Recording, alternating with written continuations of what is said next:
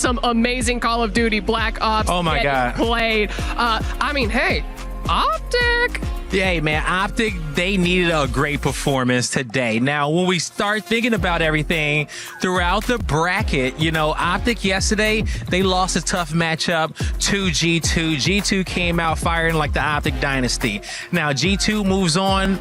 Yesterday, they had a nice day off, but as you're going to see in this bracket as well, FaZe Clan also moved on over from the top side of it. Now, those guys also joined with the likes of Falcons and 100 Thieves as of yesterday. So those were our top four. Now today, something to note, we did have some amateur teams come out and take down some pro teams. So we want to give a lot of love to Team War, the Pit EU, and Project Notorious. But as you see at the bottom of that bracket, Project Notorious just lost to Optic Gaming. So Optic will make it to the bracket tomorrow where we're going to be doing best of sevens. Now it's going to be insane, all right? Because Optic isn't going to be in a position and seed in which they want to be. And now everyone thinks that they has a chance to win it, especially 100 Thieves, who's been on a downslope.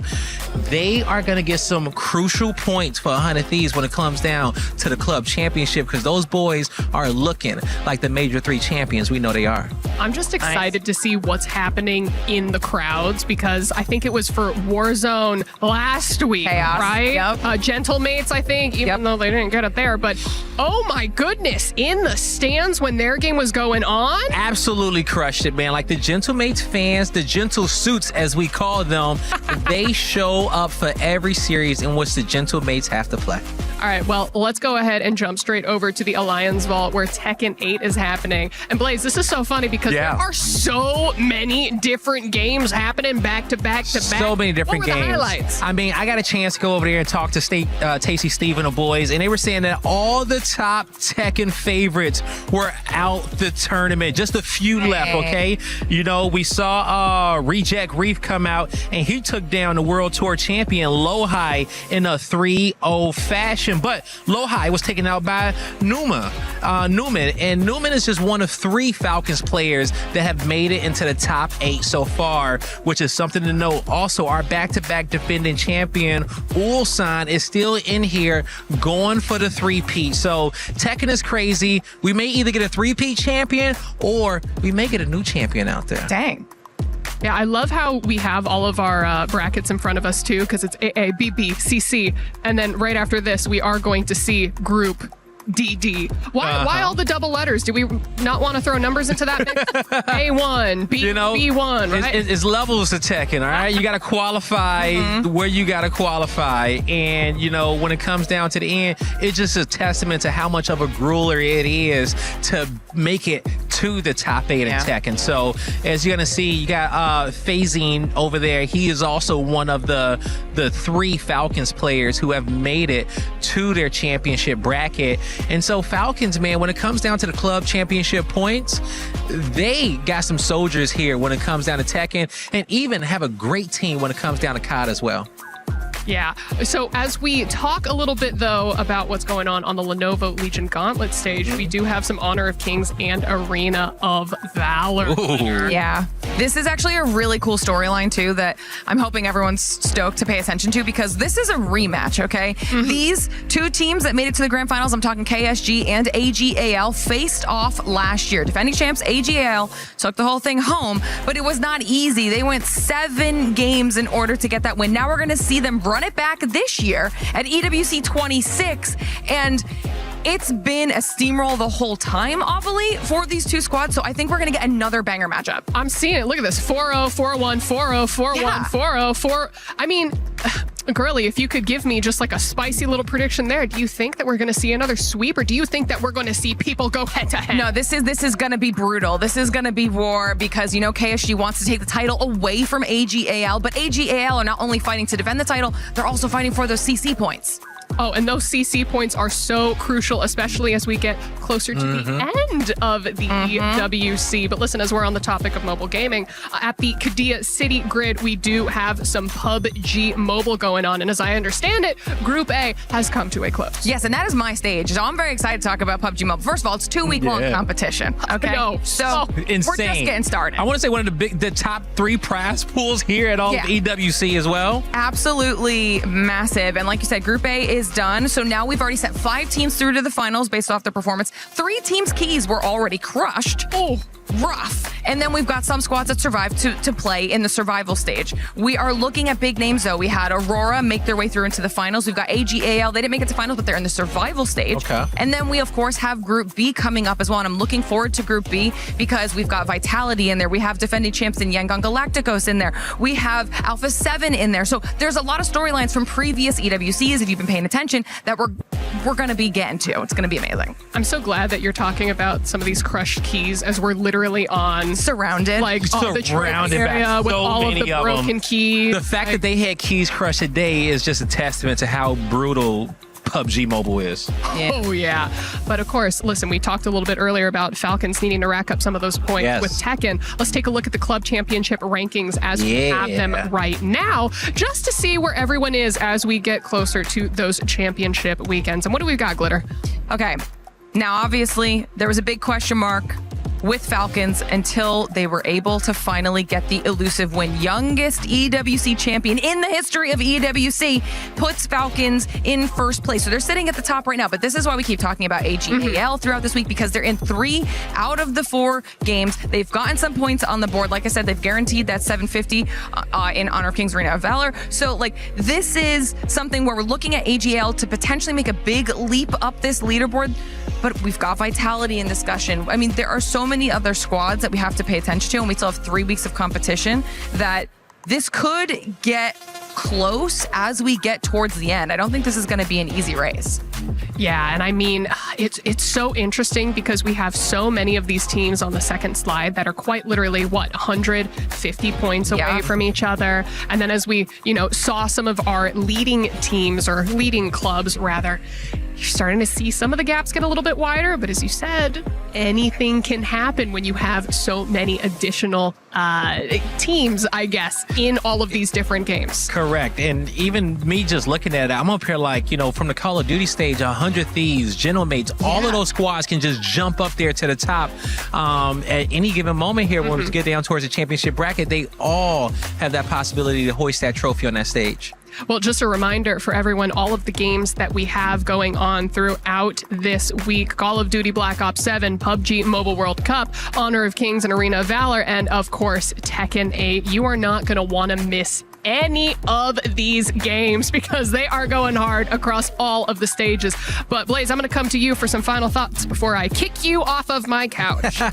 You always kicking me off the couch, and I ain't did nothing here, okay? Yeah, I don't pay rent. Yeah, I'll eat all the food out the fridge, but I'm going to at least leave you guys here with something today. And when it comes down to that, just know, do not count the Falcons out when it comes down to COD. I think they hold that first place spot. Okay. I think Falcons are looking to go as 3-peat on club champion. I don't know who's going to take them down. Navi MVP needs some help. Glitter for you. Dang. That, I feel like I'm looking at a lot of potential out of the likes of Vitality, out of the AGALs in this CC leaderboard to potentially make Falcons fight for that title. I don't think it's going to be as cut and dry as they were maybe hoping. This has been an absolute beast of an EWC this year when it comes to how high the level of competition is across all of our titles. So I think things are only going to continue to get more exciting from here.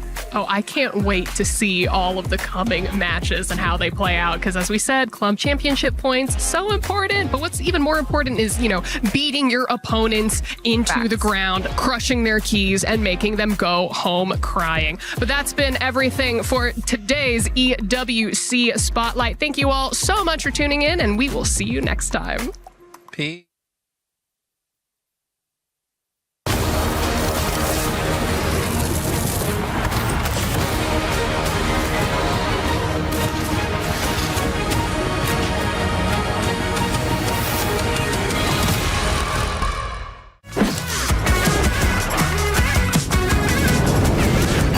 슈퍼플로우 대난투 대규모 업데이트.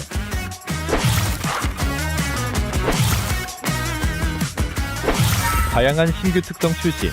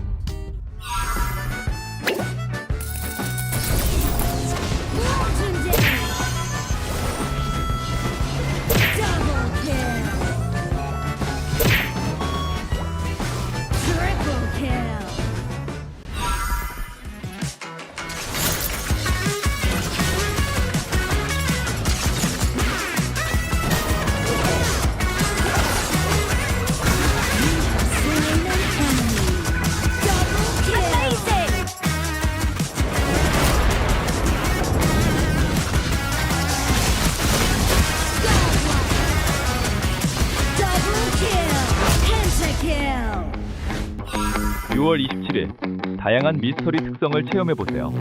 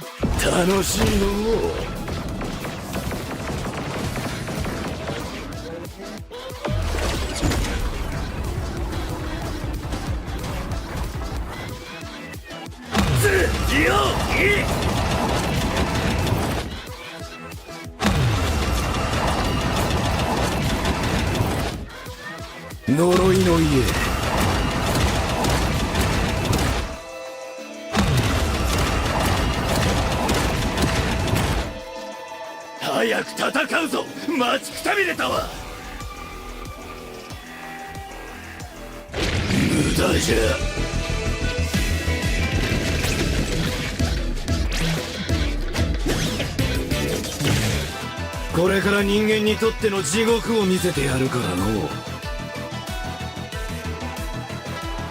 早くしろ。我は待たされるのが嫌いじゃ。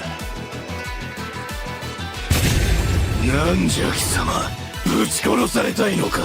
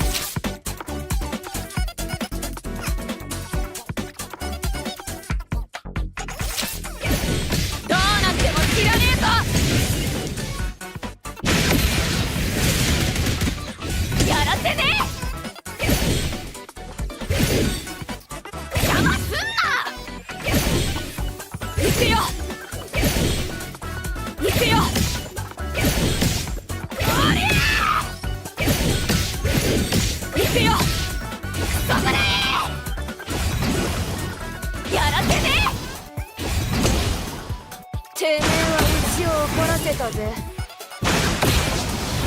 どうなっても知らねえぞ。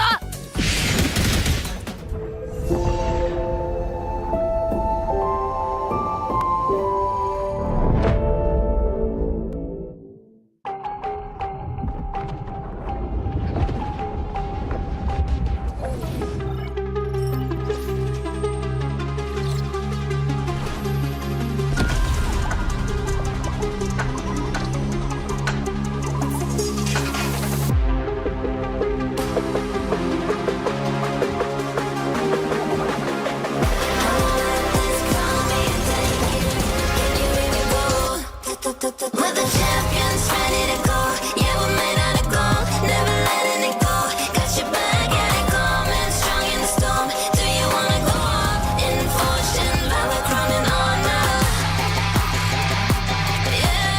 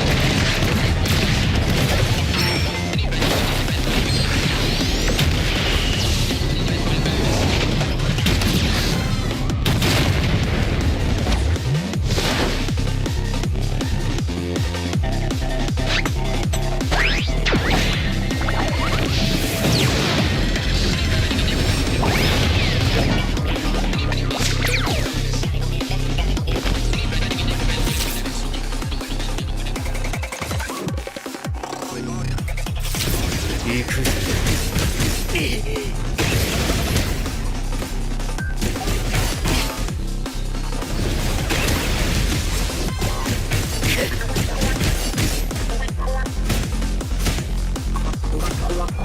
めんどくせえ。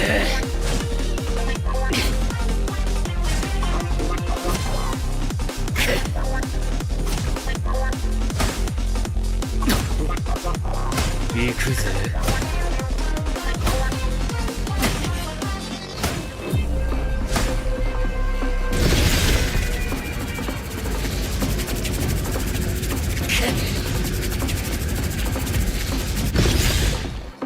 ああ、やだやだ。これがターボババアの力かよ。なえるぜ。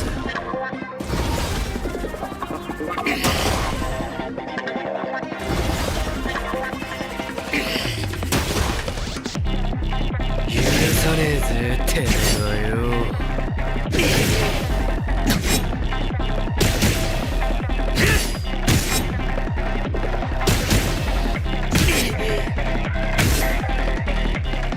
やれやれ、本気出すぜ。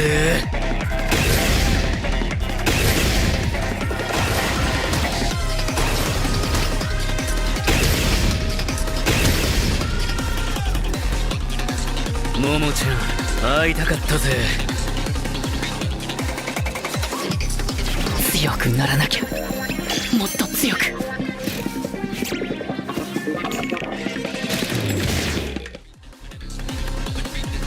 そういうことかよ。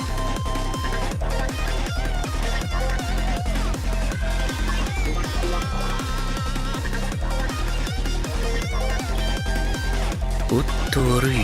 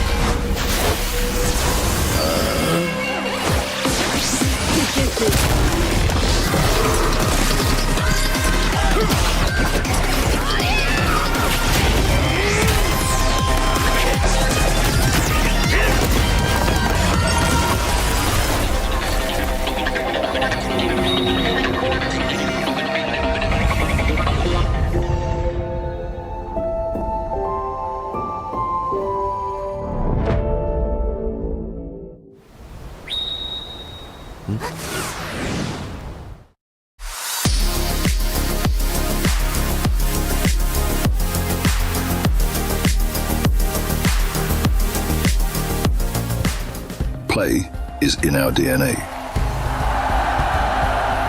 Whenever we let it out, it becomes our superpower. Now imagine an entire city being built to supercharge it. Kadir City, powered by Play.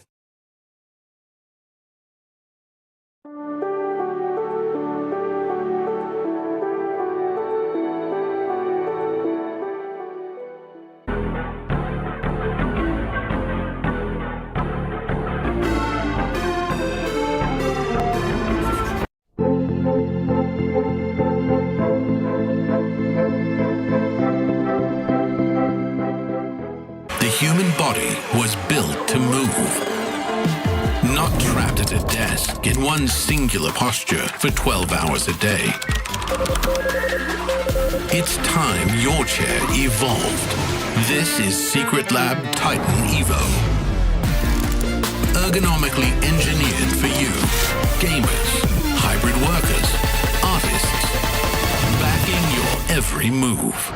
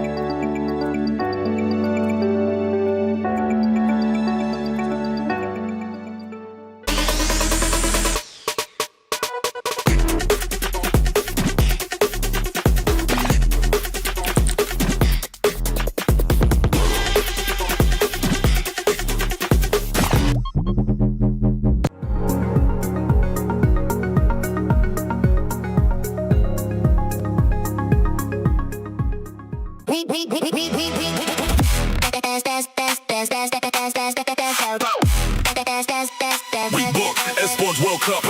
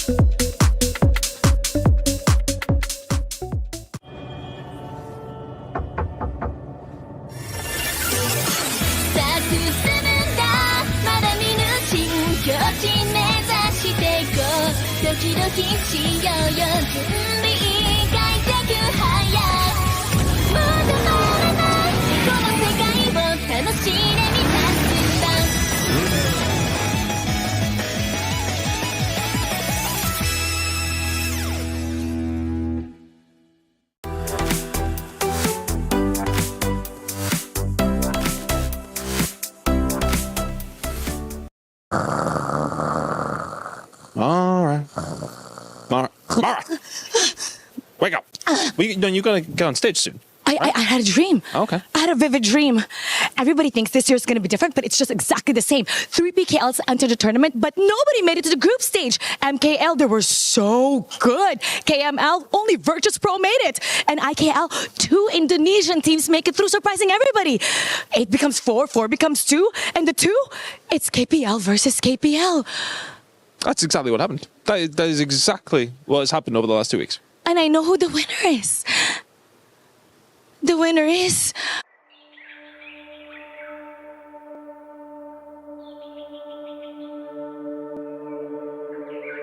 王朝。世界舞台的交手确实让人血脉喷张。Fighting our way back to the global stage wasn't easy. We have come way too far to back down easily, and we don't intend to fall behind. With our blood, sweat, and tears, we will fight to the very end. It's been a full year since our fall to the Titans. We are stronger now, prepared and ready. 重回旧地，热血如初。那些胜利的喝彩依然在耳边呼啸。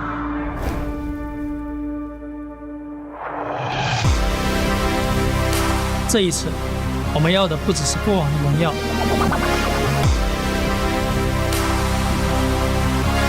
见证同门登顶，固然心怀敬畏。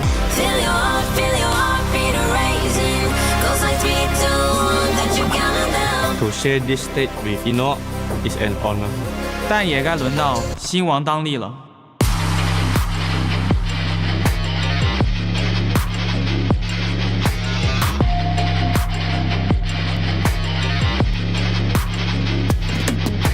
这一次，我们要的不只是过往的荣耀，一战登顶，视为冠军，连霸开篇，方筑王朝。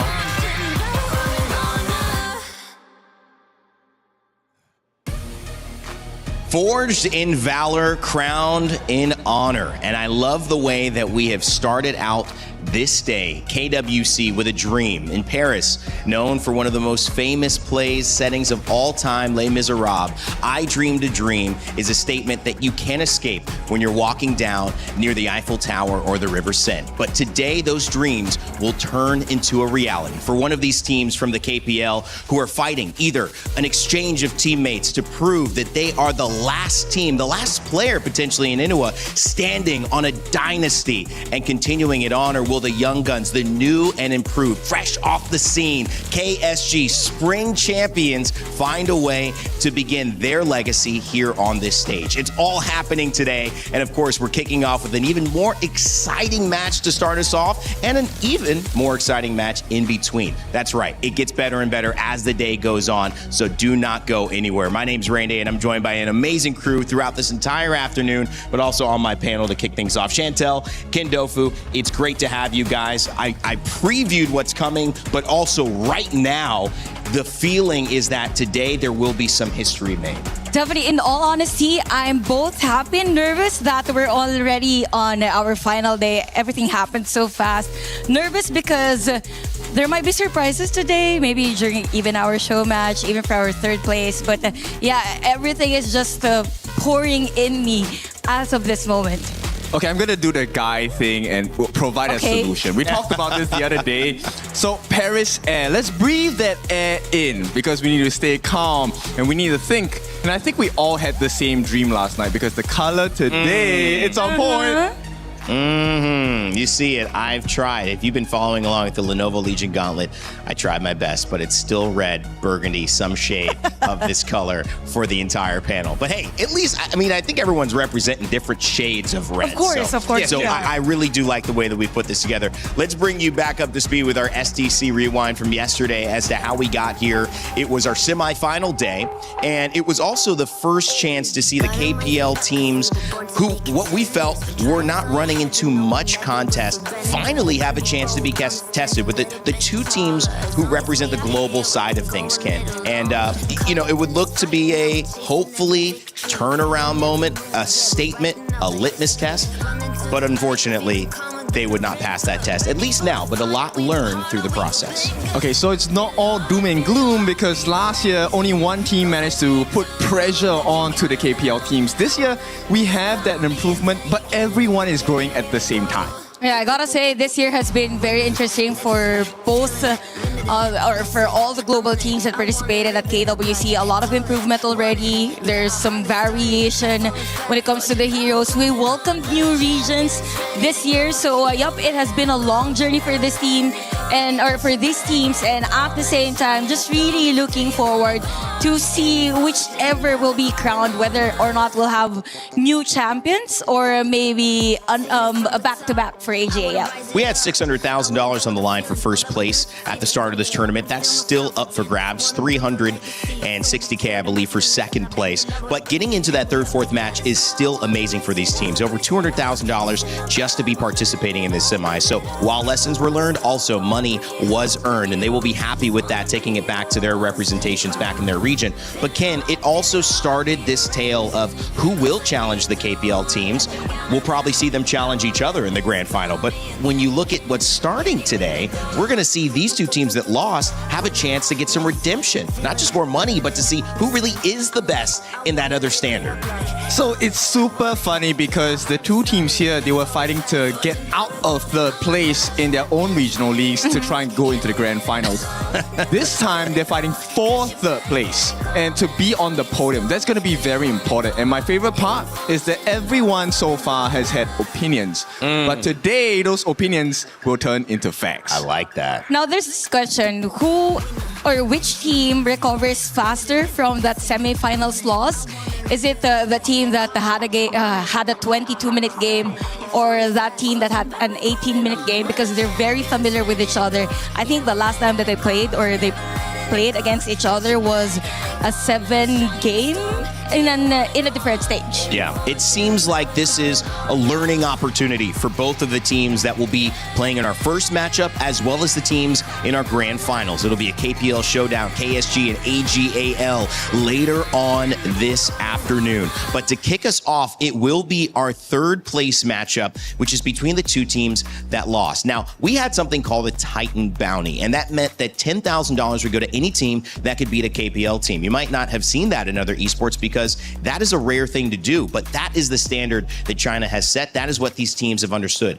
No team was able to claim that bounty in this tournament, but they will certainly be claiming wins against each other. And as we turn our attention to that later, we also need to keep you aware of the wider things at stake, which are the club championship points that are also on the line, that are also being earned. And that's why we say thank you to the Aramco Club Championship rankings, which keep us up to date every single day here at the Lenovo Legion Gauntlet, talking about who is in front. So Team Falcons, Chantel, have been in front. They're on that back-to-back journey, but it's a big day for AGAL. Definitely. I was kind of surprised because we ended our day, I think AGAL was still at 2,300 points. But now, since they're playing at the grand finals, there's a high chance that they go up against Team Falcons on this rankings. No guarantee, that's the thing. But knowing the history of AGAL, I think a lot of fans are confident this leaderboard will start to change.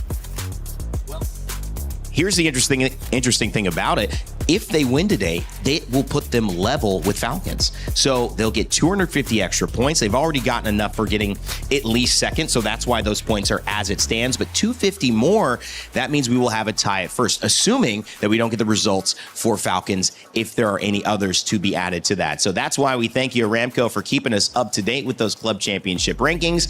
And of course, I don't have anyone to thank except EWC and I guess myself and producers who always have to show you the keys that have been crushed. That's right. It's bad enough that we got to crush them. We replay it the next day just like to make sure you know that they've gone home, Chantel. But in a way, that is the purpose of a tournament like this. You bring in that trophy, which signals your lifeblood in this, and it runs out sometimes. Yeah, definitely. And also the idea of the key crushing is like crushing the dreams of the other team. And it happens right after you lose a game. So everything has happened all throughout the tournament. And looking at the total journey of all the teams that participated, we're now down to our third place match and the finals. All right, so coming up, finals, of course, AGAL and Kuaishao Gaming. But Ken, today's schedule has some fun stuff in between two very important matchups as well. Yes, so all our KOLs and our star players from the side of KPL are here as well.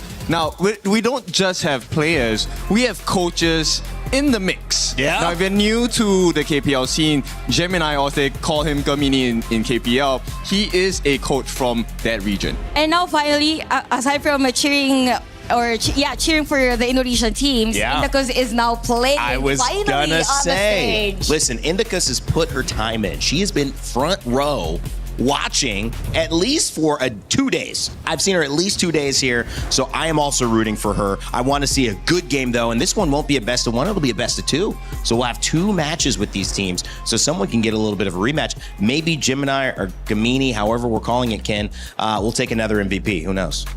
That's one. And you know what? To make things spicier, it's not going to be the standard game mode. But we will not spill the secrets first. It's a secret. That was It's perfect. Yeah. That's a nice tease right there. Okay. So coming up, let's talk about who's going head to head. Of course, it's Rock Esports versus GK Esports for our third, fourth place matchup. There's hundreds of thousands of dollars on the line. So if you need enough stakes, how about this? $80,000 will buy a lot of stakes. So you'll be very well able to feed your family when you go back home. However, look at this team. GK Esports, Rock Esports, you mentioned bouncing back, Chantel. Is that the biggest narrative for today? These two teams who took losses, how can they respond? Yeah, definitely for this two. I mean, their journey all throughout KWC has been almost identical with the run during the group stage, even facing KPL teams yesterday. And I know that the familiarity is something that could be the story of this game, but at the same time, you will remember in history the team that will finish in a podium spot.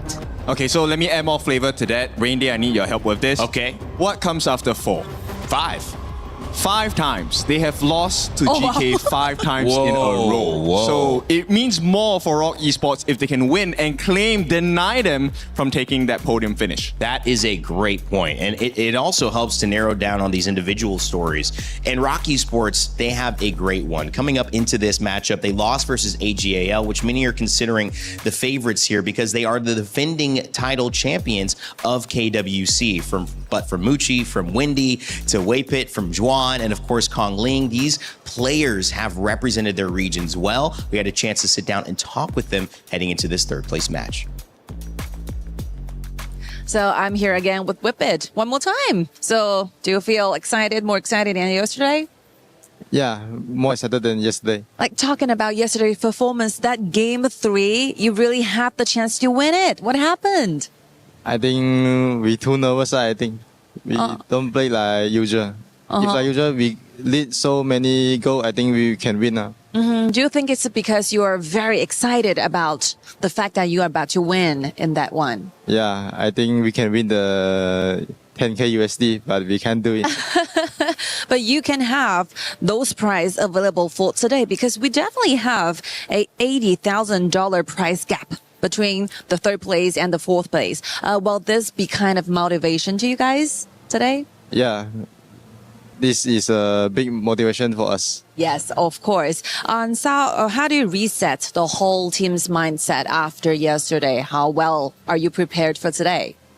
We think lose to AGL not a not a bad thing. I think, yeah, we still can learn a lot from them. Yes, exactly. You did improve and learned a lot. And yesterday when I had that interview with Shuai, they actually said that they can feel that literally you're becoming stronger and stronger as the time goes by. So that will be the thing we need to see in the future. And last, today you're going against the GK. So which part of GK's play style or gameplay do you plan on target today? I think their jungle Musang King very aggressive. So we need to attack him. Do you think you want to restrict their picks when it comes to jungler? Because I was just talking to Musang King. He said that he wants to play Pei in the games.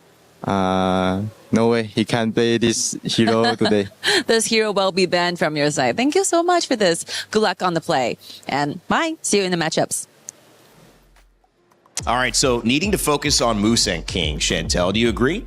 Yeah, definitely. No pay, no gain.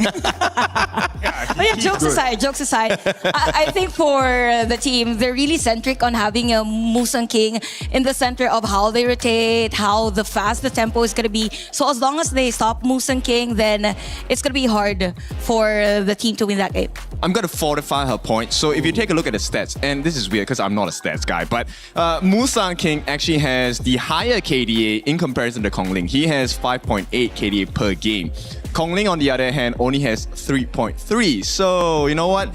I think it's a good idea to tame the tiger, not let him out of the cage. Yeah, and part of that is sometimes when you take on a challenge like that, it's very difficult to succeed. It's not like as simple as let's just try to get some good picks for us. When you try to take down a specific player, you're basically saying, okay, let's see if you respond well. And if he does, then your plan is void. So we'll see how, of course, GK Esports responds to that pressure on their jungler, Musang King. And speaking of GK Esports, from Jim to Shishan to Guayu to Jay, they are an incredible roster that deserves to be here. They're also fighting to continue playing against Rock Esports and hopefully getting a win this afternoon. We actually had a chance to sit down with Musang King. So Sky? Hello guys, it's Sky. So I have Musang King join us for the pre-match interviews. How are you feeling today? Any difference than yesterday? I feel excited to meet RC again. Okay, it's going to be a very tough game to absorb yesterday. So how do you feel about today's opponents? Are you very familiar with Rock Esports? I feel we can 3-0 them. Which players in specific do you know the best? Muji. So what will be the things you want to say to Muji as well? Be careful because we are strong today. So how exactly did you reset your whole mindset after yesterday's failure? How do you value or how do you evaluate yesterday's performances, the game you had with KSG? We learned a lot from them, then we improved a lot yesterday. What will be the details you wanted to do better today? I think team fight we will do very good today. Any specific heroes you want to play? Because this will be your very last matchup here in KWC 2026. Any hero you want to play today? I hope enemy give me to play Pei. Oh, you wanted to play. Okay, cool. Let's looking forward to that. Thank you so much, Musang King. This will be it. Bye-bye. Wants to play Pei. I mean, sometimes giving the strategy out is a good thing, and sometimes it's a bad thing. Mind games going on, but Musang King feeling excited, and they both realize that this is an important game, and a big match, whether it's towards the end of being able to play matches like this for a while, or just the $80,000 prize pool that's on the line with a win versus a loss. Chantel, there's high stakes here. Yeah, definitely high stakes, and I really love that they mentioned on how to stop Muji on the game, because there were a lot of instances on the previous matches for Rock Esports that whenever there's a team fight, a very crucial one, Muji stands out. I mean, he knows when to position himself on the bushes, does the kite, and deals damage to the other team. Yeah, he's not the only person that has a lot of firepower. His opponent, Gem, also. This tournament kind of showed up. I was kind of surprised, to be honest, because I did not think he was going to be as stable as he did this tournament. So it will be interesting. But I feel like GK is fully confident, right? The answer was, yeah, I can't wait to beat them again.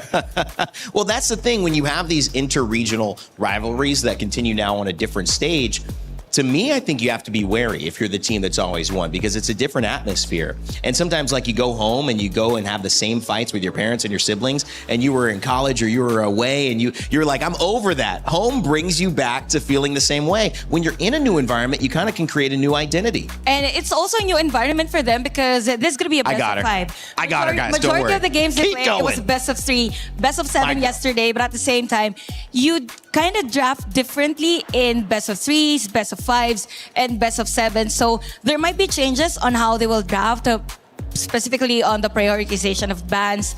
And even if the pay is going to be opened to Musang King, there's a high chance that the Rock Esports is prepared for it.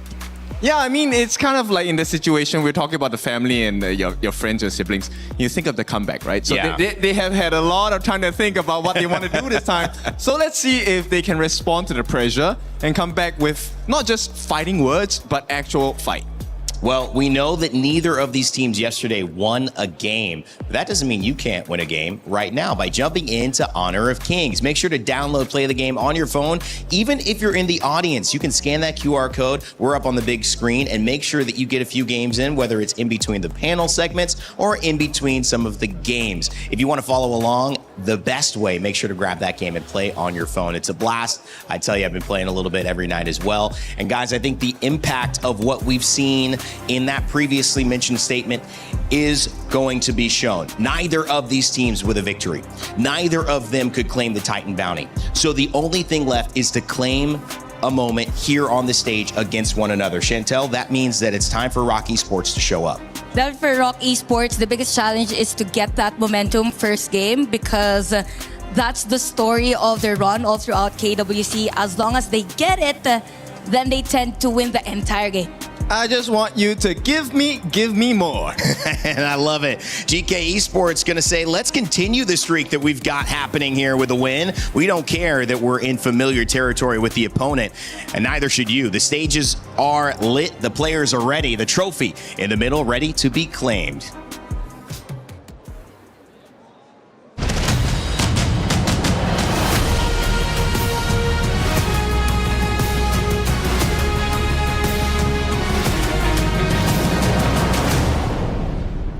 Another day and another set of KWC matches of epic proportions. A show match, awards, and our grand final. But before all of that, but first, an apéritif, an amuse-bouche, as we call it here in France and in beautiful Paris. Something that carries a lot of heavy MKL baggage.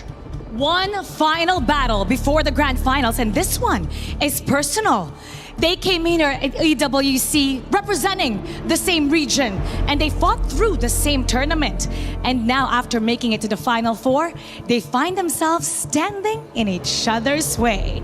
And it's now time to introduce the MKL Powerhouses. Let's give it up for Rock Esports! 1 year ago, this lineup finished the tournament in 3rd place. A year later, they find themselves fighting for the exact same spot. Today, they have one final opportunity to show when the world's best come together.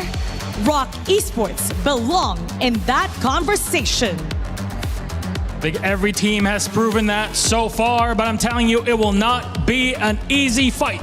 Standing to their side is their opponents, GK Esports!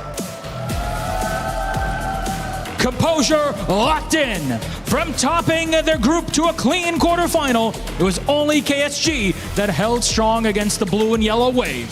They've proven that they can hang with the best and battle it out to close their KWC 26 chapter on a high note.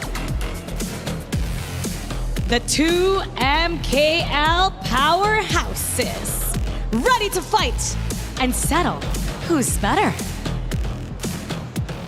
Now, captains, you may now shake your opponent's hand, and players, you may now take your seats. Two teams that know each other very well, but today regional allies become rivals. This is the battle for thirds.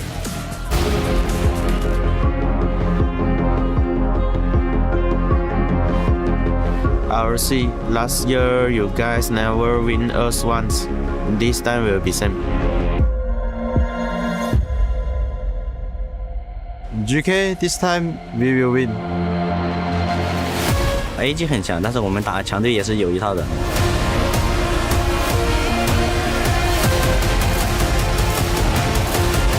快手不管你们准备的怎么样，最后冠军还是我们的。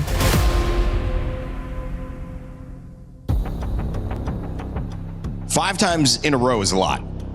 I will say, Ken, thank you for elucidating me on that point, because it's a difficult task to beat a team in this situation regardless of your history, but that's what ROC are trying to overcome. How do they do it? How do they change the narrative within this matchup? Use your failures. You have failed once, you have failed twice, 5 times in a row. Many lessons, but it's failure that gives you the key to success.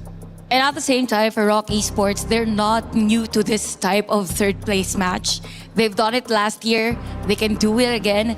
It's, again, I've mentioned about familiarity, but that is going to be the main point for this game.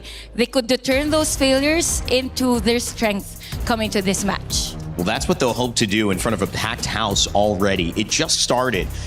Mara so aptly mentioned alongside Milos, who've done a great job setting the stage up, that this is the battle for third, but there's more on the line than just third place. There is an identity as basically the best team in the world outside of the KPL, right, Ken?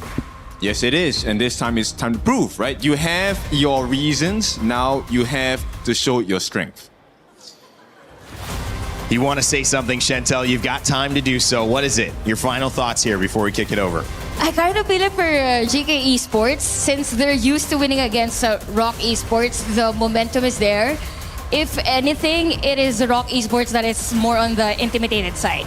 So for ROC Esports, they need to have the surprise one swing against the GK Esports, probably about the draft, probably on how they rotate inside the map, but they just need to show their dominance all throughout the game. Yep, just make it super uncomfortable. Look, you know how to apply pressure now. You've learned from the best. So use that to your advantage and put it all onto the hearts of GK.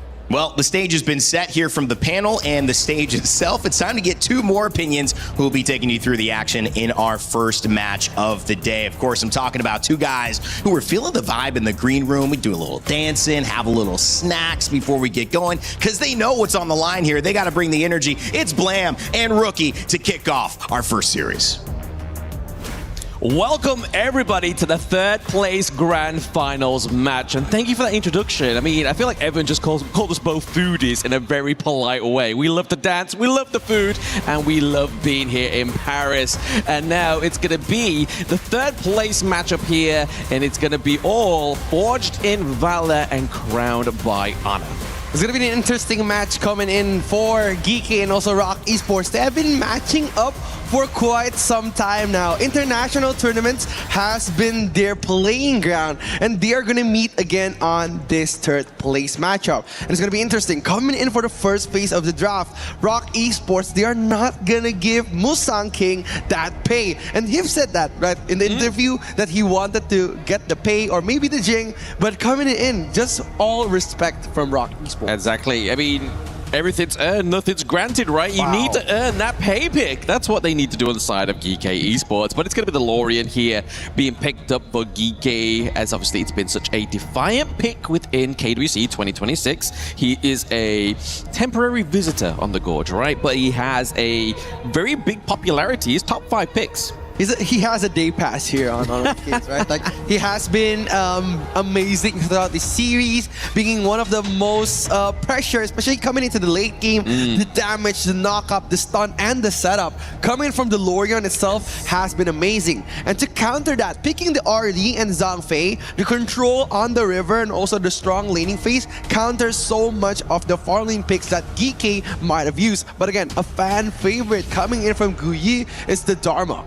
The Dharma, yes, coming in for Guayu, top side of the map there. And obviously we go over to the side of Rock Esports. Wei Pick gets his big pick, the Zhang Fei. We know he loves this hero, right? And it has been toppling a lot of those win rates. I feel like Zhang Fei has been not only picked the most, but one of the biggest pick rates for being picked so much within the games. 100%. Like, if we're talking about ROC, like, they've been playing their farm lane and roam duo so well throughout their journey in HOK, especially if we're saying Muchi and Wei Pit. They've been together for so long and they've been playing the game for so long, making them so compact as a team. And that Luna pick coming in, Musang King making a statement. Is he gonna fight that Luna coming in from Kong Ling? I mean, it's scary, right? For Kong Ling to pick up the Luna in game number 1, I mean, it's not the best of 7 this time around. This third place match is a BO5, so there won't be a potential of an ultimate battle. So I feel like these two teams are just going to be drafting just to have the most action-packed game, no matter where we start, right? First series of the day. It needs to be a big opener because we've got the show match coming through. It's like so much action for everybody in the crowd here and at Live Online. We see the Flowborn tank being picked up here as well. Again, just another kind of like big disruptor in the flow of things, as well as the Jing. Do you know like the main star of GK is Guyi and also Musang King, right? That's why they're shutting down so many options for Musang King on the first phase of the match. Shutting down the Flowborn tank and also the Jing pick enables that Luna to roam free around the 4th minute of the game. And again, to counter that, there's still maybe Ukyo Tachibana come in or Musashi, but they need to turn their heads around now. The mid lane pick has been closed by GK. Sure, Haya and also Marshall Nui is out of the picture, and they need a stun mid lane coming in from Rock Esports. It's an interesting two bans. Obviously, Haya is generally one that is considered in most games, but sure, for game number 1 means that they're kind of like trying to stop any kind of real control coming over to the side of Rock Esports. And we saw Rock Esports play this hero yesterday. It was actually in the match where we thought it was going to have the lead right up against AGAL, but once again, another tried and tested Rock Esports pick is going to be the Arta here, potentially actually going up into the clash lane here for the side of Xuan. And again, they love that tanky clash lanes, right? He loved the Ata and Xuan playing one of the best games that he had throughout the tournament. And Musang King taken done as the jungle. It's going to be another tanky and very, very versatile jungle coming in from GK. But the question is, who will be dealing all the damage here? It's going to be Gem and it's going to be Shushan coming in from that Lorion pick. But GK is going to be playing a bit late in the game, around the 10th minute in this tournament. Yeah, you need Dune to get a few items up there, and obviously Flowborn Marksman is generally one of those farm lane heroes that needs a little bit of time to get activated as well, right? But I mean, if you look at the identity of GK Esports draft here, there's so much frontline. You've got the setup from not only the Lapu Lapu, the Rising Tide, you have obviously the Wind Slash and the Unruly Blade to actually start the initiation, but then you're also going to be thinking, where's Guayu? Is he in the brush? Do we have check on him? So I feel like that's going to be the whole point of Wei Pit in this game number 1, right? Just making sure he's man-checking Guayu from the bushes, because if Rock Esports think they have a team fight going in the favor and then Dharma comes out of nowhere, it can really upset a lot of things here. Yeah, they need that tempo, right? Like GK, they love to play the very, very aggressive game. If I'm comparing GK to great teams in KPL, I'm comparing their gameplay to KSG. If they're playing a very very, very risky but aggressive gameplay in the early game, they could potentially destroy Rock Esports tempo. And with this draft, the Lorion pick, the Lapu Lapu, and the Dharma, the setup is going to be insane coming in from GK. They're going to be throwing so many momentum makers, especially on the late game. So for Rock Esports, they need to be able to kite all of those resourceful skills and force them to go for like an unprepared engagement. Yeah, I mean, you saw the last pick down to the side of Rock Esports as well, right? Obviously, you have the Garuda for the setup. So really what they're going to be looking to do here for the side of Rock Esports, use the Wings of Judgment, then we'll see Musang King fly on through, sorry, not Musang King, but the Kong Ling fly on through there, trying to get a few pickoffs onto the backline, because you can see all the regions there right in front of you onto the gorge. Those are still in the competition. risen and those that have unfortunately fallen. But we're going to look a cheeky little look at that vote system. It looks like GK Esports has a lot of votes and a lot of support in game. But ladies and gentlemen, welcome to game number 1 here. This is the first game within this best of 5. GK going up against Rock Esports. It's going to be the global team against the global team. We're going to be looking at who will be crowned at 3rd place coming in for today's tournament. Is it going to be GK or is it going to be Rock Esports? Shishan got help a little bit on the mid lane coming in from Musang King, but Zi just disrupting the tempo coming in from Kong Ling. And we've said this before that GK, they love to disrupt the enemy's tempo. That's why they've been playing such an aggressive game. And if we're talking about matchup, they've been losing so much to GK on MKL. So that's why this has been such a classic but well-known matchup coming from this tournament. Exactly. It's a long-time rivalry coming within their own respective region. Rock Esports have not actually been able to get a win over GK for quite some time. So this is a big statement, right? Is the fact that Rock Esports, this squad, or at least lineup, got the 3rd place last year at KWC. But what's more important is the fact that they yet to win a match against GK. So there's a lot riding on the line. There's club membership points for GK. There is pride for the side of Rock. It's going to be very interesting, especially this Luna pick. We're going to see how Kong Ling would disrupt the tempo of GK Esports, because now, if we're talking about Luna, it's a bit mid to late game hero. She needs the item, she needs those magic penetration and magic lifesteal, because it's very vulnerable for an assassin jungle and this patch. Yeah, she's just very agile, right? Like, she's just there to get into the back line. You're not really going to be hoping to meet Dun into the team fight. You're not going to be able to shred that down unless we see that Kong Ling's able to get sort of a very stable and very like solidified gold lead in his favor. But speaking of which, gold lead right now is over to the favor of GK Esports just briefly, as they are looking to maintain their farm, maintain the early game lead.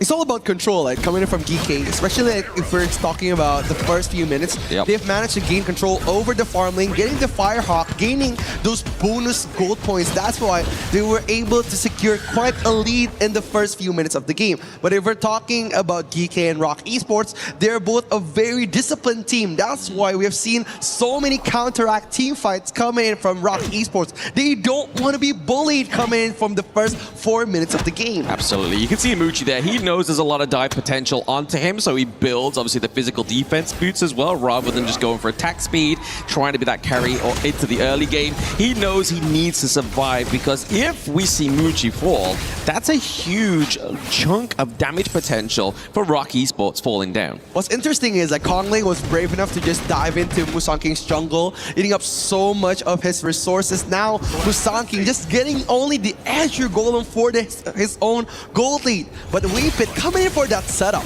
Coming in for the setup, the Wings of Judgment has been placed the Wind Slash as well, just to keep that minion wave being cut down. We do see the Ghost Ship once again, just trying to split apart the whole team of GK, but this is the point of having the Unruly Blade. You can traverse that Ghost Ship. It was almost perfect, right? Like, the setup was almost perfect. If Kong Ling were appearing into the clash lane, it would be trouble coming from GK Esports. But again, they don't want to risk it on this first phase of the game. Waiting for the first phase Tyrant coming in for the big objective. But right now, they're just going to try to fast clear the mid lane, open up a Vision Wave coming in for Rock Esports. I think it's just Rock Esports, Kong Ling, just knowing that he knows the limitations. We know Kong Ling didn't have the Azure Golem, so he's not going to have the maximum impact as possible there with the Luna. Wendy just put in some shed there. Also, the Unbridled Outburst is trying to zone out that one, but it's still going to be GK picking it up. And now Kong Ling finds himself in a hard situation. He has very low health bars, but onto the side of GK, they're running down the health bars of Rock Esports thanks to Gem. But now it's going to be the Parasol keeping Moochie safe. It's crazy, right? Like, Gem, he knows that his power scale is very, very late into the game, but he likes to force those risky early game team fights. That's why we are seeing Guyi now. Very risky indeed. Getting hit by the Wind Slash with the Unruly Blade. He's looking to commit. He uses it as a sling to get the kill onto Guayu. A beautiful play by Conling. Insane, right? Like insane, absolutely insane. Musang King was vulnerable enough just to become the bridgeway onto Guyu, and Guyu getting picked off such at an early phase. This brings so much trouble coming from Rock Esports. Absolutely. We see a levitation here onto Rock Esports, just driving them away, making sure they're able to not be too safe within their T1, just reminding them how aggressive EK Esports can be. But I feel like Conling should change his in-game name to Tom Holland. And why is that? Because he swung like that, you know? Like, that's a massive swing, man. You're just trying to go for the British proudness in yourself, I think that. But again, coming in, Conling has been very great onto this matchup. He was being so good and so dominant, but now just trying to take up the match onto the Overlord, trading those big objectives in the early game and closing the lead up onto Geeky. Geeky has been doing such a great job at controlling the map, but now Conling with his Luna, he's been disrupting so much of their tempo, eating up so much of Musang King's jungle, and even invading their backline. Oh, we saw there Waypit was really trying to catch Gem, right? But now we see the flash in from Wendy. He gets his second skill. He gets the auto attack. He gets the takedown. Geeky here looking to need to defend that T1 down to the bot side of the map, and they aren't able to do it. They know the Vanguard is going to claim that one. They need to pay attention and try and claim some privilege from elsewhere on the map. They're looking to just clean out their own midway, but now clearing shop is what it's all about. The theme here is looking to be the aggressor into the enemy jungle, using the Wings of Judgment here, keeping the pressure onto the side of Geeky. Now we see Conling flying in. He gets hit by the Wind Slash, but it's going to be the Unruly Blade onto the back line. They are trying to jump down Musang King. They get the kill, but it means that Guayu has the passage here, and he gets the takedown onto Wendy. Oh, but look at Shishan, doesn't have to finish his game early. Tran getting trapped in the mid lane, but in the mid lane, they're punishing Rock Esports, just trying to defy their entry onto the jungle. The revenge is coming, Blam. The turnaround, right? Obviously now we see Kike encroach onto the jungle of Rock Esports. They claim some more. Moochie gets taken down. Dude, they're like vengeful spirits. Like, they know that they want to take revenge on that Azure Golem steal coming in on this match. And it was great. The flash coming in from Wendy was so good, and the Wings of Judgment, the ultimate of Garuda, was so on point. But the amount of pressure that GK knows that they could put, Guyi just entering the place but getting back up by Gem. It was such a good entryway coming in from GK and punishing Sren, closing his exit way and getting the Crimson Golem back from Rock Esports. It's all just a perfect fight comeback from GK Esports. Yeah, I don't know what's worse, being levitated in the air and being pounded by fists, or just generally being pounded by fists there that we saw from Guayu. Like, he had the beautiful use of that flash. He was able to, like you said, get the pickup onto Wendy, and that was a big denominator within that team fight. And Kike, being the vengeful spirits, like you mentioned there, was able to obviously help themselves to the enemy jungle. It's really slowed down that rotation, top side of the map there as well. But Jer is just going to be there to soak a lot of that damage. We do see a formulation around the side of Rock Esports. Musang King is looking for a denial of access out of this one, but into the backline once again. Schwan takes a levitating flight lesson, and now it's going to be the takedown of Moochie. With on the run, it's Waypit and Schwan. Wow, the targeting of GK has been so good. They closed out the entry coming from Shren and also Moochie trying to poke some damage, and Guyi got that Truth Mantra, the ultimate of Dharma, at the perfect moment, denying his exit out of the team fight again. Rock Esports, even though they're trying to get out from their comfort zone, being aggressive on the first phase of the game, they haven't been doing well at answering the revenge aggressivity coming in from GK. Yeah, I mean, it's taking GK quite a bit of time there to actually get the takedown of their structural field in the mid lane, but it's a big opener once again for the side of Rock Esports, because now GK's already found themselves inviting themselves into the enemy jungle. Now that they have that, they can try and contest the Azure Golem. The Azure Golem goes over to the side of Musang King, so Conling is not going to have a great time without that blue. It's all about the micro movements coming in on HOK, right? Like, we're doing so much on every team fight, but what matters is those micro movements. And what Musang King did really well is he timed his Wind Slash, his first skill, onto that Azure Golem and smite it at the perfect time, making Conling doesn't have his ulti and smite on point. That's why the Azure Golem going into the Dun is going to be very important later in the mid game, because Conling is going to be using so much mana trying to dash in, dash out on those big risky team fights. And without the blue buff, he's gonna extort so much mana. Yeah, I don't think those physical defense boosts are really paying much means onto the side of Muchi, but we do see Xuan into the backline there. He's able to claim onto the wall, but it's going to be the levitation taken once again. Another aviating lesson onto the side of Rock Esports. It's just Gem putting the pressure onto the backline. Like, they really can't do much here. It's just GK forcing them into a defensive position. Yeah, it's all about the trade for GK Esports. They have been doing so well, especially getting so advantages, like on every team fight, getting the Crimson Golem and the Oh, Guan Yu with a double catch! It's not going to be turned around by the rising tide, but all tides levitates these ships onto the side of GK Esports. They are really putting pressure onto Rock Esports this time around. Yeah, it's all about the GK special here, especially Guyi getting so much out of that through Manta Flash coming in on a team fight, and it's very difficult for Rock Esports to deny that entry while they don't have a very big stun CC hero. Like, for example, they have that Zhangfei and Shren with the mini knockup, but it wasn't enough to stop Guyi for entering those team fights. That's why GK has been excelling at initiating the team fights onto Rock Esports. And on the other side, Rock Esports Kongling have been denied entry on his Azure Golem twice now. So it's going to be very painful for his mana resources. Well, it's one way to shut down the Luna, right? Like, if you're able to just completely contest that Azure Golem, she becomes basically a minion at that point. Like, you can't dash around as much as you want, right? A minion? A minion, yeah, exactly. I mean, you might be a cannon minion at best, right? Like, maybe an enhanced cannon minion for a little bit of damage, but you're not going to have the pizzazz that you need.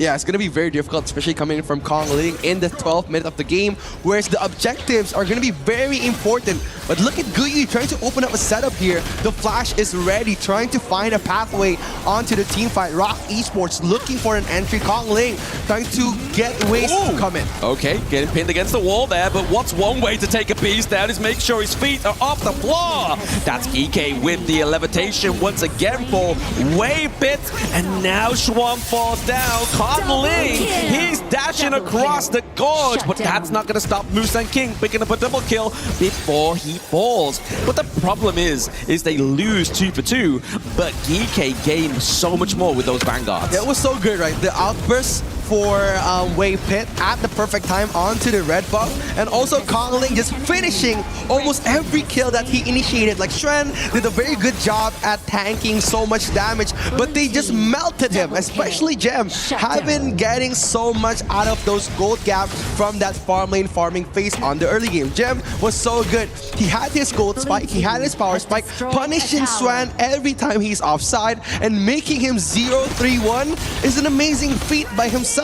Oh, absolutely. Xuan is not having a great time on this Arthur, right? Like, we know that Arthur's going to be the kind of one of the main engagers. If it's not going to be Wave Pit landing the Unbridled Outburst, you're really hoping that Xuan is going to be able to open up some kind of access onto the backline. But when you do that, when you look at Rock Esports comp and you do that, you open up your own backline. And we've seen time and time again already from GK, as they're obviously 9 kills ahead of the side of Rock Esports. Oh, it's going to be Kongling trying to get a sneaky backline push coming in from the bottom lane. But it was good enough just to pressure Gem coming into his lane. But right now, GK's focus is to lure and to bait out Wave Pit's outburst coming in for those big risky team fights. It's starting to be here. You're just looking to just get the poke and prod here, but it's Musan King that's taking a lot of those Wings of Judgment, and clearly he's a guy that can take a bit of judgment there. He's not going to be worried about his health bar anytime soon. What's worrying here for the side of Rock Esports is that T2 takedown into the mid lane. This is more of a problem for Rock than it is for GK. It's gonna be hard, right, to focus with that cute panda on the screen here, especially with the very handsome cameraman just holding that cute panda. But coming in for this team fight, Rock Esports, they need to get ahead on the setup, because Zhe and also Sishan is gonna be very dangerous when they get the crucial catch onto Shren. Speaking of crucial catches, Wendy takes, Sishan takes a lot of damage, but it's going to be obviously just a dive and separation of that team fight once again. They know how impactful Xuan can be in this one. He catches 2 with the Unbridled Outburst. Wave Pit is on the run. He lives to see another day. It's so hard, right? Like, on almost every team fight, like, we could target Sishan, we could try to take down Musan King, but to reach Gem, it's going to be another feat on itself. Absolutely. Like, for example, Kong Ling, he needs to use all of his skills just to try to kill the farm laner of GK Esports, and they haven't been doing that, right? Like, it's very hard to reach the backline of GK. That's why Gem has been performing really good, especially at pressuring Xuan and also pressuring Wendy onto those big risky team fights. Xuan, being the respectful gentleman that he is, buying a physical defense item just to make him safe onto those long range. Exactly, like they've really been struggling here to actually get the lockdown of Gem, but Gem has been phenomenal with those arrow storms as well.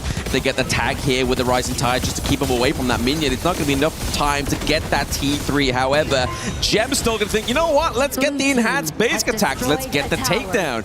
Now we look to move that focus to the mid lane. T3 once again being run down here. Rock Esports looking for a kind of Hail Mary play, just trying to clutch onto their pearls, and there is your golems. 100%, right? Like, we've seen control, we've seen dominance, but GK, they're just stating a statement right now. They're gonna push ROC to the back of their base now. And look at the setup, the 4-man gank on the mid lane. Yeah, trying to go for the 4-man gank on the mid lane. I think they're just kind of playing coy with each other at this point, right? Let's baiting out the ultimates of Wendy there, so there's no real deterrent from the side of Rock Esports when they decide to go in once again.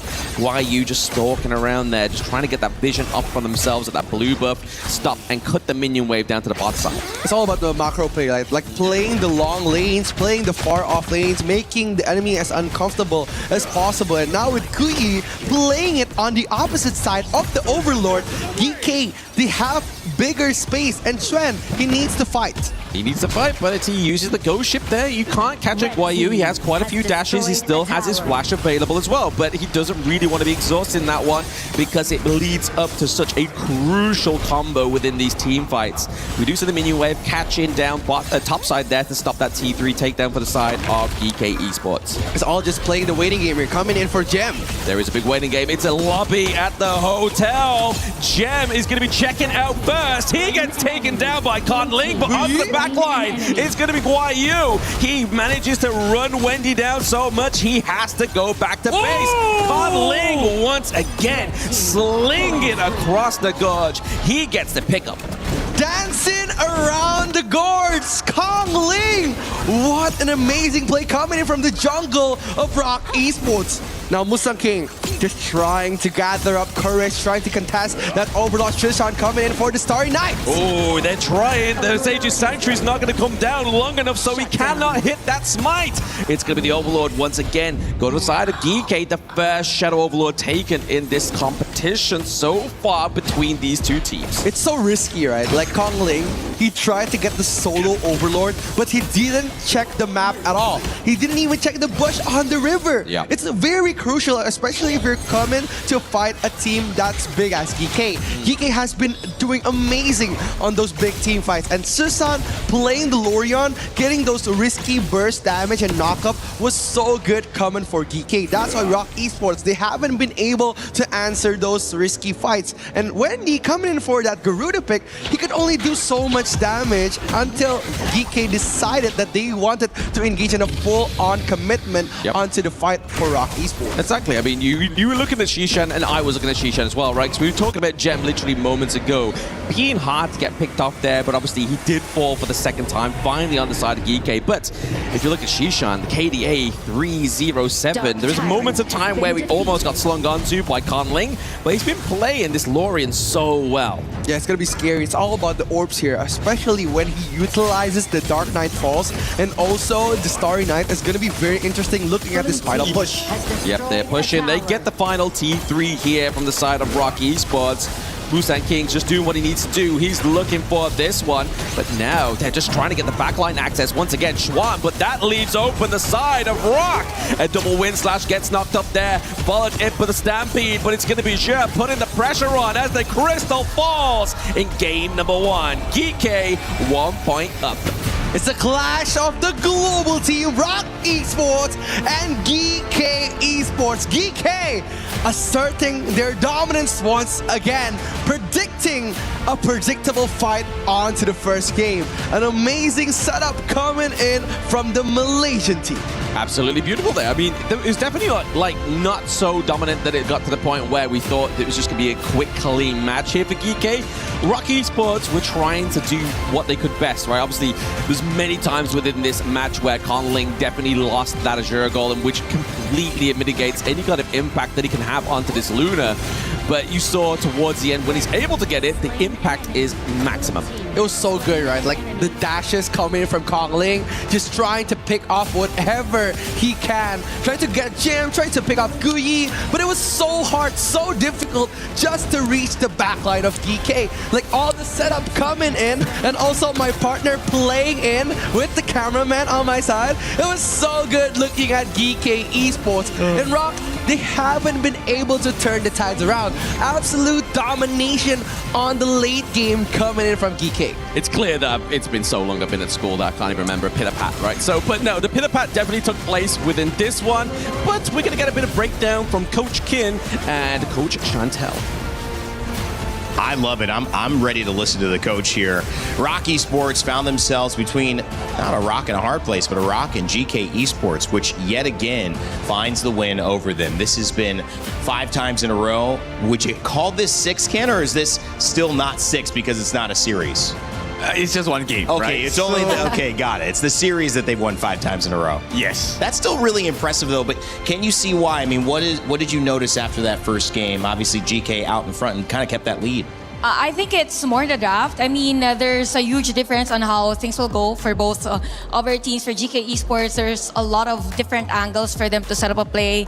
They're heavily relying on the AOEs. I think in one point of the game, even Rookie mentioned that it was kind of hard for Rock Esports to kind of even target Gem because of the natural structure of their hero composition. So if we look at it that way, you have heroes that could be up front.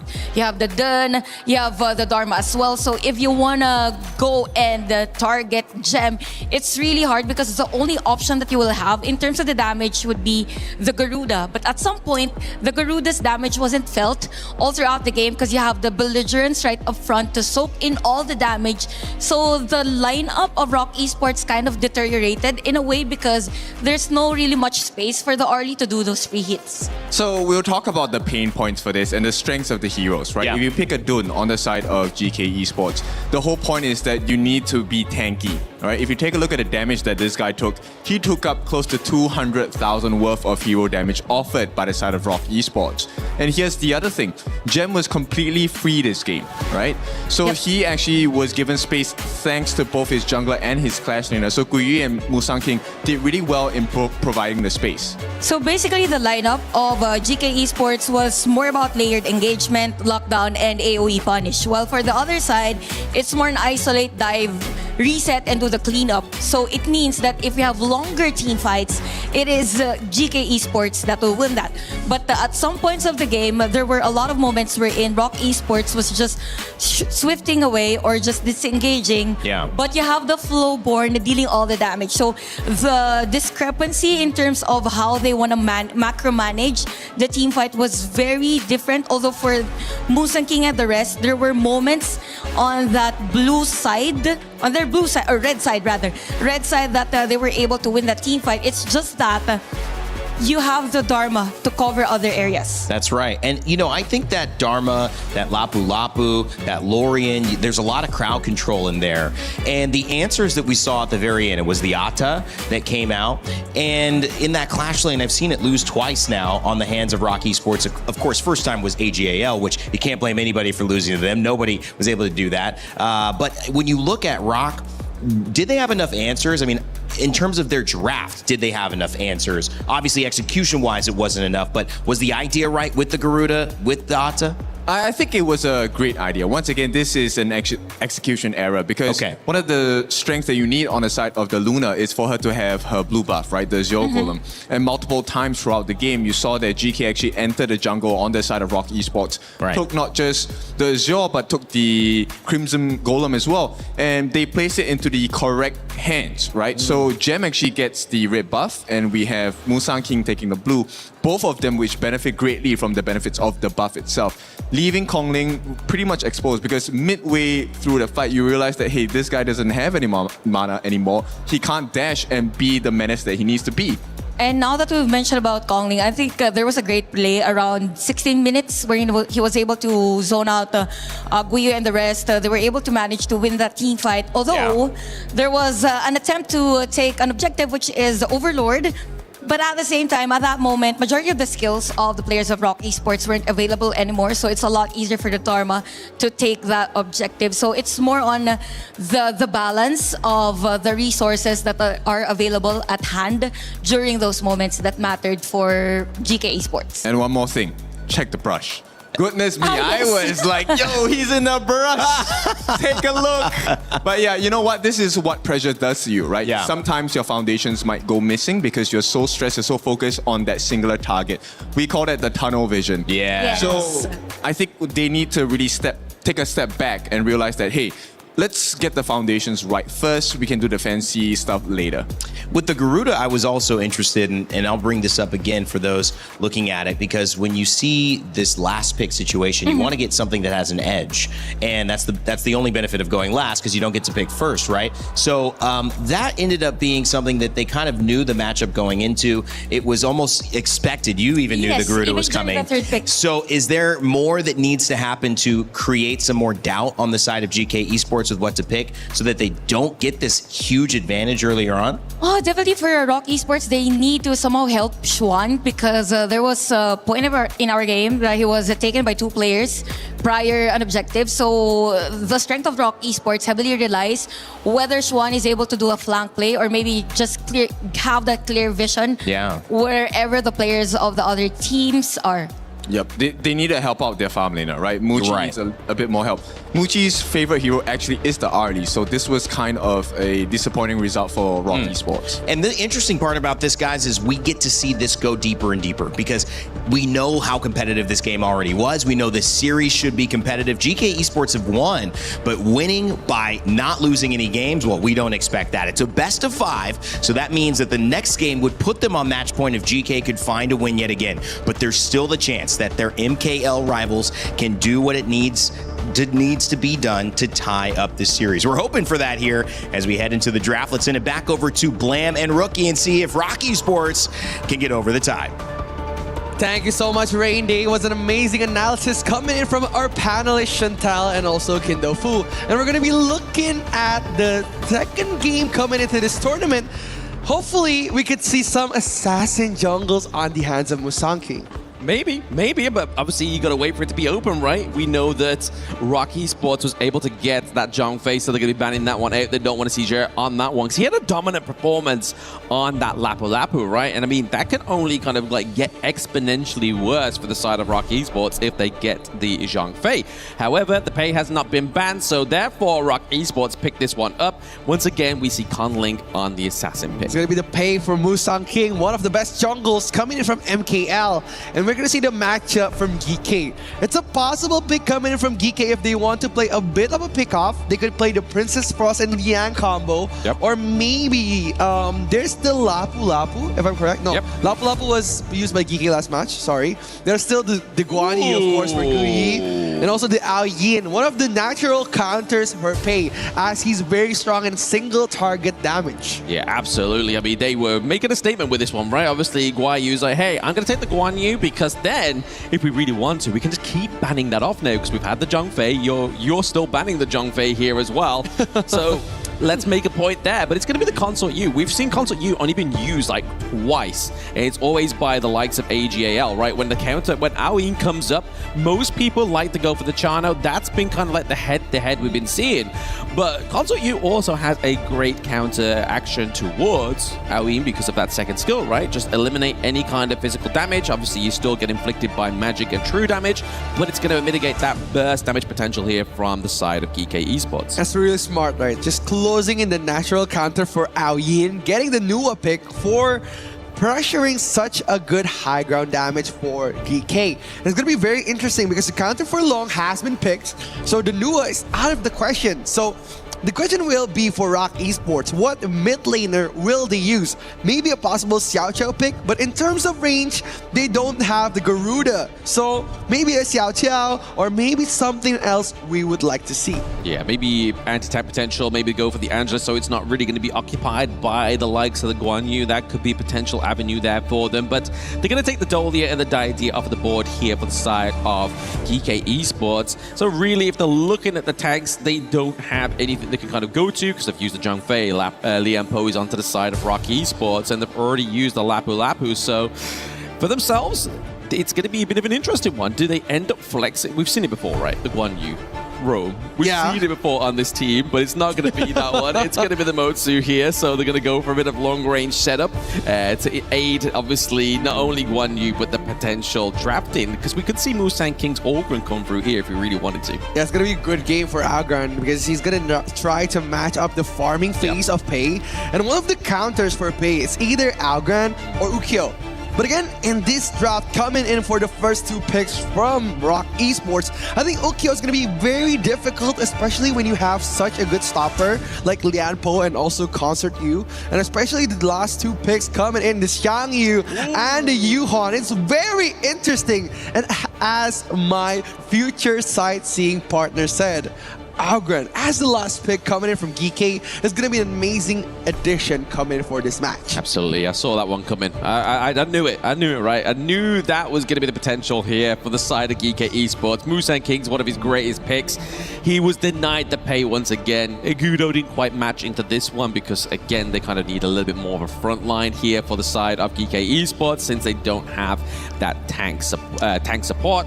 But onto the side of Rock Esports, they get the Shang Yu. Obviously, we saw the KPL teams use this one against Rock Esports yesterday, right? The Hegemon Slash, making sure his health bar is very low and just completely whittle down the health bars of GK. Is it going to be able to be implemented here just as well as they suffered against yesterday?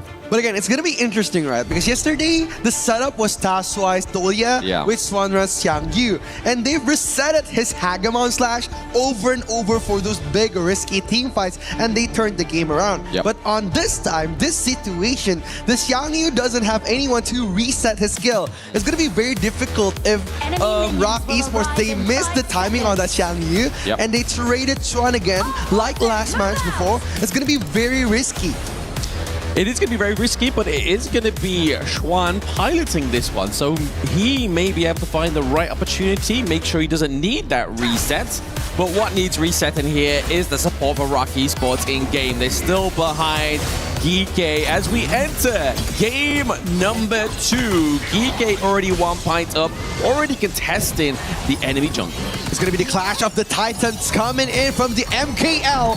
Rock Esports against GK Esports. The fight for third place. Who will become the winner of this game? Exactly, the winner of that one in the bot side neutral objective is going to be Rock Esports. They're able to get that one, but the Cannon Blast is going to still hurt Muchi here because, like I was saying about the protective winds, it's not going to protect you from Motsu. Yeah, they just want to trigger it as much as they can, right? So Jim could possibly penetrate those strong laning on the early game, and it's going to be very dangerous if Muchi decided to go for more of like an aggressive approach coming into fight on Jim. And now, look at the Guan Yu coming in from Guyi. Guyi is going to be probably controlling most of the laning phase, and Rock Esports, if they wanted to counter that Guan Yu, they need to pressure him since the first stage of the game. Exactly. Like, Guan Yu is able to be a hero that can be up and down the gorge in a moment's notice and put that pressure on when you really need it, right?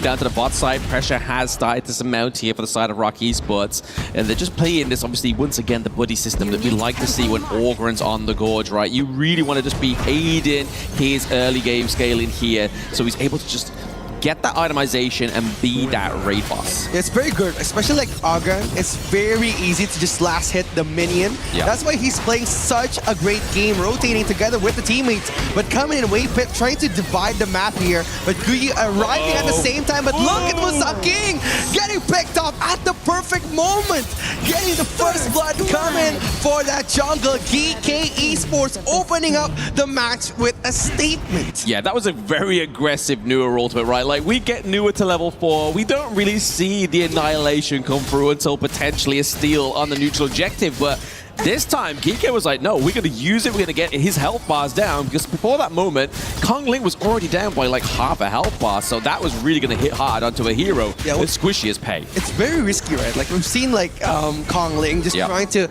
get the last hit on the minion, and he wants to dip out after that. But Musang King just decided to close out the doors, encase him on those big risky team fights, and getting the first blood was such a good reward coming in. Yeah, I don't feel like his positioning was great, right? Obviously, he was situated around the wall and between the mid T1. We know that a path and passing can come through there like it did from Musang King, and then you saw that Azure as well as Shishan were already set up to actually just set that whole first blood up. It was perfectly done here by Geeko. Perfect is such a strong word, right? Like annihilation beam coming for Kong Ling, just dividing his defenses. And a first blood for the Augen pick is going to be very dangerous coming for the late game. But look at Musang King entering those big team fights. Sven trying to poke him back, but look at the slash coming in, wave hit, getting those stuns on the back line of GK, defying again the team fights. Rock Esports trying to bite back.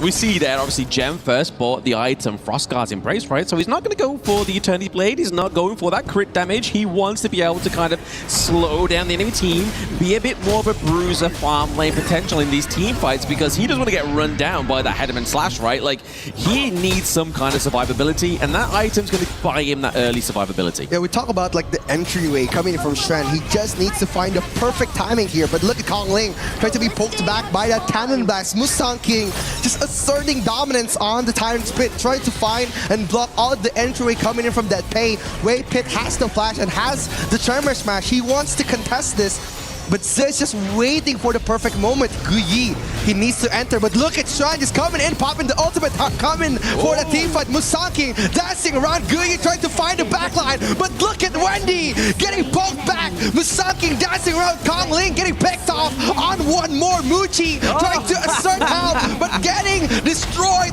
slowly by GK Esports. Beautiful setup there by Geeko. It's like, yes, you can have the Tyrant, but we're going to take 4 of your members at the cost of neither of ours.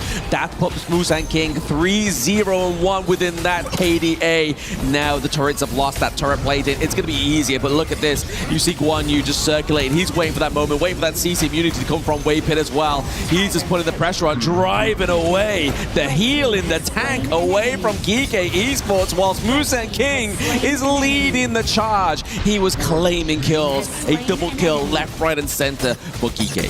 He was like, no, you can't join the team fight. No, I'm gonna push you back. Yeah. I'm gonna get you. Like, Wendy, you're not allowed to enter those big team fights. And when Kong Ling doesn't get the heal, doesn't get the support, he's left to struggle onto a very well-fed Musang King. That's why they've been punishing Kong Ling on those risky team fights. It's like game 1 all over again, forcing Kong Ling in an uncomfortable situation and then punishing him. Yeah, I mean, it's very hard to kind of make a comfortable situation for yourself when you currently leading, trailing behind by around about 2k gold globally.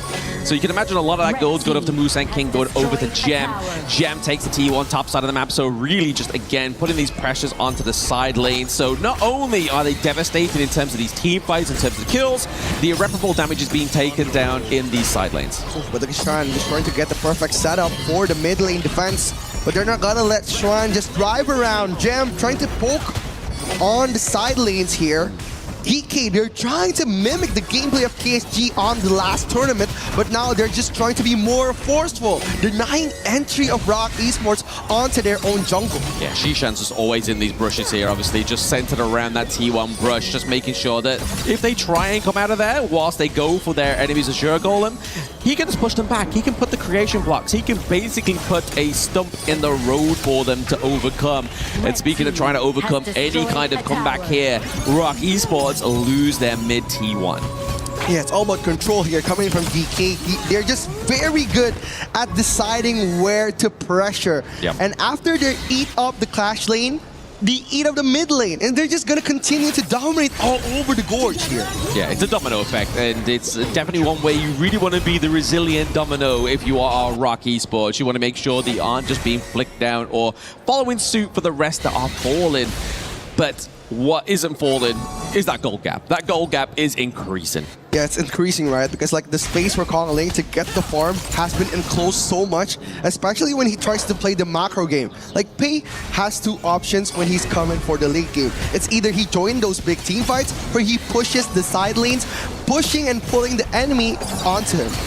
Exactly, just a big fight or a bit of a conflict here for that Crimson Golem. They're able to get the smite down side of Look at GK. Xuan coming in, just wait for trying to fend off all the players. The German smash connecting Guyi. It's denied entry. Gem at the perfect point. Look at Xuan getting pushed back. He's in danger, but he's getting punished. But look at Jam driving away with the dragon. GK is denied entry. Oh, you? He gets taken down. Obviously, the Aurora, the big CC there from Wendy. The Oak Bolt from Muchi was enough to run down Guayu. So, yes, they're able to get that T2 into the mid lane. But interestingly now, we're starting to see Rock Esports trying to fight back. It's crazy, right? Like, I haven't expected that Xuan would survive that entire team fight. He was punished not only by Guyi, but also from Sishan and from Gem. And he did the Hagamon slash at the perfect moment here. If you look at the replay, Xuan was trying to just pull them away, but look at Guyi. He punishes Xuan, getting those immune,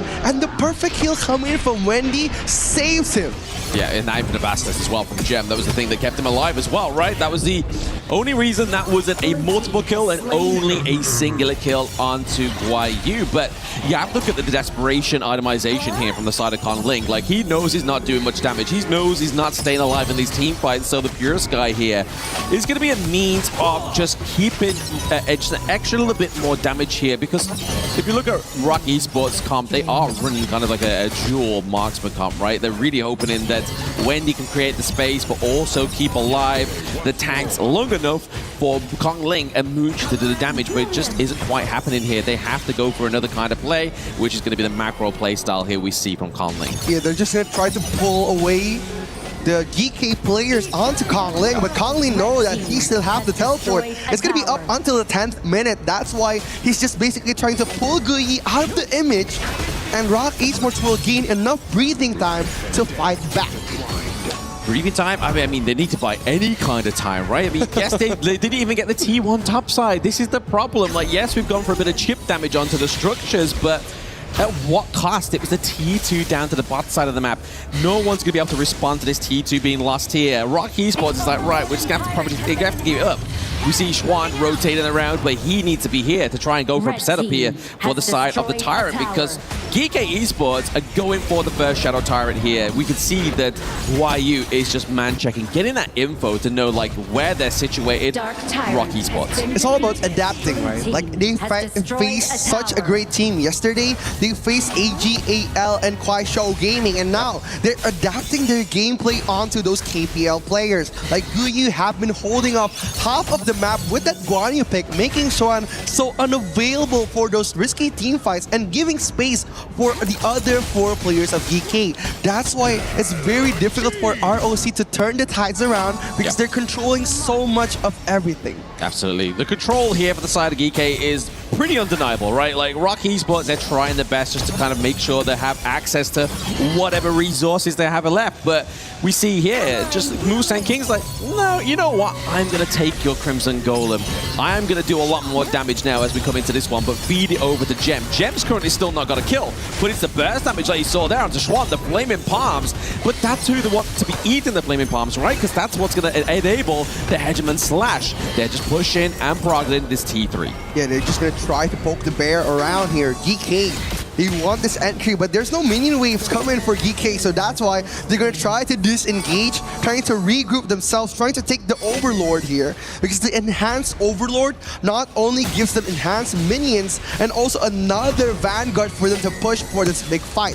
Musang King trying to open up the pathway here, trying to look for an entryway, but look at Waypit getting that knockback Tremor Smash onto the backline. Xuan just denying entry of Gem, getting punished so bad, but look at Wendy diving in. The catch from Zay was amazing. Kong Ling gonna go for that one-on-one dance coming for Guyi, and Guyi gets taken out of the picture. GK driven out of the cave from Rock Esports. They driven, but they got the damage onto the T3, right? Like, yes, they lose 1-for-1, but they get so much in return. But now they can just go back to reset game state. They can just go and get their own Crimson Golem. They know they're not going to get contested because there's no pressure. Top side of the map here, Rock Esports that have created for themselves a little bit of a bait here with Macy contest. Ooh, Musang King just dancing around. Kongling's on half HP, but look at the wave. We're trying to revenge match him, trying to poke him back, but look at his fight coming in from Kongling! Rock Esports diving in, stealing the moment out of GK, and now once impossible seems possible enough for Rock Esports. Absolutely, a bit of a saving grace there. They're able to actually claim that Overlord back right, because we saw that Konling did a lot of the damage. He did a lot of the work. The reset happened, as we're going to see from this replay. But a lot of damage comes here through onto Konling, forces him out from the pit, but there's enough control here from Waypit. He denies any access there. The annihilation was a little bit too early from the side of Geeke, and because of Waypit, the path of passing just wasn't be able to pass through Waypit. It was so good, right? Like Musang King was setting up the path of passing, but it was denied entry. But now DKD know their power spike, but look at Struan entering at the perfect moment. Musang King's on half HP. Struan gets taken down, but look at Guyi. Wendy is gonna be punished. Kongling just poking in the backline, but look at the Trimer Smash coming from Waypit. Shushan just driving them away. Kongling forced to do another desperate move on the mid lane. Rock Esports barely surviving on those scraps. That was a very good play though from Konling, right? Like we was talking about the fact that they lost control, and this is a good way they actually gain control because they're now dictating where that team fight's going to happen. Konling is looking to try and get the pressure here, trying to first get the first T3, and it's all aided and abetted by this Tyrant. But now Tyrant being forced out here by Geeke means they now have more damage to stave away this aggression to the base. Guayu is just trying to keep that Tiger as that pay out of that one, the Cannon Blast. Wow, just punishing, caging the Tiger inside their own jungle, bringing him to go back to his home. But Geeke, what a nice move coming in from Guyi. He pressured Kongling enough so that he can come back, and getting the space for Musang King to contest that Tyrant was rewarding enough for Geeke to maintain their lead. A 5,000 gold gap for Geeke. Yeah, we are encroaching on almost 15-minute mark. That's almost 5 minutes away from the Tempest Dragon. But Rock Esports, they obviously are setting up a good defense for the base. That T3's been holding on for dear life. It takes one Flaming Palms. It's now gone down. So already we have the enhanced minions before that point in the game does come through. Waypit are taking a bit of damage and creation blocks come through. They open up the T3 into the mid and maybe potentially here into the bot side of the map. Konling is just going to try and just stop this minion wave. He's just trying to test the waters here. Getting the high ground tower, rewarding enough for Geeke now. But the high ground is their final push here, trying to poke it back on the bottom lane. Kongling trying to force that flank, but look at Waypit coming in from Shushan, getting that good knockback. Shushan surviving, and look at the ultimate from Zed, trapping the jungle. The Tiger has fallen, and look at Rock Esports. Swan is gone now. 3 players is up to defend, but look at Geeke up on the force. They're coming. Guyi just clearing the way up on top. The Crystal is their main purpose, but look at Geeke. They're just gonna disengage, get the space enough to kite them again. They're looking to kite them again, but the minion wave is coming crashing through into the Crystal, but nice clear there by the side of Rock Muji. But now it's hard for the team fight to make course here. There are 3 members onto the side of Rock, whereas Geeke has everybody. Oh, they're gonna try to fight this Crystal, but look at Guyi trapping in the backline, but Waypit gets the knockback. The Crystal is destroyed. Game 2 goes to Geeke. Geeke. But I have to give props over to Rock Esports. They're doing really good each game. They are looking to form themselves a bit of identity, but is it coming a little bit too late? I feel like that is the problem. Like, we have all these early game heroes like the Pei that are really there to kind of dictate and lead your team, but Konling is just failing to be a leader in this one. It's just not being as composed as it needs to be. It's very hard, right? Like playing the assassin jungle and not getting your farm in early game, and even even losing the first blood onto Musang King disrupts the tempo of Nova or Rock Esports. That's why it has been very difficult for them to manage a comeback, because after gaining the advantage on the first phase, Musang King hasn't been leaving so much space for Kongling to invade the jungle or even take his own jungle. That's why Kongling has to farm, and he has to buy that Pure Sky out of respect. Exactly, out of respect, and it kind of almost a necessity, right? Because if he doesn't have that, he's just going to get run down a lot quicker in those team fights. But we're going to throw it back to Mr. Rain Day, Chantel, and Kin to give you the breakdown of game number 2. I love it. Holler, was that you? I saw that you were, LARPing as a DJ earlier on your story, but maybe you didn't bring that to the set. All right, GK Esports, do it again. Kongling being focused on as maybe not doing enough. Let's send it back to our panel. Rain Day here on the desk alongside Chantel and Ken. Chantel, GK, do it again. They're one game away from match point now. And I kind of feel like for GK Esports, they have this idea, they have this formula on how they really draft, because it's very evident on that game. They just need 3 points. You want someone up front, you need the range, and you need the AoE. That has been the story from game number 1, also with game number 2. And I kind of feel like the sole hero, or like the silent hero rather, on that game was the Nua, because it was the hero that actually stops majority of the initiation of Rock Esports the entire game number 2. Yeah, for sure. And we will show you what we mean later. So, I mean, Shishan's performance was fantastic, but his aid in the form of the roam was also great. Zhe was doing a great job on the Mozi. And we'll take a look at the BP, right? And we can talk a little bit more about that, because this draft by the side of GK was pretty fantastic. Yeah, definitely fantastic. And to add on the drafting, the Mozi pick for GK Esports was more like the safety pin. There were a lot of moments that the Rock Esports was able to penetrate the formation, but then again, you have the Mozi for the ultimate, then stops the entirety of whatever Rock Esports want to bring on that initiation. I love that hero. I mean, just the stun by itself is so good. The Peacekeeper. The Peacekeeper? Is that what it? Wow. Yeah, peace is the lack of battles, right? So. There it is. Yeah, stun. Let me stop you. Let me hold it down. KWC continues to be a story of teams having the upper edge, and we keep trying to throw this storyline out, which is, how does this team come back? But I'm not going to resist what's being shown to me anymore. I now want to talk about, and maybe you'll set something up else with the telestrator, but for now, why are GK just so good? So good, not in general today, but in this matchup against Rock. It's about the cornerstones, right? So you want to have good foundations, and once you have those foundations, it's very hard to crumble a beautiful structure in that sense. Yes, we are in France, and the structures here are wonderful. Very beautiful. Yes. So later on, when we really deep dive into the draft, I'm going to show you step by step how they formed this cornerstone in the first place. And we can do it now if you want. Okay, let's jump in. Shall we just jump in? I want to know. Let's do it. Okay. All right, there we go. Right, we're gonna start off with the band pick first, right? So we take a look at this entire draft itself. We are focusing on a couple of points. The first thing being the Mozi, the second thing being the Nua, right? And who does this actually put a difficult time for? It's actually on the side of Mushi here, right? On the console, because she has physical immunity.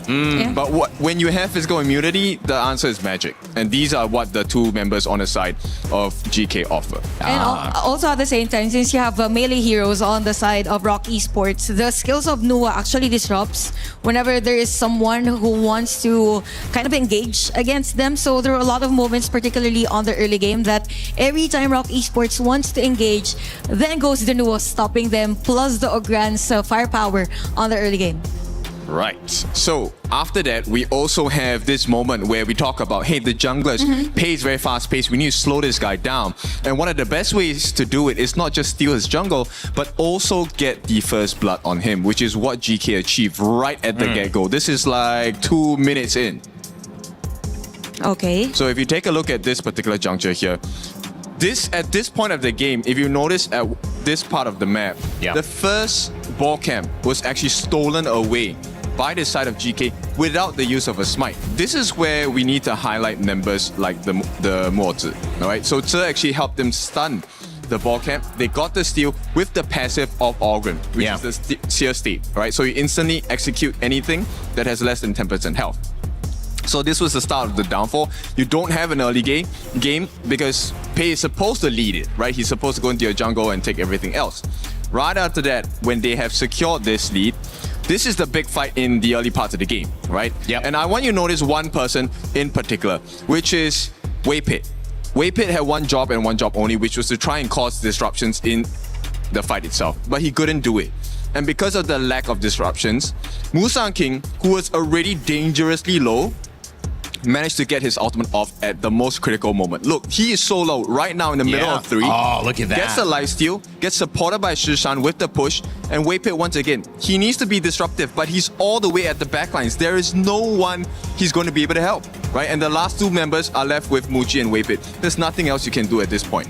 And also at the same time, prior to this, there was this clear vision on Guyu's initiation against the other team because I think at that point, some of the players are guarding him, but when they saw that majority of the players of Rock Esports are trying to engage, they left Guyu and gave him a lot of space. So there was added layer of crowd control on GK side. Yeah, so now your foundation's You're really doing strong. good, Chantel. You're doing good holding that up there. While talking. Yeah, foundation's really strong already, and this is the part where I need to emphasize, right? 10-minute mark, this is where the enhanced versions appear. Yep. All you need to do is to make sure you get one of the 2, which in most cases, the pros will tell you, take the tyrant first because you have the tyrant buff. Right. It gives you lightning strikes at a chance percentage, and it also allows you to clear waves faster, allows you to fight better. So here's one thing that they did really well on GK that all of you need to learn, which is the positioning. If you take a look at the map down here, the first point is there are 4 different members on the Tyrant side. Yeah. Okay. Second one, they've actually sent the Clash leader, Guyi, to go and check onto the Shadow Overlord as well. This is a stock standard play you need to make as a team, especially when you are at the lead, as well as having a map advantage. And that's to make sure they don't trade while you're doing this one, correct? Exactly. Okay. So that's what happened for this, and they got that.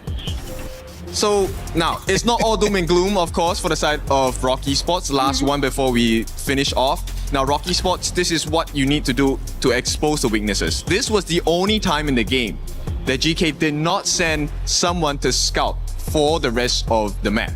And what's the cost of that? You lose a Shadow Overlord.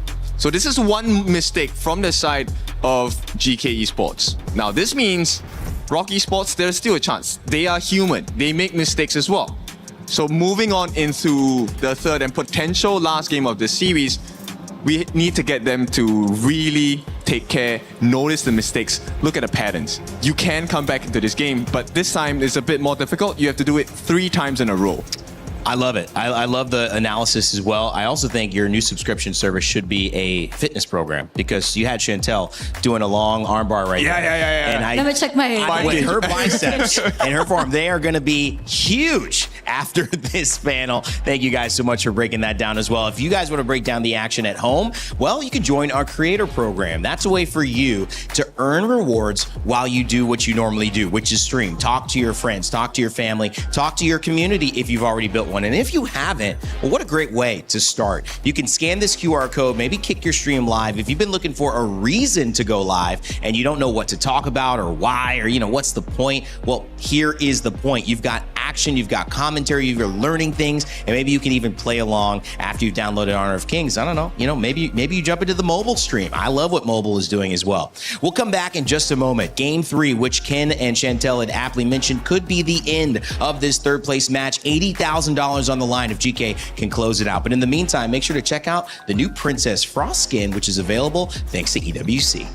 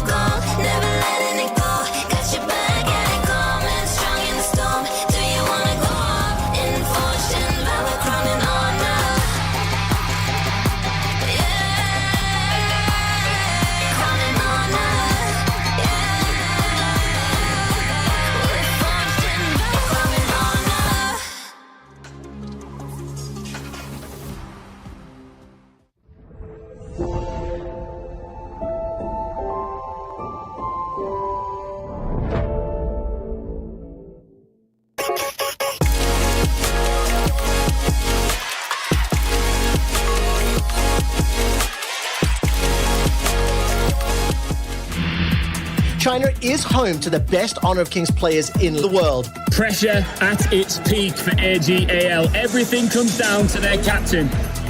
I love you, family.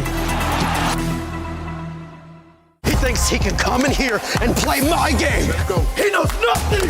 Let's go! Tyler Wine, you're done. Raw energy. Half from blow the house down.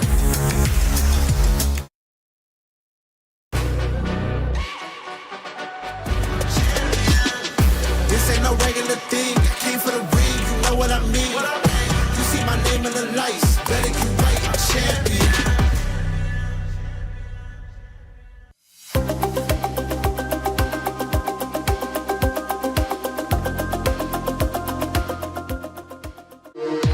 We were there.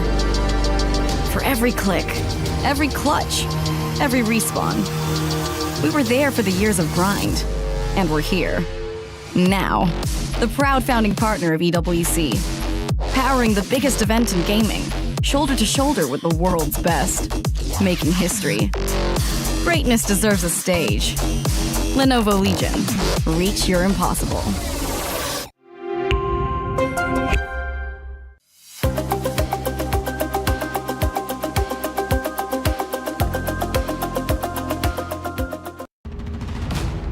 Welcome back to KWC as we enter into what could be our final game of this best of 5 series. Our third place matchup, the best in the world outside of the KPL. And if you've been watching over the last 5 days, that is a big statement because it was KSG and AGAL who sent both of these teams to this match without them even winning a game. Even though we offered them $10,000 to win a game against the KPL team and $100K to win a series. Couldn't be done. So now the statement that needs to be made is we are the best outside of that. But more importantly, Rock Esports trying to overcome a 4, 5, and could be potential 6 series losing streak in a row against GK Esports.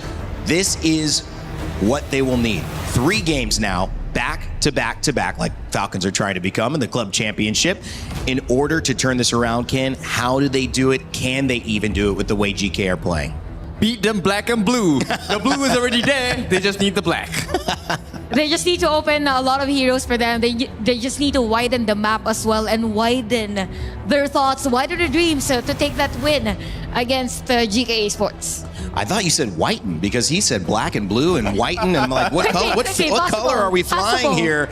Guys, any more colors to add to this tapestry of gameplay we see at KWC? Let's send it back over to Blam and Rookie and see if they can let us know what they would add. Good. Hey, I don't see color, I just see impact. So all we need to see is the impactful fists of Rock Esports to get a victory from the side of GK. But looking at the drafts that we've seen so far, I don't feel like there's been, other than Game 1 to me looked more of a steady draft than Game 2. Game 2 really needed to be a clear, decisive leadership from Rock Esports' Kong Ling, but we didn't get that. What we're getting in game number 3 here is going to be the higher prio pick onto the side of GK Esports, and like I said earlier, after game number 2, they're going to keep banning out this Guan Yu. It's going to be the respect, right, onto Xuan. And Rock Esports, they wanted to respect Musang King's pay too. That's why their first pick was the deny pick onto that pay. But now, they're going to close out on the pay, picked on the counters of an Assassin Jungle, Long, and also Lapu Lapu. Possibly a possible Jing pick coming for Musang King. But a strong first 2 starters coming for GK, picking the Chano to counter the Lung, and also the Haya is such a strong first pick. Oh, absolutely. The higher as well as obviously Charlotte. Charlotte can obviously dive in onto the back line, put the pressure on to force out the infinite vastness, but it's going to be Rock Esports picking up the Agudo here. So once again, they kind of trying to, like, they've used the pay, they can't use it because obviously the global ban pick. They're going to go for, again, another early game dictating draft. And we have to obviously make point that when Rock Esports picked Agudo up against AGAL yesterday, that was one of their best matches. So we're really hoping that this is going to have that same valor as it did against AGAL. It's going to be a flex, right? Like Agudo is being able to be placed on the farm lane and on the jungle. So there's a lot of places that we can put her. And maybe on the last phase of the draft, there could be another surprise pick coming for Rock Esports. Yep. But if they're trying to bring this very strong early poking damage jungle, they need a second layer to defend him. It's either going to be Byron or maybe Defara, but Byron is going to be their pick. My co-partner said it best there. We have the Byron pick come through for them. Again, just giving up another front line here for the side of Rock Esports with that Spark Mace, with the knock-up, with the follow potential, with the Gorge mobilization as well, right? Like, there's a lot of knock-up potential onto the side of Rock Esports. It's who is going to be the victim here.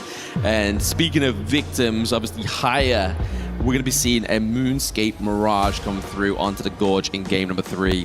Generally focused towards, obviously, tanks, making it an even kind of field state there in terms of not having to run down health bars onto the side of Rock Esports. But you can't mention health bars without Monkey being picked up here by GK. Yeah, the cat, right? Like the very scary tanky frontline hero is gonna make this draft perfect for GK. If they're looking for an early game monster, they already have high-end, also Charlotte. But now, with the composition coming for Daidia and also Monkey, they're gonna be pressuring so much on that Agudo pick.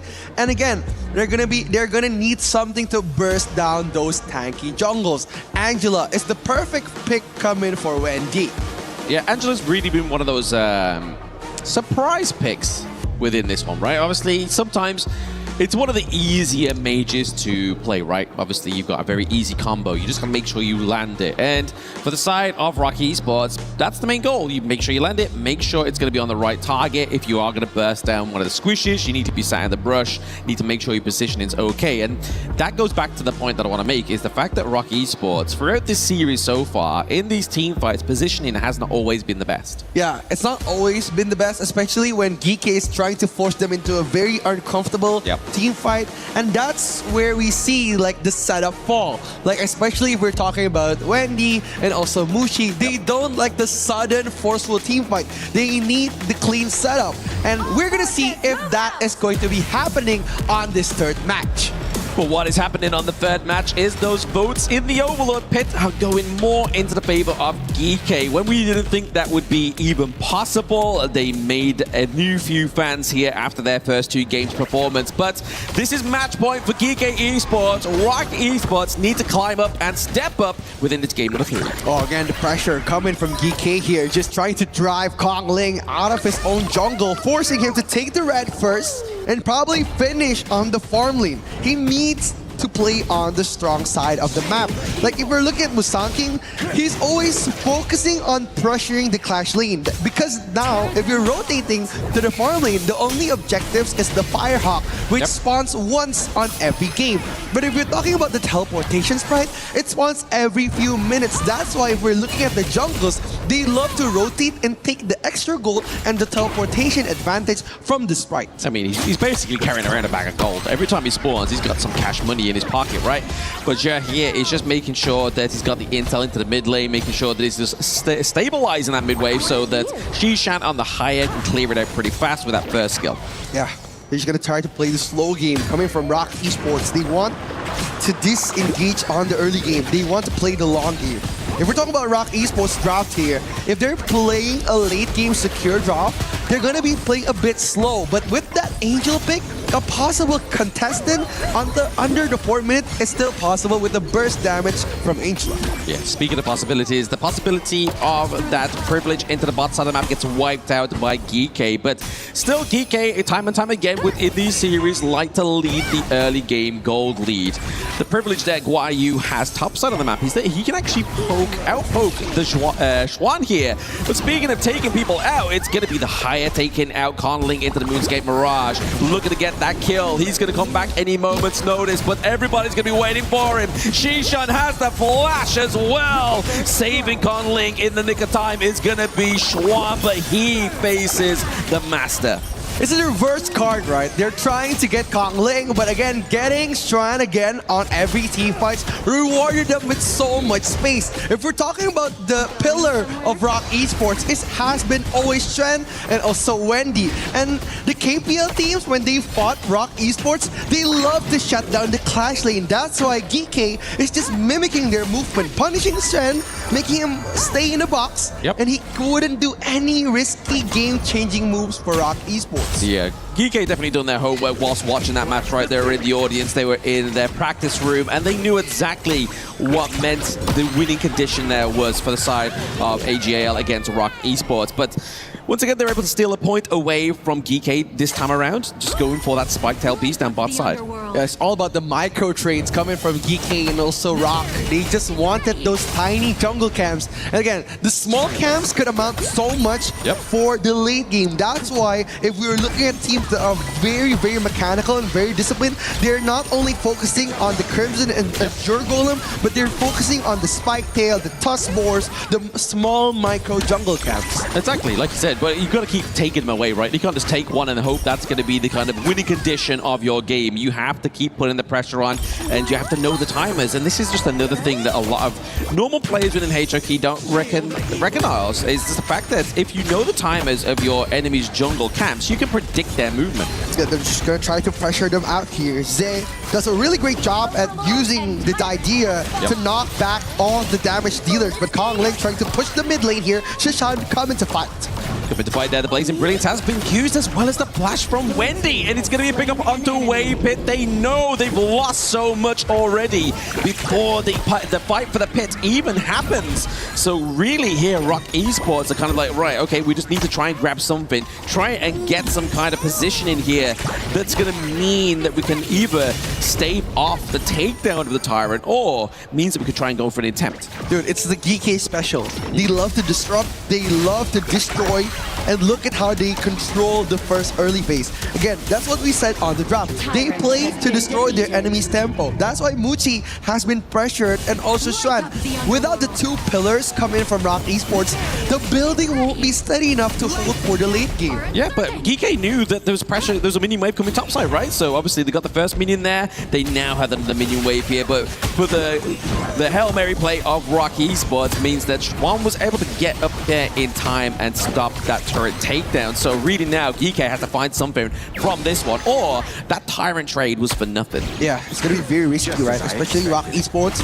They've been trying to slowly crawl out of their game here, because Game 1 and Game 2 wasn't really their best performance. Now Game 3, there's a chance using one of Kong Ling's best heroes coming in from the MKL, Agudo. They need to win this one.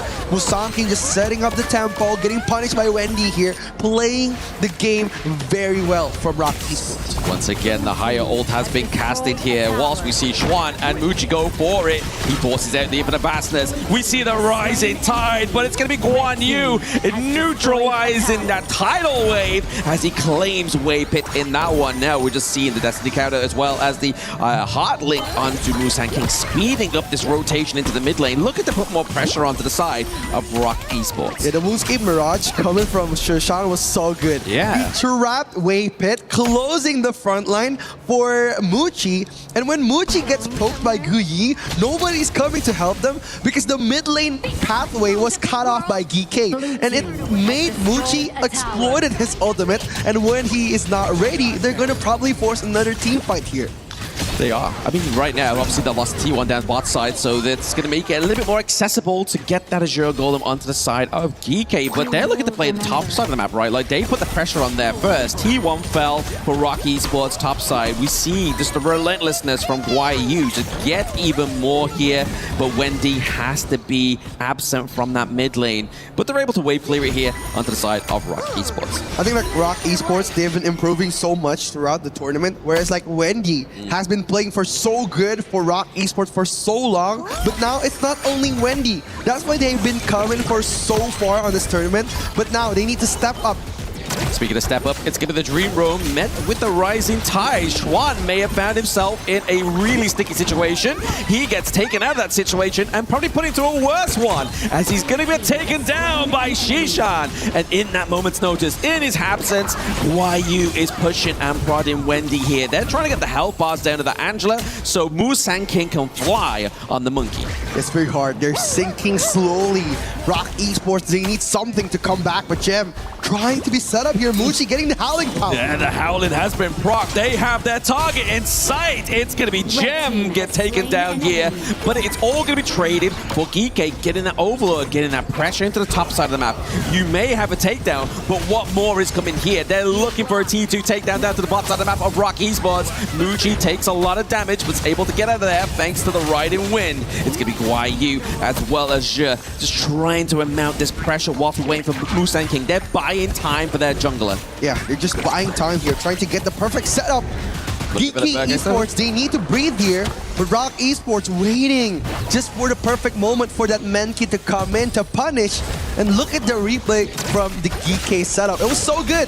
Musan King dived in at the perfect moment, and look at the pick off coming from Shishan. He took off the most important role player from Rock Esports. He took away Xuan. And without the front lane, without second layer on Rock Esports, they're gonna disengage. But the revenge fight coming from Rock was trying to pick off Gem, the gold carrier from Geeke Esports. Yeah, just trade in the game state into each side of the map here as well. Obviously, T2 into the top side for Rock Esports looks a bit battered as well. The same can be said here for Geeke. I feel like in this match right now, we are seeing a bit of an even game state in terms of structure, but once again, Geeke is showing where they are more dominant. It's in the farm. But here, we may see a bit of an overcommitment here from She as well as Musan King. They're taking too much damage from Wendy, but at the same time, the health bars of the side of Rock Esports are not looking too healthy. They are relying on Schwan here. Yeah, Schwan has been such a role player for Rock Esports, and with him getting shut down at such an early game, it makes him so difficult to tank all the damage coming from Shishan and also Gem. And I'm pretty sure right now Shishan is going to be very painful against Xuan without any magic defense coming for his defensive stats. Ooh. Just waiting that long rush there. They're trying to get a setup, maybe just trying to force out the Mirage once again, but they do successfully get the Mirage. But now we see Rock Esports, they're waiting around. He forces the flash onto Gem, alters it with the flash there of the Rising Tide, but it's not going to go in the favor of Rock Esports. It's actually playing dividends here for Geeke. They get a 2-0 trade. The minion wave here, Gem's able to force that T1 takedown. Who expected that wave bit was trying to shadow over the Shishan ultimate, but he flicked it onto Gem. And Gem, even though he got ulted by 3 people, like if you see the replay here, he was aiming for Shishan, and he flicked to Gem, and the damage wasn't instant enough for Gem to be taken out of the picture. And Gui was so smart, he closed the NQA, coming for those risky team fights. Wendy wasn't able to pop the damage that he wanted, and the risk to reward was too big for Rock Esports to commit on. Yeah, it's the beauty of the idea, right? Like, you have the heart link, you know that you're going to have somebody there to be by your side, and also not only heal you, but give you that movement speed to get out of that sticky situation the Rock Esports tried to put Geeke into originally. Now for Rock Esports, they're at, once again, the game state they find themselves in all 3 games of this series. We see Furball getting run down, but it's again Shishan with the aggressive takedown. He's taking Wendy off of the gorge here. It means they can open up to the back line. YU is not going to struggle by running down those health bars. He's now aided and abetted by Musan King. He has free roam. There is no blazing brilliance to run down the health bars of Musan King. They're going to try to force a high guard poke here, trying to get the perfect moment. Kong Lane just trying to defend, but the minion waves kept on coming. The pushes are coming from Geeke. They want this. They want the crystal. But Rock Esports, they could defend this fight. They can defend it. They have a mountable defense. Wendy's back up in about 7 seconds time, so you have the Blazing Brilliance just to wipe out any minion wave here into the mid lane. But what's the problem here is the fact there is 2 minion waves. Okay, they're going to try to force the defense coming from Guyi, just trying to poke it out, trying to force the fight. Musan King at the perfect moment, the Raging Sea connects. Raging Sea does connect. Muchi has very low health bars. He uses the Infinite Bastards in the right amount of time. At the same time, we see Waybit deleted from the gorge. Thanks to the Moonscape Geekay barrage. After an early exit last year, Geekay Esports lunges to the top 3 once again. The MKL representatives not only claims honor, valor, but also club membership points. Everyone join us in congratulating Geekay as the 3rd place at KWC 2026. GK Esports, the dominating performance against Rock was there through purpose. 4 zeros have been seen throughout the tournament. But who would have thought this Malaysian team, GK, have beat them on their own game? A perfect run coming from GK. Absolutely perfect run, but like they said in the introduction, it's been a hard task from Rock Esports to get a victory from GK for so long. And we put it into the perspective, they were fighting away from 3rd place in the MKL Spring 2026.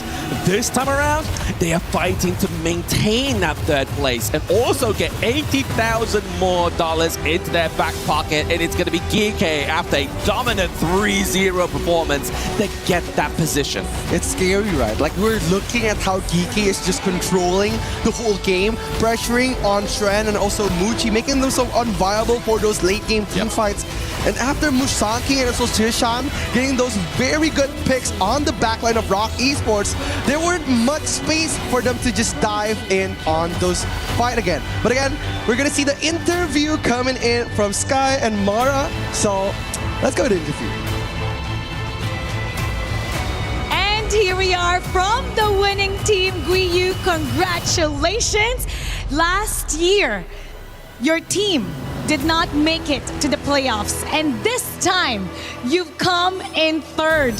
What does this mean to you, and what would you say was the biggest difference? I think is my teammate different.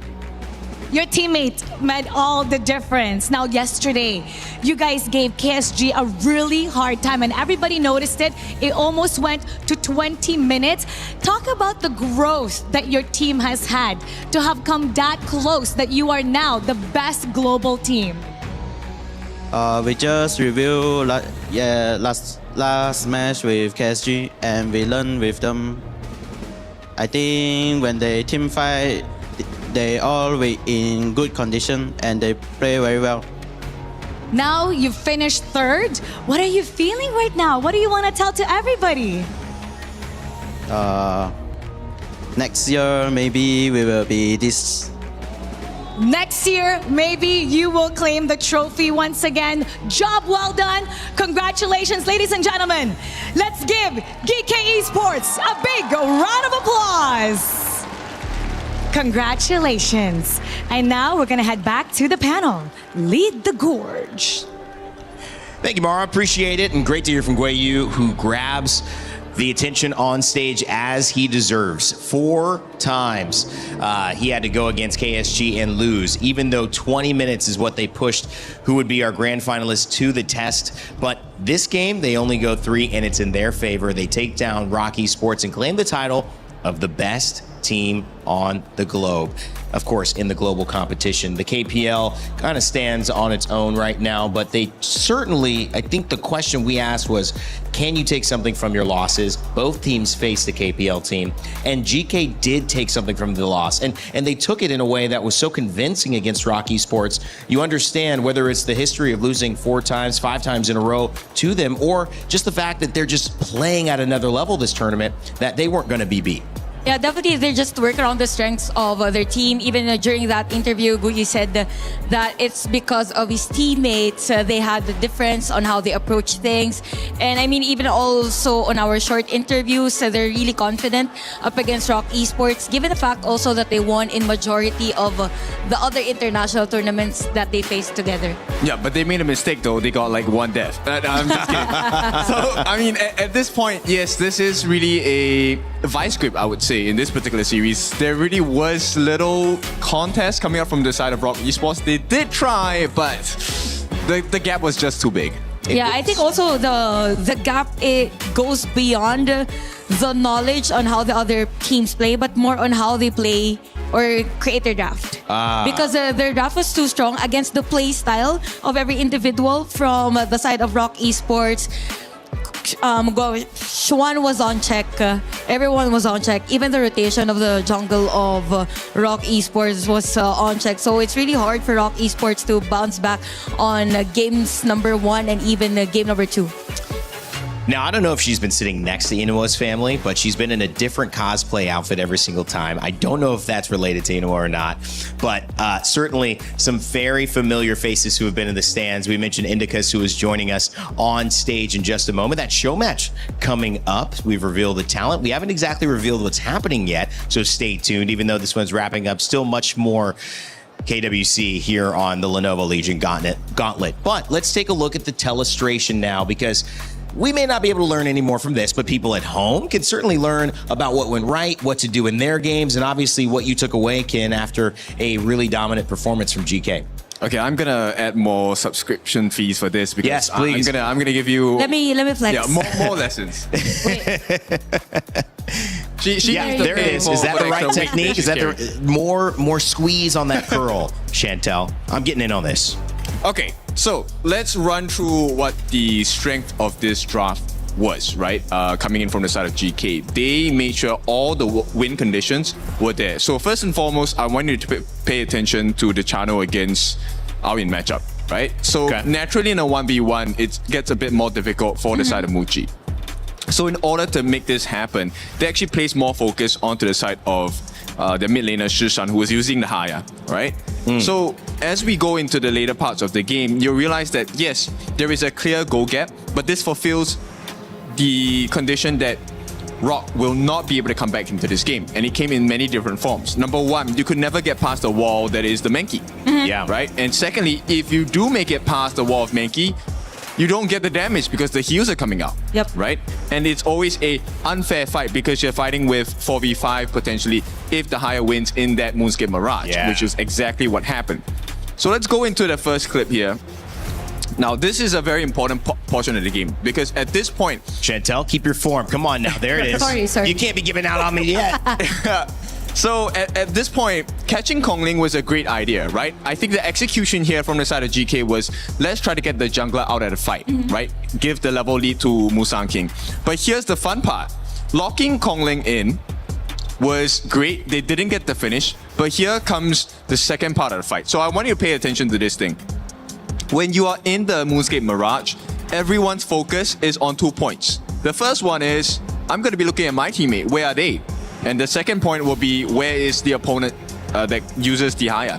These will be your set fight. This is a guaranteed hit once they come out, right? So this is where teams are fighting for position, jostling for the correct skills to be thrown at the right time. But who comes out worse? It actually is Xuan. And knowing Xuan, we know that he likes to flank. Yep. We know that he comes in with the stuns, with the flashes. And with this first blood onto Xuan, it just crashes the game out for the side of Rock Esports because that flank opportunity and that turnaround no longer functionable. And a good point that you've mentioned about Xuan also, because either way, either Kongling or Xuan, it's a viable target already for the Haya. That's why for Ken, he mentioned earlier that it's always going to be 4v5 for every set of plays on this match. Yeah, and you know, at this point, they already had a 4K goal lead. Once again, a catch, I believe, on to the class lane, which is Xuan once again. So this one, it went a lot more worse for them because right off the bat, you already have Xuan out of the fight, right? And at this point, if you take a look at the skills already used from the side of Rock Esports, they have very little offer. Xuan does have the flash, doesn't have his ultimate anymore. Wave Pit is gone because they isolated him right at the get-go during the moment where they set up the Moonscape Mirage. Oh my goodness. Yep, so he's caught in a... You can take as long as you want. Chantel could be there all day. She's fine. I mean... Yeah, actually, we just playing around so that her muscles get to work. Wait, it's just the left side. Let me do the right as well. You know, you want to... Here, hold on. Chantel, go to the host for a second. Let me take this. Please. Let him finish. Please, go over there. Thank you. I mean, I can't. I have to get involved. I'm here to cheer instead. Let me... Okay, you can cheer. Let's be clear. Do you need 2 mics? We have a jib. We can get all of us. Additional subscriptions. Whoa. That's a bit too much. But in any case, all right, I'll let the Let me hold this for you. There you go.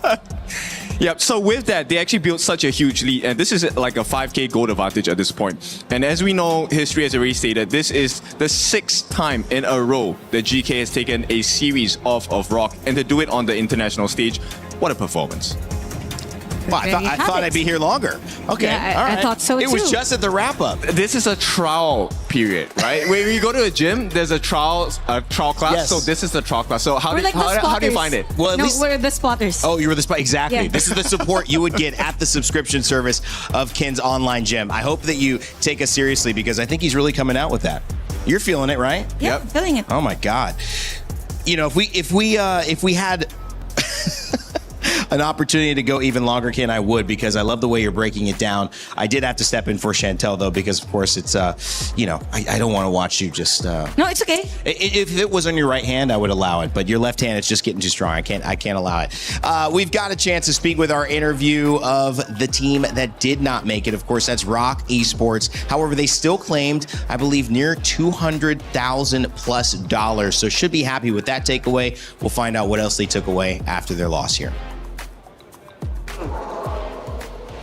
Hey guys, we'll be having Whippet from Rock Esports join us for the post-match interview. Thank you so much for your time though. I believe you have a very impressive journey here in KWC. So looking back on all the things that happened here in Paris, what will be the most valuable thing your term has gained from all the experiences you have here in Paris? I think in Paris is a different experience for us, I think. Because this first time we come Paris and play KWC. Yeah, because you have gone up against with so many different and strong teams from different regions. So what will be the thing that leaves you the most impression? And who will be that particular opponent you're looking forward to see in the future? I think it's AGAL, I think. EJL? Do you still have so many memories looking back on yesterday's matches? They just play very well and win us. I think,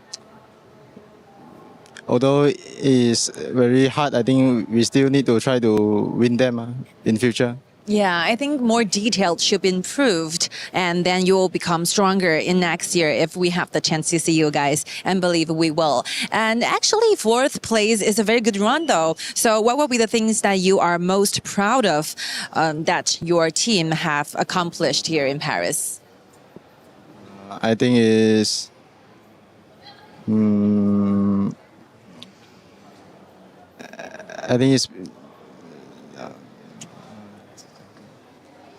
Anything you want to say to your teammates as well? teammates. Thank you. Say thank you to my teammate. Yeah, very good work together. And I will be your very last chance to say something from the bottom of your heart to your fans, friends, and family back in your hometown. So what will be it? I'm sorry, today I don't perform well. Don't be sorry. You brought a lot of amazing games to us. Thank you so much for your time. Looking forward to seeing the future. Okay, thank you. Best wishes to you. And this will be it. Bye-bye. Back to the panel.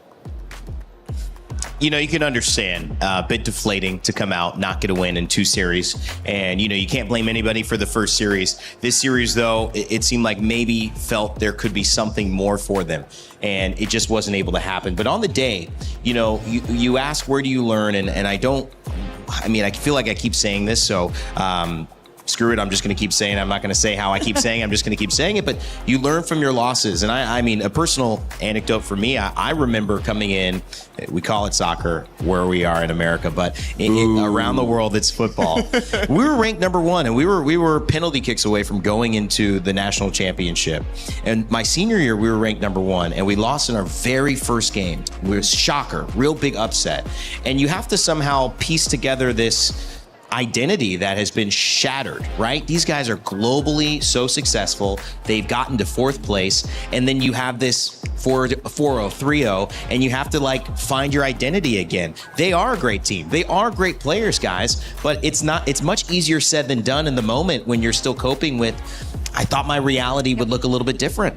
Definitely, and this type of moments are like reminders for these players that everyone is just like trying to improve everything that they've got, or just want to show whatever it is that they can improve for the rest of the tournament. And what I gotta say is that for Rock Esports, there's nothing to be sorry for, because they were able to manage to defend or to defeat the champions of the region. So that alone says a lot about how they prepared in this or in their journey this KWC.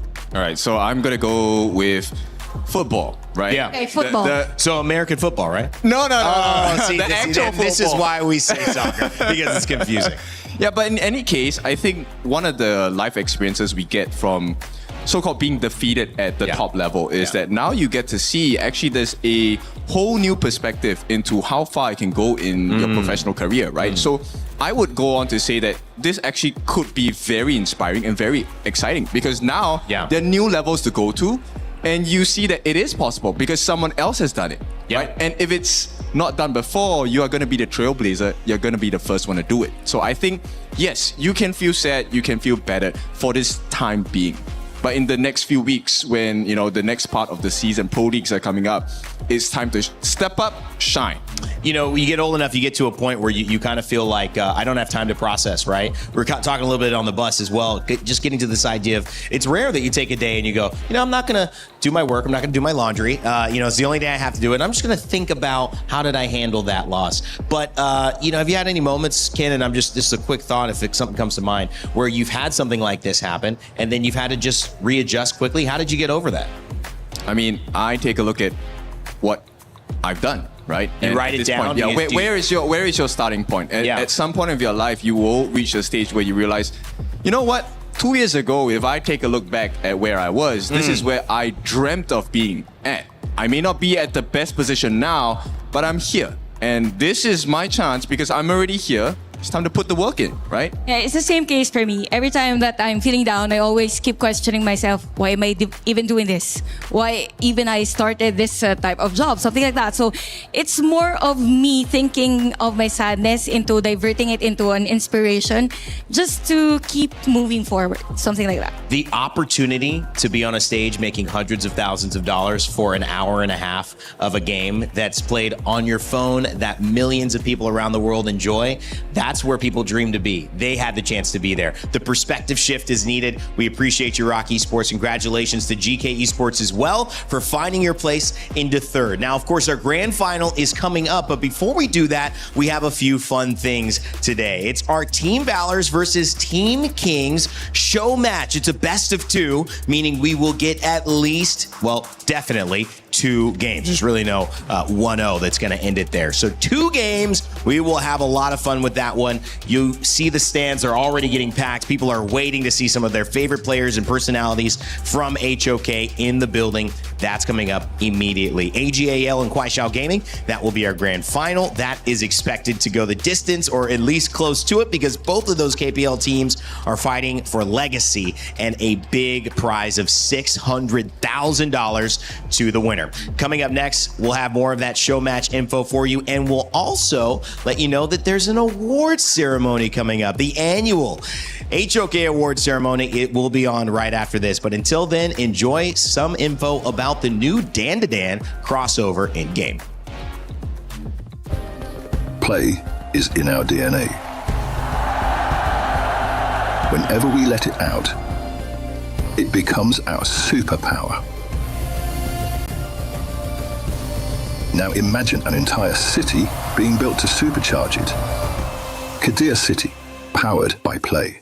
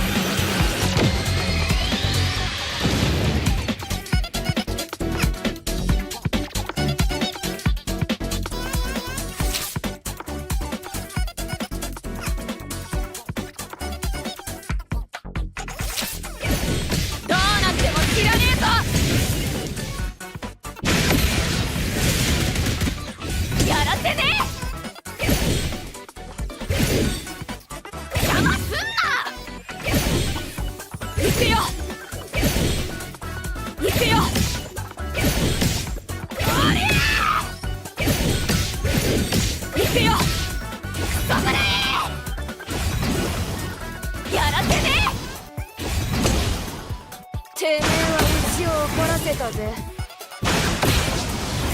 どうなっても知らねえぞ。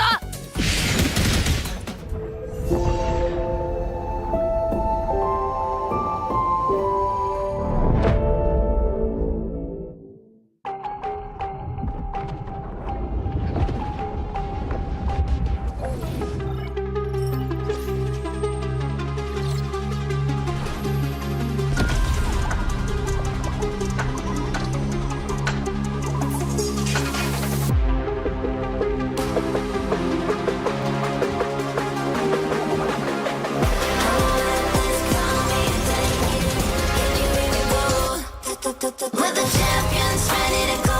Yeah, we're made out of gold, never letting it go. Got your back, yeah, it coming, strong in the storm. Do you wanna go up in fortune, valor, crown and honor? Yeah, crown and honor. Yeah, with fortune, valor, crown and honor.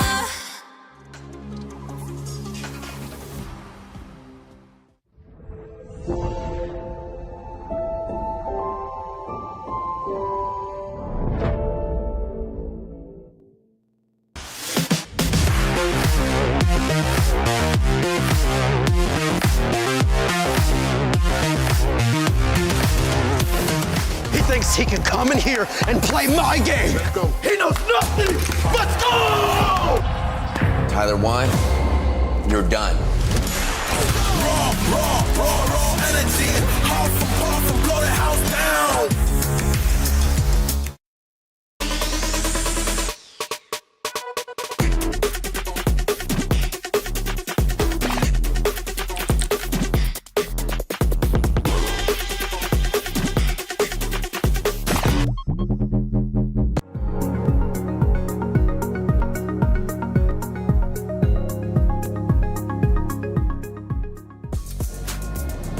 Anticipation for the grand finals is going to start building. We've got a couple other things to get through before we do get there, but we thought we'd have a chat with the boys, Blam and Rookie, to, well, I mean, just kind of get a little bit of a kind of base level of how you think the tournament's gone, just a little bit of a chat of how the Honor of Kings thing is kind of looking at this moment in time.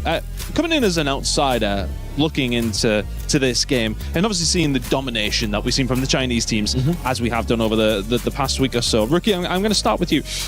Do you feel as if the rest of the world is catching up at a certain pace? And, well, do you think they ever will, is my question. I think give it 1 or 2 more years. I think there was still a chance for that short amount of time, because I'm thinking like 10 years right now. I don't think so. If we're talking about like years, like we have seen KSG and also AGAL, they were pretty frustrated after like game 3, especially when they're going up against teams that are very aggressive like GK. And we've seen like there was like in a point where they would be able to win the game, but it was so close. But then again, only the discipline of the KPL teams were managing for them to get the win against the global team. So again, it's all about discipline for the global teams. And Blam, for you, I think, you know, we talked about discipline, we talked about mechanics, and just their experience of the game. Do you think there's any other particular area that the rest of the world really needs to work on to catch up? I think, once again, it's just a harken on the point of discipline. Like, we saw many times within this tournament where teams have just kind of got either a little bit too excited when they're kind of ahead, and then basically the enemy team just completely dominate that mistake that they make. The one that's most notable was Blacklist against Team Vitality. Blacklist was in the lead, match point, and then they made a point problem at the Tyrant pit, right? And then that's it. It just went all south. So for me, I'm going to be more of a cynical Brit and say it's going to take at least 3 to 5 years for people to catch up. Yeah, but I think as well, for me, just working in esports for so long and seeing so many different industries and games, for us, in the game that I participated in, we were at a stage where European teams could not even touch North American teams. And then it took for those teams to start playing up against these teams more. I think, you know, the saying of a rising tide raises all ships is really apparent when it comes down to Honor of Kings. If we are going to see these teams compete more, these teams will get better. They will start to understand more, because you can only be as good as who you're playing up against, right? Yeah, of course. Like, if we're talking about like progress, they're catching up. Now, it used to be like KPL teams could play with anything and they would win against the global team. But now they need to put in the effort, the drops, and the outplays, or even playing a bit more harder. Like we saw yesterday, like the mid lane from AG, he took off his jacket just to play a bit more serious kind of thing. He took off his jacket, starts to like play a little bit more serious against the global team. So the threat from the global teams is coming, and give it a couple of more years, maybe we're able to catch up. Blam, what we're saying, do you think we should start the UK team? What you're saying? You think we can do it? Start up a UK roster? I mean, I tried. I was the coach of Team GB, you know? My jungling's not looking too bad at this moment. Yeah. It might just be in goal 2, right? But I'm doing all right. Yeah. Wait till you get into like your Grandmaster, then we'll see. We'll see. We'll go from that point. You get Grandmaster, we'll get you into peak tournament, and then I'll assess your playability. I believe in myself. I truly do. Look, I mean, it's been a fantastic week, of course, across the board. It's been a fantastic chat with you guys as well. Thank you very much. But now it is very much time to get on with our award ceremony. Ladies and gentlemen, welcome to the 2026 KWC Awards ceremony. Tonight, we honor outstanding talents and players voted by fans from all around the world. We will be presenting 3 fan-voted awards. They are Fan Favorite Voice, Fan Favorite Team, and more to that, Fan Favorite Player. The votes are officially in, and the results of these awards came directly from the Honor of Kings community. So to everybody who voted and showed your support, this moment is yours as well. And to help us present the award, we have Mr. Herman Zhao, General Manager of Regional Publishing, Level Infinite. And we begin with a voice that captured the attention of the fans throughout this tournament. Your fan favorite voice goes to Sagi! Congratulations to Sagi. So many love and respect from us. Sagi, you can stand here, over there. Let's take a picture together to memorize this very epic moment. Sagi, give your best smile.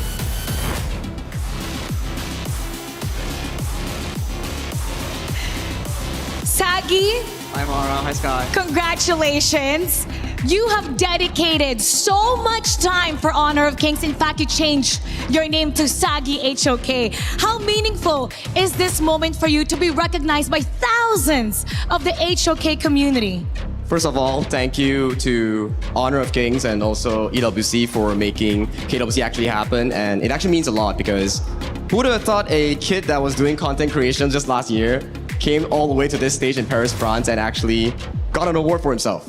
So for me, I thank my family, my community, my mods a lot for actually making this happen. This is not my award only, it's by the fans, it's for the fans.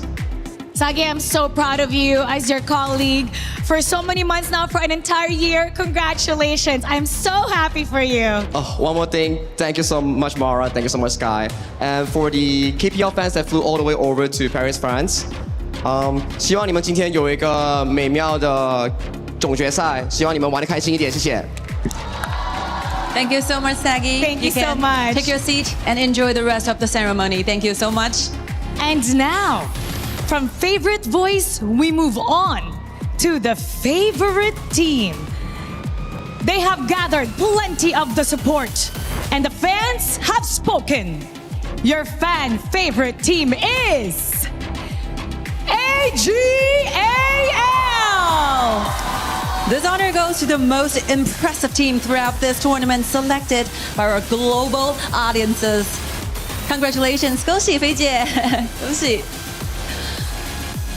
Let's take a picture to memorize this moment together, shall we?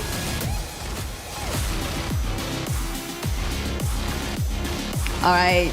This is the second time for me to interview with this beautiful lady by my side because they won this award last year. So I was wondering how significant this award means to AGAL. 其实去年我们在这个舞台上我也采访过你同样的问题，已经是再度蝉联这样一个最受欢迎的战队的奖项了。对于整体的 AGA 来说，这有怎样不同的意义呢？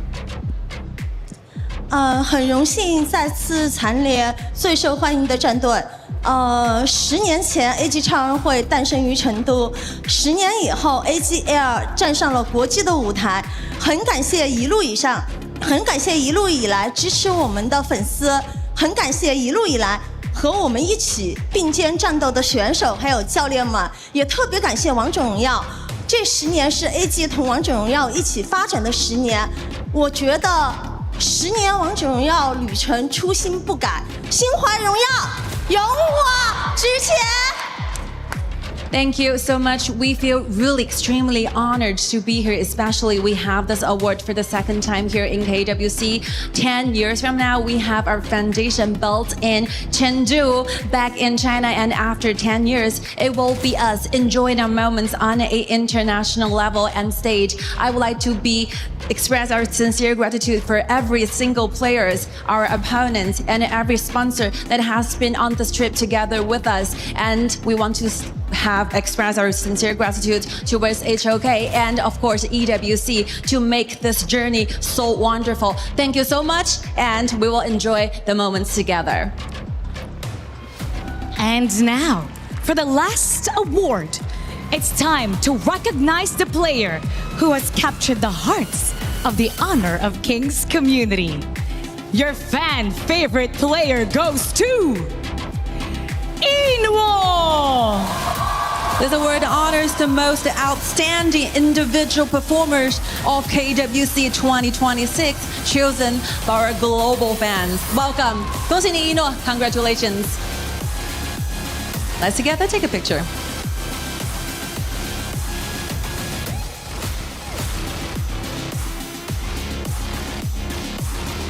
Congratulations on this well-deserved honor. I was wondering, how do you feel? What does this award mean to you? It should have a very deep meaning for 一诺。又是第2次获得这样的奖项，刚才我们也听到了 AJL 也再次获得这样奖项，所以蝉联这样的荣誉其实是涵盖着所有全世界喜欢和支持你的粉丝的，所以这个奖项对于一诺选手有怎样特别的意义呢？感谢王总要和 EWC 给我提供这个舞台，感谢大家给我投票，我很开心。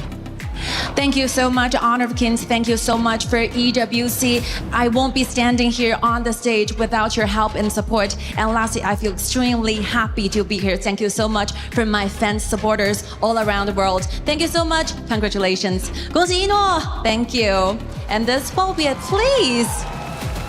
For all of our winners, come on up. Sagi, AGAL. Now we're gonna take our final photo.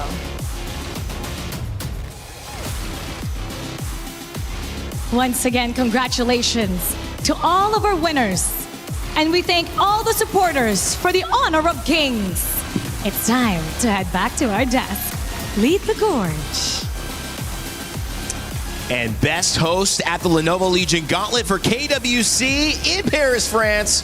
Today, it's me. That's right. I'm giving myself an award. No, shout out to everybody who just won, guys. What an amazing showcase of support and fun. My boy Sagi got that one. It's been great getting to know all of you. I would give you all awards if I could. Larry, I have a trophy for you.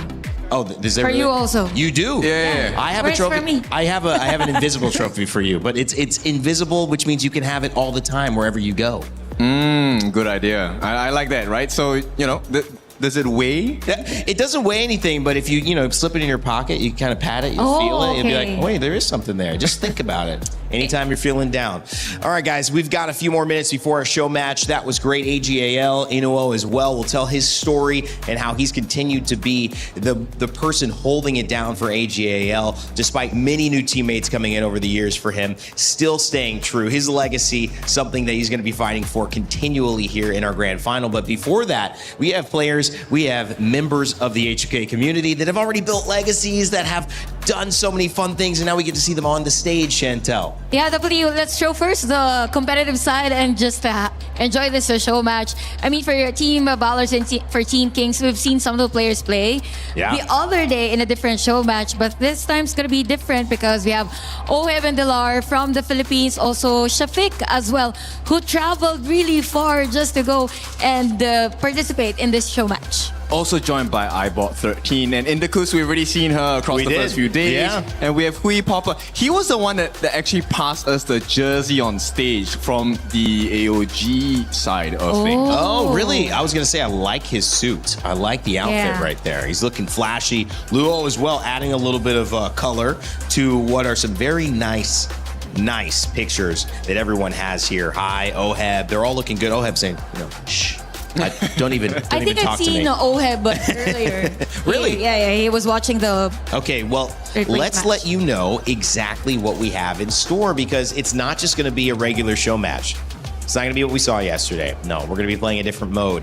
It's going to be Super Flow Brawl that these players are going toe-to-toe against. And I love the idea of this. As we come to a moment to explain it to you, we're either going to bring it up on stage or I'll throw a video that's even better of what you can expect. Check it out.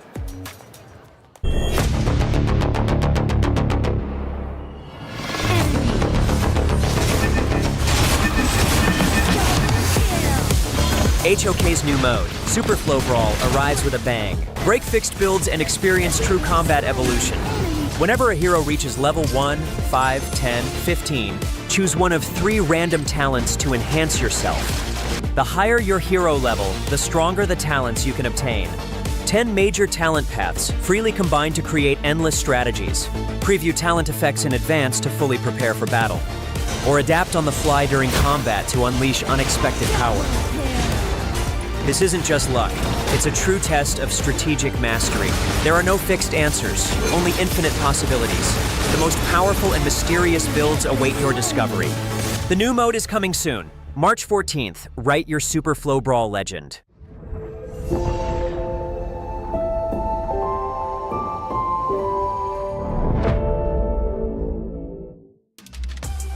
And when they say fun, featured talents, they certainly mean it. Every few levels, 1, 5, 10, 15, Chantel, you get to pick a different way that you'll play the game, but those ways are wild. Yeah, definitely wild. Let's focus on mic on. Whenever you're using the microphone, it releases sound waves and elevates your teammates. So it's one of my favorites. And you know what? Whenever I have so many losses in ranked games, I play the Super Flow Brawl. Really? So this is a breath of a fresh air for these players. And I'm excited as to how our KPL players or from the KPL Dream Team will play this mode. So you're already screaming because you're mad that you lost your ranked games. Want us to show you how the mic on works? Yeah. Let's do a demonstration. So one of the effects is if she starts shouting, I get stronger and stronger. And you know, if you send commands out, it also buffs your teammates. Or helps them purify any of the CC that comes through. That is so fun. I mean, and I think the way that you're doing it is great. Just imagine a shy person having the mic on as a talent. Yeah. He's forced to say something. I cannot wait to see this, and especially because we're going to see our players knowing that it's a show match and they're having a lot of fun with it. You can turn, I think, some of your movement into riding a motorcycle. You can do it that way. I think that's the vroom vroom one. I saw people getting bigger. You see the mic on, which means if you're mad or you're happy, you can yell and different things will happen in game. So not only will you see all of your favorites on stage in just a moment, you're also going to see them doing some wacky shenanigans. Chantel, any other words before we throw it over to the stage? I'm just excited. I'm just excited. I'm really looking forward as to what talents the players will pick, how they will play against each other, because it's going to be chaotic, really chaotic. Yep, get all the big skills. You can re-roll if you need to. So let's see what kind of action they bring us. All right. Well, we've got a little bit of, as Milos said, an aperitif to start the day. Now we've got an appetizer here to continue our tournament. Let's send it over the stage and get us started. Honor of Kings fans! We got something special lined up for you. HOK's top players and talents are going to be stepping on to this stage. And this time, we got 2 games to put on a show. 2 days ago, we saw those KPL Dream Team members having the greatest time here on the stages, while now today, we're inviting new guests from the global stage, joining us for a very crazy ride on the stage. Crazy is the right word. It's gonna be the Super Flow Brawl mode. It's gonna be chaotic, fun, so many things going on. They can upgrade and get different skills at different levels for their hero potential. So lots of combinations. And now, how about let's meet the teams? With no more time waiting, let us introduce our fantastic players onto the stage. Introducing Team Valor. Welcome! We'll be having Hui Popper, Indicus, Fly, Cat, Gemini.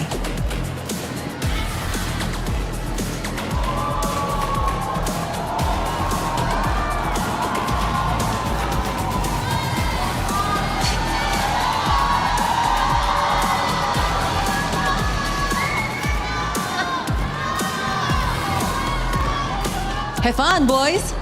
And now let's meet Team Kings, the other half of the HOK AOV Global Star Show match. Ohel, Shafiq Ayman, Hai, Rong, and Luo.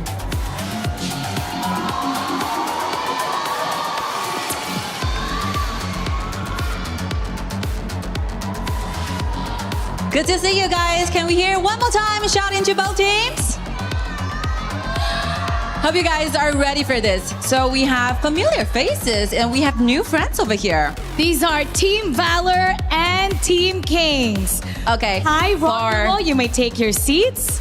KPL Dream Team members, you can take seats first while we'll have a little bit chat with our new friends here. 我们梦之队的成员呢，可以快速的准备去进入比赛了。我们和新朋友呢，先来这边聊聊天。Hi, nice to see you. Nice to meet you. How you feeling standing on the stage right now?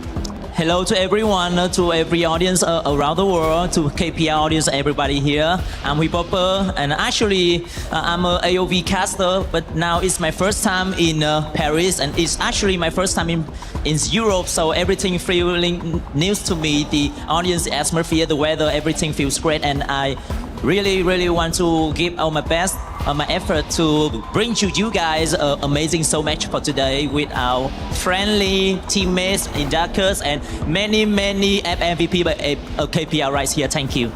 It will be a celebration for both AOV and HOK.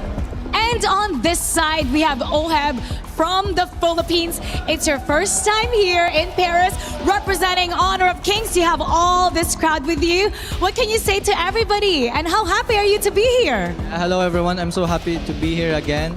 It feels amazing. Everything is good here, the scenery, the food. I love it being here, and I'm very excited to play against them. He's excited to play against you. Of course, how excited you are. So nice to see you, so pretty.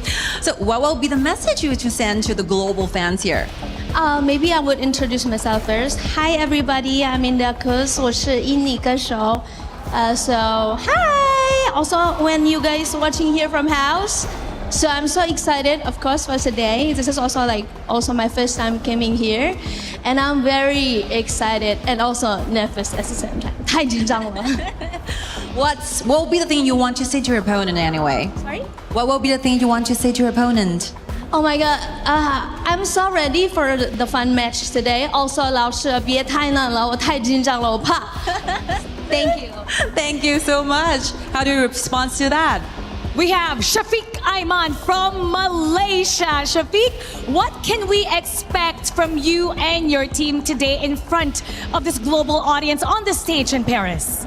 Hi guys, I'm Shafiq Aiman from Malaysia, and I'm very excited to be here today and playing with my friends from Vietnam, from China, and from Indonesia, and also my new friend, which is from Philippines. And I'm very confident with my team. I'm excited to play today, and let's go have some fun!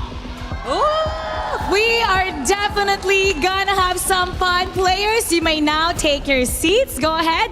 You can join your teammates. And Sky, for sure, this is going to be very exciting. So how about let's get this started and head to our desk. Lead the gorge. Thank you, Mara and Sky. What a fun time. The audience.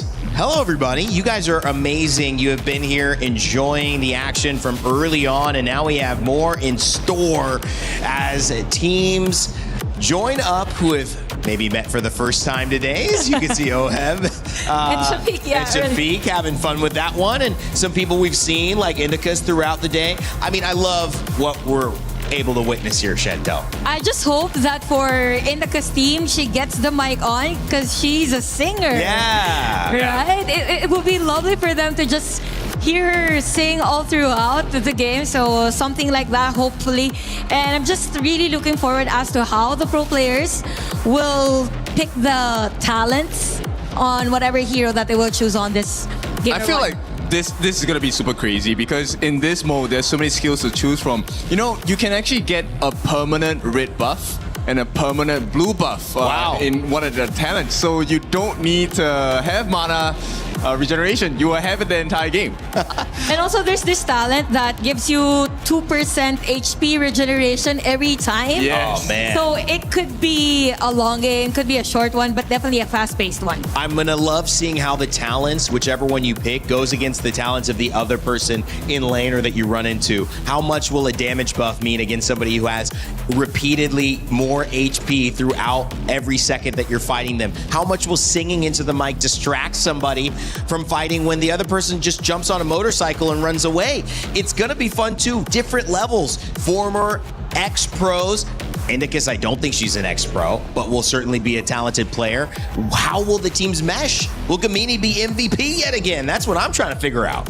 even the heroes that they will choose as the starting ones on this, because it will depend on the hero whether you choose this specific talent, something like that, because there are mages that are very different from the usual ones in this mode. The Dolia machine gun build, this works here perfectly.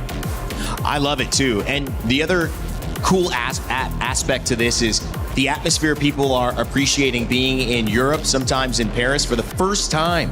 These are, major celebrities and people of, idol status, and coming here in Europe, just not necessarily something that's been on the bucket list or necessarily been on the road to that success there. So seeing them navigate not just a new game with wacky talents and stuff, which is super fun for me to see, but also being in France. Definitely gonna be quite an experience for this KOLs, for this pro players, and even ex-pro players. It's something that they will always remember, that I once played on stage in a super flow brawl mode. And I was able maybe to defeat Gemini, Cat. Those are like superstars when it comes to HOK, and playing against them in a show match, it's something. Yeah, you have to clip those moments. Save it. Whatever platform you're watching on, save that moment where you got the kills or even outsmart them. That's a rare occasion in the professional world. I feel like there's enough cameras out here to where we'll get clips no matter what. Are the lenses here already? They're here. Oh yeah, they're here. They're here. Started with Sagi. It always starts with Sagi at this point. So it's going to hopefully end. Will we see him on Grand Finals cast? Maybe, but right now I'm more focused on this cast. We got two guys ready to bring you all the action. It's Rookie and I believe Holler who are here to kick off our show match. Thank you so much, Rain Day. As we go into the show match, it's going to be Team Valors going up against Team Kings. My name is Holler. With me is Rookie Cast.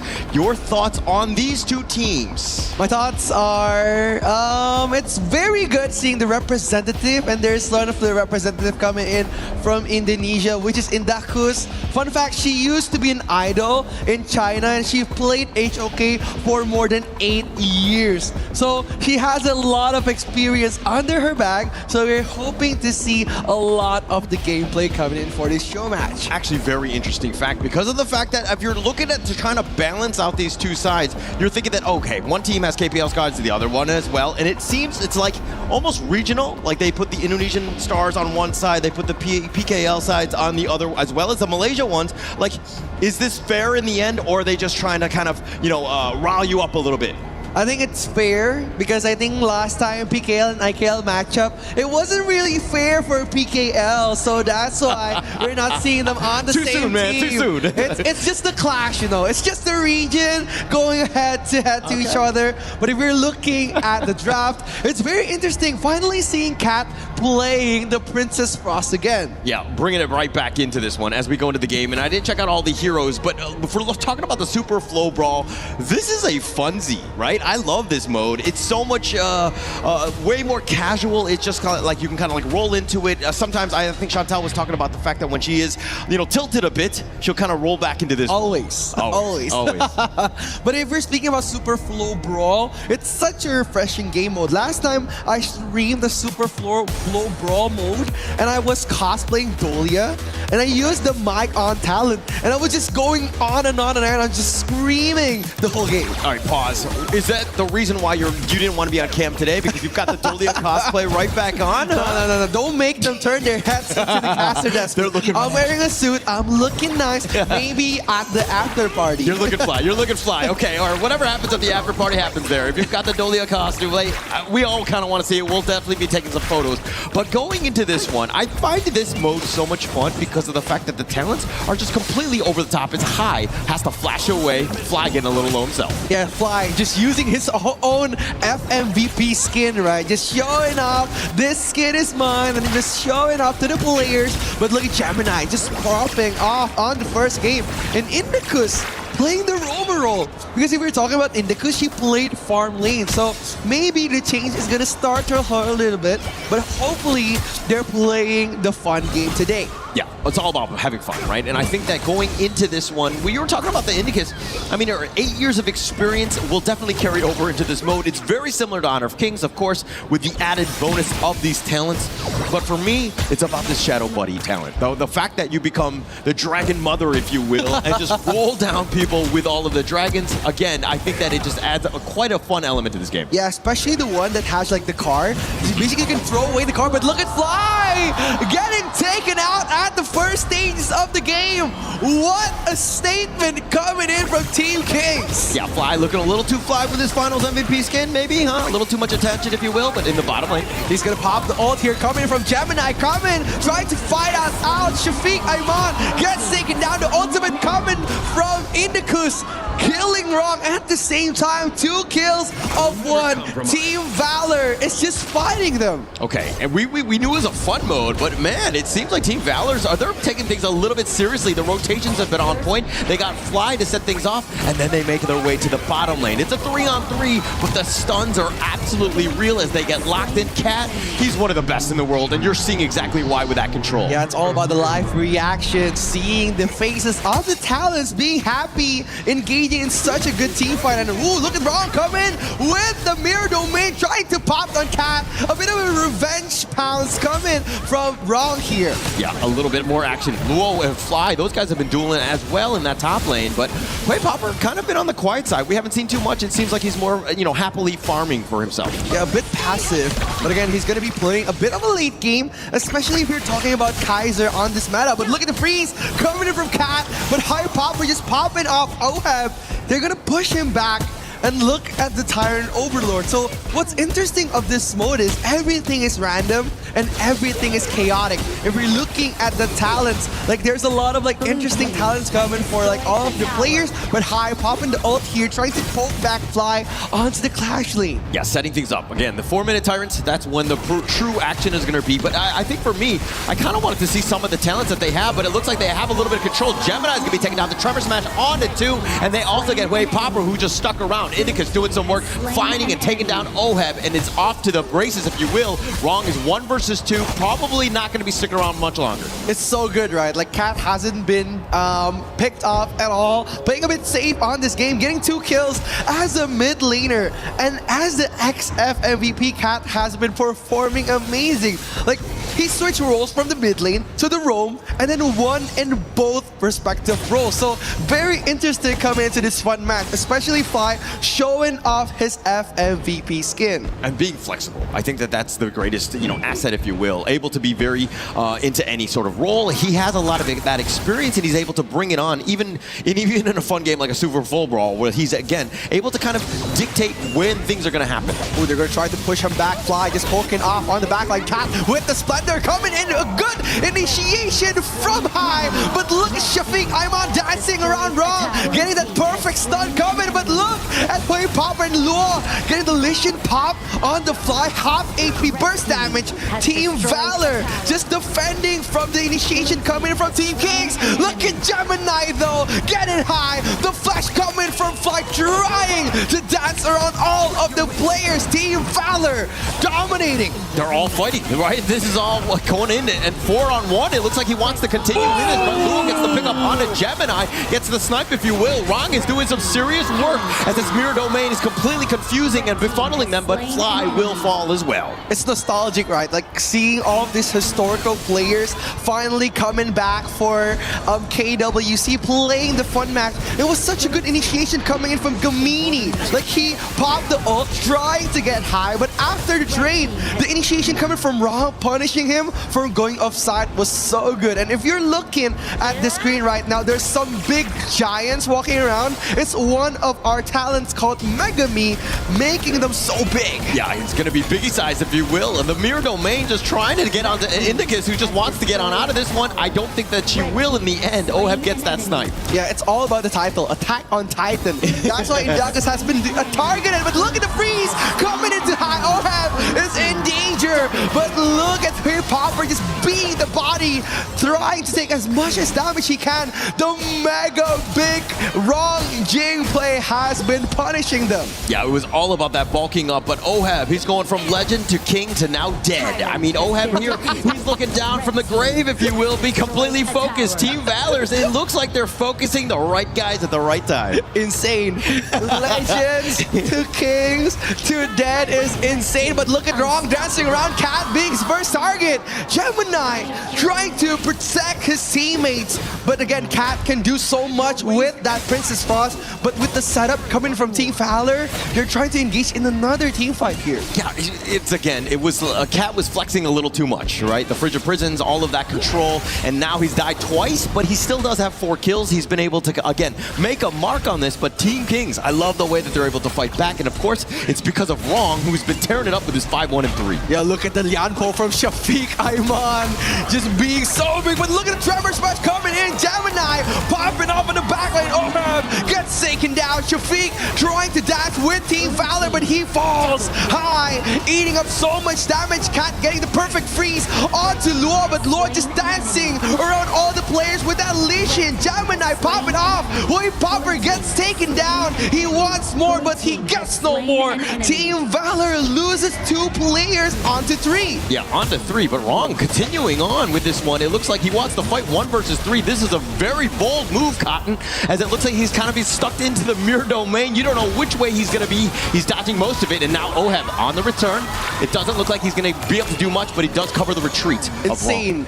Unkillable Demon King coming in from Wrong here. Unable to be touched on his mirror domain, but look at Fly trying to challenge the Demon. Trying to pop him off. Gets his Azure Golem, but he fails. But Cat opens up the vision for so much for Team Valor. Looking for an entryway. Wrong doesn't have his ultimate, but playing with the reflections. Yeah, playing with the reflection, but man, Wrong is so low. Look at this. In the bottom lane, it looks like he's going to fight 1 versus 2. The Tremor Smash, he actually short-legged it, if you will. Too much protein, and he's been skipping leg day. He's not able to do enough. Oh, but look at Indicus popping his ultimate. The Giant is losing here. The Titan Slayer, Indicus dancing around. Ohab trying to pop them again.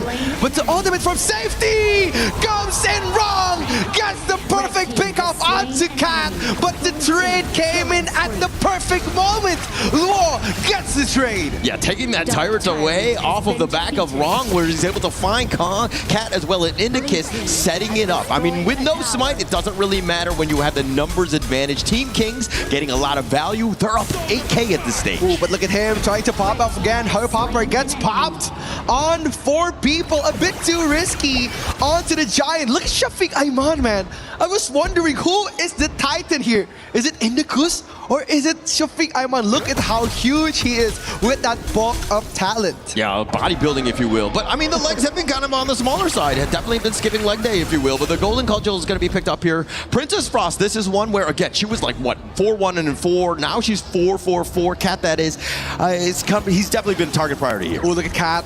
Just waving around the Giant, trying to pop a defensive move, but look at Gemini dancing around high, gets taken down, and Dakus getting that trade, but the Tremor Smash connecting on for the player again. Oheb just giving so much damage, but it's not enough to destroy the Giants. Team Valor, they need something here. Hui Popper gets chased around Luo just once more. The Lichen play happens so scary coming from Team Kings. All of that space being taken away by Team Kings. This is all about that map control. This net worth lead is starting to get a little out of control. We're at the 10-minute mark, 10K lead. I mean, this has been all in favor of Team Kings thus far. Yes, has been so scary, especially Shafiq Ayman coming in with the Tremor Smash. Very big knockup, but connects to nothing.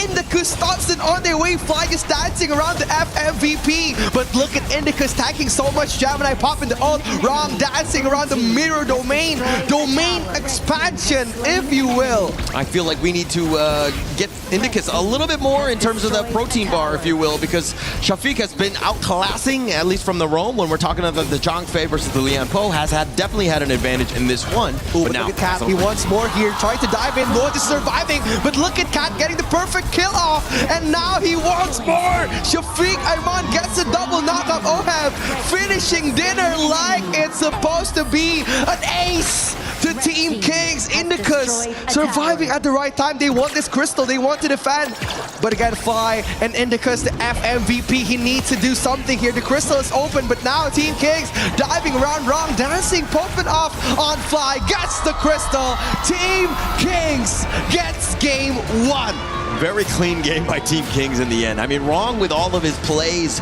just being able to just jump onto the back line. Nobody was safe from him. I think that if you're talking about the control as well, Shafiq, with that bulk up, you could see the size. It's very intimidating also in the game. It's very big, right? Like, it's very scary, especially if we're looking at Lian Po, who focuses on like area stun damage. He just leaps in, being a giant. It made Team Valor ran away in an instant.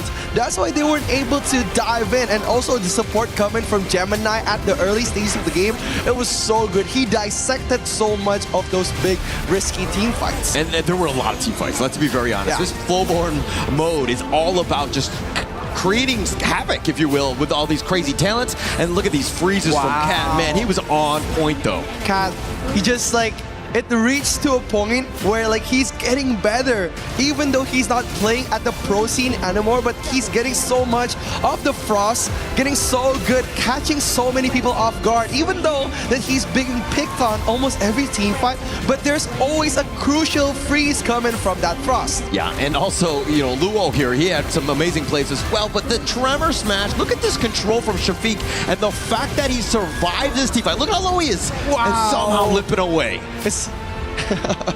But again, we're gonna see the interview coming in from between the match, so let's see the interview after the first game. Super Flow Brawl mode. We've seen how exciting it is. Team Valor versus Team Kings. And now it's time to talk to the players. Here with me from Team Kings, we have Wrong.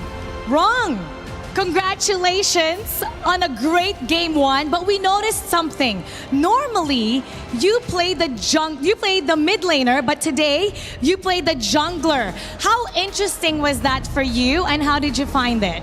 恭喜青荣啊！青荣呢，通常我们都知道是玩中路的嘛，但是今天在这局比赛玩了打野，为什么要做这样的选择？这个过程快乐吗？这个过程怎样？跟我们分享一下什么感觉？我觉得在这的打野，在这的位置上，我一直有一个梦想吧。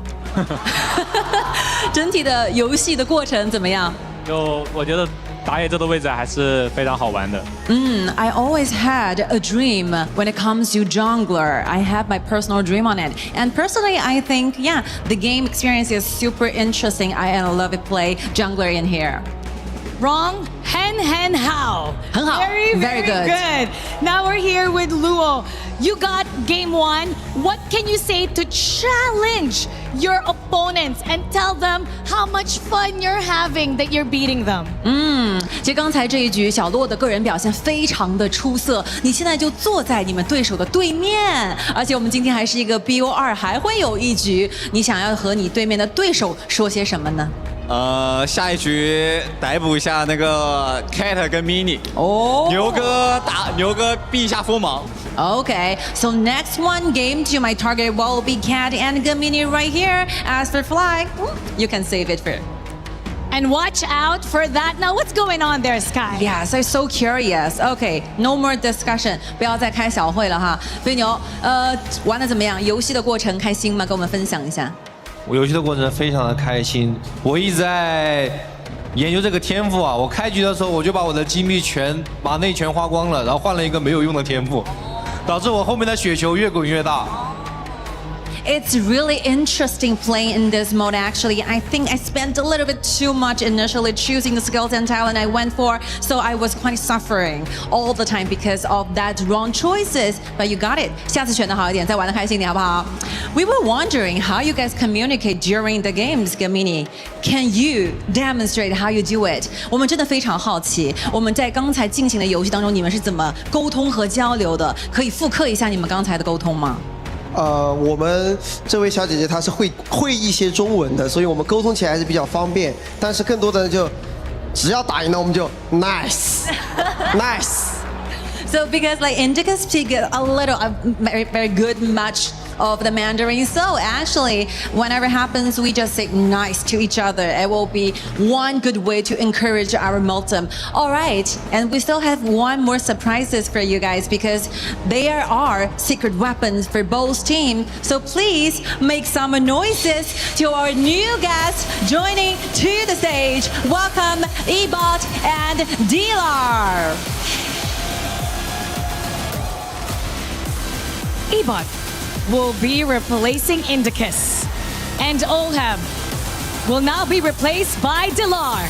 This is the HOK and AOV Global Star Show match. Super Flow Brawl mode. It's time to get this going. Casters, lead the gorge. Thank you so much as we go into, of course, the second game. We had a little bit of a sub. Indicus is now out, and now it looks like Ibot is going to be coming in for this one. Now, what are your thoughts on this, that first game? It was very interesting, like Gemini said that they were communicating with Indicus, and then Indicus was translating across the map. Now, without Indicus, how are they supposed to talk around? Well, as they were saying at the same time, it's just like, hey, at the end of the day, all we need to say is nice. Nice. Right? Nice, nice. That's the only feedback that we truly need as they make those nice plays as we go into this one. But again, not every game is nice, let's be honest. And that's why we're going to play the Super Flow Brawl here, as again, it's all about the talents. It's about more of a casual experience, if you will. Yeah, it's going to be very interesting, especially if you're seeing all the KPL players. They're playing really seriously, right? Especially Cat playing that Princess boss, catching so many of the enemy team off guard. It's interesting, like, seeing them still being so good and in their prime while they're playing the show match that was supposed to be fun. Yeah, it's still very serious in that sense, right? You can tell that, like, hey, they actually don't want to lose. They're looking to shine, and they're creating so much havoc with their plays, and they're able to just kind of, like, you see the micro plays. I kind of want to see them playing on their phones because I want to see, again, like how a true maestro will kind of navigate through all of the different buttons. Yeah, it's going to be very interesting, especially like how they control the game. Like Cat, using that Princess Frost, he was just roaming around, opening up the vision. Like, he's not even playing in the mid lane, he's like playing a roam role. He's just opening up the map, trying to contest Shafiq Aiman, especially like setting up so many good team fights, trapping high in such an uncomfortable position. And when they are trying to trap all of the King's players, it's just wrong. Coming in, trying to get the setup with that Jing play, just diving, swinging around on every map. That's what made them very strong. Yeah, made them very strong, but it also started with like the mechanical play. The hero, actually, the draft was actually pretty solid, right? It was very balanced. It had almost everything that you wanted. I mean, you know, Shafiq, for me, he was like the all-star because he was like the biggest character. Like, I couldn't see anybody else because he was so big on the screen. It's very scary, especially like Dianpo, the Earthshaker. Yeah. His main focus is actually just to get so much of the CC, right? Like when he's like applying the Mega Me talent, it makes him very scary. Like, he's popping his ultimate, shaking the gorge, just catching out so many people off guard. And like, Wrong capitalizes on that, and they made the perfect plays onto the other enemy players. That's why they've been getting so good. And look at the support all from the fans coming in for the grand final match. They're saying is to bring back the trophy. Yeah, bring it back, right? I think that we will be going to the grand finals where the trophy will be there. Now, I don't know about the show match, what they're going to be winning for this one, but for me, it's about, again, having a lot of fun with this one. If I'm going back to the talents, I mean, Chantal was already talking about the mic on one. I do want to see if some of the talents will select that, and maybe they start singing. I don't really know. I think you're just bashing at me when I did the Dahlia cosplay and I sung with that talent. But I hope like the teams that are playing right now, they could choose the talent. I just want to see, like, for example, maybe Cat. Who would have thought Cat would have sing? Yeah. It's gonna be very interesting, right? Or maybe Gemini just screaming on the stage, just shaking up the gorge. I think that those guys will not. So for me, who's not very good at this game, when I'm playing in this mode, I would have mic on because I think that, you know, I would be able to kind of talk throughout the entire time or just yell or sing or whatever. But I think that for these other guys, they're actually looking for talents that will enhance them other ways because through their own play, they're able to dominate. Yeah, that's what like Fly said, right? Like, he was looking through the talents, he was just figuring out which one was the best for their composition. But then again, we kind of remind him, this is a fun match. Yeah. He was supposed to have fun. So they need to take this less serious and more fun, pick out those goofy talents, had fun, and make so many plays. Yo, winning is fun to me, right? If I'm losing, I'm not having fun. It doesn't matter what sort of game mode it is. Obviously, there's a lot less. There's no like rank, D rank, if you will, if you lose on this one. So for me, it's about just making a statement. Hey, you're playing on the stage against some of the other ones, and some of those other KPL members, you know, as well, PKL, IKL, all of these guys, you want to make a statement. 100%, especially if we're looking at how they're performing on the first match. It was like they're having fun and still being very good at the same time. And if we're talking about like stage presence, like these players, they have like an aura to them, like especially like where the fans are cheering on every kill, like they're supporting their favorite players on stage. Yeah, actually a lot of respect, if you will, right? And I think that going in, a lot of these people, a lot of the influencers, a lot of the players, of course, have a huge fan following that's just going to be there. And that's kind of why, again, these guys are legends, right? And being able to play onto the stage and to have them as like a dream team, if you will, between Valors and Kings, this adds an interesting element and makes it very spicy on a grand finals day. Of course, it's the Super Flow Brawl mode that you can use and you can test on HOK. So don't forget to try it. Don't forget to play it. If you're frustrated on peak or on ranked, this is a good way for you to blow off some steam. Maybe yell your hearts out, play your hearts out, even try to bash the other team with a Mega Me talent, just bashing with the Lian Popik or the Zhang Fei. It's very interesting, especially if we're looking at how they utilize the talents. Like, we haven't seen some of the more interesting ones, which were like the Jeepney Rush, where they could throw cars to the enemy teams. Yeah. And not only that, if we're talking about a bit more local, maybe Indonesian, riding motorcycles around the map, who would have thought? Like, it would be very interesting if we could see them in that mode. Yeah, sometimes I actually select the talent based on the name, right? Like Sweet Tahoe Relief, I'm just like, oh yeah, I'll take that one, regardless of what it does. But it actually just restores 2 HP every 1 second. But this is still, it's so much fun. Like the naming that they did, plus the fact that you can kind of get random ones. Every game is different. Yeah, especially like the one called Tough Gang.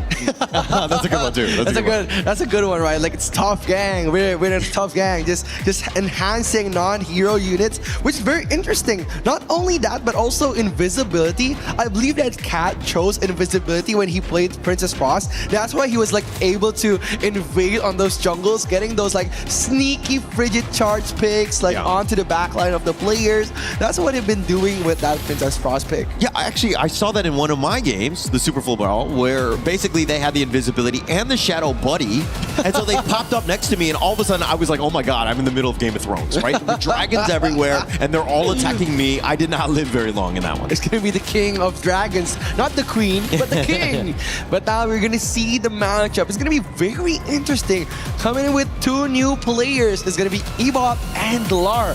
Are they gonna be able to carry the game as before? Or is it going to be another winner for Team Kings? Yeah, actually in the same roles as well. So all of the other players have kind of stuck with what they did, right? In the previous game, a little bit of a different one. On the Fatih in the middle, or the jungle by Fly. And it looks on the other side wrong, though, Zhilong. I mean, you've got like heroes galore in terms of just being able to make some sort of impact plays. Yeah, especially if we're talking about Ebot. He was once an ex-pro player too. That's why he's been such a good addition, maybe replacing Indicus. Like, he played for Dominator as the sub mid laner. So it's very interesting if we're going to see him perform in Team Valor. Yeah, I also look at like Gemini. If he's like what I mean, he was previously coach, right, and of the KPL Dream Team. This is a guy where you took the L, man. I mean, you learned something, but what are you like telling your team to be like, hey, how can we be better in this one? Yeah, it's all about the minds behind the games, right? Like, how can he play better? How can he lead better? But Gemini playing Dr. Bien is interesting. So he's gonna be aiming for that sneaky heals. And if I remember correctly, there was like one talent that could like knock up the enemies every time you give them damage. And with that Dr. Bien passive that does damage over time, you could get knocked like almost every 2 seconds. Yeah, actually it's funny because usually in this mode you're talking about like burst. I think that especially if you're looking at the Team King side, but in the mid lane. They're gonna try to poke back. Shafiq Ayman getting punished here, getting gone, but he flashes at the perfect time. The first blood coming for Ibot 13.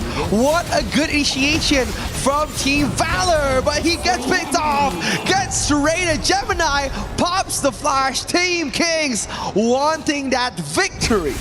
getting that revenge here, and now Lua will hide on the tower. But I felt like Ibot, he got the kill, and he was like flexing in the mid lane, and he's like, yo, dude, you need to run, because the rest of the Team Kings just got revenge on him. It was a misinput. He said it was a misinput because it was so good.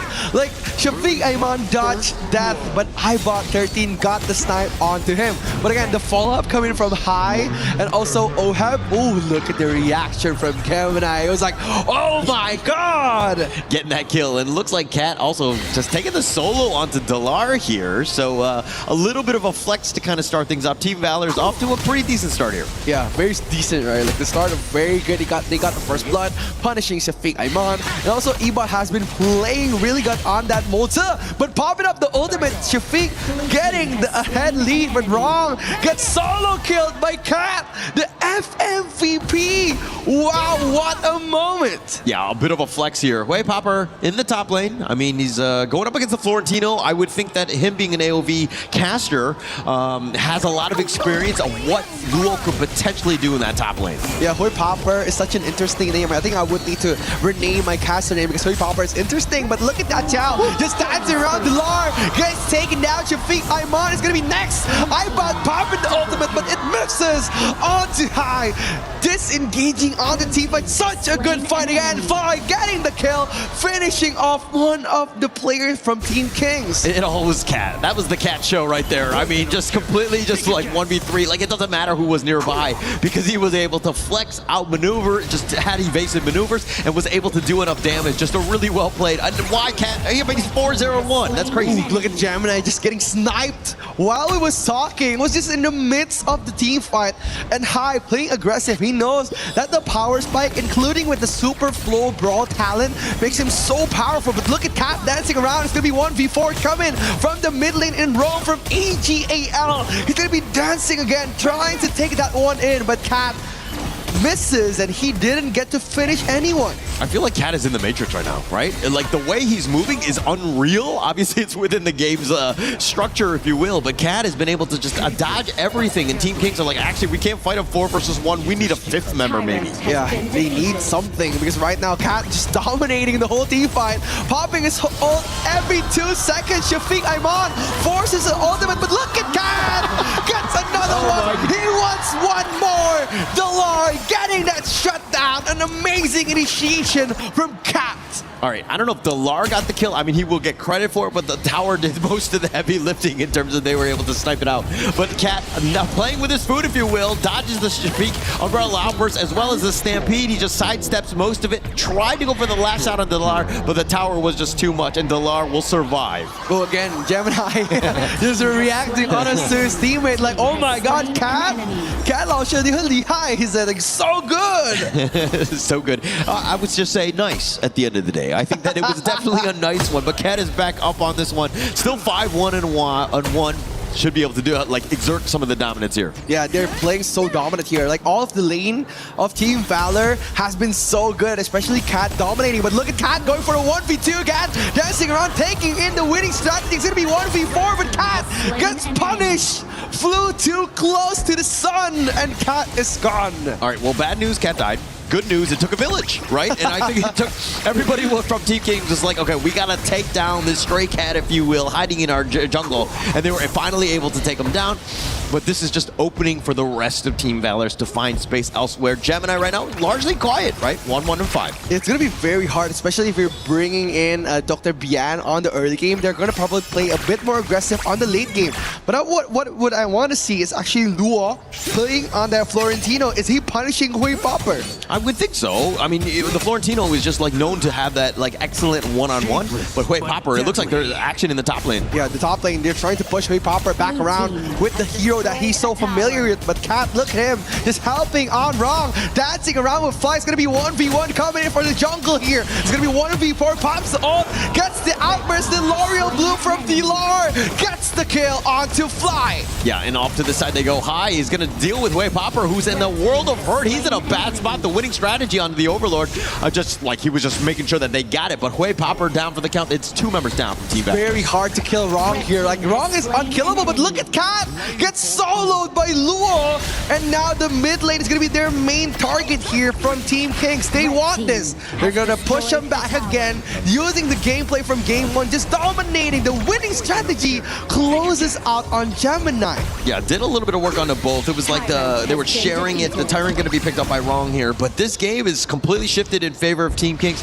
Once they were able to kind of lock down and imprison Cat, it seems like the game is completely flipped on its head in the sense that Team Kings are now in the driver's seat. It's been that way, right? Cat has been so dominating the last game with that Princess Prospect, but now they're going to try to punish again. High is in danger. Fry gets the kill, but look at the L'Oreal Bloom just in time. But the talent that Dilar picked is to ignore all the talents, and he's going to dance around. Luo is going to be 1v1 with Hui Popper. They're going to take it to the late game here. He wanting that attraction from Luo. Yeah, Hui Popper and Luo have been going at it. This is a better love story than Twilight, if you will, and it looks like Ibot on the run. The chase is on. Gemini getting a little bit low, but Ibot gets popped on this one, and now they find Hui Popper. They've gotten a 2-0 thus far. It's going to be that gentleman's duel coming in from Luo. Look at him! Dancing around! The double kill gets rewarded, but Dilar, he needs to disengage. Look at the damage coming in from Fly. He wants that. He wants more, but look at Luo being the gentleman that he is. It's going to be a 1v1, taking it to the next level. Fly against Luo here, the FMVP. They're going to be dancing, but look at Luo surviving, eating so much of the damage, but it's not enough. The shutdown goes to Hui Popper. Wow, Fly just barely hanging on that one. I mean, Luo, that was a one-way ticket. There was no exit strategy, if you will. There were no rescue helicopters on the way for that one. Not going to happen. But again, it doesn't really matter in the end. Yes, the kills are fine, but if we're talking about the overall net worth, you have a 5K lead for Team Kings. It seems like they're just more about the objectives here. Dude, look at the damage. The triple threat coming just from that Florentino, just poking the Fly. Fly was getting punished. Then if Ebot wasn't there to help him, it would be so dangerous for him. But look at Wrong, getting punished too, getting the ultimate from the Da Qiao is so scary. It's very scary indeed. I mean, let's look at like Luo. He's all the way in the back, just kind of farming it on his own. High is just kind of putting the front on with this one. But the flash away, Hui Popper's on the chase, not able to get the catch on the High. Yeah, but look at him, trying to get the objectives here. A bit competitive, playing this game, taking the objectives, which is very good, but they're going to try to focus on someone else. Look at High. He has the Tempest Dragon Vanguard up to leash, man. Yeah, at this point, right? I mean, we're only not even 10 minutes in. Luo getting focused. Oh, he wants more. Look at the Jeepney coming in, but Fly dancing around. There's a stray bus coming for Luo, but the mid lane is open for Team Kings. Look at the knockup coming. Cat is getting punished here, but look at Cat. He's trying to defend.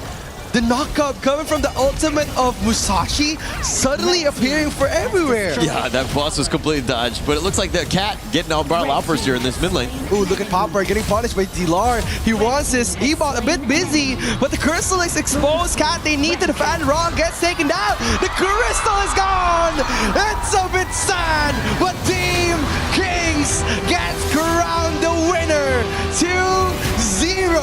I mean, it started with, you know, the great play by Team Kings, the way that they were able to map control, and it ended up with winions, right? At the end of the day, finally getting those last 2 shots, and that seemed like it was just enough for Kings to, again, close out this game. Yeah, it's all about the minions, right? We've been seeing, like, Luo just initiating a 1v1, Fly just trying to carry the team, Cat appearing everywhere around the map, but in the end, the one who got the crystal was not all of them, but the minions. Yeah, and I think that the lesson learned through all of this is that maybe we need more communications other than just nice. Yeah.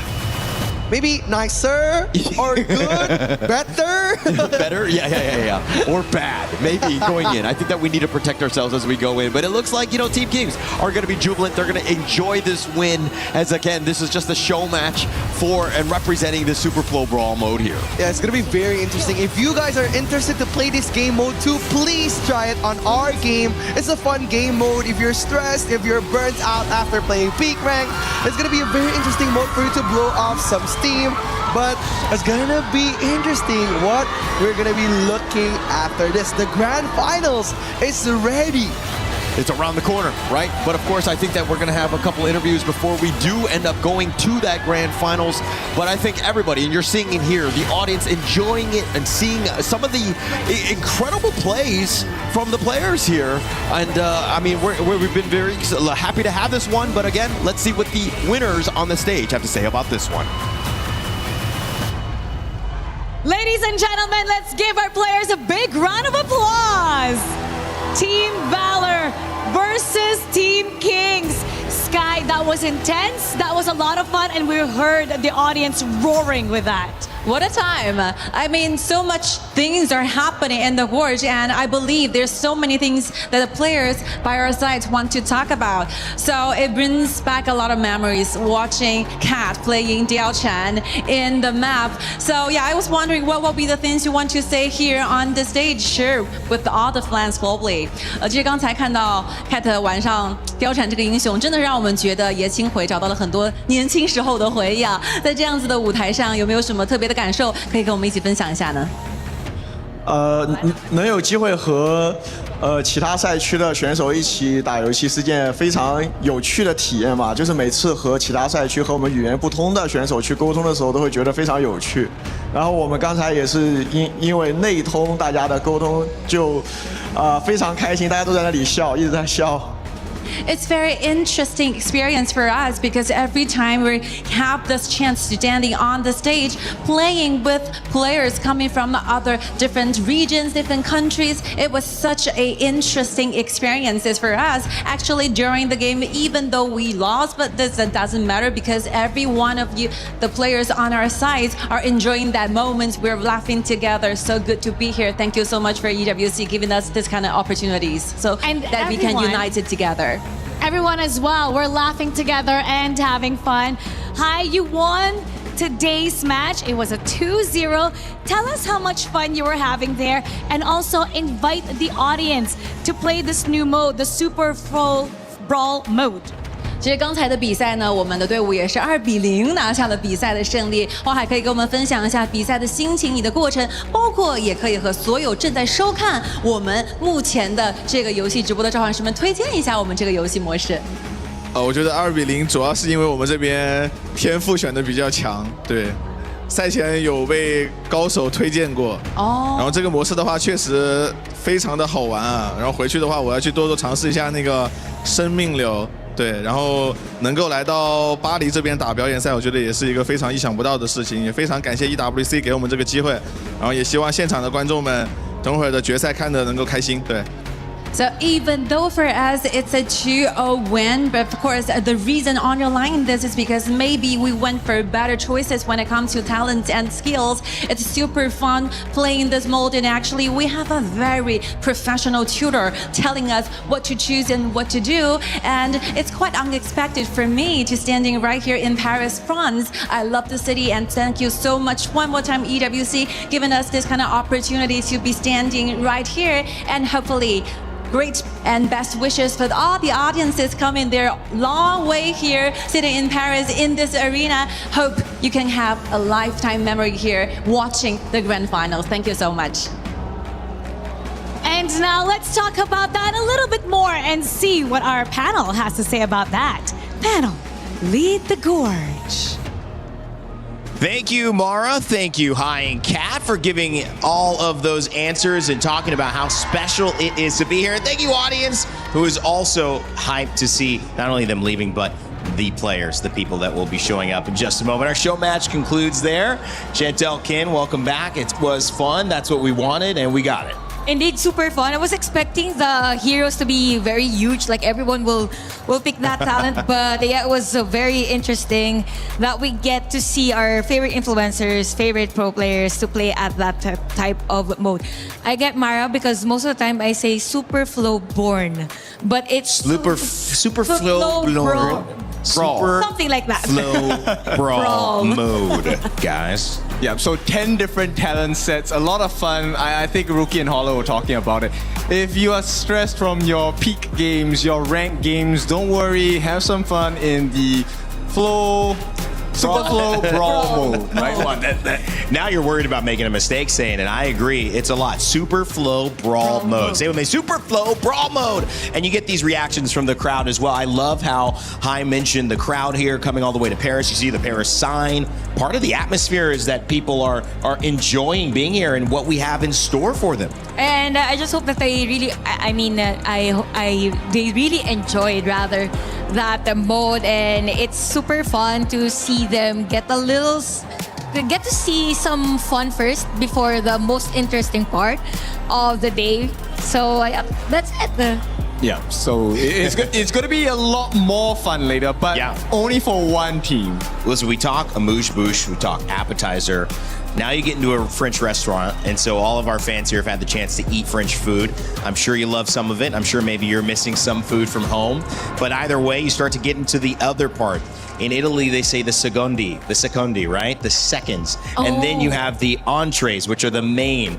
And there's plats as well, which are sometimes the salads, the things that come before. This was kind of that plat. This was kind of that secondi, right? The second before the big steak comes your way that you split with the whole table. And that's what we have here on the schedule. If you were to look at a filet, if you were to look at a tenderloin, the best part to finish off your meal, it's AGAL versus KSG, a KPL matchup, legacy and dynasty that is going to be crowned by Valor here, Chantel. I'm so excited. And as we kind of close this segment and lead to that, I want to get your final thoughts after what we've had today and this tournament, and also leading into this great grand final. For me, I'm just really happy that we get to see majority of the global teams progress. Congratulations, by the way, to our third placers. And it's an honor to be a part of this huge of a crowd. And I'm just thrilled to see our grand finals later. Hopefully it gets to game number 7. Yes, whatever she said, +1. And then ditto. Bon appetit. Oh, bon appetit. All right, so it is close to lunchtime around here. So we will remind you guys to take it easy, maybe grab some water, refill some snacks, because we have a lot of action coming up. A best of 7 grand final. It will be the first time on today's stage fighting for that trophy that we get to see KSG and, of course, your Qiddiya City title defenders, AGAL. Play is in our DNA. Whenever we let it out, it becomes our superpower. Now imagine an entire city being built to supercharge it. Qiddiya City, powered by play.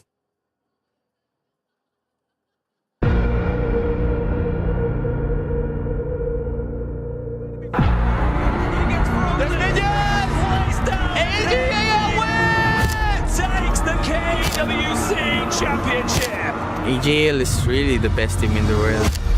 When AG won last year, we were in the casting booth, and at that point, it felt like AG already had one hand on a trophy, so it was well deserved. It was really exciting, and to do it in front of their fans, it was a huge moment. It was very tense and dramatic last year in the final. From what I've seen, how AG has performed since then, not as good as what I think their fans would have liked. This year, they're facing some troubles, like some rotations have been made, and also they are trying to find some kind of different play style. So yeah, I'm a little bit worried about them, but I'm sure that they can put themselves back. So I'm really looking forward to seeing them play in EWC again. 这次时隔1年又来到这边赛场，还是比较兴奋的吧。又能和各个国际战队交手，我觉得他们这次准备的也很充分，因为我们跟他们打了很多场训练赛，觉得他们相比于去年进步非常大。I think from the game last year, we are not doing the best in game. We are because we are a little bit afraid of them. But this year, we will try our best. AGAL is a team that is strong in China, and they are the champion. I think it's an opportunity to show that Malaysia team can beat all the China team, including AGAL. 我们会先做好自己。AG this year needs to show how resilient they are. Their current performance, they have had games where they lost to comebacks.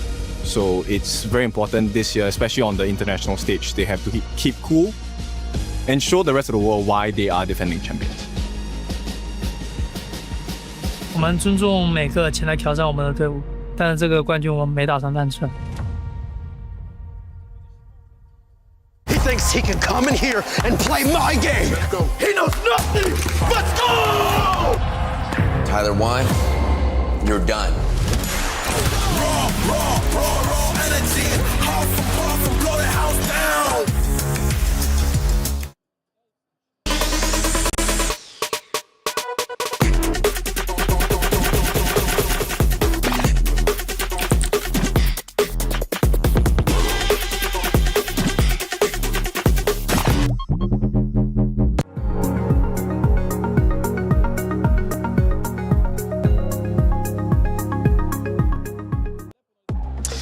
When the consequences are at their greatest, when the stakes are at their highest, when the lights are at their brightest, you see the teams that deserve to lift the trophy show up. And they don't just show up a little bit, they show up all the way and convince the world that they are the best. Well, this opportunity has been brewing for a very long time. Our grand final features two teams from the KPL with two different stories, two different ways of approaching the game, two different paces to defining who they are as players, and more so, what they will become. Today is just another story, another part, a chapter of a book that has many tales yet to be written. But today in Paris, France, at the Lenovo Legion Gauntlet, we have one chance to write a dynamic part of that story that if you're watching from home or in the stands with the thousands of people who have traveled from China, you certainly will not forget.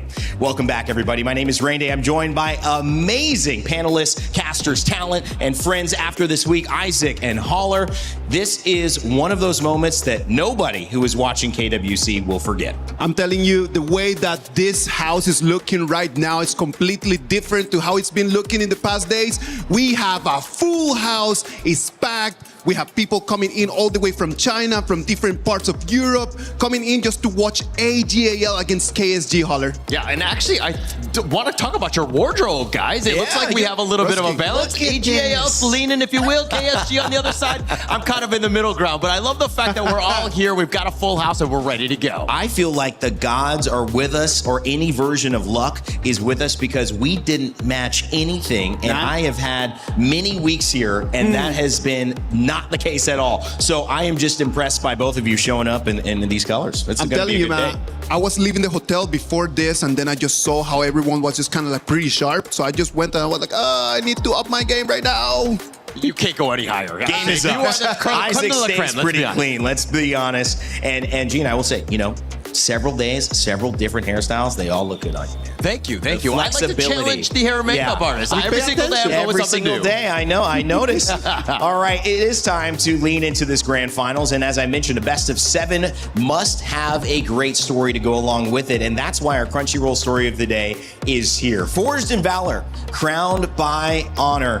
Gene and Isaac, this is a moment that when you see that trophy up there that's been removed, but you recall back to the moment when AGAL had the screen split. They walked in last. All of the competitors of the top 8 looking at them, place it down, saying, we're here to defend our title.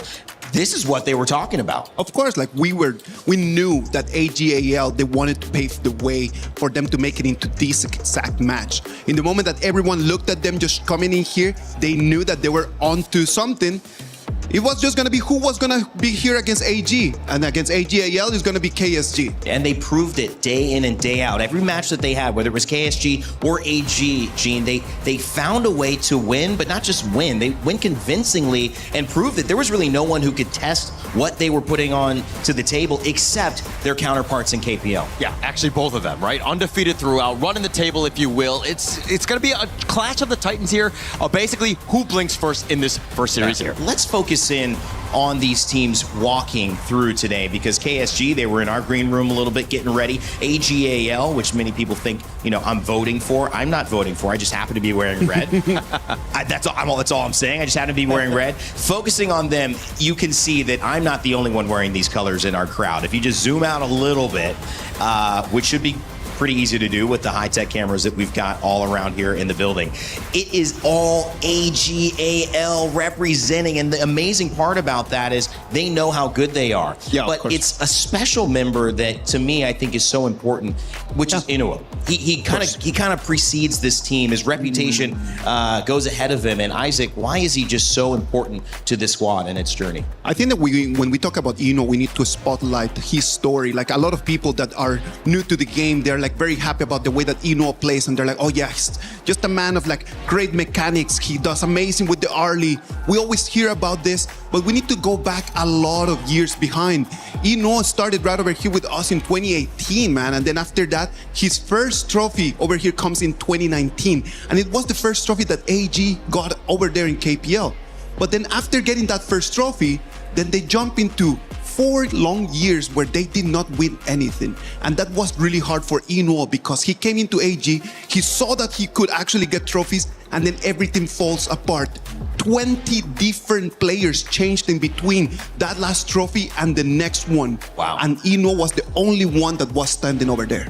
Crazy, and kind of what we expected, right? The guy, the GOAT, if you will, he's going to be standing alone, and I think that with him just kind of letting things like evolve, if you will, with the different players, finding the perfect, teammates for him is why this team is continued to win championship after championship. Their strategy is understanding the greatness of Inoue, and when you look at this team they've built clearly around him. Isaac mentioned 20 different teammates from his journey from the last time he lifted a trophy, that championship, to now. But can they do it here? Obviously, title defenders coming in from EWC last year. Inoue looks to repeat that with this squad. Let's listen to what he had to say heading in to this matchup.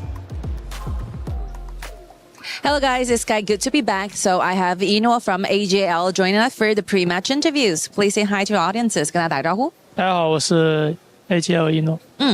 This will be the last game here in Paris in KWC 2026. And so it seems for me that AGL seems to have hit your stride in the tournament as the time goes on. So do you feel actually your team have the best headings into the grand finals?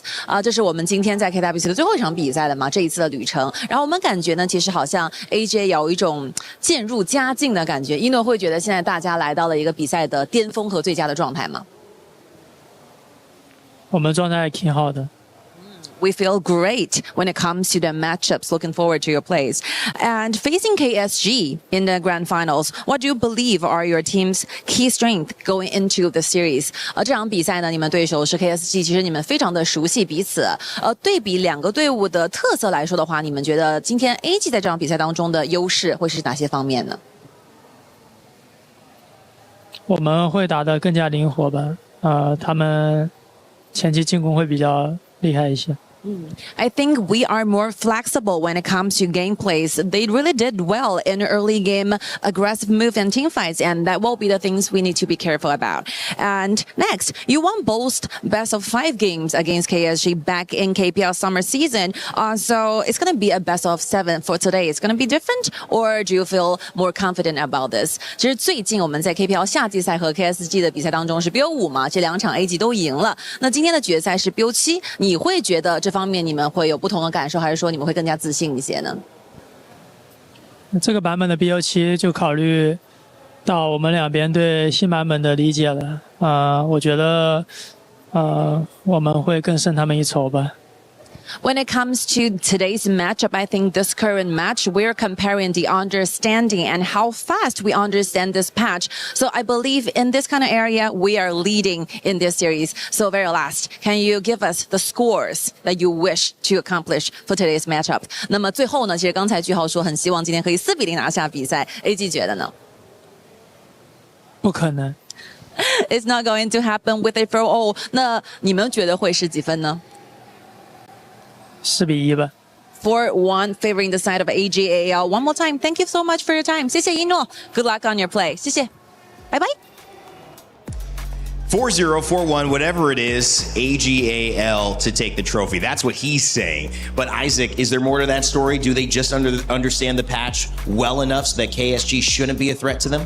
I don't think that it's only about that, man. I do believe that AG, what they have in their favor is just that they have the family buff right over here. That's right. And I know that man, like his family is right over here. You can always find them over there in the stands being the best people ever. Like we were walking through Paris and then we just saw Ino's dad over there. He was on an Uber and then he just kind of yelled at us and say hi. Such an amazing people, man. Yeah, actually everybody. I mean, the crowd is as well. I mean, obviously family definitely helps out. All that support and just getting us to the biggest stage here. But again, he's reigning champ, right? And until they take away that trophy, I want to see exactly how KSG can play here. Yeah, and he's got to act like it, right? The confidence. Not only that, winning fan favorite organization of the year in the KPL, AJAL have a lot to represent. But of course, on the other side are our spring champions coming into this, winning that spring title 4-0, something that is very hard to do. And when you put it in context, no one was even able to take a game off of them this entire tournament. So the fact is they have continued that run. Can KSG do it though against their KPL counterparts in AGAL? Sky had a chance to catch up with them and see if they thought so.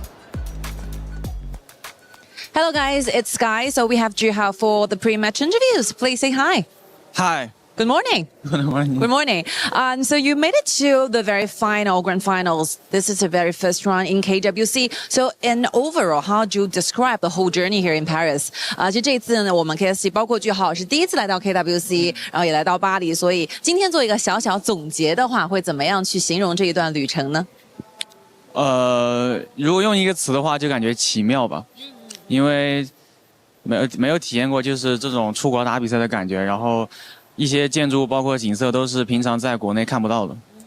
I will use one word to describe everything we have experienced here. Will be like it was very dreamy and very fantasy because everything with the structure, the buildings, the atmosphere we saw were very different than the scenery that we're used to back in China. So yeah, it's a very beautiful trip and we really cherish every single moment here in Paris. So talking about the games now, you're facing a defending champion AG. So what will be the key strength that can help you take this title today? 那我们聊一下今天的比赛。那你们的对手呢是 KWC 的卫冕冠军 AG 啊。那对于你们来说，你们觉得今天在比赛当中你们的优势是什么？所以你们可以在这场比赛中获胜。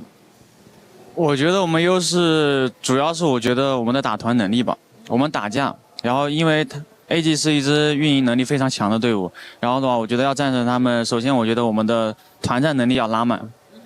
So I think the merits and the advantages suit for us will be the team fights. The team fights is one thing that we are really proud of because from my own point of view, I think AG as a team, they are so good at trading things and their micro games in the games. So yeah, I think basically we're going to be focusing on the team fights today so that we could win in the finals. So any scores you want to finish in this grand final today? 最后你觉得今天的比分是怎样的呢4比0。4比0吗？4比0，没有任何巅峰对决的风险。不打巅峰对决。Okay, I think the score will be 4-0. We don't want that ultimate battle to take place here in Paris because we want to have a very dominating win. Thank you so much for your time, Juhao. 谢谢 Thank you. That will be it. Bye bye. Well, Juhao says not 4-1. He says 4-0, but for different reasons. They don't want to get to ultimate battle, Gene, which is something we haven't seen yet. Going to Game 7 in this best of 7, blind pick. Everybody gets a chance. All the heroes get back up and are available. I'm excited to see what that would look like. But how did you feel about Juhao's confidence on KSG? I love it. I love it. I mean, this is a team that has a lot of confidence. They're very young, and this is the time to shine. And I think that with the play style that they were talking about, how they love team fights, and that is what they excel in. They're a very aggressive squad. I love watching KSG. You know, the energy of youth, the wisdom of experience. It's hard to have the balance. You always want the one that you don't have. When I think the benefit is that KSG and AGAL get to give us a little bit of that difference, that different test, that different idea. They have very different game styles, man. Yeah. When you start looking at the players over there for KSG and AGAL and you start understanding a little bit about the road that they have had to walk in order to make it right over here, you understand that their storylines are very different. Yes. Because one of them has a lot more experience and the other one is a very young team willing to challenge. Well, I'd love to break down that story again because we were talking before and we dive into what's most important here. But you kind of expanded on this conversation between Liu Lang and Shin. And that is an interesting story, and it's an impactful one that's going to have a big impact in this matchup. It is such a beautiful story. So for everyone at home that is listening to this, it's story time. Pay attention. So, Sheng, on one side, one of the most decorated mid laners in the history of KPL. He's right over there trying to make himself a legend, trying to make a name for himself, fighting right now with Rome to see who is going to become the one with the most titles, top of the top. In front of him, Liu Lang. Liu Lang, the mid laner that for a lot of people in KPL, they understand is the ultimate grinder. He is the man with every single one of his heroes in national rank. Every single season he's making the top 10. It is crazy how hard he works. And the most important thing about this is not actually how good they are, but the relationship in between the two of them. Sheng and Liu Lang are best friends. Why? Because once upon a time when they were rookies, watching from the stands, just checking, trying to hope that one day they will be able to take on the stage, they helped each other out to make it all the way until right now, 2026 KWC finals, to be able to see someone that helped you over there in the darkest hours and be able to fight against them, gotta be the best way to become a professional. You know, you see this again, Gene, and kind of my mind goes to the NBA, and you look at almost LeBron and Carmelo and these guys who are coming in similar times, and you really only get to tell the legacy much later in the story because everyone starts out, everyone has their moment, and it's really the last kind of to survive that kind of gets to write the full story. So what is it about AGAL in this KSG matchup that reminds you of two teams vying for a legacy that they can't necessarily both have? What is that aspect to this matchup that's so interesting? Both of them want the same thing, right? Yeah. They both want to be champion. They want to be the top dog. But as to what Isaac was saying, the power of friendship at the end of the day, man. right? It's about picking each other up and making sure that, hey, no matter what sort of team we're playing on, we're in this together. And again, we might be rivals for today, but moving forward, we could be best friends. It's only on the 4 hours of the game, man. We're rivals only on the 4 hours of the game, and then after that, we rank together. Most likely, we're gonna end up just having dinner together. We're all good, man. You're going to be at that dinner too, I bet. I hope so, You're always man. going out to dinner, man. I don't As know how long you as do they it. pay, I'm in. I don't know how he does it, man. Oh, I'm like ordering in. I'm getting some sleep. But the benefit of this too is you're right, and we would love to see it go 4 hours because we've only seen these sets go 2. Let's be honest. They've been dominant. They've been dominant. This is the time we do think that they are going to go to that 4-3, maybe that 4-2, 4-1 could be, but we're still expecting more games. It's going to come down to the marginals. It's going to come down just to the millisecond decisions that they need to make. So 4-0, 4-1, that for me is completely out the window. 4-3 is my dream. 4-2, very likely. Yeah, 4-2, I think we're kind of in that area. I do think at KSG, there's more pressure on them to perform because, again, they're about the team fights. If they get stymied early, AGAL are going to shut the door and it's not going to be able to play their game. So KSG, a young squad, and we mentioned the aggressiveness and that style. How do you think that's going to impact the way that they approach game one? What about if we just talk about their game styles in this moment? I think that is very interesting for us to understand that KSG and AGAL, in terms of their DNA, their game styles are conflictive. They're very different. KSG, they have like a timer. They know that they're going to be strong in the first early parts of the game. They're going to fight. They're going to try to get an advantage. On the other side, AGAL, they're methodic. They take it slow. They are the planners. They are the smartest team out there because they understand that in the mid and the late game, it is going to be for them. Yeah, I always look at AGAL as kind of like a different one where they're kind of like the night market, right? Where you're looking to trade and you're bartering and you get what you want, but at the end of the day, you're kind of thinking, I got ripped off, right? They got the better of me, right? So AGAL, I think that's definitely a team that, again, you got to be careful about. Check your pockets. That is so true, man. That is so true. I love that one. Well, if you want to get the better end of the trade in your time spent here, whether it's in Paris, France, or at home watching it, make sure you download HOK because you you could be playing while we're talking and setting these up or in between games. Trust me, the panel has some good points. They're going to break down the story, so you may want to pay attention then. But after it's all said and done, you don't have to go home and be upset. You could keep having that HOK on your phones, enjoying the mobile phenomenon. That's what brought these players here. That's the $600,000 that they're fighting for first place. But most importantly, it's the title defenders, the ones AGAL are trying to bring back that glory to the KPL when they return by having that trophy yet again. Back-to-back championships are on the line. AGAL has done it. KSG want to become KWC champions. It is gonna come down to the destiny, to the millie decisions. And Holler, I am really looking forward for that. I'm looking forward to it. You can see the crowd has risen. They're ready to go for this grand finals today. 18 seconds left before we start to decide a champion. In Paris, France, at the Lenovo Legion Gauntlet, KWC comes to an end, but not without the brilliant flash of lights and the spark of a dynasty. 2 teams, 1 destiny, forged in valor and crowned by honor.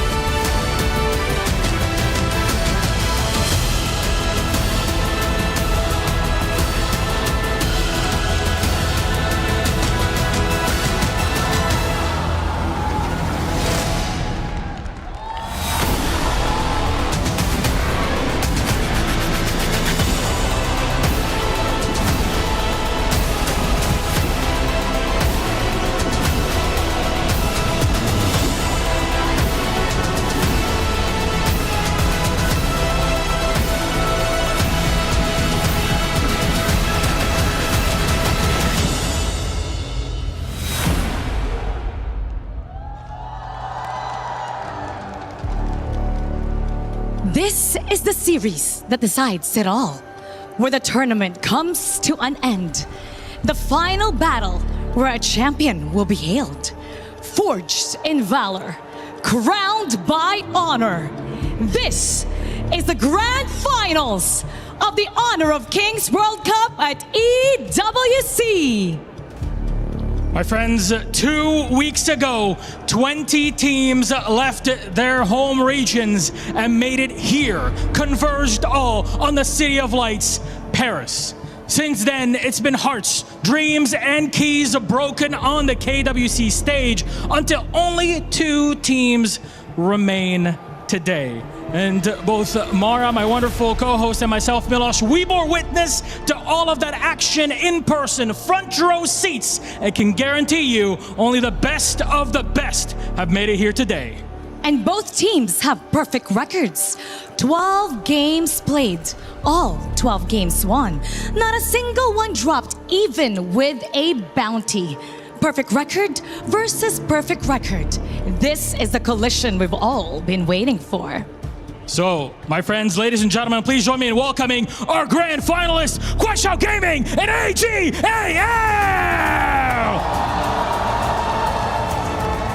From Kuaishou Gaming, Silence, Juhao, Liulang, Yu, and LFF.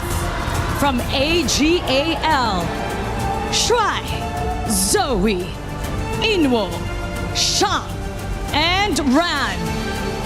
2 giants of KPL collide on the biggest stage. AGAL have walked into the stage a year ago with the Esports World Cup title. And now they're back in the grand finals with an opportunity to do it all over again. But they'll have to go through Kuaishou Gaming, fearless, ruthless, and ready to fight.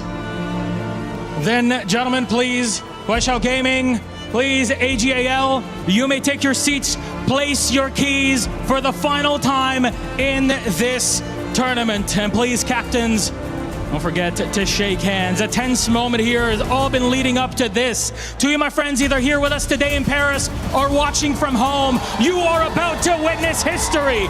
AGAL, Guaishao Gaming, only one can become champion. Let the battle begin.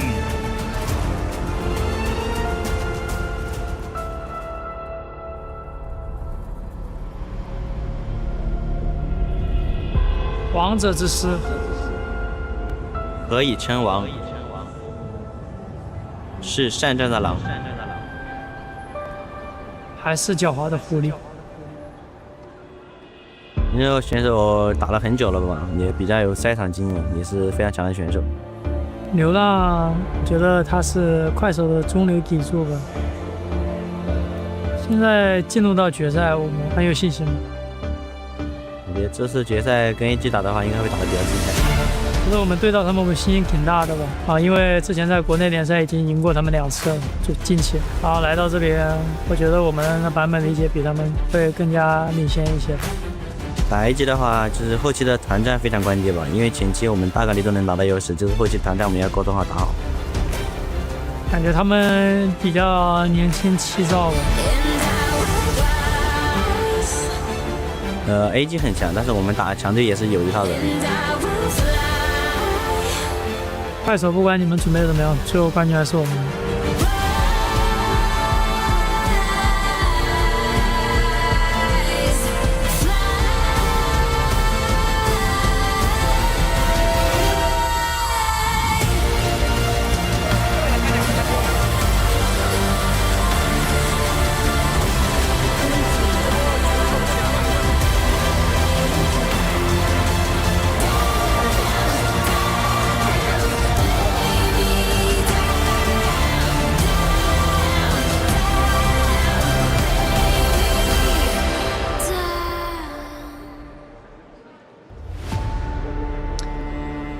What did people say on the walls of Troy when they saw Achilles versus Hector?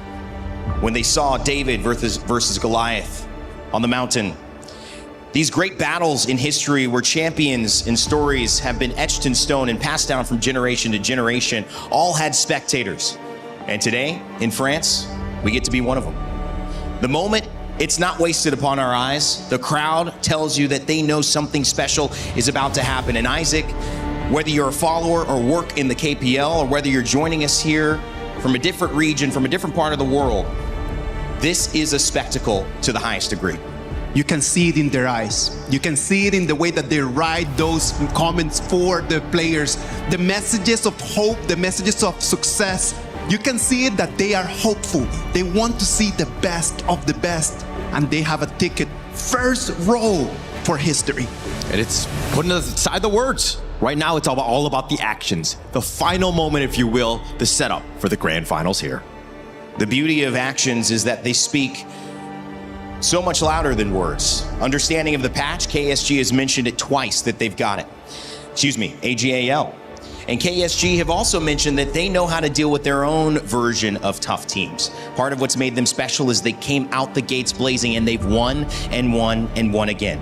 And as our title defenders, the KWC title defenders, as we showed you before this matchup, AGAL have one job: lift that trophy one more time. They've already proven they can do it, Isaac. In front of them, KSG, they want to take the trophy from their hands. They came here with the dream of just being crowned by honor. They know what it takes. They have done it in the past, Holler. And I really hope that this day, we're going to be able to see 7 amazing games. I hope we go the distance. It's all about the ultimate battle. I mean, in the interviews, the predictions didn't go that way, but I do think that the level of competitiveness is so high that we'll probably be near that number. Wow. Rain Day, I'm telling you, man, I've watched so many finals through the years, and this one is going to be a special one.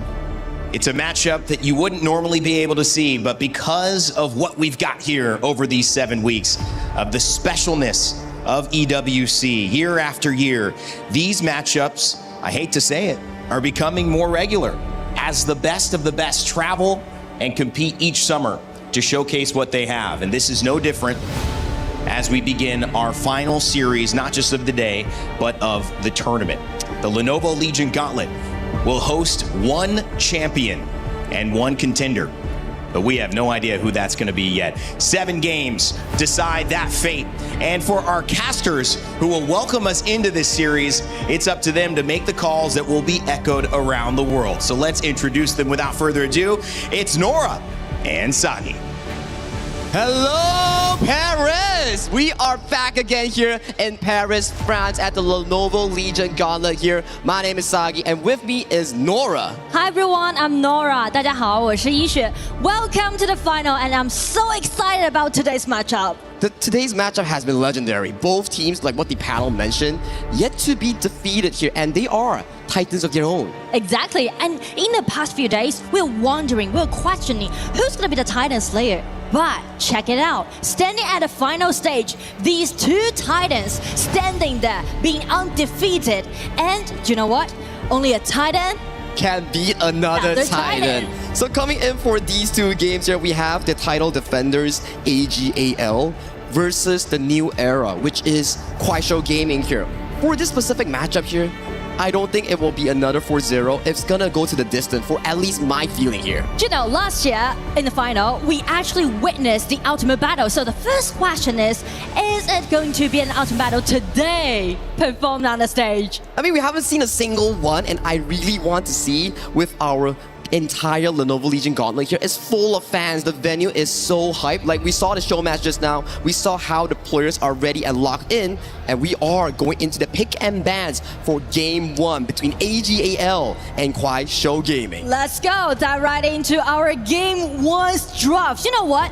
These two teams, they played each other so many times, right? So they're very familiar with each other. And because of the best 7, it's not new to these both teams. So Game 1 playstyle, the strategy is quite different. Yeah, it's about stacking those heroes. Like, I remember what you mentioned. KSG is all about the early aggression, and AGAL is about playing the mid to late game. So, starting the draft, you see Ukyo, Diadia, the strong early game heroes, remove away from Kuaishou Gaming's pool, and they lock in that pay in that first pick. Exactly, and the reason is because if they just ban away this Ukyo, kind of prioritize Zoe's play, allowing him to lead the whole pace in the early game. That's true, right? And I like the counter matchup coming in from the side of Coach Ziqi. We do have the Ying and also Lapu Lapu here, and we are getting a game 1 Zhuangzi here coming in from AGAL. I think this is potentially the first one in our playoffs. I do believe that Ino, back into the pre-interview, he said something about the understanding towards this patch, right? Because of the best 7, you need to give all the cards you have, and since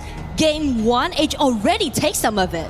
It reflects that playstyle, right? AGAL, slow, steady, mid to late game. We often see AG, the way that they play. Yes, you're losing in kills, but their goal is always higher than their opponents. We've seen it. Quarterfinals, semifinals, but can they do it against Kuaishou Gaming is what I want to find out, and I am loving that Florentino that will be going in towards the hands of Silence. That's what the first cheer from our crowd behind us for, right? The Florentino. I mean, like, Silence used this Florentino several times, and you can see Silence always gonna be really silent in the game, farming up, but by this Florentino, he just gonna shine at the late stage. With this specific matchup, right, go through with me how you feel about Florentino. It's an AoV hero coming in for this specific patch, and going in against a Charlotte, we've seen a few of these matchups here. It's slightly more favored into the Florentino. What do you think? Well, I feel like definitely the laning will do well, but to the team fight, as we mentioned, it all depends on their pure mechanics and what opportunity they're gonna find for them. Fully agree with you as we pace into the second phase of the pick and bans here. More of the remaining hero pool will be removed coming in for both teams. We have the Arlie locked away from Yimo and also the Haya removed from Liu Lang. I think you did tell me more history about Liu Lang here. He's been with KSG for a lot of years now. The only player remaining from the original roster. And also, you know what? Last time when these two teams played against each other in the final, that was back into 2024 KPL summer. And at that time, Liu Lang was there, and actually the team just regrouped with him years by years, and in this spring season, they finally got their very first champion in their team's history. Oh, that's just a very lovely story, right? Staying in one team, cultivating that winning moment, and getting that 2026 KPL Spring Champions here. But in front of them is AGAL. Can they do it once again? We have to find out as we jump right into the pick and bans before. Arlie, Chano, Mai Nui, Haya. So do you pick up a farm lane here on your fourth pick? The Aoyin is still available. Because you mentioned about the stay the longest time in their own divisional team. And as for AG, definitely it's going to be Ino, right? Yeah. Played the longest time for AGAL. So that's the reason why you can see like AG, they're targeting at Liu Lang, right? The captain of KSG. And on the side of KSG, they're just directly targeting at Ino's picks. Yeah, and it further adds on to your question where they're targeting Ino. They're also saving the final counter pick towards the side of Yu in towards that farm lane here. So do we get to see something special here? Might be the Devara, might be Ino on his signature Baishi. Those things are pretty acceptable coming in from game 1 because in a BO7, we want to burn heroes slowly into the game 5 and game 6, right? And also because they are trying to play the game in totally different style. So as you can see, by picking this Garuda, kind of just prioritize KSG's early game using Lapu Lapu and In, and also this Garuda allowing them to build up the vision control for the whole team. Super aggressive picks here coming in from side of KSG. The final 2 picks will be the Consort Yu and the Yu Huan coming in from AJL. Such a safe composition. Their only early game comes from Zoe on that Pei and also Sheng on that Yu Huan. If they lose that 3v3 mid lane, this could be disastrous coming in from AGAL. But that's how AGAL always play, especially for the first game of their best of 7, right? Playing it slow, steady, but nicely. They're very comfortable about taking those late game hero. The only thing is that will Zoe be under attack in the early game? Because just as you mentioned, right, he's the only powerful hero on the side of AG. If he falls, that could be a big trouble. And it's a reflection of their individual playstyles. AGAL, slow, steady, winning the race mid to late game. KSG coming at you with strong laning phase, good mid control, and want to break you down in the first 4 to 10 minutes of the game. And speak of the laning phase, that's exactly what KSG tried to highlight for game 1, because on all 3 lanes, they're trying to build up the winning lanes on all 3 lanes. Yeah, win lane, invade jungle, go for towers. That's the KSG playstyle. So as the coaches shake hand, we will be going into game 1 in just a short moment here, Nora. And you know what? These 2 teams play against each other so many times due to their records. Actually, they played 32 times before, with AG a 68% winning rate, KSG 31% winning rate. But you know, this year they play against each other for 50-50? 4 times. That's a 50-50. Hey, it's a 50-50 win rate. One of them will have to suffer a lower win rate after today's BO7 here. So some records will be broken because these 2 teams yet to suffer a single loss here in the side of KWC. I mean, so far in KWC, both teams standing there with 12 wins in a row. And these 2 teams actually know each other very well. And I know KSG, they are known for their aggression, and AGAL, they're known for their microing. With that in mind, ladies and gentlemen, let's get into game 1 of our grand finals between AGAL and Kwai Show Gaming. Let's go!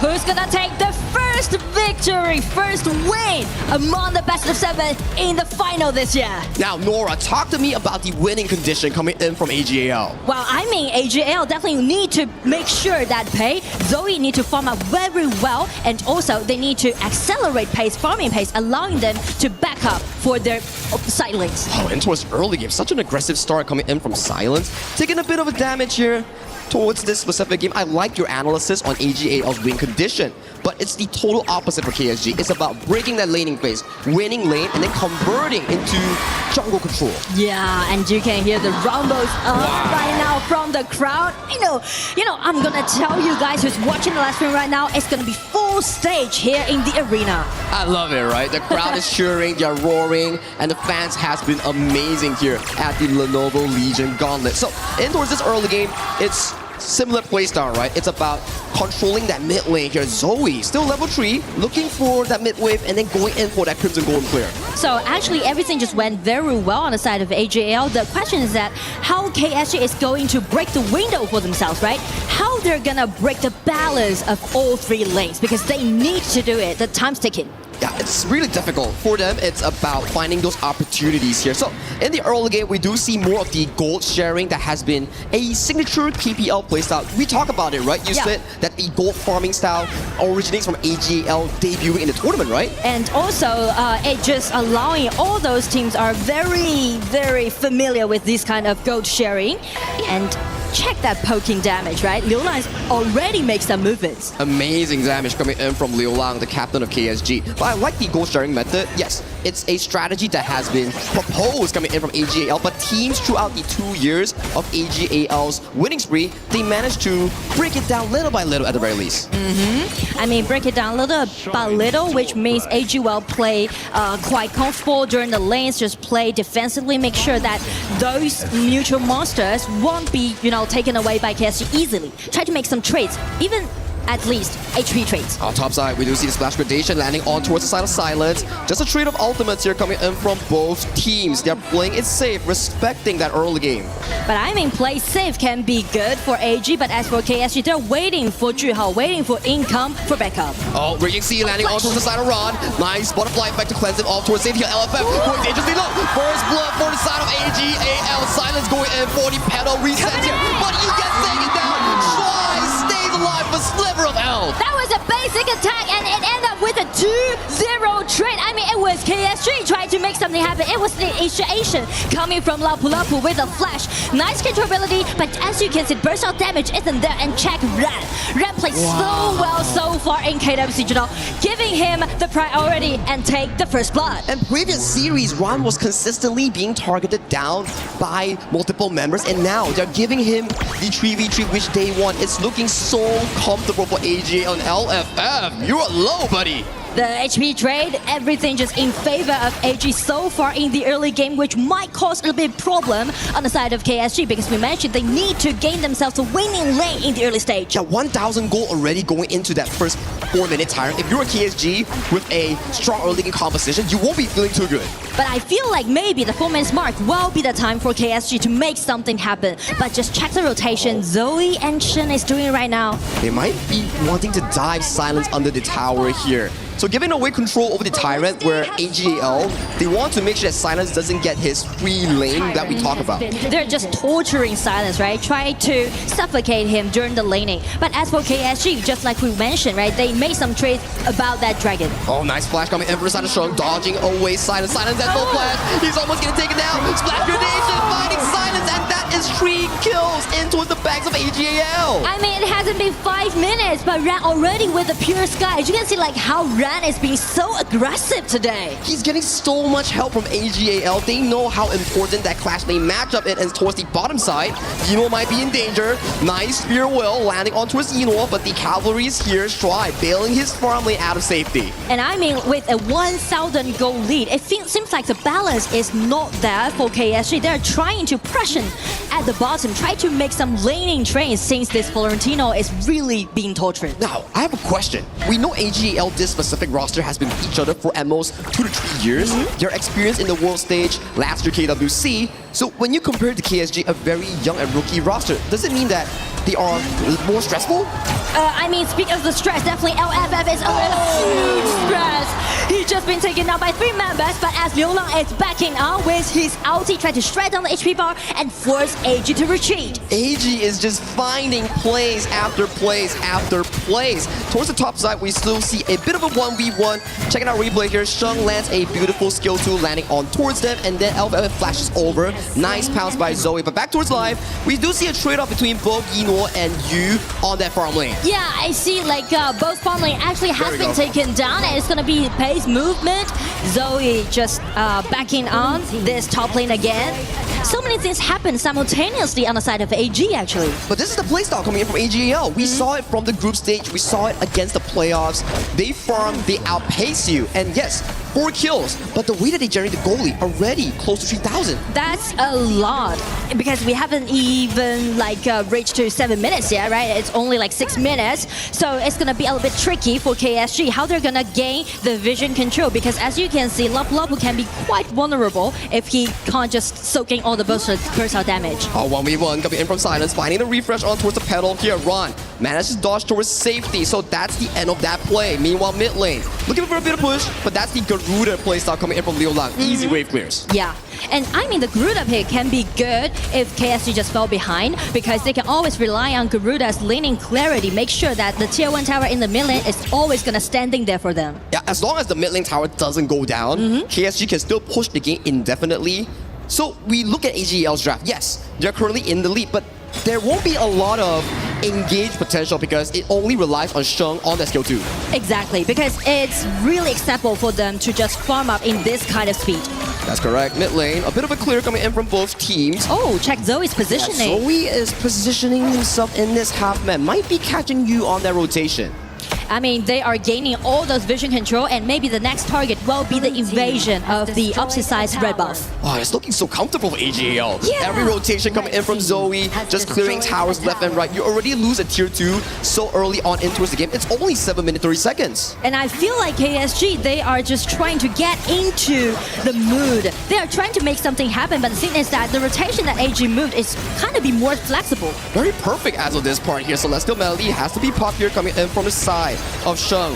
A bit of a poke here. Ooh, he does go very low, but that's the clear of the wave, right? You clear the wave, you rotate back into the jungle. Slow but steady for AGL. And as for KSG, actually, it's just allowing them to have a plan B, which will be fix the spot of engagement in the mid. Now, we talk about how AGL can win the game. Snowball Ran, Snowball Yinor, Zoe doesn't die. Ran getting caught out here, has to pop the Pure Sky. Silence going in for that 1v1. But a good disengage coming in from Strike. Strike has been such a reliable role, just putting down those anti-CC. But I mean, nice catch. It's gonna be Zoe jumping in, getting his hand on this Yu, but he tried to make the tower die happen. You just denied that. That could be the game changer here coming in for the side of Quackshot Gaming here. Meanwhile, towards the bottom side, Jihao wants trouble with the side of Ran. Ran in 1v2. Gets tagged by the pedals yet, but nice refresh coming in from Silence. Silencing Ran in that play. I mean, KSG, they're just waiting for the right moment and try to make this pushback happen.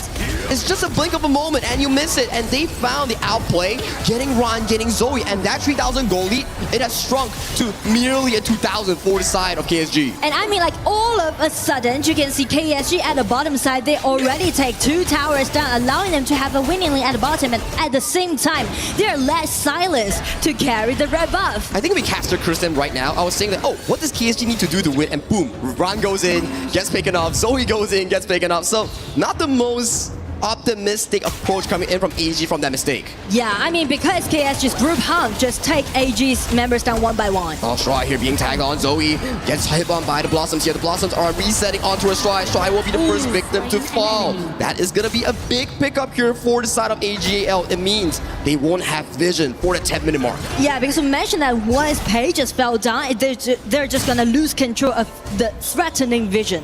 It's true. So, now, going towards this 10-minute mark, if just now AGL held their lead, maybe we see an AGL domination, but with the takedown coming in on Shrine, the mid lane tower just gets exposed. I mean, the mid lane tower matters a lot, especially we are reaching to the 10-minute mark, and you can see the output damage from a Garuda, from Liulang, really hurt in the mid stage. And LFF, such a smart play, marking Zoe, and Zoe gets jumped in. Blossom reset coming in for the side of Silence. Silence wants Zoe, but the job is done. They stop AGAL from trading that objective. It's looking so good for Quackshot Gaming. It seems like everything just collapsed by around like 8 minutes, right? KSG just find one window open for them and keep snowballing the game. And they're not stopping here. Ran getting caught off here by the side of Jihao. Jihao goes in with the ultimate, finds a slot here, and he takes down Ran in that play. This is disastrous for AGAL. And I mean, just check the goal difference. AG is holding the goal difference quite well, quite decent, because it's still gonna be very even. But check the versatile damage coming out from Yinor, just using his ulti with Shen's flash, got such a nice gank. Very good timing from Yinor. He saw LFF leave his farm, and immediately he's like, you're alone, and he gets taken down. This is the moments that you need here. So, with that timing difference, maybe they can go for that overlap. But Ran, a bit over-aggressive here, being punished heavily by the side of KSG. But so does Yu, right? The position isn't that comfortable. You can check his teammates are actually very scattered. Coming towards live Sheng, chunks down Silence. Silence gonna be really low before the next fight. AGL, they have control over the Shadow Overlord pick. I mean, the accuracy with Shen's skill 2 is definitely there. Yeah. They are going dangerously low. Both teams. Okay. They're playing with each other. Ran coming goes in. over the back line. Who gets the steal? It goes over the side of Zoe. AGL, they're backing up. They already accomplished the mission, securing that Overlord. Make the constellation effort happen again. A pretty classic AG playstyle. But on the side of KSG, since they already break down all those towers on 3 lanes, right? The tier 1 tower. So it's time for them to make some engagement happen on the red buff side.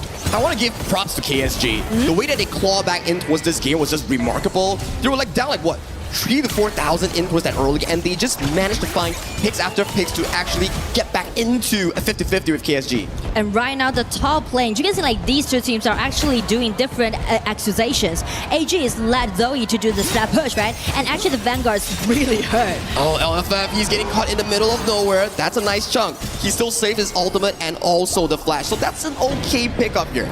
And I mean, that's the microing we talk about all the time when we're seeing AG play, right? When they fell behind in the mid-game, they're trying to figure diverse methods to, just trying to even the game out. In social media, there's a clip of Shuai standing in the river looking in towards that bush, and then it perfectly just slices off that vision. It's really viral in like global social media. Yeah, and I mean, in that case, it's gonna give the pressure on KSG, and right now they're targeting at the tier 1 tower in the mid. Yeah, this was gonna go down pretty quickly here. Hino and Sheng just using their basic attack to chunk it down little by little. I think the game decider will be happening later on. Jihao gets caught out. He's getting really low. Really close. Nice two-man stun coming in for the side of LFF. And Zoe, he gets taken down. Shuai has no way to escape. That's a double kill going over to the side of Liu Lang. Meanwhile, Silence is holding on to member Sheng. Has to commit the flash, but the job is done coming in from Kuaishou Gaming. I mean, that was a really nice push back on the side of KSG. It seems pretty much like Jihao was the bait, right? Just let everyone get in, check the replay, check the positioning, right? Jihao has been taken extremely low, but after that, he survived, and with the Lapu Lapu with a flash getting in, and also Liu Lang's output damage with his ulti, just use his ulti to land all those kills as a double kill. LFF has been amazing in this game. Yeah, he's 0-2 in the early game, but the way that he found engages after engages in the mid game is just superb coming in from a superstar new roamer. Because I mean, like, speak of engagement, the only engagement that you can see on the side of KSG will be Lapu Lapu. That's true, and he's managing to find all of those little plays on the map, which gives KSG back to control. 50-50 from both teams, but with the Shadow Tyrant, the next upcoming 2 minutes, it's gonna be rather stressful for AGL. Well, you see, like, this is kind of like another class of playing, right? It's everything just went so 50-50, and you can see a lot of back and forth is going on, and even when we scrutinize about the goal difference, it's quite even. It's even, like, it comes down to that one final play between these two teams. Yeah. If Yino dies or you dies, that could be disastrous for either of these teams. So, you can see KSG are trying to push in a quite secure way, and AG is trying to poke in a bit more, the ulti trade. Unending Despair coming in for the side of Sheng. That's going to be unavailable for the next upcoming minute here, but it's still all right. Both teams are just like giving away the outer tower, slowly but surely pacing for that Shadow Overlord fight. Yeah, speaking of the Shadow Overlord, that's the reason why Ran is now showing at the bottom and check Silence. He's looking for 1-1 versus. Yeah, Gentleman's Touch goes in for that 1v1, finds a reset on towards the Blossom here. The members from the side of KSG, they're slowly but surely marching down. He's being converged. Jihao goes in, finds the side of Zoe. Zoe has to pounce away, but the backline goes dangerously low. Yino is finding damage, and no one is tagging Yino. Sheng is the first to fall, and the third Spag Spear will find Sheng that run towards the backline. It's a 2-4-0 exchange in favor of KSG. Yino flashes in, but Silence with a really good reaction time to dodge. It's gonna be a flash trade. I mean, everything just starts with those skirmishes happening at the bottom lane between the Clash laners, right? 1 versus 1, and the team members is trying to back them off. But after this, check the controllability, right? Those stun just let KSG to make these things to be possible. This Fear Will coming in from Jihao was so clutch to pick up Sheng, and with that win, Shadow Overlord going in towards them, and the high ground coming in from AGL might be in danger later on. Exactly. I mean, after claiming that Vanguards, it's just allowing KSG to push in a more aggressive way. It's gonna be stressful. Like, you have 3 waves simultaneously pushing in. You can lose the mid tower, but you need to protect that top and bottom high ground. And Liu Lang's damage, he's looking good. 105,000 damage to Garuda. He's having a field day. That's insane, I mean. And especially he's not using his ulti, just landing on those 10 keys from AG's side, right? He's landing it even upon Yu Huan or this console Yu. Yeah, Yino and also Sheng always gets chonked down by the side of Liu Lang's Garuda, and which has been really amazing. And with the Overlords marching in, they are trying to knock down this bottom tier tree.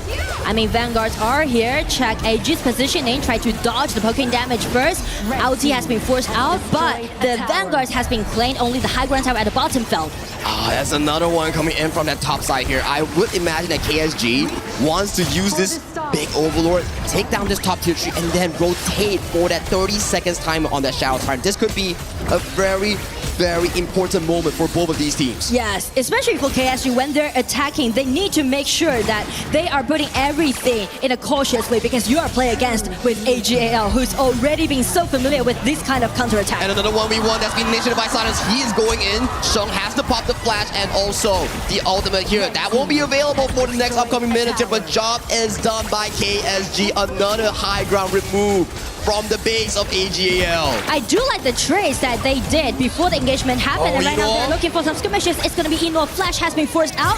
KSG looking for some troubles with the red button, trying to make those constant damage, letting upon Zoe. The pokes has been amazing coming in from Side Show Gaming here. AGAL, they need to push in the vision line. If they lose this, it could be really dangerous. Zoe flashes forward, has to retreat with the help of the butterfly effect. With the health bars blinking low, this Shadow Tyrant will be a simple pickup for the Side Show Gaming. But I mean, like, every time when AG trying to force KSG to take some movements, it's always going to be Liu Lang's ulti, right? Just shred those HP bar down and just cause such a great problem about the attacking that AG trying to initiate. And the mid game has been about Silence, right? Going for those 1v1s and then forcing both teams to react towards it, with Ron being caught off and then Zoe going in an awkward position, and then when LFF comes in for the engage. So they need to make sure that Silence doesn't get a proper flank angle. And right now it's gonna be a trade.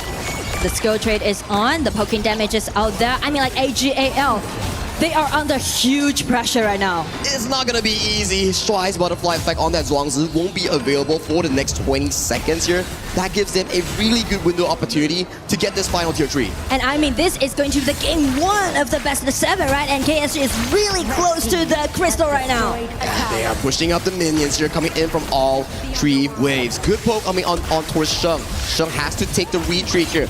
Minions are still far away. Yu goes in with the ultimate here on towards the enemy here. The tower is under siege by both teams, but they have to take the team, but the tower is exposed! There was no one from AGAL who cleared the minion, and KSG takes game 1 in this best of 7 series. I mean, everything just being nailed down at the end of game 1, right? KSG, they fell behind a little bit in the early game, but as you can see, when we step into the 10 minutes mark, they've made a lot of trades happen, and also they just enclose the whole vision and push the game till the end. LFF's mental game is so strong. Being 0-2 down in the early game and still being able to manage to find those team fights, those pickoffs has been amazing. Check out these early games, right?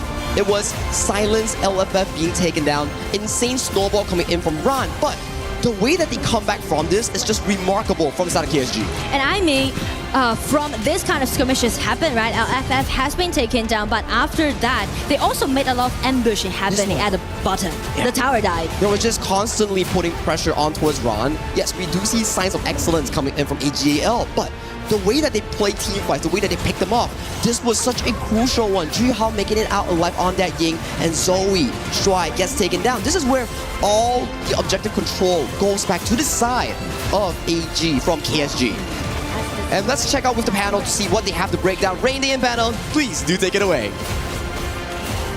Well, you wouldn't believe it if I told you if it was any other day besides the grand finals, but a KPL team has lost for the first time in Paris, and it happens to be by the hands of another KPL team. KSG take the win in game 1 and move forward in their chances to debut here at EWC, KWC 2026, and take the trophy from the defending titles. Rain Day, Isaac, and Haller back on the desk with you. Saki and Nora just on the cast. Isaac, that was exactly the type of game that we expected to see. It did not disappoint. I never get tired of just watching finals, man, because the finals are just so interesting. 19 minutes, we make it all the way until there. And I'm just loving the fact that it's a coming and going. It's a ping pong match, man. Like, it's never for someone. A lot of people say like, oh no, it's already 0-2 for Silence over there.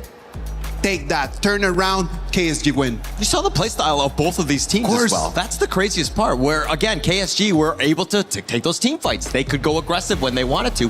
AGAL were looking to shut the door many a times, and they played their playstyle early. And I think that that's the main difference between having the KPL teams just fighting over there, right? Because they never put their hands down. They're always defense up. It doesn't matter if you start just losing at the beginning, they can always find a way to bounce back. but it also seemed like the bounce back was because AGAL were making some uncharacteristic mistakes. They were forcing things. They were getting caught out. They were trying to make some fights like 2 versus 5, and that's never a winning proposition. But you know what? Like, I do believe that KSG forces those mistakes out of AGAL because they understand something. They have the Garuda pick.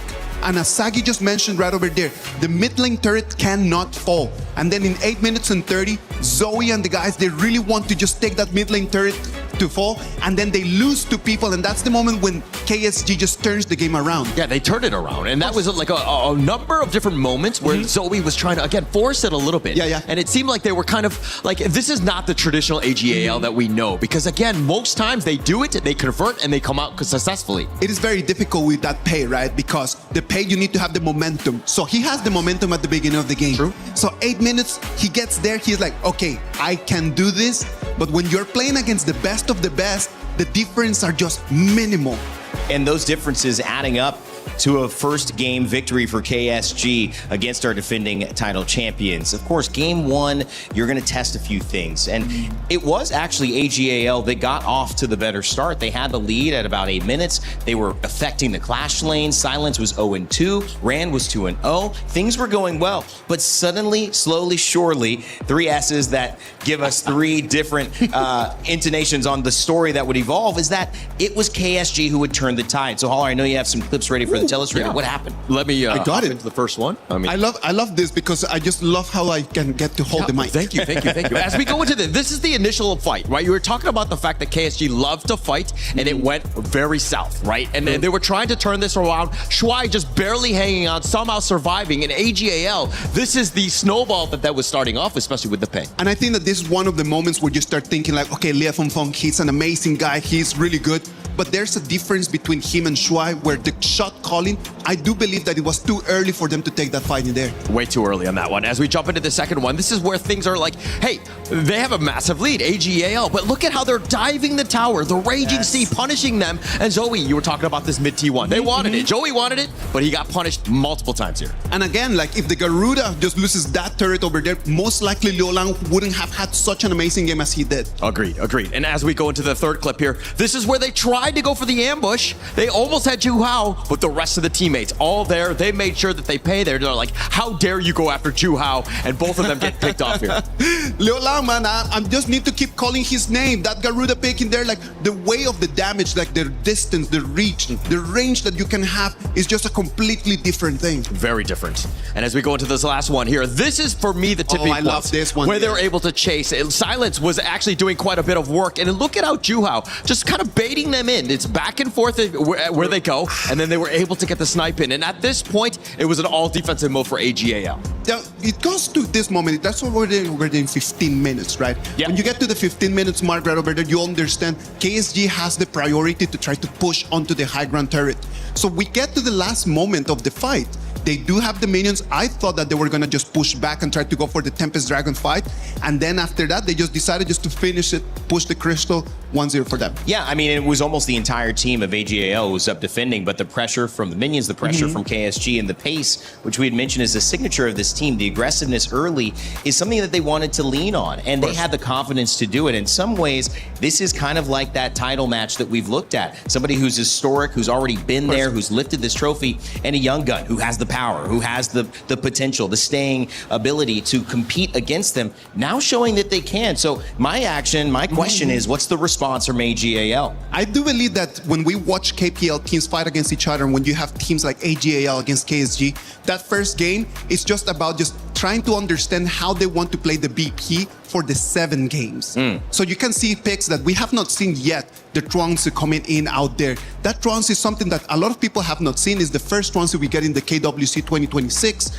This allows them, just that in the moment the Lapu Lapu initiates, the Truancy with the butterfly effect can just purify, and then they can counterattack on that. So I do believe that AGAL in that game number 1 did a really good game on their BP. It was definitely a good game. I think that, I don't know if the Zhuangzi pick it's something that they might need later, right? But I think for Kuaishu Gaming, I think that this is great. This is what you want to do, especially if you're a young team. You want to take game 1, and they did it assertively with some dominance towards that end. One of the things that is also, when you look at a matchup here where you have 2 mid laners who are kind of stealing the show because of their history, Liu Lang and Sheng, as you appropriately mentioned. The Garuda, a very valuable mid lane pick. Getting the win on that when it is your opportunity to play it, that means a lot. That kind of gives you some confidence because on the opposite side, if that goes AGAL's way now, Isaac, that obviously means that they've got the pressure to kind of do well with that pick also. I think that the Yu Huan pick over there to challenge the Garuda was actually a really good one because it can just suck in so much damage. So it can actually just use that issue,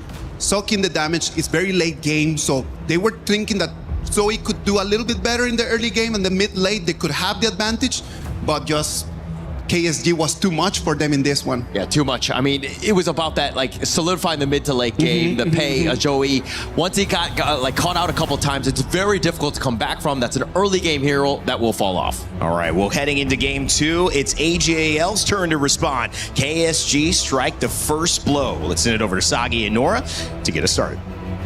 Thank you, panel, and we are back once again in this game 2. Nora, could you have expected game 1 bleeds over to the side of KSG after an amazing comeback? Especially when KSG fell behind in the early stage. We know that this team is known for their early aggression, but since they fell behind, I'm kind of worried about them, right? Well, they make the comeback, but by those ganks they made at the bottom, really nailed it in game 1.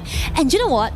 That just remind me about the spring season that they took. Oh, what happened in spring season? Actually, KSG is kind of considered as the underdog for this year's matchup, but as actually like being so fresh to the stage, not even mentioned to the international stage, they're showing their potential play right now on this arena. So they may or may not do another 4-0, just like what they did to Wolves Esports in the spring season. Exactly. Wow. Because, you know, play against AGAL is never gonna be an easy match. If you guys watched the last time's KWC final, you will know it. Yeah, it was 1-3 against TTG, and it all went into an ultimate battle with the side of AGL catching back-to-back games. As we hop into the pick and bans here, more of these mid lanes coming in from the side of KSG has been removed. Yes, Haya has been moved, and so does that Frost and Leon pick.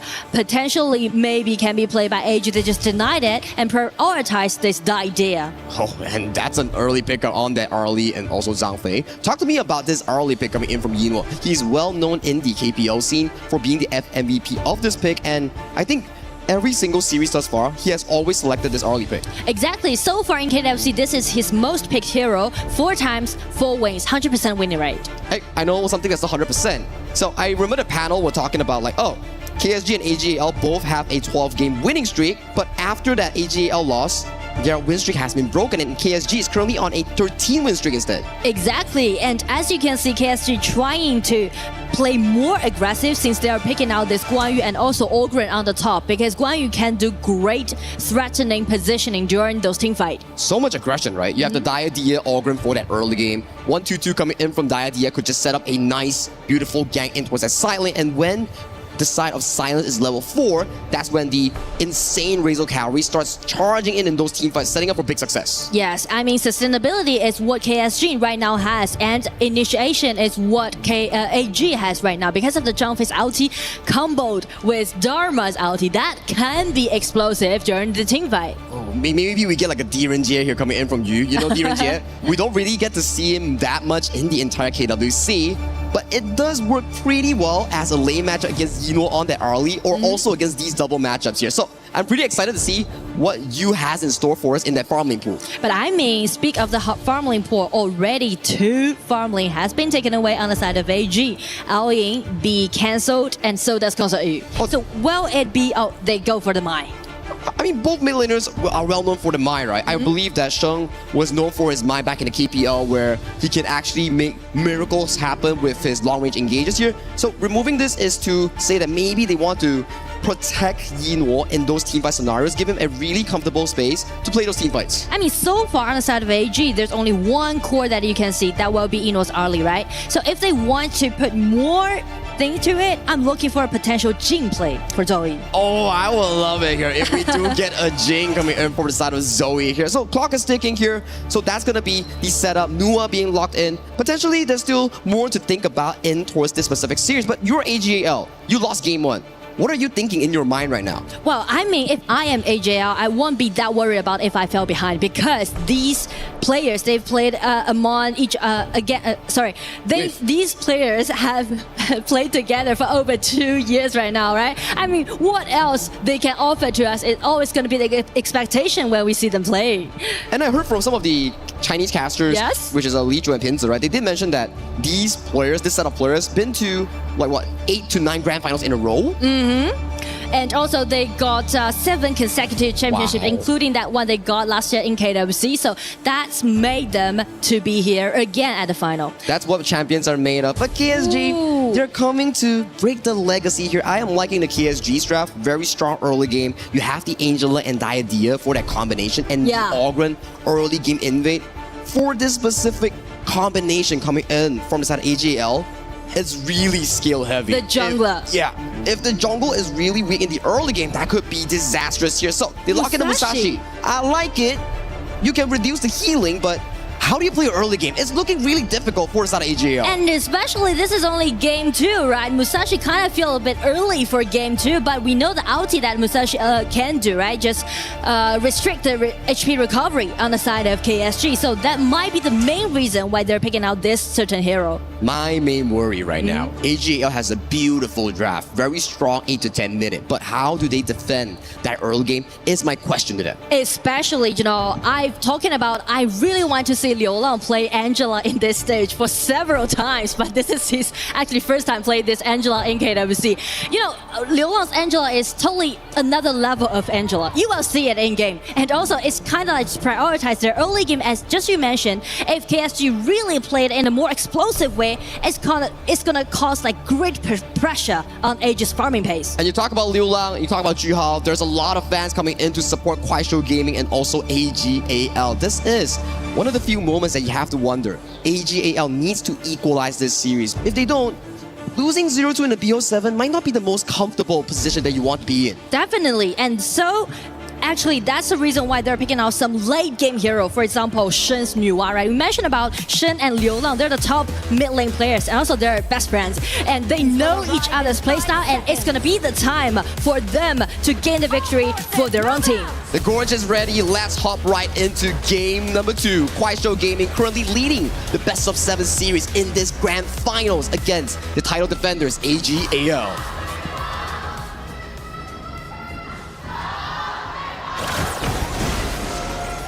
Here now, we can hear the rumble by the crowd. They're cheering now.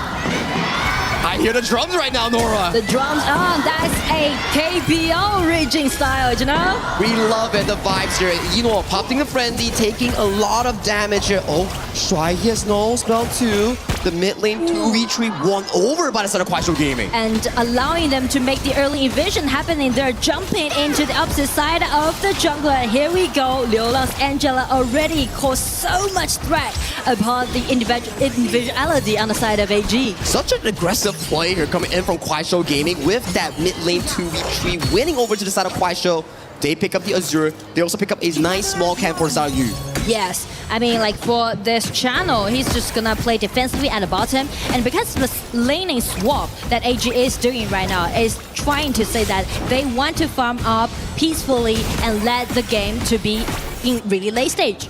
I think it makes a lot of sense, and it's a very smart move coming in from AG. You move Yinhuo towards mid lane, which can push faster than Sheng. That gives them more room to move around the map like this. Gold sharing, funneling, so they can at least stay healthy in terms of that goal. And that's those detailed microing when we're analyzing, especially for AG.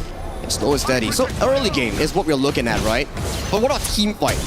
AG has a lot of engage coming in for their composition, which looks really good. If we can stall the game to maybe 8 to 10 minutes. Yeah, or maybe like 4-minute mark, they can try to make some dragon trade happen, but still they need to, you know, even it up in the early stage. But also the team fight wise, you mentioned a really important point is that AG's ulti looks really nice, unless you land it accurately.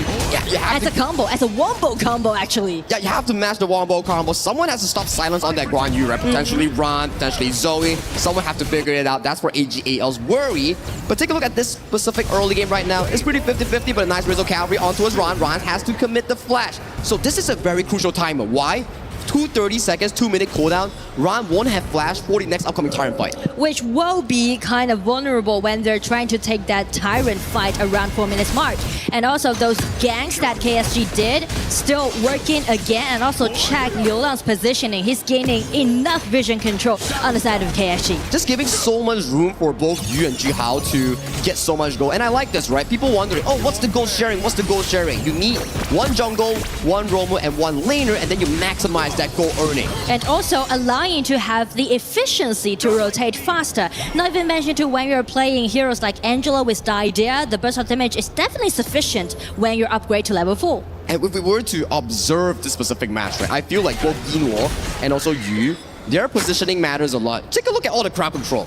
Dharma's ultimate, Musashi's ultimate, Zhang Fei's ultimate, and then you have Silence, always looking at Yinluo. So these two players will be crucial. If they fall, that could be the main damage dealer removed from the pool from both teams. So you can see like at the bottom, Yu is playing extremely cautious. And I do want to highlight because so far in KWC, I thought like Yu played very well during the laning because you're always gonna see him play as a 1 vs 3 or 1 vs 2, right? But this time, if he's trying to confront AG's bottom lane, you can see Shy already be ambushing here for over like 1 minute right now, waiting for the right moment. And Yu is so disciplined. He's just not walking out. He's like, I don't see Shy on the map. I'm not gonna play aggressively. Take a look at Silence. He's coming in first in this specific play. Tyrant has been started by KSG. And right now, check KSG's positioning, right?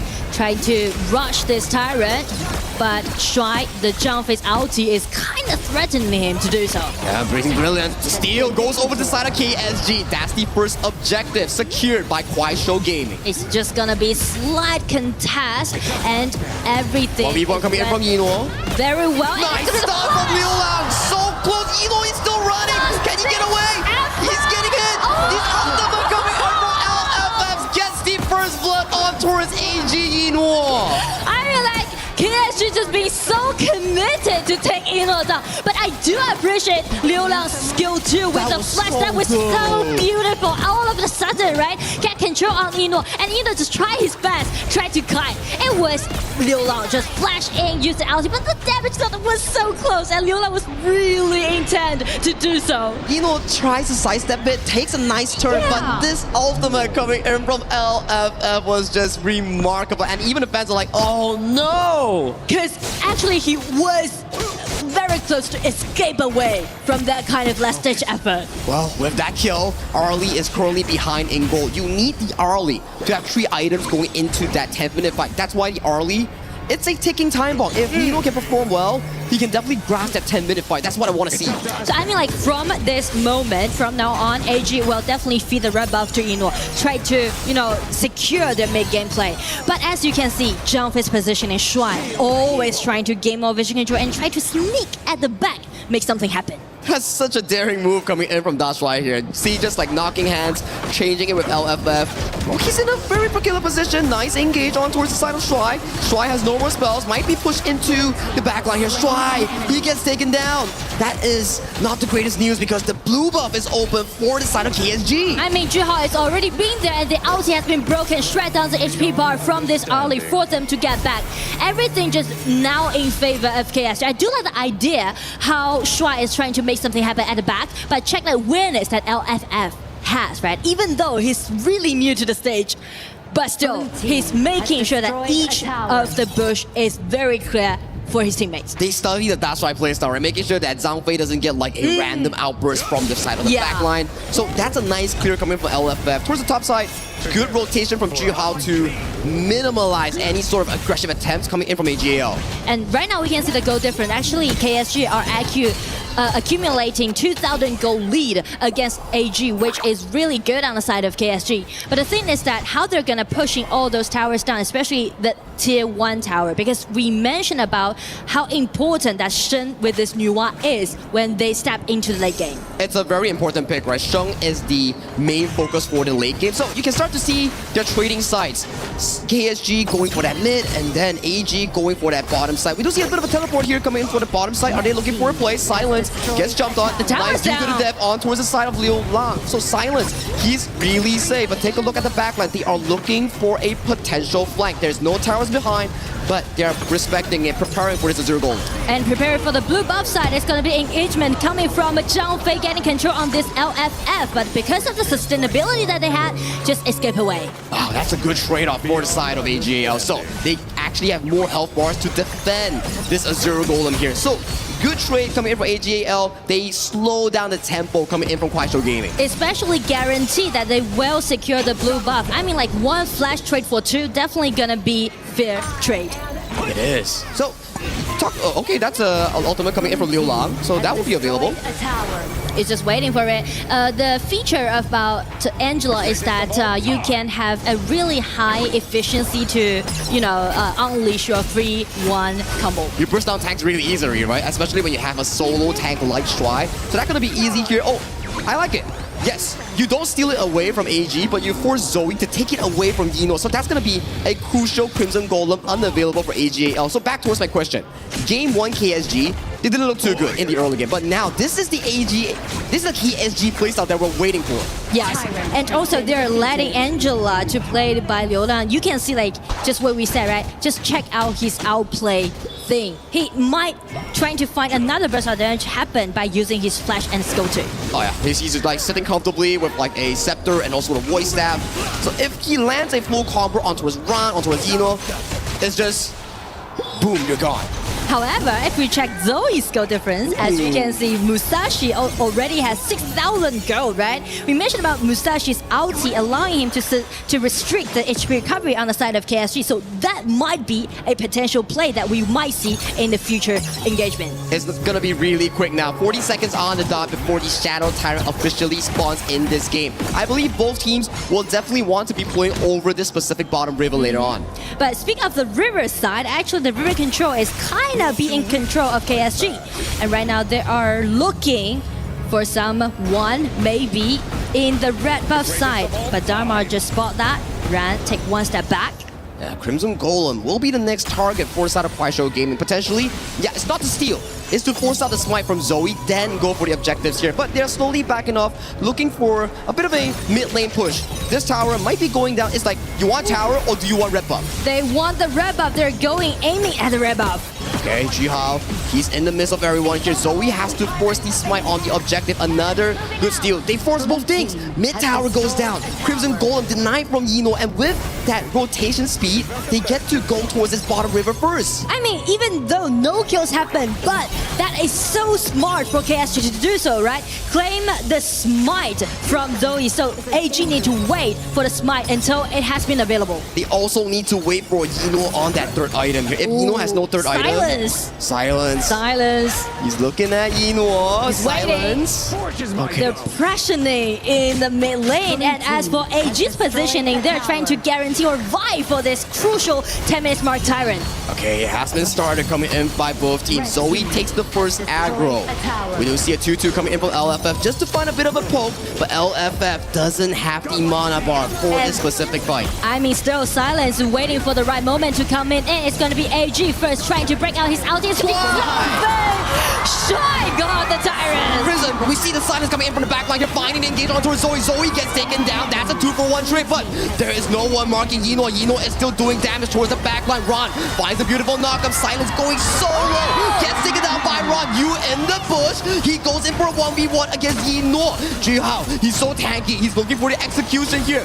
They are still landing damage galore. Don't get it in. He gets the trade off with the side of Yino. That's a 4-for-2 in favor of AGAL. Jihao dangerously low. Path for passing, running away. Where is the teleportation coming in from Shove? He wants to chase. Okay, there's no more chase. Jihao is safe, but AGAL is the miracle 10-minute team fight. I mean, miracle team fight around 10 minutes mark is so classic to see AG do so. First, reclaim the Tyrant by this Zhang Fei, and also Musashi's ulti directly targeting at Liu Lang's Angela, deny him at the first place, and check Ino's positioning, being so safe, and so does Shen, this Nuwa, just letting out all those constant bursts of damage upon Kuaishou Gaming's members. And as you can see, that 1-1 trade, you can see like Yu is just being so committed to trade for Ino. The team fight composition realized by the side of AG AGAL, and they just make it work perfectly at that 10-minute team fight. And Shuai, you gotta give him props. He stole the Shadow Tyrant just now. And his aroma, and I mean this might be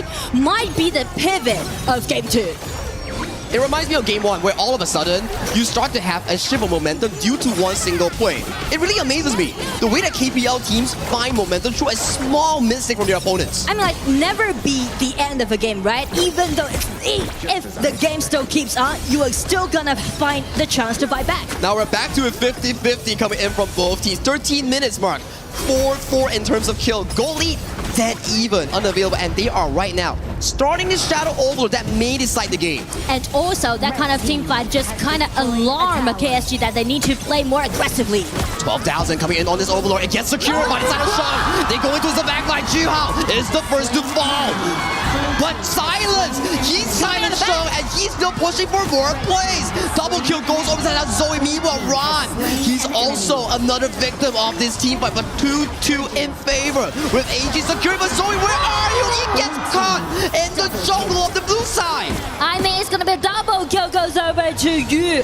Still, the channel is holding it. It's buying time for his teammates. Well, we welcome here for Eno. He's trying to find the backline. Shuai, he has no spell too. He might be chasing down by the side of you, but they respect it. Are they still chasing? They're still looking for Shuai. Waiting for the right moment since his ulti is unavailable, but without the red buff, they're not allowed to do so. But still, Kuaishou is making comebacks right now. He's just charging it for Eno. He finds Eno in the midst of 2 towers. That's a really good play coming in from the KSG farm lane. I mean, KSG's farm lane, Yu being so new, and check the red buff side. Angela got another kill upon Shen. Just deny those members one by one. So this Unbridled Alpha starts with Sheng securing the buff. But take a look at Silence. He flanked the side of Sheng and takes him down. You also, it's a bit of a half-half map where both teams are finding the opportunities. But later on, the most important play coming in for this is them finding Zoe in that jungle. That is crucial for the side of KSG. And once they know that they got numbers advantage, they're just being so committed to take every possible kills. Oh my god, it's such a back and forth game coming in from both Kuaishou Gaming and check the skill difference. I mean, it's quite even, right? It's quite even so far. And as we mentioned, if we are talking about the late game hero, AG Shen, this Nuwa is gonna prioritize. And as for KSG, it's gonna be Yu's channel. Yeah, and I was wondering, like, how did Liu Lang manage to find Sheng? Sheng's range is so long, but Liu Lang still managed to find the backline against Sheng. That was just insane. Amazing for me. Yeah, and right now KSG, if they're trying to push forward, they are making sure that they are going to play around Yu's channel. I mean, Yu is definitely on fire so far in KWC. 11.6 thousand on that channel, 5-1 entry. If he stays alive, he's definitely going to be melting big tanks for Shuai or also Run. So he's your main guy to go to. You talked about me on this, right? You, first year in KPL, already getting that championship title and coming in on a world stage, he's feeling so comfortable against Zeno, one of the legendary farm lanes coming in from KPL. I mean, like, he's not fair to confront the opposite side, right? Actually, he's kind of like showcasing right now by using this channel. Yeah, he has to keep himself safe. You know, finds a bit of poke here on towards the side of you. Half of passing, Precious in just to get a bit of poke damage on the side of AG. And speaking of the poke damage, actually Nuwa allowing them to do so, and with the Musashi's ulti, actually they can deny the channel for a possible play. Ah yes, the skill 1 block right on the projectiles. That could be the game-winning moment here. I'm looking at, yes, you know, that direct matchup, but also the playmakers. This game is about Kuaishou Gaming, Silence, and LFF. For AGAL, it's about Ran, Zoe, and Shuai. Whoever finds the key targets will win the upcoming fight. And the key target will be Channel and Nuwa. They're respecting it, right? You see, like he bought the Ominous Premonition, one more tanky item, just to survive in those team fights. Try to solidify his survivability, right? So we're waiting for the Shadow Overlord here. That will be the main target coming in for both teams. Whew. Bit of a damage from you. That seems to hurt quite a lot. Ron finds the true towards the wall. He flashes away, but gets caught by the death to Sunset. And then we do see Silence just pushing everyone into the Overlord pit. And he finds the double kill out of an engage from the side of AGL. It's looking so good for KSG at this moment. I mean, when we're talking about the bottom lane, you know, the top lane is never gonna be content with that. It's gonna be the time for Dharma and this Yu to make so many things happen. The double knockup just denied denied China at the very first time, just like we mentioned. But as Silence, by using his Guan Yu coming in, kind of scattered the whole arena and brought the chance back to KSG. Is this his first game of Guan Yu in this tournament for Silence? No, I mean he actually played it very well, but in KSG's KWC, yeah, it's the first time. First game and already this sort of level of performance is just marvelous coming in for Silence. If I'm not mistaken, through our conversation, he's known as a 状元, which is like a first pick draft coming in from the youth league, right? Yes, and so does Zhu Hao. That's the power that they got on the top side of the map, on the side of KSG. What an amazing performance thus far. But still, 18 minutes, it's a bit of a reminiscence of game one. Still 50-50 coming in from both teams. You need to see whether Kuaishou Gaming finds a decisive push coming in with this Overlord. There's still about 90 seconds left before we see the Tempest Dragon. I mean, that's gonna be Silence's job to do. He needs to make sure that he's gonna be the second man stepping into the battlefield. Because as you can see, either Ran and Zoe, their ulti is kind of scary. You can't get caught in those coming in from the due to the death from Zoe or Ran on that ultimate here. So you gotta tread the needle properly because we saw, right? The moment he sticks just a bit towards the wall and Ran just flashes in for those plays. And without a flash, since this channel's flash is not available, they're just gonna play extremely cautious. They have so much to worry, but can Sheng steal this? He does have vision. Ultimate, okay, that's safe. KSG secures that Shadow Tyrant. And that's some experience that we mentioned when these KPL teams played. Discipline, right? Yeah, the discipline is definitely out there. Okay, now Shadow Overlord marches towards that top side. This could be a very big push coming in from Kuaishou Gaming. Potentially, one tier 3 may be taken down from the base of AG. And I mean, the Vanguards are on their way. They need to secure their place so far because they are stepping into game 2. And so does AG. A lot of pressure is on AG right now. Sheng, that Nua is just nasty defending this base. Well, Zoe taking a lot of damage. They need to make sure that their own positioning allowing them to dodge Nua's damaged out. We are almost pacing into that Tempest Dragon in our first ever in the BO7 Grand Finals. I am stoked for that. Wow, with the final waves being settled here, AG's goal is to push out the waves, go for those flank angles, find you. For KSG, however, it's about getting that teamfight moment for Silence. But that may need to be done if KSG trying to initiate first, or it's gonna be AG's counterattack. Because as we are stepping into the Tempest Dragon, everything just even up. It's gonna be an interesting one for the upcoming play. This will be the first ever Tempest Dragon of our BO7. Let's go find our first Tempest Dragon. Okay, Silence, he gets marked out here. In towards the mid lane, Yinhuo is marked by the Diadea. Both teams are fighting for mid-control over this bottom side river. It's going to be really, really important.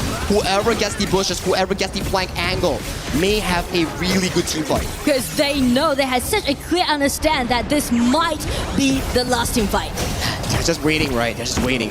First of all, take away the Crimson Golem, you know. We have slow time. Ron, he's pushed through towards the mid lane. 2-2 coming in for side of Diadea. There's no follow-up play, but flash used by the side of Ron. That's going to be a big cooldown if he wants to look for you in the back line. But I mean, like, one flash trade for 2. Angela is also absent with this flash. It might be a G-Slam coming in for the side of Zoe. But Zoe, he doesn't find on towards anyone. Zhihao is still really tanky. Both teams respects that and they back off. And at the bottom, you can see Silence is constantly taking his eyes upon Ran, making sure that he won't come in and cause threat towards Angela or this channel. Try walks in. He wants to look for a bit of a vision play. Tempest Dragon has been started by the side of Kuaishou Gaming. It has been taken half away right now. It depends on AG whether they try to contest this Tempest Dragon or not. It's going to be Red coming in first. Due to the death finding on 2 members here, we do see a nice pushback coming in from Ron to disengage Zoe towards safety here, towards the back line.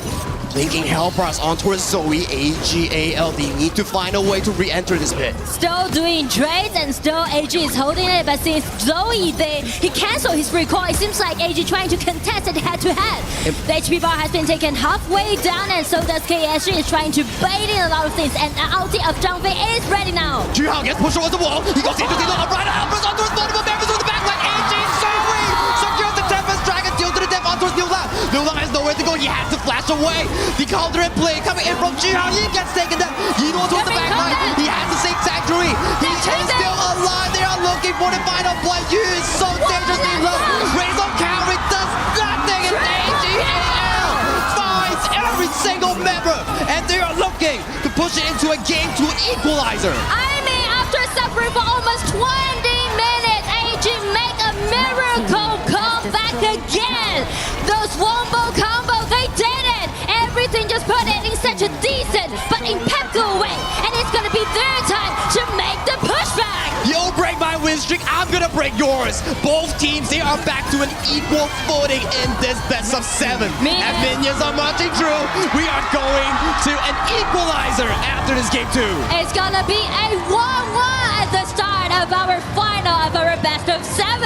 You told me that AGAL plays slow and steady, but this is not the one that I'm looking at. They are just fighting for control in every single opportunity that are given them. But to be honest, I'm so amazed by the last team fight that they play, right? The layers. I thought it might be Jumpy's ulti first, but actually that was Ran.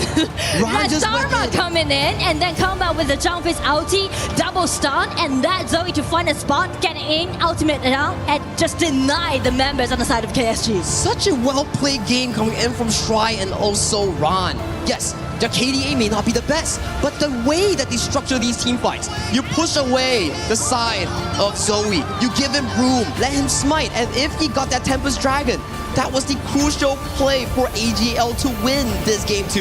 And I mean, like, that kind of be a little bit frustrated on the side of KSG because from the replay we can see they did really well. They did extremely cautious, or even we will put a question mark on it. Is it like extra cautious, right? Because they are holding the advantage for over like 20 minutes, but one lasting fight, boom, collapse. Top tier teams going at it, and I'm loving how competitive this game has been between these two KPL Titans. You look at these plays. It's just back and forth. Two sides coming in from two teams. But let's pass it over to the panel with Rain Day to check out what exactly went down in this game 2. Well, you guys said it best. It takes a Titan to take down a Titan, and KSG get exactly what they serve back in kind. AGAL with a 22-minute victory, and they light this crowd on fire. What a moment there. Inua, 3 kills to add what was already a delicious treat here in Paris, France. You could see the reactions there. It was just the cherry on top to have the star grab the final few blows. Welcome back to the panel, Rain Day, Isaac, and Holler, to talk about what was finally the end of KSG's win streak. 13 games, though. That was pretty good. That was a long one. That was a very long one, but I am amazed. Whenever that you're in doubt, just go for Ino on the early. That man can turn things around because that is his signature hero. We knew since the beginning that that was going to be the ball game. Pass the ball to Ino, let him farm, let him get better. But whoa, Holler, the way that he turned the tide, it's crazy. Incredible, right? Incredible play by Yanoa there. But also at the other side, if we're talking about you know, like he was the man, especially early. They were starting to roll, and then in the same way, they're like, okay, we need to shut him down. And once they did, the tables had turned. I think that sometimes Yu does not get that much love, man, because he's in such a competitive team. Like, he's got Silence, he's got Juhao, he's got Liu Lang. But Yu's top level, man. Like, he's a baller as well. That Chano was incredible. 5-1 for most of the game. Yeah. There were a lot of moments that centered around him. I know we'll take a look at it. But yet again, it was a little different from the start to the end. These two teams finding ways to be competitive, but also in different moments, KSG out in front this time around. And it was AG all on the back foot. Yeah, all on the back foot. I mean, it seemed like AG were like, how do we get back in this game? It seemed like KSG had all this momentum. But at the end, when you're able to extend the game, slow the game down as much as possible, get to a Tempest Dragon, what is going on here? And that is the beauty about AGAL, man. That's why we love watching their games, because you never know exactly what's going to happen. It's never that easy just to say like, oh no, they're losing by 10 minutes, 13 minutes. It's going to be for KSG. Now AG can always turn it around. There were so many moments. I got to see what you prepped for us on the Telestrator, Holler, because, I mean, from Tyrant kills to Overlords to Tempest Dragons, every big objective fight turned into what was a decision that turned the tide of the game. Yeah, and let's go to this one right here as we go into the first one. This is going to be the earlier piece. You know, he's thinking, oh, he's on this early, he's going to be fine. He just barely gets hit by that Destiny encounter. Ensure that they get to the first blood, really setting the tone for this game early. And that in that moment is just a moment when Ino's whole strategy starts falling apart, right? Like, because they started roaming around so they can actually share gold all together. Him falling in there just kind of just makes them go all the way behind. And as we hop into the second one, this is kind of the start. There were a lot of big team fights, and they started with the big neutrals here. This was that tyrant moment. Shuai with that amazing steal. No smite. It's just like, hey, I'll just basic attack that one, ensure that he gets it. But then the control that you're seeing, a little bit of revenge in the sense that AGAL were able to kind of bounce back, do some work on their own end, and KSG just barely surviving on this Up one. until right there, it was just a game of rotations. If I want to defend something, I'm going to have to let something go. And it was just the way that KSG was playing up until then, right? Like the tyrant falls because Inuo does not have the red, but wow, he comes back on the 1v1 against the channel. Yeah, he came back, right? It was almost like revenge. Just like, I need to take down Inuo before he goes. But that was a nice one. As we hop into the other one, yet another fight around the big overlord here. And this is a huge one. Shen getting the steal, getting the take. And again, the team fights where Zoe finally gets the better of Ju Hao, is able to take down this Ogryn, and things were kind of looking a little precarious for KSG as Silence gets taken down as well. He had so much control throughout. It was such a long fight. I think that this one just went like for about like a minute long. They come over here, and then in there, like you can see how in there, after taking the double kill in there, he puts a target on Inuo's Arlie. Yeah, and also Zoe just kind of sticking around a little too long, invading behind enemy lines. Probably not the greatest of positions as he paces. He's trying to get the blue, man. Like Of course, he's like, okay, we lost that fight. Let's try to get something around. Trying to go for a Zur Golem. Yeah, and as we go into this one, it's going to be the final one. This is the Tempest Dragon. Of course, this is going to be highlight reel. The perfect play by Ron with that pushback, creating space for Zoe to take the Tempest Dragon, and then from then on out, it's just a snowball from there. Holler, I think that they didn't want to actually fight that Tempest Dragon. Yeah. They just wanted to kite a little bit, just to kind of just try to get AG to come in. They wanted to lure AG a little bit in so they could actually take on the fight. But the problem is that they kite for so long time that the Tempest Dragon, the HP bar goes so low that then they're like, okay, seems like we're gonna have to commit. And when they committed, AG just took it from them. There were actually, it was almost 3 for 3 when it came to objectives. Big objectives. You talked about the Tyrant, the Overlord, Tempest Dragon. It was all AG. But the moments that KSG clawed it back was what they could get after that. You and on the Chano getting a double kill after that Overlord fight. Yes. And then even then towards the end, you're thinking KSG are kind of in the gold lead. They have an opportunity to keep this up. That Tempest Dragon, though, I think showcased a little bit of the strength of the new WA pick as well. She was baiting and waiting and saying, keep going, keep going. I got my ult, I'm ready to go, Holler. But, you know, that one I loved how she shifted away and then said, let me actually do the damage onto your players so that now we can just win the fight and run it down. Of course. The positioning is so key, especially in that Tempest Dragon. Nobody needs to get caught out, but to Isaac's point, that was on bar in the sense that, hey, they were trying to go for the Tempest Dragon. At the same time, KSG was like, I don't want to do this. They're like afraid of commitment at the end of the day. Holler, we talked about the mid laners at the beginning, right? Like just that matchup between Shang and Liu Lang. And if the first one was for Liu Lang, this one's gotta be for Shang. I think so, for sure. Because the new one is the one thing that just keeps the high ground standing right over there. If the high ground turrets are still standing over there, then the problem is that the Guan Yu cannot cope from behind, cannot find the flank, so then KSG does not have access to the high ground, cannot actually go and finish the game, pushing us all the way to 23. Which was very different from how this game was going, where Silence was always on the prowl. He's always on the flanks, always trying to find that little place. But he got caught out. Everybody was right in front of AGAL, and they have a tremendous burst, and they were able to just push everybody aside. If you add that to the complexity of, okay, we got to wait for this new WA, we don't want her to steal it, or the way that Shuai was playing that and getting those last hits, just his positioning, then you kind of almost, with KSG, have to slow down. You have to respect it. You can't necessarily rush into it. So it's interesting to see them kind of bouncing back and forth, saying, man, the tempo of these objective fights are very hard for us to manage. Randy, we're going all the way to 20 minutes in game 1 and game 2, man. Like, this is gonna be a long day, but I'm here for every single game of it. I can't wait. This is so exciting, and we see both teams now evened up. No one's on a win streak anymore. Well, I guess AGAL technically is, but both KPL teams in this tournament taking a loss. I wouldn't have it any other way for our grand finals. It's 1-1. Time to see who will take the edge yet again with Nora and Saki. Thank you, Rain Day and the panel. I'm stoked because I think this is one of the first few series that we have that's going neck and neck in our playoffs. And of course, it's in the grand finals. And I mean, everything just being so uncertain since the result comes out, right? Just like a lot of back and forths are actually happening during that team fight. And also the last Tempest Dragon fight to secure the victory goes to AG for game 2. I like that uncertainty here because it's not just farming and not fighting, but it's about both teams fighting neck and neck, back and forth for control. And you won't know who will win until the 20th minute mark. Tempest Dragon, that was a legendary match in Game 2. But refresh your mind, both teams are 1-1 now, and we have to start off with the pick and bans coming in from AG on the blue side and Kuaishou Gaming on towards the red side. And you know, that's the time that we brought this to the table, that since we are doing the global ban pick, right? And AG, they are using some safe cards. For example, they picked out Zhuangzi and also Musashi. That's kind of saving cards. But on the side of KSG, two compositions that they used are quite expensive. I like that, right? It's about planning your draft going into a BO7. You don't want to show all your cards in Game 1 and Game 2. Then your coaching staff, your players like, now what? Now what?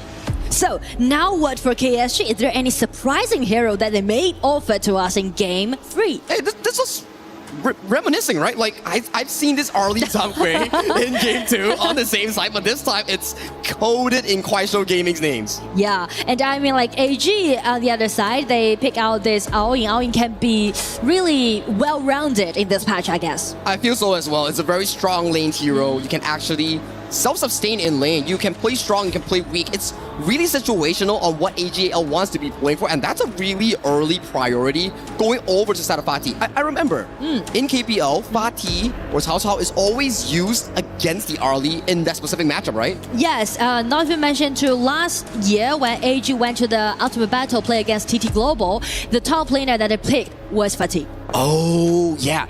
Okay.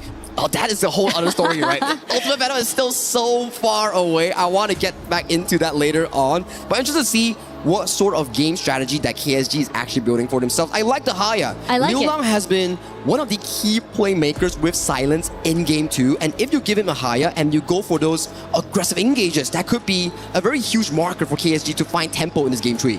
And because of the fatigue and the idea, just kind of denied the potential Lapu Lapu or Guan Yu, right, to be the counterattack towards this Haya. So I would think this Haya can be really smart as the third pick on the side of KSG. It also forces the side of AG. It's like, hey, you want to pick the Agudo, but you won't have a tank. So maybe you have to burn through the floorborne tank, something like that, to potentially look to tank against this Haya. So it's really smart drafting coming in from Kuaishou Gaming, and I like it a lot from Coach Ziqi. But still, like, Agudo is an open choice, right? Well, they let Zoe to pick that Agudo or not. They're letting this Agudo out, right? Because of the tankiness that you just mentioned. It just forced AG to do a lot of poking damage instead of using their tankiness to gain division control. Do we get a Kaiser? Do we get a Yang Jian? They do need something like that to stand in the front line. If not, there will be a zero frontline composition for AGL, which could be pretty difficult to pull off. At the very least, we do see the Devaro and Charlotte being locked away. For the side of KSG, they lock in that Byron. Well, since they locked this Byron, kind of means that a slight potential assassin jungler can be seen on the side of KSG, played by Zhihao, right? Or, on the other hand, they will only have one core, which will be Use Ali to play in this game. That's dangerous, right? We don't ever want to see a one-core composition. It puts so much pressure on one player, and if you just poof and die in the team fight, your team will be, I wouldn't say they will lose, but they'd be in like such a defensive position. Defensive position is it. And so I'm looking for some heroes like Jing, or even like some surprising assassin junglers played by Zhihao. But still, for Zoe, the question is that, oh, Monkey, I like it. I always gonna like a Monkey play against Haya. How does it work? Well, it seems like your tankiness allowing you to, even being dragged by Haya into his ulti, you are still gonna be potentially getting out and survived. At the same time, because the initiation is kind of lagged, and Monkey can't just, build that up. And you are a tank Monkey in the front line, you can get supplemented healing coming in from Diadia's ultimate. Yes. So it makes a lot of sense. And the Xia late game to give more levels over to whoever that's carrying. Maybe it's Yinwo, maybe it's Ran, and then you can also reduce the tankiness from the side of the tanks coming in from side of KSG. Oh, Luna pick! Like it! I mean, Luna always gonna be put under the spotlight, because you know that once you landing your ulti constantly and impeccably, then allowing you to win against your opponent. On the other side, wow, we know it. We know it. We get a Luna coming in from Zhihao in this game tree. You talk about Luna. As long as you're gliding, you're finding the refreshes here, you can consistently dash around the team fights. That's what KSG is looking for this time around. Their composition is not that late game, so if KSG fumbles in the early game, that could be really punishing for Kuaishou. And also, speak of the tolerance upon these two different compositions. On the side of AG, they're trying to build up a really solidified playing late game composition, which is in their comfort zone, right? But on the side of KSG, it's kind of give a lot of pressure on Zhihao, right? Whether this Luna can play well or not, just being so deciding in game 3. You can only find out in this stalemate. Currently, it's 1-1. In this best of 7s, ladies and gentlemen, we are in Paris, France, with the Esports World Cup, holding on this Honor of Kings 2026 World Cup, and we are going into game 3 between AGAL and Kuaishou Gaming. Well, I mean, game 3 is going to be quite peaceful in the early game since they are along a lot in the late game. Early game aggression coming in from Ran, but he's taking a lot of damage coming in from you, so that's a bit of a win coming in from AG. Yeah, I mean, like, they traded for the skills that Kuaishou Gaming has, so yeah, definitely. And also because of Liu Lang's rotation, just make sure that they will have those advantages being built on the top side of the map. And Nora, I'm loving the vibe here at the venue. Here you can hear the drums, you can hear these slogans coming in from both teams. They're just cheering on for their favorite players, favorite teams, all the way from different regions, different continents of the world. And you know what? It's kind of like a ritual when you're seeing KPL teams playing, right? Those fans are actually just hitting those drums, waving the flags, and also cheering for their favorite teams. And also, you know, a lot of fans are actually flew all the way back from China to here in Paris. That's the lovely part. The community unity, that is what we're looking for here. And back in towards this game itself, KSG, very early game aggression, locking Ran ready from this minion wave here. So this is going to be really difficult for Ran. You want to Faki his skill towards the late game, so you can't allow him to continuously take blows on his face. And because of the KSG's reading, right, they know that they need to suffocate this farming pace on Ran. That's the reason why they're doing those lane swapping, right? They're letting you this early to play at the top first in the early stage. My eyes are set on KSG's Liu Lang and Zhihao in the early game. They are going to be really important in finding those early skirmishes, building that lead to escalate that mid game so that they don't allow Yinluo or Sheng to farm towards those big item power spikes. Especially now, Liu Lang's ulti is already being there, so actually he's trying to ambush at the bottom and just trying to make something happen. Okay, the only few targets that can actually pull is probably Sheng and also Yinluo, or you remove Zoe as the main tank, right? However, it can be a little bit tricky if you want to get your hand upon Xia, because Xia with those a long attacking reach, how you're gonna reach him, right? And also because of the Purify that Shuai's idea is doing right now. So I feel like maybe AG will let Shuai's idea to be the bait and try to bait out this highest outing. Wait, is this? Oh, that's the photographer's face that she drew. That's so cute. Because the fans is written in Chinese that please give us the camera upon the cutest Roma right now playing on the stage. So they are looking for Shuai and also more moments for LFF here. I love the enthusiasm coming in for the fans here at the Lenovo Legion And the Gauntlet. interaction, right? I love it, right? I love it. And speaking of the interaction, actually KSG interact a lot with their top, right? The constant rotations are now being made, and since they are swapping those lanes back, Haya, TP down, they're trying to make something happen around the bottom side. Now, we talk about how Liu Lang and Zhihao is important for the team itself. What about AG? What are we looking for? Okay, Dway Shuai, he gets caught by the forever resetting Moonblade coming in, just finding the first blood on towards Shuai in that first play. This is going to be big.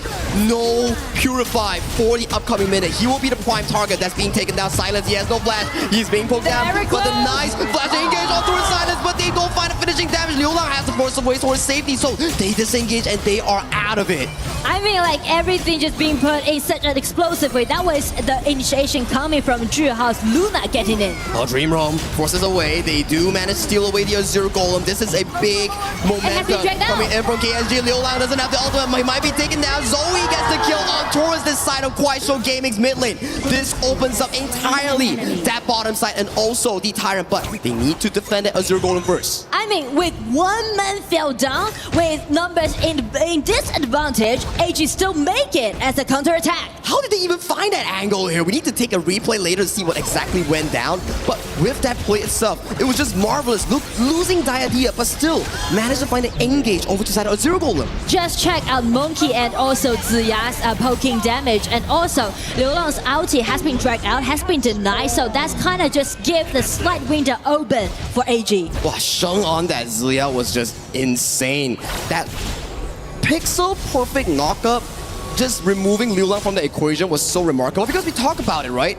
Haya needs to find the momentum. If you can't find the momentum on Haya and you have no goal, you might be locking yourself into a death zone 1v1. So in case of that, KSG is trying to accelerate in their pace, and they are taking the Tyrant down. Nice refresh coming in from Jihao. Rider Alpers locking on Yino. Yino has to go on towards his dragon to escape towards safety, but no one is picking up Shuai. Shuai is the first one to fall. 4 members hovering around Zoe near this Moonscape Mirage. He's out of the picture. He's being poked low, but there's no ultimate coming in from Jihao, but it doesn't matter. Yu takes another kill on towards Zoe, pushing KSG further in head. It's gonna be a 0-2 trade. After KSG lost the last team fight, they just instantly pull themselves together and just play around this secured Tyrant play because they know that they're capable enough to do so if they got early and jumps ulti with them. What? The momentum is shifting really fast between these two teams. 1 second is a left-hand jab coming in from AG. The next second is a right-hand jab coming in from KSG. You could never know. Not backing down whatsoever. Yeah. You could never know what's gonna happen, right, in the future play. But right now, the thing is that the game is quite in favor of KSG in this certain stage. At 1,000 goal lead, they're looking to potentially invade this Azure Golem. Silence is in place, but you know what? They respect it. They give them room to play. And also, they're letting this early play so well at the bottom. You just having his fun, having his good time, and also keep pressuring on both side lanes. I like the matchup between Aoyin and also the early, but okay. I would say that Aoyin wins the lane, but when it comes down to the mid game, Arlie is just such a better V1 pushing tower. Especially with this red buff, right? Always feeding to this early, allowing them to do so. So it's gonna be a little bit tricky on AG. How they're gonna handle this kind of situation, this kind of aggression showed by KSG so far. They need to slow it down. They have very good late game on towards side of Ron, Sheng, and Yino. They just need more time to scale. For KSG, they need to step on the pedal and force more plays and silence. Oh, that's a lot of damage in towards that base. Trading a lot of HP, trading a lot of poking are actually can be seen on the side of AG. Nice refresh coming in from Jihao. They are finding Zoe. Zoe has no ultimate yet. Rider Alphas locks him in place. They find the first kill on towards the AG jungle. Meanwhile, Ron gets locked in towards a 1v1. It's gonna be a 1v1 and it seems very decent right now. Everybody just waiting outside of this ulti and wait for this secured kill upon Ren. Deny him. It's gonna be another 0-2 trade on the side of KSG. And it's not gonna be the end.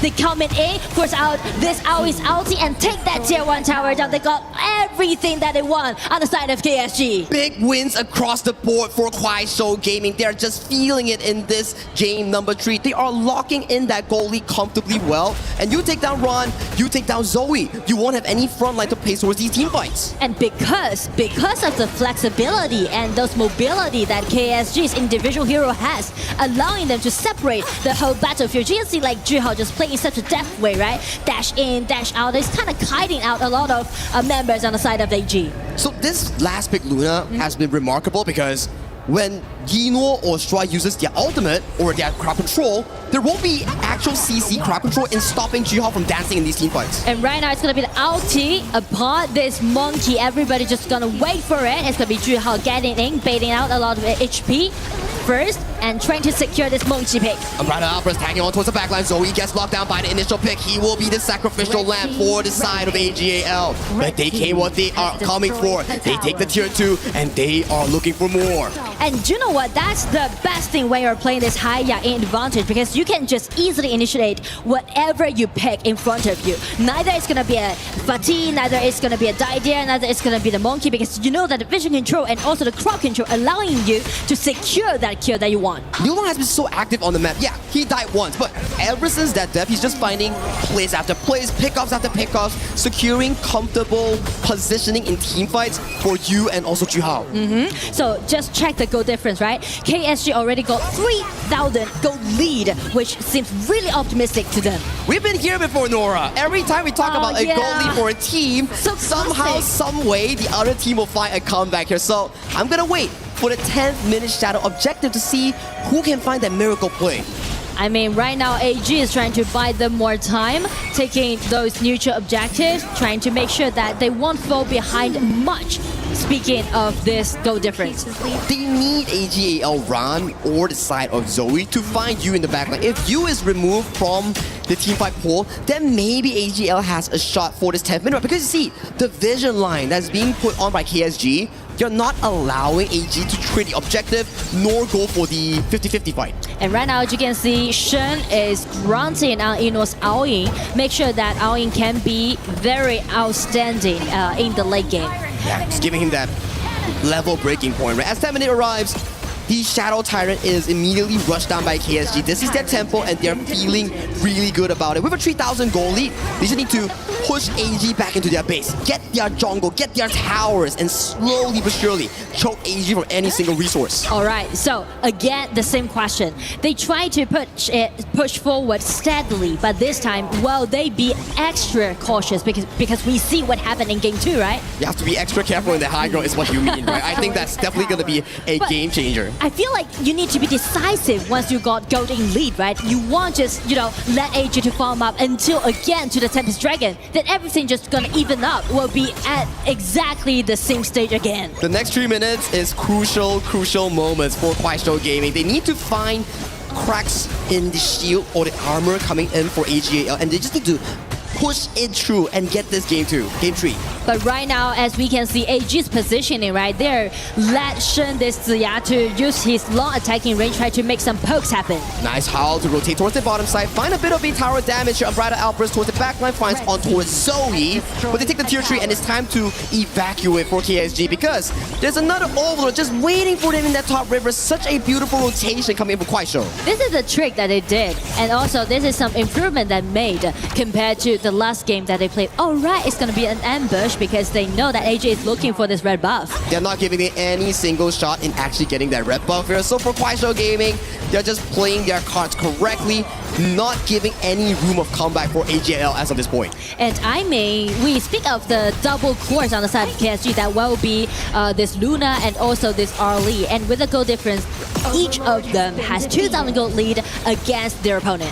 How do you come back from this? Is it going to be a miracle play from Ron? Is it going to be a miracle play from Zoe? You need something from AGAL to find a pickoff potentially on you, on Jihao. That is the angle that they're looking for, but who can set it up? Well, I feel like the very first thing is going to be the items, right? Okay. Because right now, just got his 3 items, which allowing him to do some of the burst damage, especially check out use items. There's no armor defense can be seen from his item build, so that might be the window open for Ino to make something happen. Yeah, if he misplays, if he uses his Maple Dance by mistake, then Ino might be able to take down you in those exchanges. I like that optimism here coming in for AGAL. They need to find that moment, but for now, we're just waiting for the minion wave to march in from all 3 lanes. Especially on the top lane, they unleash the vanguards on the top lane. It's gonna be the silence flash in. No flash on towards Sheng. They're looking for a refresher, but Jihao misses the ult coming in on the friction exchange. But Stry goes very, very low. So that top tier 3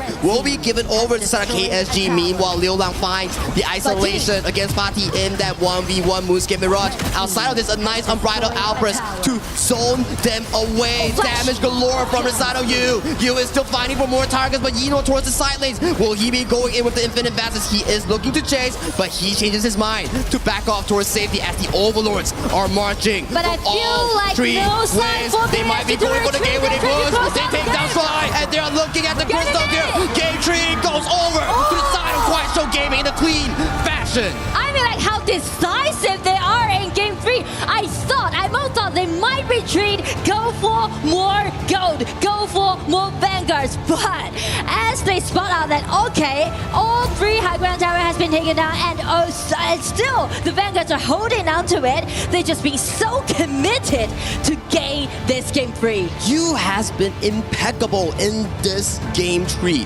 His Arlie has been amazing, and he found multiple fights, surviving those, and dropped so much DPS against the members of AG. And don't get me started on Jihao. His Luna was just a sightseeing activity that you can do in Paris. I mean, like around this 5 minutes mark, I most thought like maybe Jihao might fail down because his ulti has been denied. But after that, you can see this deciding team fight, which we are showing right now in the replay, allowing them to do the initiation, right, separately and take members on the side of AG one by one down.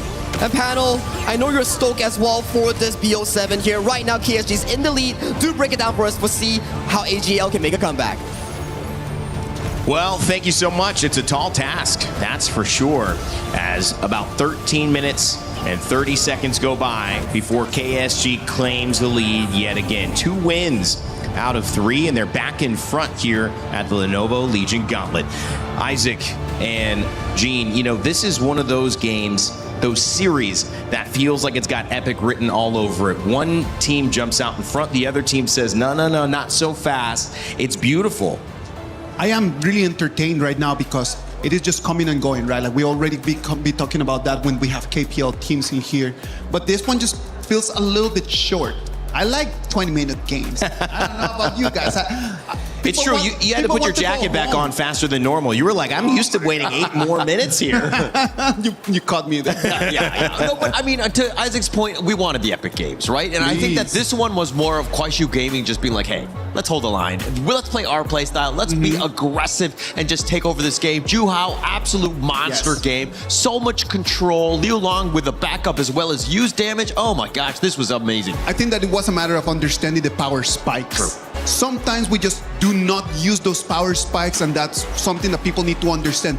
The Luna has such a big advantage in terms of items, in terms of gold, before the other side, before AGAL can actually start creating the Succubus Cloak in order to create just kind of like magic defense.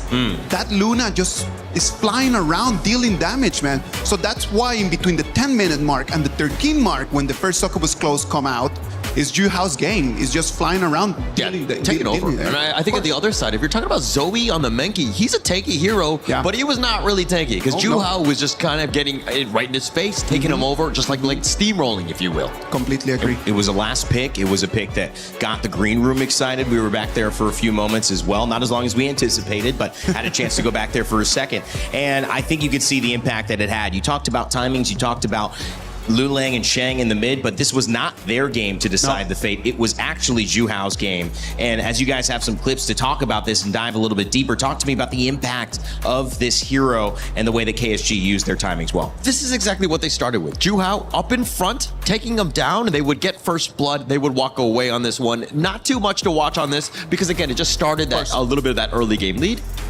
I think that in this moment is just exactly when they want to start taking the fight, right? Like they want to start just taking in, trying to be a little bit more aggressive than AGAL. Yeah, Juhao though not playing scared, and this is another one. Again, it starts off with Juhao just forcing it out, but Liu Long, that was the secondary catch. When they found one, they usually ended up getting a secondary one, and it kind of started with like they would again just kidnap them away, Liu Long, and then Zoe. He has nowhere to go. He had a rough time to get anything going in this one, and it was the story that kept repeating through this whole game number 3, right? Like just Zoe just being initiated and then not being able to use his ultimate to fly out because he actually used it to enter in the fight. True.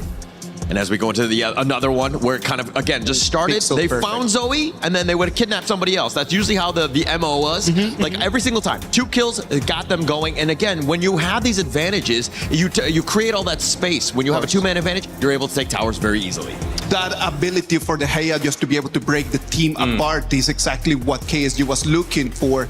The BP for AG just wanted to just be able to deny that, but they were unable just to do that because Zoe was always caught. Always caught, right? And that was the frustrating part where this is the final push when you just see just how much space they had. They were able to be aggressive, but Juhao was just on another level. This is 13 minutes. Of course. And he was just all the way in the back line. It's like, oh, what can we do? How do we deal with them? And they were thinking about doing like a little bit of a retreat, if you will, but they're like, no, KSG, well, let's end it. They knew that they needed to do it right over there, man. We were talking about power spikes, and it was right over there. If they would have just gone back, most likely Juhao's Luna might have just lost the power spike.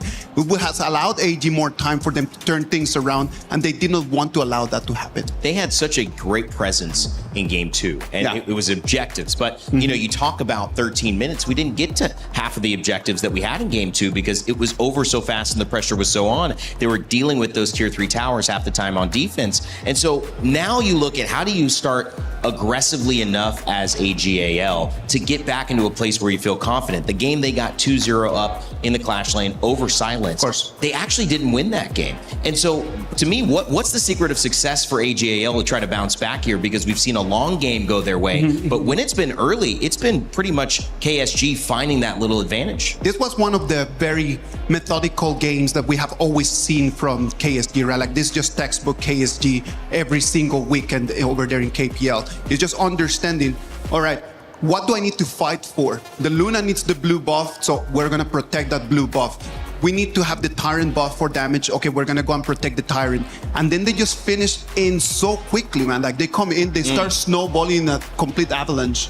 Is it delaying, maybe? Yeah. Holler. Yeah. Is it just rushing that Clash lane, getting that early lead yet again for Rand, trying to figure out a way to be more successful and keep that tempo theirs? I think that when you see aggression at you, you got to be aggressive yourself. Right. I think it starts with the draft. I think the Menki, well, probably, I mean, it does have its play, but I think in this case, they need to kind of consider a different, like a faster lineup, if you will, to give themselves a much better chance here. You know, I hate to even talk about the scenario because I do not want it to happen, but if you're in the woods and you see an animal that you don't want to mess with, that's aggressive, a bear, a mountain lion, one of the things to do is kind of you back up, but if they get close, you jump back at them. You say, I'm big, I'm loud, this is me. I think the idea, at least from an eye test and somebody who's coming into HOK this week, is that KSG, when they set the tone, when they set the tempo and they play their game, they are nearly impossible to beat. All right, but if I see a bear running at me, I'm running the other way. I'm not fighting. I'm not yelling. You're at just anything. running. I'm just scared, brother. Gotta depend on the color of the bear, right? Yeah. You gotta know that. That's common knowledge. Hey, in my world, if it's yellow, it's Winnie the Pooh, and then you're at a fun place, right? My daughter's around. That's a good bear. We're going to go to that one as well. Okay, this is a very, very big moment for AGAL because if they win this one, they tie it back up. We have one of the best sets we probably have seen setting up for the KPL and here in France. But if they don't, they go 3-1 down, and that could spell doom for the supporters. They are going to need all of the fans that they can get. That's why we set up this piece, the Saudi supporters for AGAL.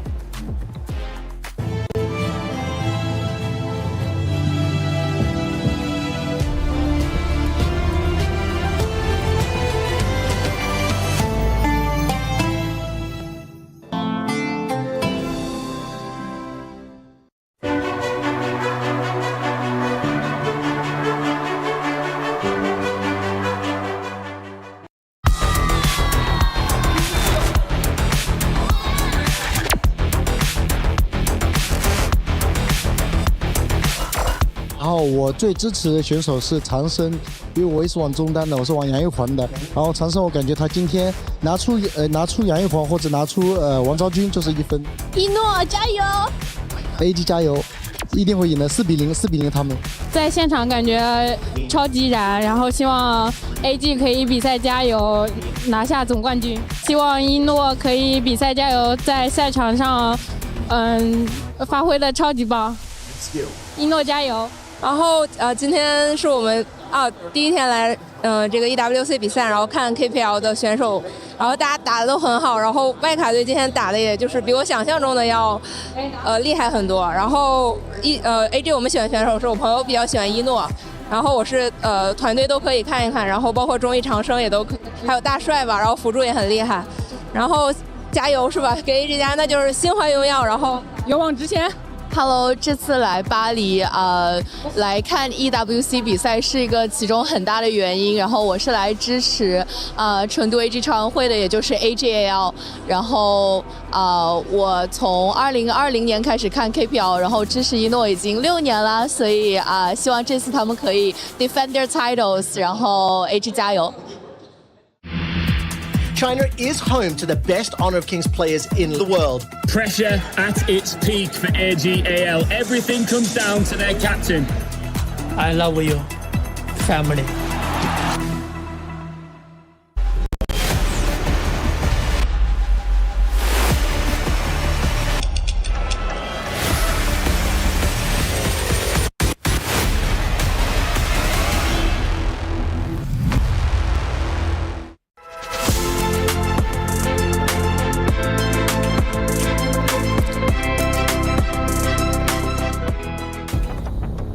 1 to KSG, and many people, many analysts think it was all thanks to Juhao. What a performance there in that game 3. Man, Juhao, he is the first pick of the 2025 draft. You know that he just set up over there the record for the draft, man. Like it was 6.5 million renminbi that the KSG paid.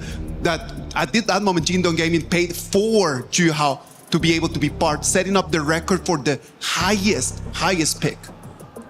6.5 million anything is pretty impressive. That's about $1 million, man. Wow. That is a lot of money. Gene, one day we can hope to be there, huh? Yeah, hopefully somebody will be looking to spend that money for me, right? You know, I'm just waiting in the line. We'll get there one day. All right, Juhao, you might have us beat for now, but we'll see if you can keep in the lead against AGAL. As we send it back over to Sagi and Nora. Welcome back to the casting desk, Nora. I gotta say, Kuaishou Gaming is looking hot. Right now, they're 2-1 in this best of 7 series against none other than AGAL defending champions. Yeah, and you know, it just reminds me about the backstories about these two teams. Actually, for KSG, the first time when this team getting into the final back in KPL was the game played against AG back in 2024 summer season. That final, they lost it against AG, and that was the start of AG's consecutive championship. So, you know, like, there's like a bound between there, right? And in this year, actually, in the summer season right now, recently, KSG played against AG twice and they lost twice. But it seems like right now they got 1 point advantage. They're ready to make revenge. It's fate, right? Like you mentioned, the history of AGAL's win streak starts from that specific series that they won and coming towards here. Yeah, AGL didn't have the best of the best years, but they are looking to resurge with this win. So they need this BO7. KSG also needs it. So it's a battle of who gets it first. And when we're stepping into, you know, game 3, game 4, game 5, then I'd like to highlight one mid lane, which will be very important. Exactly, and also Lorien. Like, these two is going to be the vying points from now on. They have to ban it away, right? I am loving the Mai Shiranui here. There is actually a lot of highlight reels of Sheng on that Mai Shiranui. If you need him to stand up, usually we see either Mai or Princess Frost, right? Yes, Mai and Princess Frost, and also this Mai allowing them to initiate, especially combined with this Anat ulti. And it has been a fantastic pick for us towards the entirety of this Honor of Kings World Cup. At first we were like, oh, it's just another soft and squishy roamer. But as we pace into the playoffs, more of the flash engages coming in from all the roamer players here. And Shuai is known for his aggressive roamer playstyle in the KPL. So I think Annette is a perfect fit for him. Especially, it's going to be a perfect counterattack towards all those controllability that we can see on the side of KSG, right? Dharma and also this Moses ulti just led them to complete the wombo combo. That would be quite threatening on the side of AG. It will be threatening, right? They need to play with caution, especially when we talk about Moses, this hero, right? Yeah. It doesn't have the most crowd control if you're not in melee mode on the ultimate, but if you land it from afar and you poke out Shuai on this Annette, that could be devastating because Annette, in the end of the day, it doesn't have heals. Yes, and because of Annat's feature, actually we analyzed a lot, and so does AG's. Wow, this time they are turning into a totally different playstyle. They're picking out all those individual potential playing hero in their composition, right? This Mai and also Umbrosa, they really need some tank hero in front of them. Yeah, very late game as well. Umbrosa, Floorball, Marksman, these heroes need to farm into 10 minutes with 3 items, then they come online. So I like your point. They need a tank hero, potentially something like the Kaiser, maybe? Kaiser that they haven't used. So those heroes are sufficient because you see, Ogren has been banned, Yang Jin has been banned, so maybe the Kaiser, maybe the Dun. Yeah, that is going to be very possible. But as you can see, when we're stepping into the late game of the draft, KSG is directly restricting Zoe's hero pool, right? Three junglers has been banned away, but we only got like 4 vacancy as for those picks. Yeah, 3 jungles banned on the left side, and then you look on towards the right side. Neza is banned, Pei is banned. The pool of heroes is just starting to diminish for the side of AGAL, and they're really in need of a tanky hero in the jungle. We can only look to Kaiser and Dun. Those are the 2 available ones. Here we go. And because of this spot out, this Agudo pick by Juhao, right? This time actually KSG also trying to make some poking damage happen. You can see this time KSG also turned to another playstyle. They won't just dive right into it and try to initiate. Instead, they're trying to use poking damage done by Agudo, Mozi, and also this Yuhuan trying to, you know, shred down a bit of HP bar on the side of AG. It's very deadly. The moment you get hit by 1 cannon blast you might just get the whole team jumping on towards you if you're on the side of AGAL. So that mid lane 3v3 control, you have to be careful if you're on the side of AG because KSG, they are not letting you go without a fight. But that will be very interesting to see these two junglers confronting each other, because the only way that you need to, to get away from this Agudo's pushing strategy is trying to make some early invasion happen. Not even mentioned you are playing some hero like Kaiser, right? You can sneak into the opposite side, but it's pretty much like a mental play that we might see in the other stage. Well, we have seen those two plays before coming in from the previous series in the semi-finals here, but let's jump back into the grand finals. Kuaishou Gaming currently leading this best of 7 with a 2-1 lead against their opponents, AGAL and AG. They need to bring it back, and the fans know it. They're channeling their energy into AG players to make that grand comeback. Only one game away on the side of KSG to reach their match point, and well, AG even it out. Well, the drums are speaking a lot. They are actually funneling that energy here. AG knows where they are coming from because we've seen this before. KSG pushing AG to their limits, and if AG are at their limits, that's where they pop off and come back in the series. That's what I want to see. Maybe a full best of 7. Oh, Ino going so low. You just takes him down in towards that bottom lane. They do trade it, but Zoe having to give up his jungle control all the way to the top side. He's slow in the jungle right now. I mean, already can feel the vibe about those confronting on both side lanes. You can see like you actually being so committed these days. Nice flash engage coming in from Liu Lang, catches onto his Su. Sheng is so low, but Juhao, fortunately, for the side of AG, he's not level 4 yet. But still, it's gonna be a fair HP trade and also skill trade in favor of KSG, right? Because Agudo already being farmed up very well. He's gonna accumulate his gold, and right now it's gonna be another solo happening at the bottom. You can see like Yu is playing extremely aggressive, especially when he's stepping into the final and play against plays like Ino. And Ino is being pushed under the tower by the aggressive play, and with Juhao coming over here, potentially we might see the tower going down really swiftly in towards the later stages of the game. I mean, it can be very painful during the laning. So Shuai definitely will be there trying to secure Ino's farming pace, right? You can't just let this global marksman to be so squishy in the early stage. Yeah, you just need to make sure that he scales towards the mid game and then comes online. But look at the replay. I think what happened is LFF poking down Ino. Ino cornered into a 2v1, getting shut down by the fatal arrows. Fortunately, at the very least, it's a 1-for-1 still. It's okay. Yeah, because you just break out his flash, right? Flash in and make the tower down happen. Topside 1v1. Ron and Silence trading very aggressively between this early game matchup here. Early game went very peaceful. Everything just underneath the water. They're preparing for the potential initiate, which will be given from Shen's might. Sneak into the opposite side. They try to make the tower dive. Everyone's backing Ino off and try to flash in. Take Yu down. Yu is just buying himself more time, but 1v4, that's too much for him. Timer collected by AGAL. Yu only had his flash after he died. Such a smart and disciplined play coming in from AGAL, and they make it. We're elevating pressure from the shoulders of Ino. This is what you need to do. And I do like the tactic that they are doing right now, right? The execution.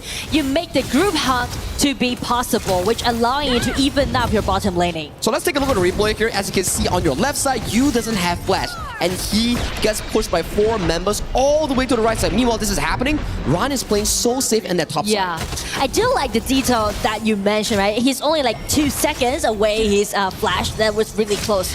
But those precise chance that they find out just even up the bottom laning. But still, KSG used this Agudo. Agudo already farmed out very well. I feel like the pushing strategy, the poking strategy will be the thing for KSG to do from now on. And Kaiser has been an interesting pick, right, Nora? We've seen both of these two junglers play a lot of Kaiser during the semi-finals, and they had a fantastic performance with this. So coming into this game, top side, Silence has to burn the flash, so that won't be available for the next upcoming few plays. Zoe going very aggressive in towards the jungle, takes a cannon blast, but he's a tanky boy. He's just gonna walk out. I mean, so many things happening right now on the battlefield simultaneously because we can see the HP trade at the bottom and also on the top lanings. Okay, Tyrant being started off by the side of all gamers. They're looking to take control of this river pit. So far, we don't see Silence coming in true because he doesn't have flash, nor the true mantra. So this objective is given over freely towards the hands of AGAL. Well, since Kaiser is definitely at his power pack right now, so that's what we're talking about. Agudo needs to pushing forward. They need to... Silence? So, he's a little bit overcommitted. It's going to be the flash, has been forced out. It's going to be Ren still on his way chasing. It's going to be Mai at the rear. He's coming in. Flash might be broken, but it's Agudo, but Ren comes down and denied the Dharma. Uncharacteristic mistake coming in from Silence, and he gets punished for that. And with that, potentially they will be coming in for this Azure Golem invade. Invisible Warrior popped by Zoe. He's just pushing the side of AG to get this Azure Golem. Can they escape? No, Shrai has no flash. Has to go on with expending it to escape from the cannon blast. But bot side Yu goes in for 1v1. Gets kicked up by the Ryu engine, but he's looking for a 2v1. He's so low. He no flashes more. Finds the 2v1 outplay on towards Yu. I mean, you're just being so aggressive, and he's trying to make those 1-1 trade against Ino happen again and again. But this time, with a backup from Shen, they make it as a 2-1 against G. I just saw Sheng in the top lane. How did he magically appear in that bot lane to assist Ino? I feel like Shen is everywhere right now in the battle, right? As we back into the replay, we can see with this 1-2 versus that's too much for you to soak in. Wow, just a very well-timed play coming in from Yino and also Sheng. And you can see the crowd cheering for that AGL nomming on that red as well. Yeah. Nice engagement towards LFF. He has to burn the flash towards safety here. But a nice unending sorrow to keep them up available. But the will win. Chunks out Jihao won't be available. Silence coming in. Takes Ron on towards the wall. Silencing him for any follow-up engage. That was Silence choice, right? He's not really committed into taking his damage upon those backliners. Actually, he's just doing all those control ability upon Ren. Just check out the replay, right? It was really close for Ambrosia to take Agudo down, but seeing Silence coming in, the punch just directly hitting on Ren's Ambrosia. Timing hasn't been the best for that specific play itself. Sheng went in on a nice target, forces out a flash and LFF, but Yino was taking that Crimson Gold, so that was a 4v5 in favor of Kwaisho instead. I feel like this game can be so tight. I mean, like, the goal difference is not that big, and also you can see a lot of back and forth, and it's gonna be Shen again trying to make a lot of things happen.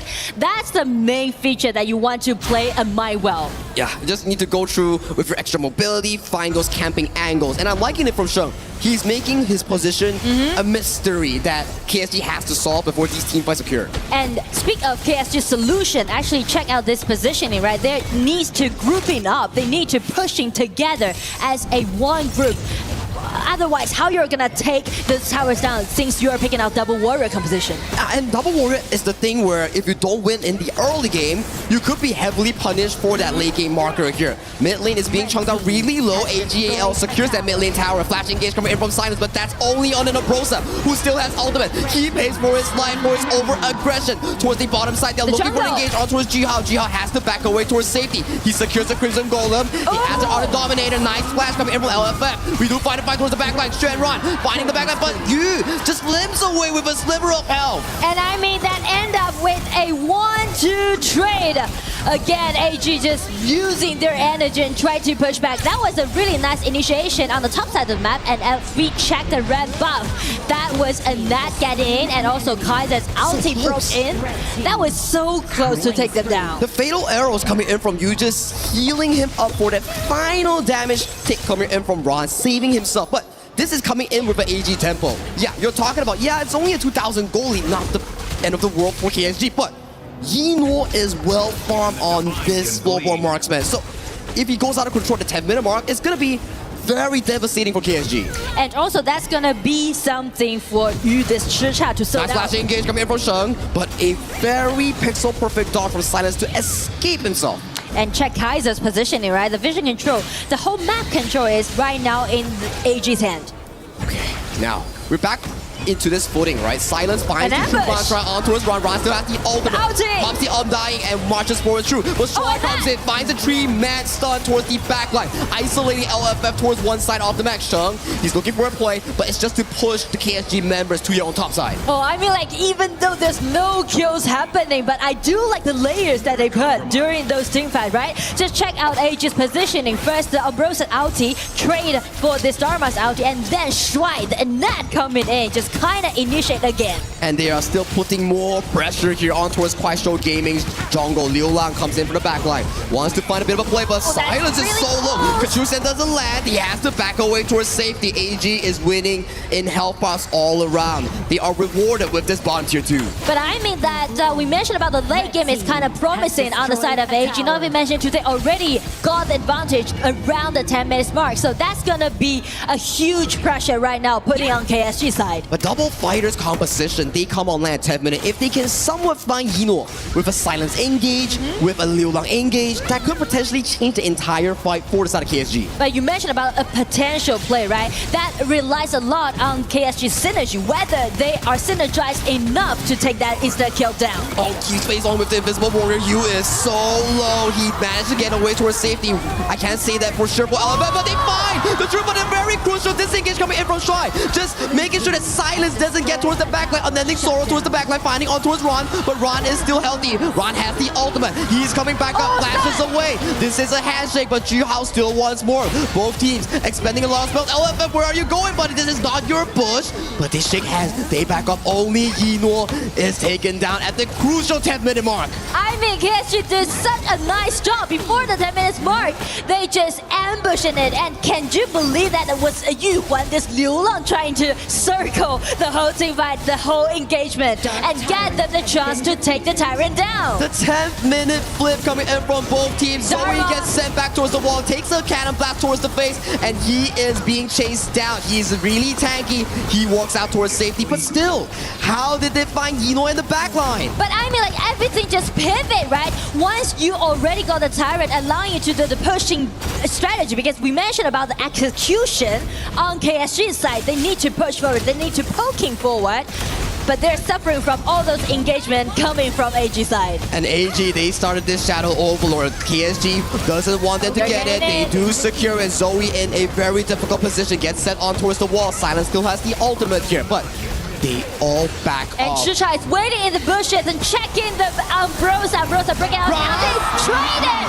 It's a 1-1. Members are there. Liu Lang got the killing spree. Again, it's gonna be the ambush. It's gonna be the vision awareness. It's the spike mail coming in from Ron, reflecting all the damage on towards you, and they equalize it once again. Goal lead is still in favor for the side of AGAL, so it's still a 50-50 game nonetheless. And you can see it from the camera that actually audience are kind of be attracted by these kind of back and forths.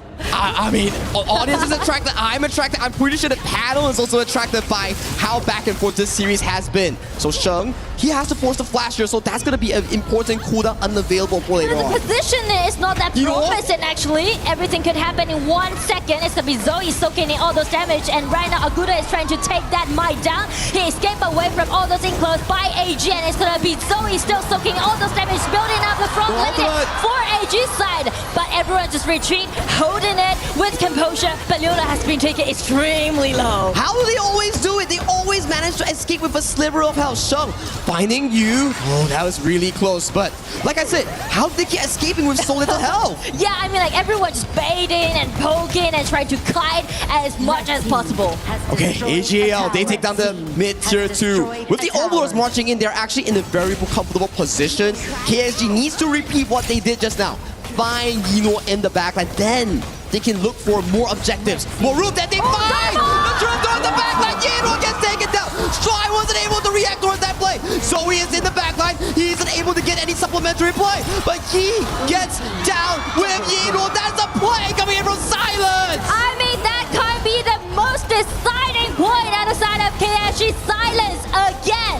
The man with silence, which means the action speaks louder than words. It's gonna be the action he takes. Look at that play coming in from Silence. Absolutely nasty from that man. I mean, incredible coming in and just directly aiming at the backline of the core player, the only single core player on the side of AG, and take him down instantly. It's faster than light speed right now, and AG fans, they know what happened there, and they are worrying for AGL. But actually, that is not easy for you to do so, right?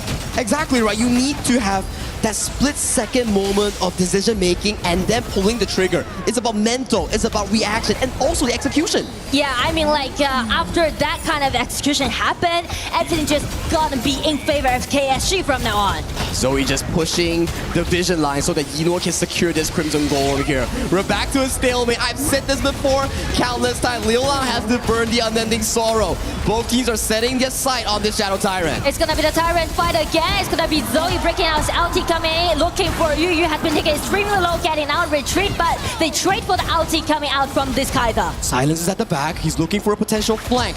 Both teams, they're finding their position coming in for this bottom river. They are just waiting for an opportunity. But I mean, the flash will be available simultaneously on this Dharma and also the Flowable Marks. Front flashes in, finds also Liulang. Liulang sets the ultimate, and the flash engage coming in from short finding.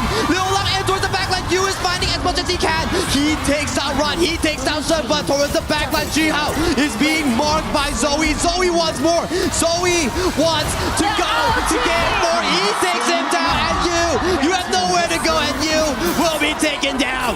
Bottom wave is still available, and AGAL, they're coming for your crystal. I mean, 2-4-4. Again, a beautiful trade made by AG.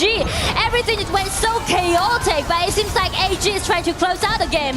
LFF sacrificing himself, trying to buy his teammates more time, but still, 5 minutes to go. If Liulang wants to survive again, it's gonna be Eno just leading his teammates and Ace, the teammate, their opponent, and sending all those minions getting in. It's gonna be an even matchup, giving it to 2-2 point. What are we asking for? We are asking for more games, and we are going into game 5 with a 2-2 scores. The fans, they're worrying for AG, but AG, they come up once again. I mean, they are worried about, right? Because you can't see how Silence could do that, right? They feel like, okay, is it going to be the pivot of the game 4? But AG just deny it with such a decisive team fight at last. Ron flashing in for that play, and then Shuai comes in helping his classmate. Was probably the best play I've seen with the Liulang and also Silence play later on. They play so well. I mean, both teams, all 10 players right now in the battlefield play so well. They're definitely at their best state. Check Silence firsthand in this engagement, and also Umbrosa Ren did the same at last. It's a horror game for both you and Eno. You don't know where they're coming from those engages. Yeah, and also check out all those top laners. They're playing so well. Look at this Silence, man. That was just nasty coming in from the first pick of KPL. But I mean, speak of the last big team fight, AG just scattered the whole team. And also Zoe, the Kaiser, soaked in all those damage coming out from KSG. Ran just jumps in with the flash, finds the backline on towards Liulang, and with this, they don't have their consistent mid lane DPS in the late game. And finally, we have to check with the panel because this game got my breath away. It took 15 minutes before Liulang died. And unfortunately, in that death, they won the game on the side of AGAL. It was an incredible performance, an incredible comeback, and it's brought us level after 4. Heading into game 5, we've got exactly what we want, which is more chances to play Honor of Kings. I loved it because AG came in with a very clear plan of what they wanted to do in here, right? Like they saw that they have the 2 warriors in front of them. So they said, let's just take one of them down. Let's slow the Chicha down. And then after that, they want to have the late game damage. It was not until like that last fight over there at almost 15 minutes that used Chicha actually had some poking abilities. Yeah, a lot of ability from you. And I mean, it was a game of all of the all-stars, all of the special guys. The reason why they're on the team, everyone stepped up. Everyone had a moment. There were so many highlights. I was like, okay, we have to cut down because of the fact that we can only have so many. But like literally, that was such an amazing game. It was so back and forth. And it's between that 13 and 15 minute mark we've seen now 2 games in a row get decided. That final fight. It hasn't gone 20 minutes yet again. But I also, as somebody who's jumping in, you might be watching, you've seen that Motzi hero being played before, but a lot of times you're seeing it played in a different way. Talk to me what was different about that. It was very different in this one because you have the Annette in front. And it is the problem that if you have the Annette, then you can just nullify the cannon blast coming in from the Motzi. So then your initiation, your poking ability, the fact that you're supposed to be slowing down your opposition is taken out of the table, and then that Motzi becomes pretty not as useful as before. Definitely did struggle. I mean, his 0-2 and 9. I mean, it is a roam. It's not that, like, you're not expecting like massive KDAs, but definitely behind on that one. And it was largely, I mean, the team, the way that the composition of AGAL, they nullified almost everything that was being thrown at them. I mean, even the Agudo with that push, it was just like largely like, you know, they were dealing with it quite well here. And I think that KSG did something really well. That was just to keep that Agudo always online, right? Like they needed to protect that red buff. So it's always the Agudo making the rotations, trying to protect his jungle. They were very passive because AG had the priority over most of the resources. Yeah, mostly. And taking over most, I mean, this game was as back and forth as you could go. It seemed like in the beginning, it started to me with the Yino versus Yu matchup. Yeah. They were trying to get the numbers advantage to ensure that they got a little bit of a lead for the farm laner, but then things kind of shifted, right? Once Zoe kind of got online, he was literally the invincible warrior on that Kaiser. Yeah, Zoe helped drive that final team fight towards the way of AGAL. They tie it up. They're taking their little break right now. They'll be back in just a moment to play game 5, but we've got some telestrator. We have to, because that game, you know, again, it swings back and forth. This time AGAL do enough, and it takes till the very last moment to do it. Yeah, and this is actually the beginning one where we're talking about how they were trying to focus on the farm laners as quickly as possible. Look at how deep Yu is. He should not be there behind the tower to kind of get that first blood. And the painful part right over there is that Zoe takes that kill. And the problem is that since he's a Kaiser, then his jungle pathing should be slower than the Agudo. Yeah, definitely. But then taking that kill right over there gives him extra gold. Yeah, definitely got slowed down there. And this is also just the return kill. Because, you know, whenever you're going to write a story, the sequel needs to be there with the revenge, if you will. And they finally found you on this one. But moving forward a little bit further onto this one, this is where you're kind of seeing Zoe kind of come online. He was, again, that Kaiser, or like that guy that was always in front. The KSG had to go around, but look at the flank by Liu Lang. Ensure that Yuno doesn't go home free. It is just insane, just the way that he can just disappear from your screens for such a long time and then just find the flank for him to come in from behind and then just using his ultimate in between all of the AGAL backlane. It just opens up the fight for them. Yeah, opens up everything. And this is kind of towards the later parts. Silence with one of the best plays that you will see. Again, the flash truth, all the way, the knockback, the control, everything that you want. And AGAL, they were routed at this point. Even with Zoe there, it doesn't really matter. They were able to be burned out. I thought this was going to be the turning point. Yeah. I thought that this was going to be like the moment where we were like, okay, yeah, let's just keep going all the way until the 18, 19 minutes, right? Right. AGAL, we're like, never say give up. And this is the flash forward by Ron. You're making the play, and once you took down Liu Lang, that opened it up. I mean, Rain Day rightly pointed out that was the first time he died, but that actually got everything going. The wheels were churning, if you will, and the KSG all out route. But Zoe on this one, he dodges the stun, and he continues and takes down Juhao there. It is just so pretty, just the way that Zoe's playing on that Kaiser, right? Like, because he knows he's tanky. He is a big boy, as Zaki would put it right over there. He knows he can take the cannon blast. He can use his ultimate just to kind of nullify that, takes that last skill, and then just opens the whole bottom lane for AG just to parade it. To me, I would be almost scared as a fan to watch this because I never feel safe. I don't feel safe if I'm a KSG fan. I don't feel safe if I'm an AGAL fan. Any moment, this game seems to swivel, and just indicated there by that last clip, it was the first time Liu Lang died. It just goes, I mean, back to just like where your teammates are. Yeah. Are they able to kind of protect you? You got to always ensure that you're not walking in the dark, deep secrets of the streets of Paris, if you will. You got to be careful, right? That's right. I know some people went to the catacombs, got a little scared. Don't do that in the land of the gorge. Now, I got to say, Isaac, going into this, let's kind of break down. We've seen two games, both sides. What in your eyes has kind of been the most important factor between this matchup so far on this stage? I think that just the most important thing up until right now for everyone watching has been the opportunity of being seen like resilience right over there. Just being able to see that not all the time you need to be at the advantage. Sometimes you're going to be behind, but you need to just to have a plan to come in and try to do this. I am a little bit worried right now for KSG because they use their double warrior, and we know that AGAL does have double warrior compositions right over there that might be a very big problem for KSG forward. Yeah, and the global ban pick actually restricts quite a bit as we're going into this one. It's essentially a best of 3. A lot of the heroes have already been selected, and we're going to see drama all the way to the end of this one. I was going to ask about that because, you know, you saw Saki and Nora going, oh, they banned this, they banned that. There's like 2 more jungles they can pick. Kaiser's got to be, and then Kaiser gets selected. So are we worried a little bit about that, Isaac? I would be worried right about that. I would be worried about that because I'm not a coach. Yeah. But the coaches are not worried about No, that not at because all. they already have, like, I've seen their books, man. Like, their playbooks are just very thick, very deep, very complicated. I know that they're gonna be fine. You could confuse it with a dictionary or something like that. It's that heavy. So many different Encyclopedia. pages. Is this how you learn French? I mean, is this they give this to the teams to order food? No, just so you know, the food gets given to us over here. However, we still have to order. It's all luxury at EWC. They treat these players as they should be, as the stars they are. Whether you're watching at home, fans of the KPL, or you're here in Paris, France, get ready because this is now no longer a best of 7. It is a best of 3. The first to 2 more wins is going to claim this trophy. And it's time to see who takes the edge yet again. Sagi, Nora, it's your time.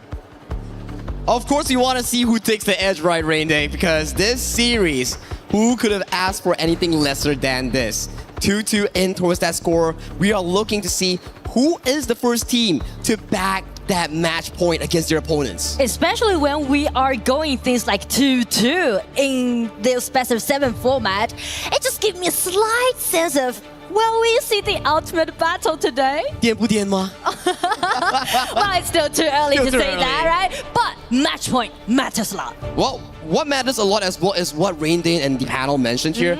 The drafting book, the strategy book coming in for the coaches here. How do you give a good composition for your team? Because for those at home or those are here who has never watched Honor of Kings Esports, we practice the global ban pick. Every series you use a hero is removed from your pool. Yes, so in that case, you can see AG, they are using these 2 bans directly targeting at Zhuhao, right? Just ban away this pay and also Jin, which allowing him to lead the whole pace in the early stage. And as I mentioned, Lorian is definitely going to be the vying point when we're stepping into this point.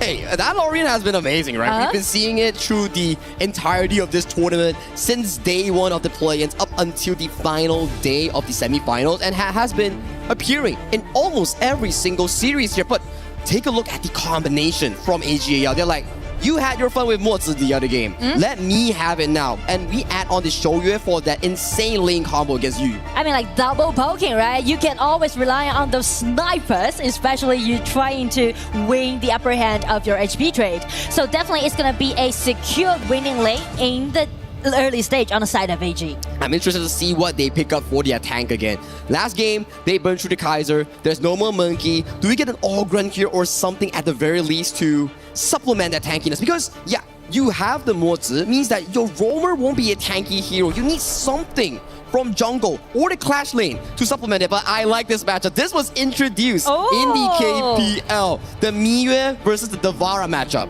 Well, it is so classic to see these 2 top laners play against each other back in the KPL region. And I would say Miyue will do great if you kind of just prone to let this Miyue to build up the early stage advantage. If you can do so, Miyue can be so dominating when we step into the mid game and do the splat push. And it's one of the most aggressive team composition that I've seen that's being drafted by AGAL. Game 1 all the way to game 4, it's always about scaling, playing mid to late game for those item power spikes. But this game around, AGAL is drafting heavily towards to winning the lane. And also they are drafting heavily targeting at Zhuhao. You can see like 4 bans upon those junglers, right? He's actually denying all those powerful junglers so far in this patch. Hey, it's like what you mentioned, right, Nora? Zhuhao is the Zhuangyuan, the first pick coming in from the last year. The highest value Zhuangyuan. The highest value Zhuangyuan. So you gotta ban him away. Those 4 jungle bans is not a waste. It's a respect towards the side of KSG's jungler. Exactly. And so does KSG. If they want to make those things happen, they need to initiate more so that they can suffocate AG from those farming pace, because the late game is going to be so scary on the side of AG. So much damage, so much side lane pressure here. They need a front line. And Dun has been locked in for Zoe. We've seen before how Dun, this hero, is able to open up the space. Very strong early game to pressure the jungle of the side of Kuaishou Gaming here. But I want to see what is the last pick here. You have a lot of mid lanes removed from the pool here. The mid laner is definitely going to be a good counter pick. But in that case, maybe like a Hano can be possible, in my perspective, on the side of AG. But for KSG, Yang Zhen will be their answer, and so does this Flowball Marksman. Well, I feel like the pressure on KSG is that they need to pushing forward scarily, and it's going to be a Ganon War. Wow, 4 poking heroes on one side. That is a lot of poke. I like this combination. We've seen this from Blacklist International before. One more cannon blast. You get a shot on your face. You get the freshly forged on your face. So you cannot contest that 3v3 mid lane. This is very aggressive stuff that has been drafted by AGAL. Yes, and I mean that it's kind of be a little bit extreme, right? Because you are letting 4 poking heroes, which means the initiation is definitely out there for you. But check out KSG's composition, right? I feel like a lot of potential individual showcase can be seen if Zhuhao, this Yangjie farm, are really well paced. They have a lot of carry points. You have the Devara, the Yangjie, the Floorball Marksman, the Lorien. A lot of damage, and if they can find the backline assassination on towards members like Yinor, on towards members like the side of Sheng on that mid lane, that could be game changing, because once those 2 main damage dealers are not available in the team for AG, it could be disaster. Yeah, so as we are stepping into this precious and dividing match point, you can see AG, they're playing in the quite, I would say, risky composition, right? If they can drag it into the late game, which they are really good at, yes, they can grab the match point. But as for KSG, they also stepping into their own comfort zone. They're trying to use their aggression and grab themselves the match point. Momentum on the line. Both teams 2-2 tied in scores in the best of 7 in the grand finals. Match point on the line. KSG taking on AGAL in this game number 5. And they encountered each other in the mid lane first. Yeah, very small start coming in from both teams. This has been AG's starting style, right? Just starting Zoe towards the mid, get that clear in. But I mean, the accuracy about your poking is really crucial on the side of AG this time. Oh, I like the rotation here. We were thinking like, it's gonna be Yinor and also Mo Zi on Shuai, but they changed the direction. It's like, okay, Silence, you've been having a very good game. Let's pressure you on that top side. And also we mentioned about if you want to play this Miyu against Navarro, you definitely need to highlight this hero in very early laning stage. Oh, Sheng coming in for a bottom gank on towards you. You has the double snipe. Oh, that's a very good damage. Liu Lang is here, find a bit of damage on Sheng. That's a 2v2 that's been won over to the side of KSG. I feel like Liu Lang can play really well by this Lorien, so does Shen. So definitely Lorien can be very powerful due to his skill set, right? Against this Ganon more in the early stage. It's about range. Whoever lands the first blow first will be able to win that specific matchup. Is it going to be Liu Lang finding the elevation on the Lorien ultimate on towards Sheng, or Sheng finding the burst damage first on towards Liu Lang? It's a bit of a rock, paper, scissors. And it's a bit like this game is going to be a pure mechanics combat. I like it, right? When you are burning down your strategy pool, it comes down to the original core of how you play Honor of Kings. Mechanics, micro details, right? Yes, just unleash all the potential play that you might offer to us. That's true. Oh, so far Ron, top side though, he's winning a lot in towards that laning phase here. Thankfully to Shuai with that early game roam. So that laning phase for Ron is something to look at. He will be the 1v1 monster towards that side lane. And both teams are actually trying to, prioritize their jungler's farming pace. But in that case, you can see Yangjie already got a level 1 advantage against this Dun because he had a high efficiency, speak of the farming pace. One snipe coming in from Yinor. That's a lot of HP being expended by the side of you. Nice sniping. It all depends on your accuracy. Yeah, find a bit of a poke so far. Early game has been similar in the past few games. Just stalling those item power spikes, waiting for one member to actually make a mistake. Oh, Sheng, nice steal with the Rescue Forge. And also showed his determination about landing his poking damage directly on the target that he wants.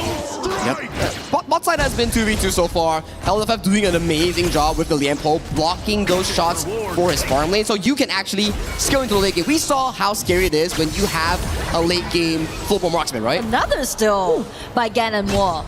Sheng has been on fire. Yeah, he's really accurate about how he's gonna do all those poking damage. But, The only difference in the early stage is that how they're gonna gain the vision control. KSG relies a lot on this Lianpo on the other side. AG relies on the Duen. It's gonna be Lianpo knocked up directly on the Enos. Ow! It's gonna be the first blood goes over to Liu Lang. But Liu Lang finds a nice pick on Yino, but Sheng also finds a counter kill on towards you. It's about the mid lanes here, finding the key snipes towards the back line. So it's gonna be a 1-1 trade, and only the farm lane will suffer.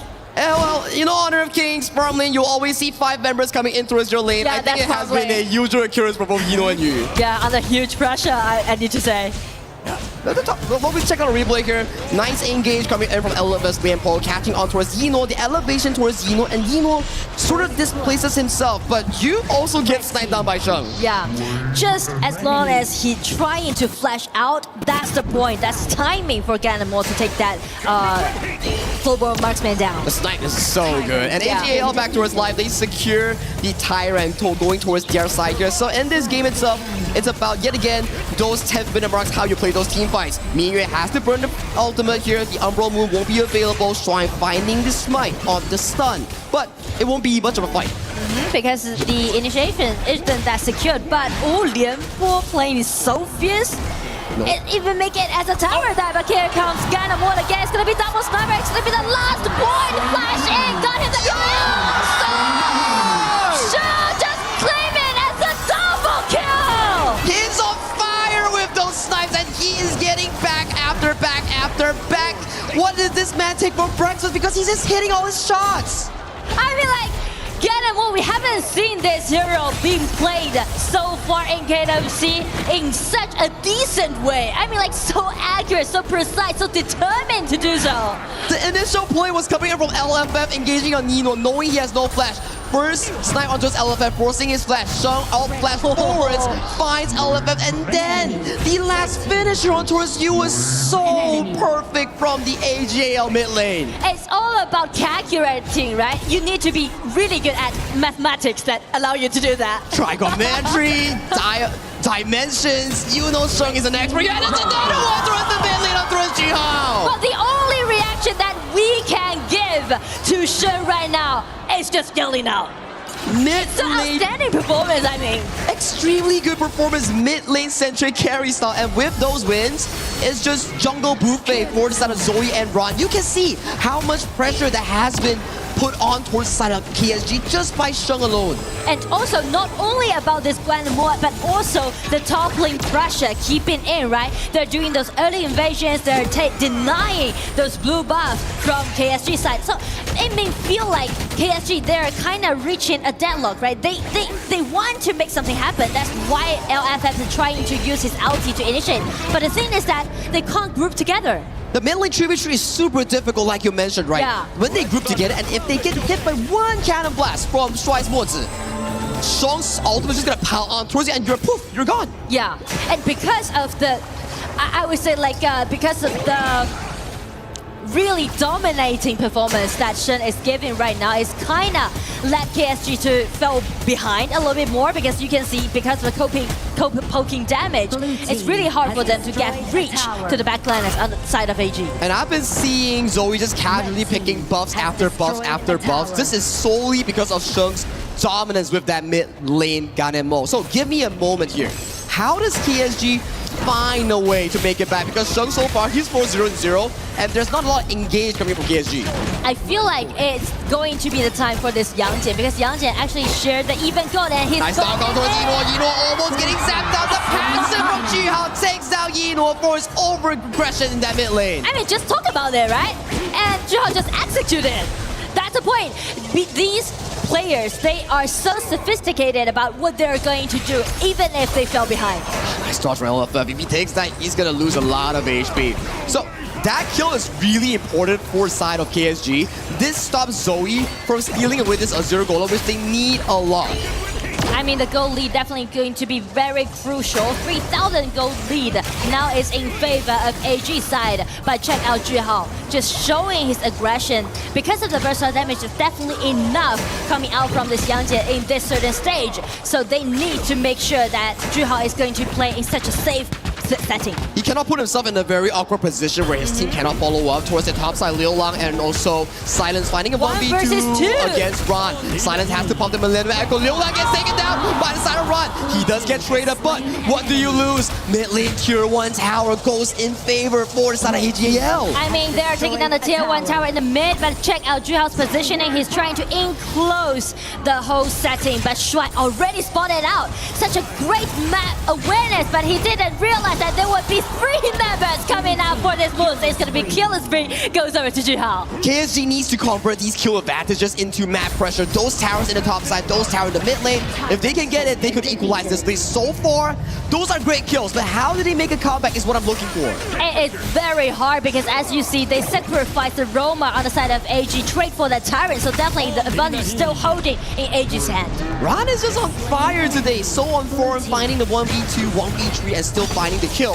And Jihao, he has been finding consistent back-to-back plays to bring the game back into an equal footing. Because he knows that he's the only member in this certain mid stage can hold the whole situation on for KSG. Oh, this is going to be a 1v1 between the two junglers here. Nice secure coming in from Jihao, but he will have flash going into the Tyrant fight later on. But I mean, check the goal difference. Well, how long haven't you seen the mid laner sharing with the highest gold in this patch? I mean, not in this patch at the very least. It's a privilege to see that. I know, right? And Sheng just doing it out of the blue as we pace on into the 10th minute mark.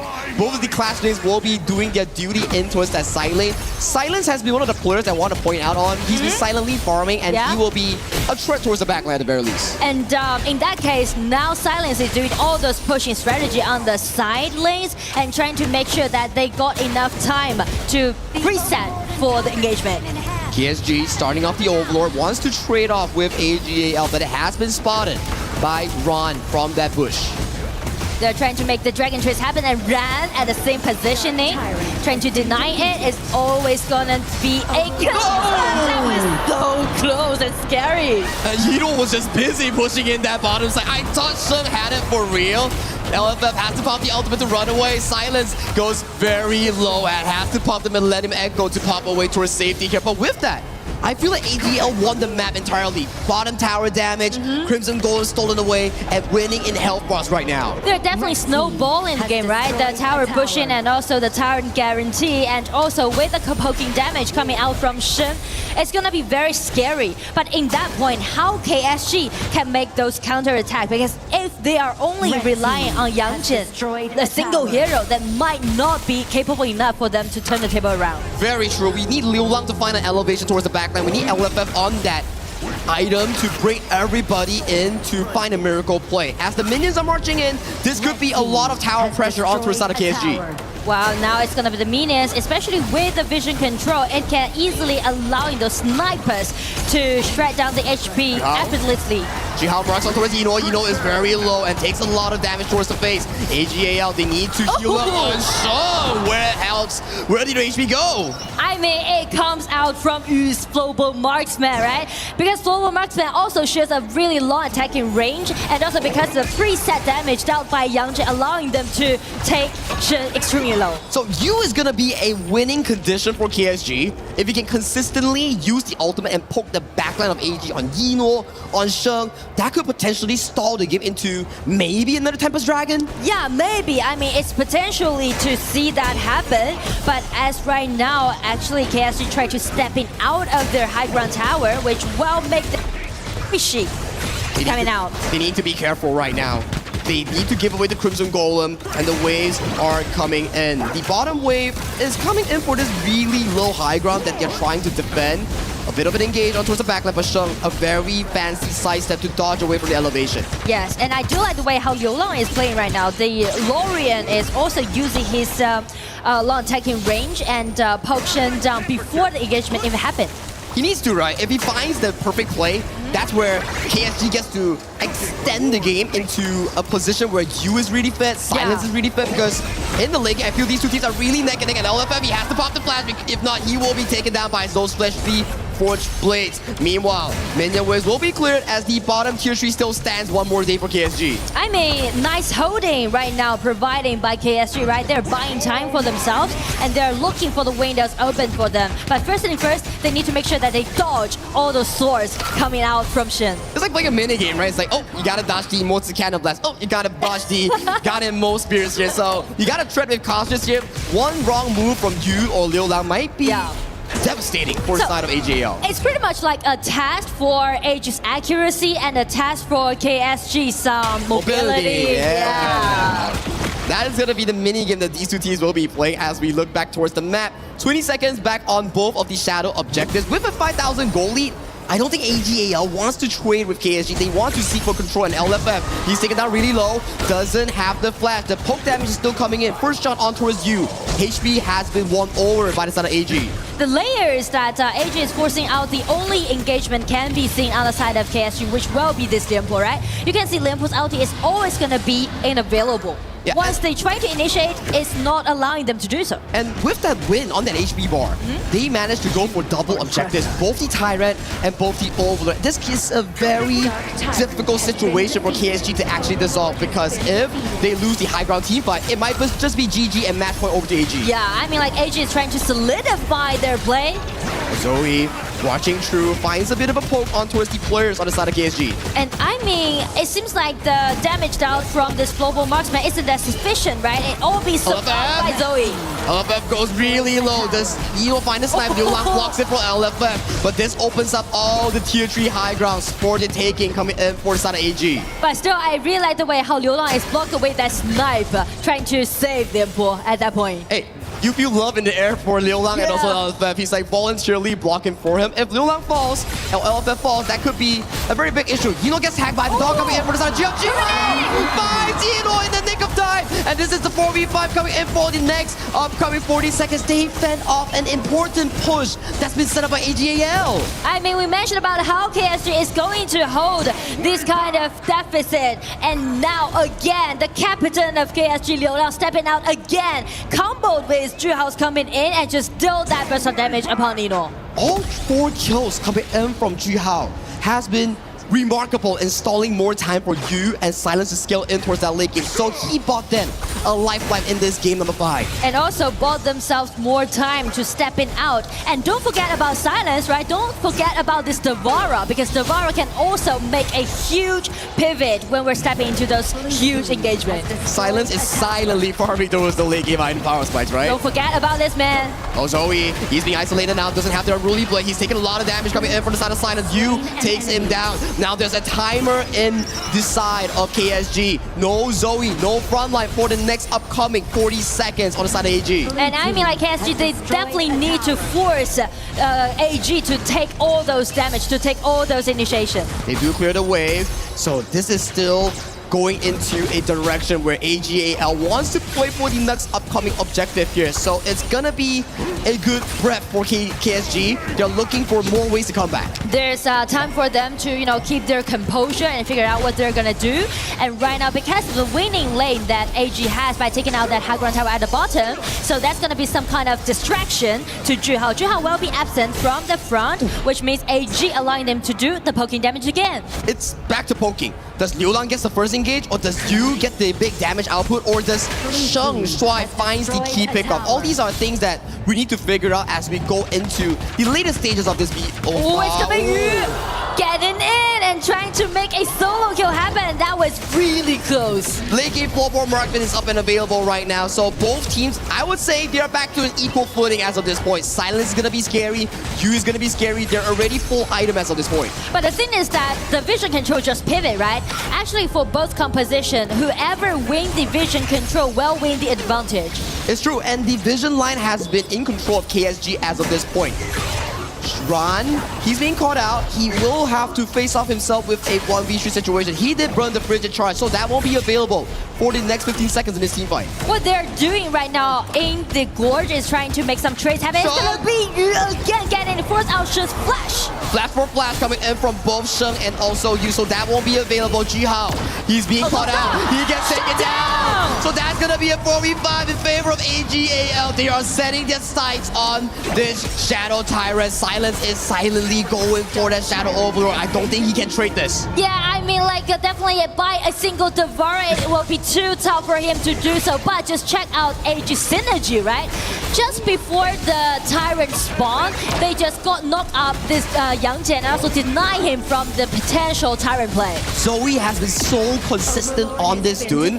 He's the front line of the team, providing so much room for Yino and Sheng to do damage. And then, that's not all. He found the perfect setup onto his Jihao as well. It's the trust between Duen and also the sniper, the Shouyue, back in that team fight. And then we do see Minion Waves marching in towards the mid lane here from the side of AG. They want all of the tier 3 high grounds from the base of KSG.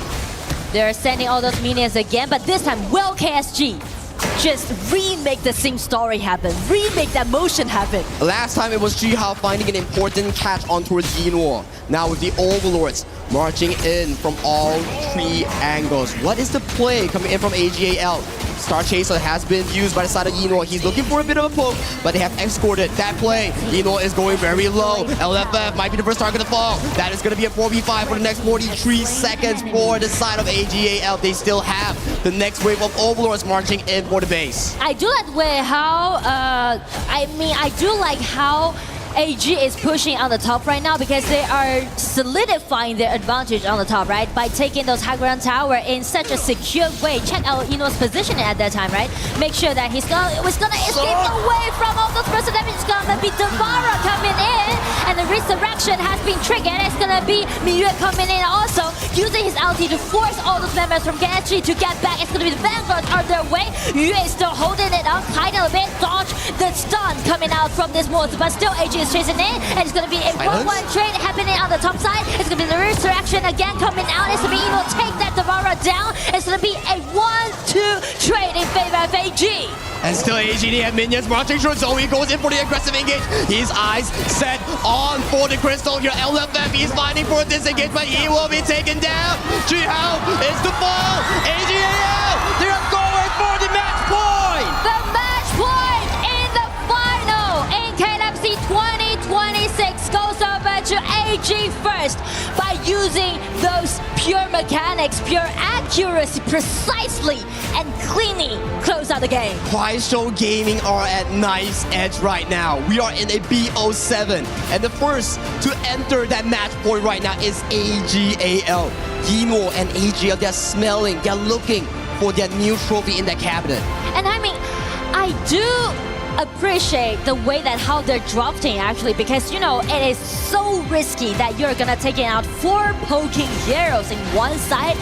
It's like the pure trust that you can see beyond the teamwork. This is the start of everything, right? LFF being the first target to be taken down, ultimate flash from Sheng, and he found the amazing snipe on towards the side of you, and that was just the start of these plays.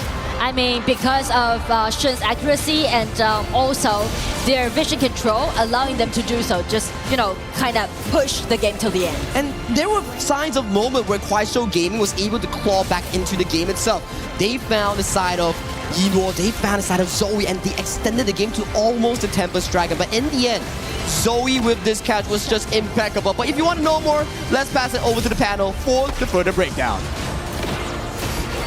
Well, it's another game that finishes here in around 20 minutes. However, this is the first time we have seen one of these two teams win 2 in a row. And the elation from Inua's family, his father standing up there, should be testament enough to how important that is. Match point now for AGAL. They are our title defenders, and they are 1 game away from doing it. We have been here before. AGAL 1 step away from taking the trophy to be back-to-back champions.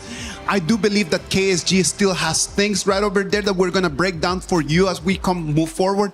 I'm telling you, I don't think that this is going to end up on a 4-2. I have the feeling that we're going to go to game 7. Yeah, that's just my feeling. Yeah, I think we have the same feeling. I'm hoping for that to happen, if anything, because again, we want to see the drama, if you will. We want to go to the ultimate battle, but AGAL, the way that they're able to play, also Shung, oh my God. Yeah. Did not die a single time. He was sniping everybody. I think that was just the key for AGAL to open the game, right? Like just how accurate Shung was on that Gan and Mo. Like it's not even about the fact that he got the kills. The opening of the game, he comes in and then with the blades takes one jungle camp, takes a second jungle camp, a third jungle camp, and that is just money that goes into his pocket, taking it away from Ju Hao. Actually, the highest net worth on the team as well. So he was just constantly farming. He was stealing from everybody, if you will. And again, he didn't even die at that last point with this the nice clutch play with the Sage of Sanctuary. Randy, it is such a difficult hero to play, man. Not everyone is just built like that you can say like, oh yeah, I'm just gonna put Gan and Mo on a game 5 of the grand final of the tournament. Nah, it's gotta be Shung. Execution at its highest tier for HOK. If you use that QR code, you download it in your own games, you see somebody playing like that, maybe it is a good time to surrender, because that would be a tough matchup. You might find yourself in this lobby by accident. No, I think these are private servers. So at the end of the day, you know, you love to see new picks coming up, but you love even more to see the reactions when people realize that you are close to making something important. And that is right there in Inua's family, realizing that they are about to watch their son go back-to-back as a champion in France at EWC. What a special moment. And I know, Holler, there's so many moments that compound this result that we've got. Let's break them down. Yeah, and let's just hop into the first clip here as we go in. This is the initial piece. Again, you know, it's that focus fire where they were trying to take it out. LFF, it seemed like he got caught out, but look at the blades. Shung, the slice, getting the double kill. It was all value all the time for him. Come on, it is just the opening of the game. Do you really want to give the Gan and Mo a double kill? Because you know that he just starts snowballing really quickly. LFF tries to go for the turret dive right in there to try to get the advantage. It doesn't work. It doesn't work at all. I mean, as we hop in, it's going to be most of these things, but this is actually, I believe, the part where they were able to get the final jump in. They end up taking down Yuno on this one. They were able to kind of weather the storm. KSG, yes, they were behind this game most of the time, but they tried to prolong it as much as possible. It was a very difficult ask for AGA. The problem here is just the different compositions, right? Right. Like when we start thinking about this composition that we have from AGAL, the good thing that they have is the reach. They can poke. So it means that they can clear wave very quickly. On the other side for KSG, nobody could clear the minions. And that's why they couldn't just defend their high ground for a little bit longer. Because in the moment that someone would jump in to try to clean the minions, disappear from the map immediately. You can see the pressure that needed to happen. Ju Hao, I think the big moment for me that I witnessed was they're defending against tier 3s. All of a sudden you think AG might end the game. Ju Hao flashes in, finds the kill, and it kind of delays to the point where you say, maybe we do get another Tempest. Maybe we buy some more time. It was a day late and $1 short. However, it was an indicator of how their lineup wanted to play and find success, which was this very specific yet valuable way when they can get that job done. Yeah, Ju Hao was carrying the team, right? Yeah. Giving KSG a chance with this Yang Jian. The way that he was able to pounce on forward, he ended up like 3-1-0 early. He was kind of putting them or giving them a chance, right? But then he got caught out in that mid game, and then once that happened, the wheels had kind of fallen off at that point, and it was again too much AGAL in the end. I do believe that the key moment in here is in the BP when they decide to AGAL to take that Miyue. So they decide to take the Miyue just as a counter against the Devara, right? And then since Miyue is going to be over there at the clash lane, then what happens is that the Miyue takes the red buff first. So then the Devara does not have access to the red buff. The Miyue has the advantage. That forces Liulang to have to move to clash lane, and then they have priority for Inuo just to slowly just keep farming, keep pushing, going all the way into the high ground. We come to the late game, Inuo takes the red buff, and then they already have the damage. Yeah, and that's the strategy, right? I'm basically forcing KSG to do what I want, right? By being able to dictate things, stealing things across the map, so that they don't really have that farm. They were not comfortable in this one. Setting the early tempo. AGAL found that to be successful on both occasions that they've done it. I think they've also learned from the mistakes where even though they got that early lead, and I think it was game number 1, they weren't able to turn it around into a victory. KSG pushed that back out. But it's been 1-1. It's been 1-1. And now we finally see a team win 2 games in a row, and that's AGAL. And gentlemen, if they win here, we won't come back to stage till we see Inoue lift that trophy again. What does that mean? What is this moment here? How do they capitalize on doing what they came here to do in front of their fans? I'm telling you, if they're able to come in and then just to finish it, I hope that it's not going to be only for Inoue, but for the 5 of them, it's going to be such an important moment. And it's just going to be so special just to have all the fans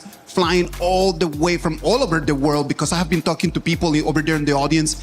They're from everywhere right now. Yeah, everybody loves AGAL. I think that you're seeing that in the fans in the stands here. I mean, Kwashu Gaming have their own fans as well, but I think that overall it's been a lot of energy to AGAL. They've got the drums, they got the panda was walking around. I mean, they got everything at this stage. You know, we talk about buffs and parent buffs and kid buffs and family buffs. They're real in my opinion. And you know, front row and center the entire tournament, we've seen Inoue's family, and that's just maybe a microcosm, a small thing to pull back onto the big picture, which is that AGL, if they win, this place would erupt. But KSG have found a way to bounce back.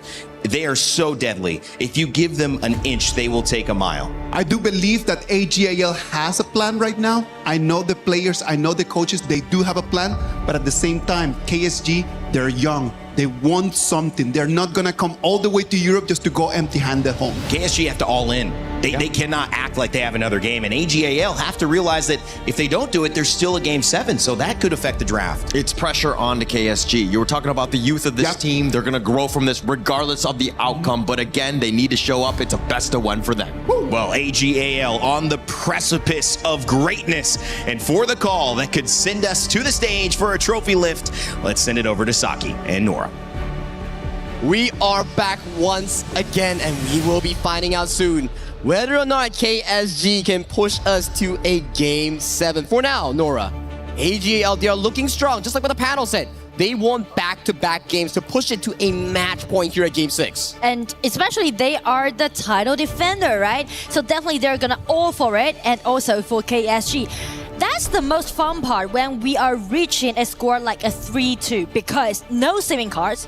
If you pull all the cards that you have, right, bring it to the ultimate battle, everything will be set up as the original one. Yes, you reset the picks, you go into a blind draft, you don't know what your opponent picks, and you have to structure your own draft and trust in yourself in the ultimate battle. But we'll save that talk for later as we go into the draft. The Yang Jian being picked up by AGL. It's looking good. This duel is so classic, right? I just prioritize that definitely Zoe will have his power pike earlier than Juhao, because you can see if Juhao had a really nice farming pace, he's gonna do well in the mid game. But on the other side, this time KSG is giving the ball to Yu and also to Liu Lang. And so far the KPL teams, they have a 100% win rate on Kaiser. This pick has not lost a single game every time KSG or AGAL has selected them. So coming in towards this grand final, if the statistics still follows, maybe this is KSG's miracle pick on towards Juhao. And also, it feels like they're trying to play the same style that AG just did in the last game, because it also let Kaiser to bring all those vision control and let Noir to do those poking damage for him. They definitely have to, right? Like, you form that front brick wall, move in together for you and also Liu Lang to do consistent damage here. So everyone will be locked in here for the side of Yinhuo. It's gonna be an okay lane at the very least. You on the Aoyan, he won't be able to buy that Frostguard Embrace to fight against a magical damage output. So the laning definitely gonna be a little bit torturing for Yu, and also it also means that they need something spicy on the top, right?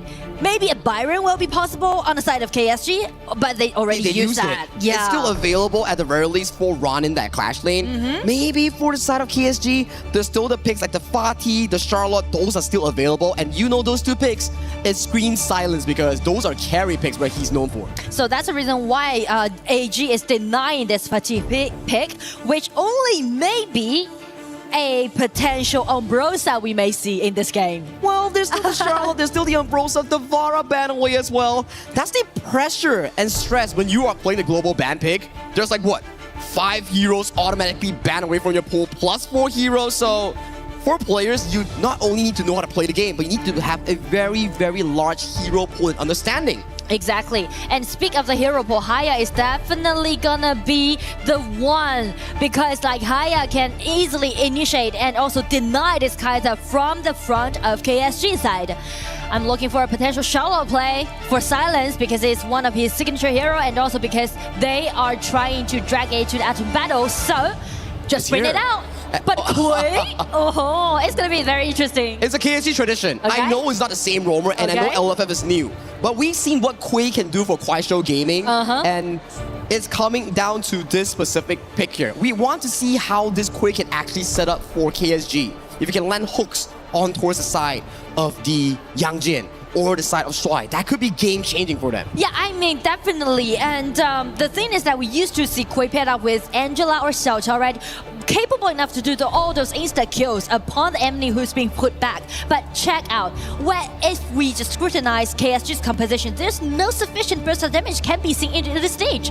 We need to hope for the greater good. At the very least, use those hooks, make it into your advantage. If you can land multiple hooks on Yinor, on towards Shuai, on that Dolian, maybe, just maybe, Kuaishou Gaming can push it to an ultimate battle game 7. But I mean, like, question mark is definitely putting on that Quay pick, and also question mark is putting on the result of today's game 6. Will it be into the ultimate battle, or will AG just defining their title? So Nora, I learned this from KPL, from your region. 颠不颠？什么？颠不颠？颠不颠？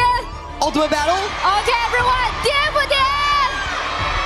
The crowd wants it. The crowd wants an ultimate battle here. So we need to see whether KSG can pull it off. They have the crowd energy. They want it to be an ultimate battle. And with the draft set and lock, we will be going into Heroes Gorge, potentially the last time, unless KSG can find a miracle here in Game 6 of our Grand Finals in honor of Kings World Cup 2026. Let's go, we are ready for the battle, and everyone just use your loudest voice, cheer it up for your favorite team.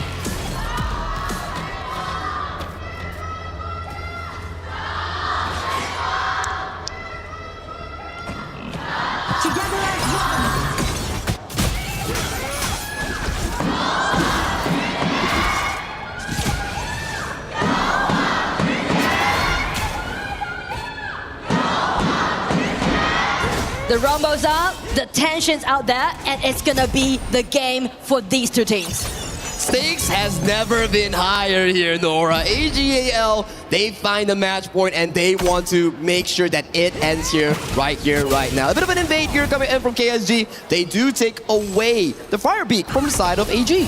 Right now, we can see a nice knock-up. Well, it can be a little bit difficult if you want to confront Byron in such an early stage, especially during the lanings. One of the strongest Clash lane laners, which is the Byron, so for Ron, he's very self-sufficient in that top lane. That's why you see Shuai, he's just following the side of Zoe to maximize that goal potential for this Yang Jin carry pick.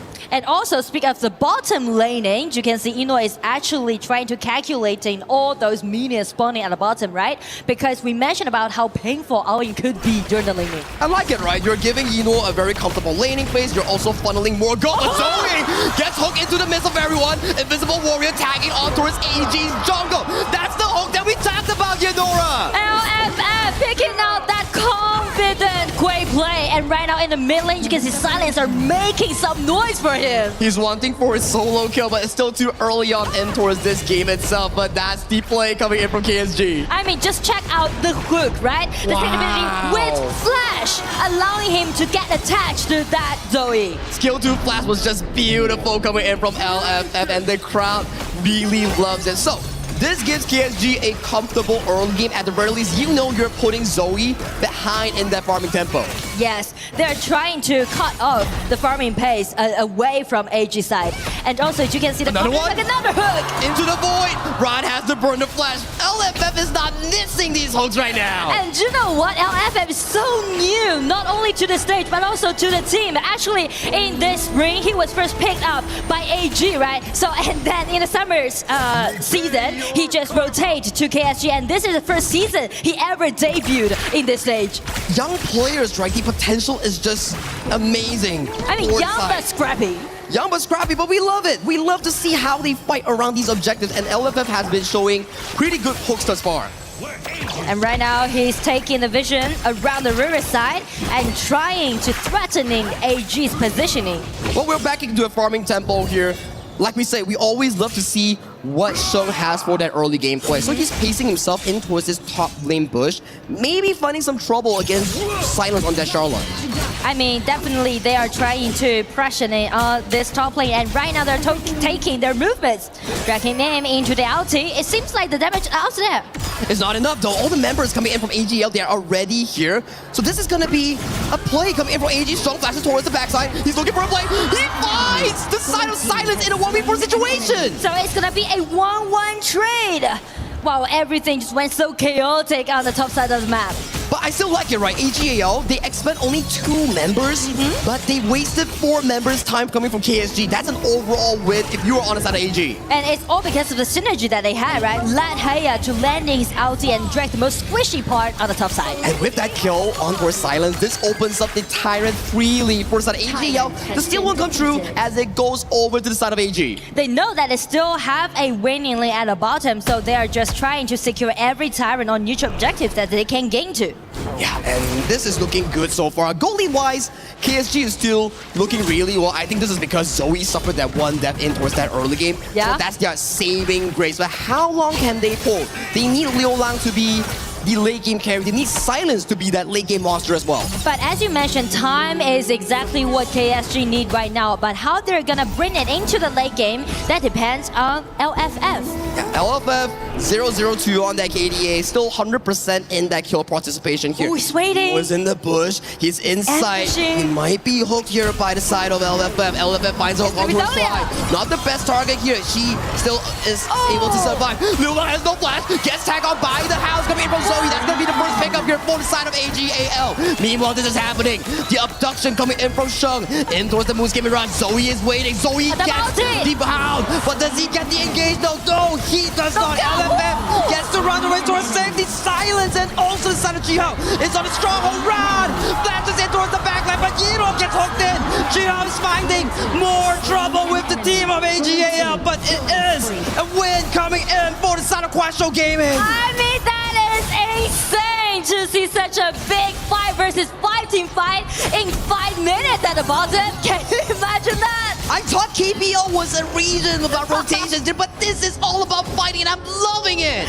That's because we are stepping into the final stage of the final right now, right? Because it's the match point for AG. They're giving all the cards they can. They're doing it, being so committed. But as on the side of KSG, you can see like they won't give it up, even though only a slight opportunity is there for them to get it back. I am loving the aggression coming in for both of these teams here. For KSG, it's about LFF, Jihao, looking for those plays. For the side of AGAL, it's about Sheng and also the side of Zoe here. But Yu taking so much damage here. He has to give away that mid lane control. Yes, and actually backtrack onto those composition. I do want to highlight this Dolly and Yangzhen pick, right? Because the double ulti that Yangzhen has, allowing him to be very dominating in the mid game. Yeah, I think that is going to be one of the main winning conditions that AGAL wants to be able to look for those key winning plays here. That's a nice chunk of damage on towards that mid lane tower run, just getting a bit of control for the side of AGAL. But talking about composition, right? Late game, I would have to give it over to the side of KSG.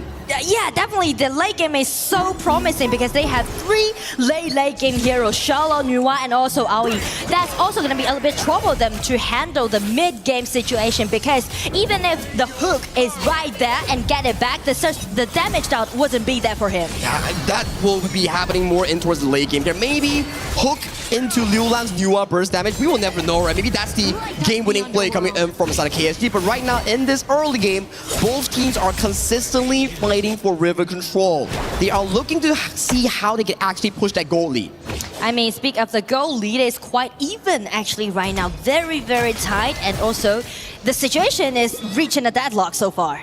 it's not going to be easy coming in for both of these teams. None of them wants to give an inch. One small mistake coming in from KSG, and it is tournament elimination and second place. One small mistake from AGL, and we might get a Game 7. Yes, that is possible. And in that case, actually, Yu is changing his item building logic, right? He's prioritized the Daybreaker, let them to have enough versatile damage. You need it, right? There's so many tanks. You have Ron, you have Yang Jin, which is a good point that you brought up, because usually Aoyan is not the best hero to take down tanky heroes like those two Clash End fighters that we talked about. But in this kind of certain composition, there's no choice left for him. There's just no choice. That's the pressure coming in from the global ban pick.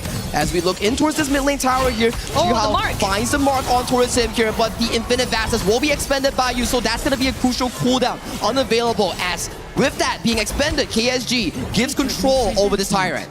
I feel like AG, they are really disciplined so far, because as you can see, they made a lot of skill trades happen, right? Because they know Aoyan with his ulti unavailable, and it's really hard to let him landing the burst of damage that we just named right on this ring or this Haya. So the next 60 seconds for you is going to be a very crucial timing. He cannot get caught. He cannot be taken down. If not, that's going to be a win. They do get the hook towards Zoe, though. Zoe, he's stuck in towards the midst of the void. But with the tenacity coming in from the Yang Jin, he walks away towards safety. Meanwhile, this is happening. Hino is finding a bit of fun on towards the bottom side on that tier 2. Well, in that case, I do want to highlight the item building lodge, and sorry, it's gonna be another full hook coming out from Quay, but the damage isn't there for them. That's the thing I do want to highlight, because Zoe's item build logic is also different. He also prioritized the magic armor item for himself, in this case for Yang Jin. Succubus cloak, right? Oh, yes. Shug just barely dodging that hook. That is very dangerous for the AG mid laner. Two teams are just baiting out all those skills that possibly have, because they are presetting for the upcoming 10 minutes mark. This is going to be a very important one coming in for both of these teams. We've seen how explosive these fights has been every time the 10th minute mark hit. So now, 15 seconds on the dot. Positioning from the side of AGL is slightly slanted over to the mid-bot side. We need to see how KSG decides. Do they go for the fight or do they go for the trade? I mean, lack of the flash allowing Zoe just coming in 1 versus 3 and even make it at a 4.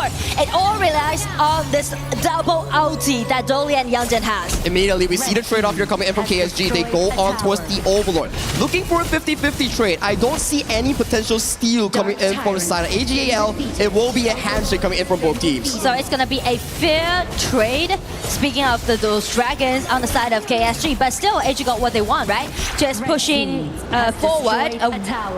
Just play around with Inor carrying this red buff, right? Irene can easily take all those towers down in mid-game. Yeah, and I think Aaron's late game is also not the greatest compared to a Long, for example. So for AGL, with this Tyrant, they need to try to push the game even further, find game-winning leads to potentially win out in this mid-game. Well, in that case, I would say the formation matters a lot. It's all about the positioning. They need to make sure that Zoe, this Yang Jin, is going to standing in front of all of his team members and taking the hook, taking the burst damage, make sure that his backliner is going to be really safe. Nice fight coming in for Juhao. He secures the Crimson Golem with the help of the hook. Annihilation doesn't find on towards the key targets here from the side of AGAL. Both teams having to clear the waves, just waiting for the potential moment here. Zoe going in, finds the void, gets sucked in, but where is the follow-up damage? It's just a bit of a poke. Look at Ron's HP bar, so tanky, but having to use that Pure Sky. I mean, that's the thing we were talking about, right? The shortage about whether you're gonna pair up this Quay with those late game heroes, right? So still, I would say there's like 6 or even up to 7 minutes, which is needed on the side of KSG. Yeah, they need more time, right? When Liu Lang starts getting those full items, when Silence starts getting those full items, that's where KSG's composition starts overpowering AGAL. But for now, AGAL is still in control. They need to find a potential engage, maybe on Sheng, maybe on Zoe. We need to see who can actually find it. Well, I feel like definitely going to be Zoe. You can see like how aggressively that Zoe is playing right now, right? Every time you see someone just goes in, man. Like Zoe, has no chill. Yeah, I mean, just land all those marks and let him to chase them down. And the damage coming from Liu Lang is slowly ramping up on that Annihilation. I think that ultimate took like what? 30% of HP coming in from Sheng's health bar? That's a lot. I mean, that's a lot. And also because of the match point that they are reaching right now. So both teams are actually playing extremely cautious. Yeah, one mistake can set up a very different ending here. Storm Strike onto us, Jihao Into the void goes Blind coming in from LFF. Both teams are fighting for control once again over this Crimson Goal. And Jihao gets pulled in by the Moose Mirage. It will be a 4v4 outer skirts here in towards the mist. Nice flash hole coming in from the side of LFF, but he doesn't find a marker here. LFF might be the first target to fall in towards the side of AGAL. Meanwhile, this is happening here. Jihao is dangerously low, being chased down by Yino. Silence is finding the backline. Silence by Yino into the sky. That Yu goes. Yu wants to fight Try over to the edge, but he comes down safe. So that is a good win for the side of Kuaishou Gaming. Exactly. I mean, KSG made it as a 1-2 trade, sacrificing the Roma trade for the jungler and the marksman. Definitely is a fair trade, and they are chasing Shrine down. You want even TP down. 3-1. Clean Tyrant. It's going to be KSG. I'm feeling something, Laura. Are we going to an ultimate battle? Because Kuaishou Gaming, they are controlling the game and bringing it back into their own hands. I mean, like, it took so long for AG to take Kui down, right? They put so much effort on taking that LFF down, which allowing Silence to sneak in, allowing Yu to sneak in. Yeah, Yino has so much gold, but he got taken down because LFF stopped so much time for Jihao, for Silence to get into that backline. I mean, it's definitely gonna be the point for KSG, maybe turn the table around, but how they're gonna solidify it, they're just letting Jihao testing a little bit, baiting a little bit. They're trying to secure the Tyrant that they want to have. Tyrant has been started here by the side of Kuaishou Gaming. Here, Jihao taking a lot of damage in this initial exchange from both teams. Silence going in from the backline, wants to look for a steal. Zoe secures the Shadow Tyrant, but backline Silence finds Yino in an assassination flank. Where is the follow-up damage here? They're waiting for Sheng in the outskirts. Zoe gets taken down, infinite passes towards the sky. Wants to go for an aggressive engage. Finds it towards Ron. More damage coming in from Yu. Takes down Ron. And the last member from AGAL comes out. Sheng will be fall. And Shuai is the only member standing from AG. I mean, KSG is on fire. They're ready to make comebacks. Could you believe it? Like AG, they are coming for that dragon. But instead, KSG, they are looking for killing. They are being hungry. You can have the Shadow Tyrant. I will take the game-winning fight. Nice hook coming in from the LFF, fighting onto a Shuai. One more being taken down, and unstoppable 5-0-5 goes over to the side of Yu. I mean, falling behind in such a significant situation, but KSG just figured it out and pulled themselves together and used their own mechanics and their own awareness about how they're gonna do the team fight and take those members from AG one by one down. Welcome to the league in Kuaishou Gaming. They stalled for their item Trinity. Now is the game pace coming in from Silence, Liu Lang, and Yu. If AGAL can find a miracle play, maybe it works out. I mean, this point, I do like the way how AG is loading this ulti upon that Jihao, right? Just denying him to take the Tyrant. But the thing is that, check Silence and Yu. These two young players just sneak in and use their own mechanics and got those core players on the side of AG down. And Liu Lang was untouched in that entire team by consistently pumping out DPS. So true. And with the Shadow Overlord secured, you can now start to see on the second screen, waves are marching in. AGAL might be pushed into a Game 7. You can see the fans from side of KSG are just being very nervous, and so does AG's fans, right? Because it's still AG's match point. They're still holding their high ground terror, but KSG right now is making comebacks and looking for a potential ultimate battle. That's the haul coming in from the side of KSG. They're rotating towards the top side. They want to take down this top tier 3 for the opening of the game. Yes, it's gonna be the Vanguards getting in. KSG show no sign to retreat. They're sending all those Vanguards getting in. Play it around, let this Liu Lang to landing all of those poking damage upon side of AG. They need to fend off this final wave of Vanguards here. Vanguard simultaneously stacking in towards the crystal. LFF looking for a bit of push. Zoe goes really low. Silence once more. The Infinite Bastards has been cast towards the sky. The defense has been flash engage coming in from Ron, finding on towards Silence. We do see a backline engage coming in from the side of AGAL. But where's the follow-up coming in from AG? Use on invisible onto a Shrine. Shrine goes dangerously low. But that's coming in from LFF onto the side of Sheng. Sheng gets taken down. That's gonna be a 5v4 for the next upcoming 40 seconds. KSG, they're turning their heads. They're not going for the game-winning push. I mean, how you're gonna dodge a hook coming from nowhere, right? You had no idea how could he land his skill too, just among all those props that they had, right? So actually, KSG, they are moving closer to the ultimate battle, but still, it's not the end because AG, they're holding the mid lane's high ground tower, and also you can see the seed breaker made by Zoe Xiangjian right now. He is so fed right now on the side of Zoe. He needs to find the damage in towards the backline at the very least.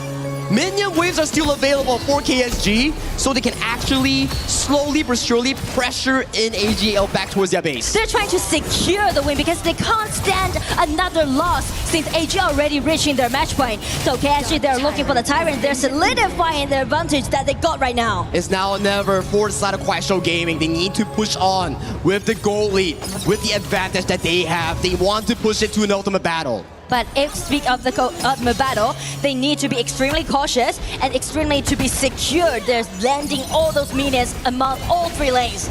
It's coming in for the side of Kuaishou Gaming. Super minions marching in towards that bottom lane. Wave clear is consistent for the side of AGAL. Zoe goes in on the initial play, but the stronghold still looks almost land on towards Zoe. Oh, to me, it pretty much seems like the tranquility before the storms come. Yeah, it's like silent before the storm. You're waiting for the hungry young players on the side of Kuaishou Gaming to find the decisive fight. LFF looking for a bit of a hook. There's a lot of members that's being stacked on by the side of AGAL. Super minions are marching through from all 3 lanes. Zoe goes in, hook goes wide. The initial play is starting to happen for the side of AGAL. KSG, they're looking for the potential play. Eno has the fast way towards safety. Crystal is exposed, but no one is hitting the Crystal so far. Yu is fighting the finishing blow. Silence goes towards the backline, coming in from Saint Sanctuary. The stronghold still is alive. Silence gets removed. And in 1 more minute, we get the Tempest Dragon. Remarkable play by AG. They're holding it, even though the Crystal has been taken extremely low. But it's not going to be the end of the game. It's such a back and forth series between these 2 teams, and for the Tempest Dragon, Kuaishou Gaming secures the Overlord. They want to pace into a macro win against AGAL's base. I mean, check the replay, right? Everything went so chaotically, but KSG, they feel like it might be their spot. But the thing is that after has been recovered from that HP bar, he just dived back into the battlefield. And also check Zoe, double dash in, take the shutdown, and just deny Charlotte from taking that Crystal down. The fans are in awe as well with how that play exactly happened here. And welcome to the Tempest Dragon, ladies and gentlemen. It's the 20-minute mark, and both teams are fighting again. LFF has no flash. He's the first target to be targeted down. Jihao goes towards the backline, finds the initial play on towards the backline of AG. Both teams are looking for the play. LFF is dangerously low. Zoe is the first of the fall. Legendary goes over the side of Yu. Yu takes on his dragon, goes up to the sky, wants to find towards Eno. Eno gets taken down in Saint Sanctuary. He will be taken down. Yu still alive. Resurrected from space. Yu takes down, and that's 4 members down for the side of AGAL. KSG win against AG from Team the Crystal. It's gonna be 2-4 trade, and there's minions spawning on the top lane. Ladies and gentlemen, we are heading to an extremely outstanding performance done by KSG. And right now, ladies and gentlemen, welcome to the ultimate battle. What do you like now? The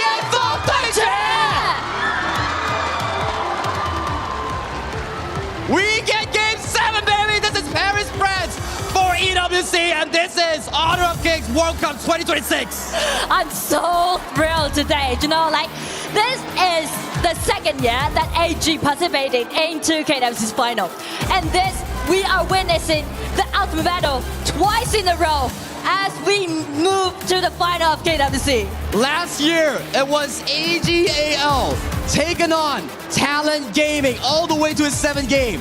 History repeats itself, but this time around, will Yinhuo get its 3rd title? Will AGAL get their 2nd trophy? This is all I want to find out. Or will KSG find their win? The title defender, the titans, the icons of HOK is definitely under huge pressure caused by this young, scrappy team, which named KSG. KSG did so well this year, They'll always be considered as the underdogs. And no one could expect that. How could a team with 4 members being so young, so not experienced, but only led by 1 captain could ever won that spring season? But they did it. And right right now step into the KWC. They are facing the title defender and drag it into the ultimate battle. Dreams are made here at the Esports World Cup, but one will be shattered and one will be forged legacy here. Ladies and gentlemen, we will be finding out shortly on what exactly is the draft. Ultimate battle, blind drafts, pick and ban. Same heroes are allowed. Yeah, no more strategy. It's all go down to pure mechanics and your mindset. You're gonna be on the cliff. You're gonna be on the edge, right?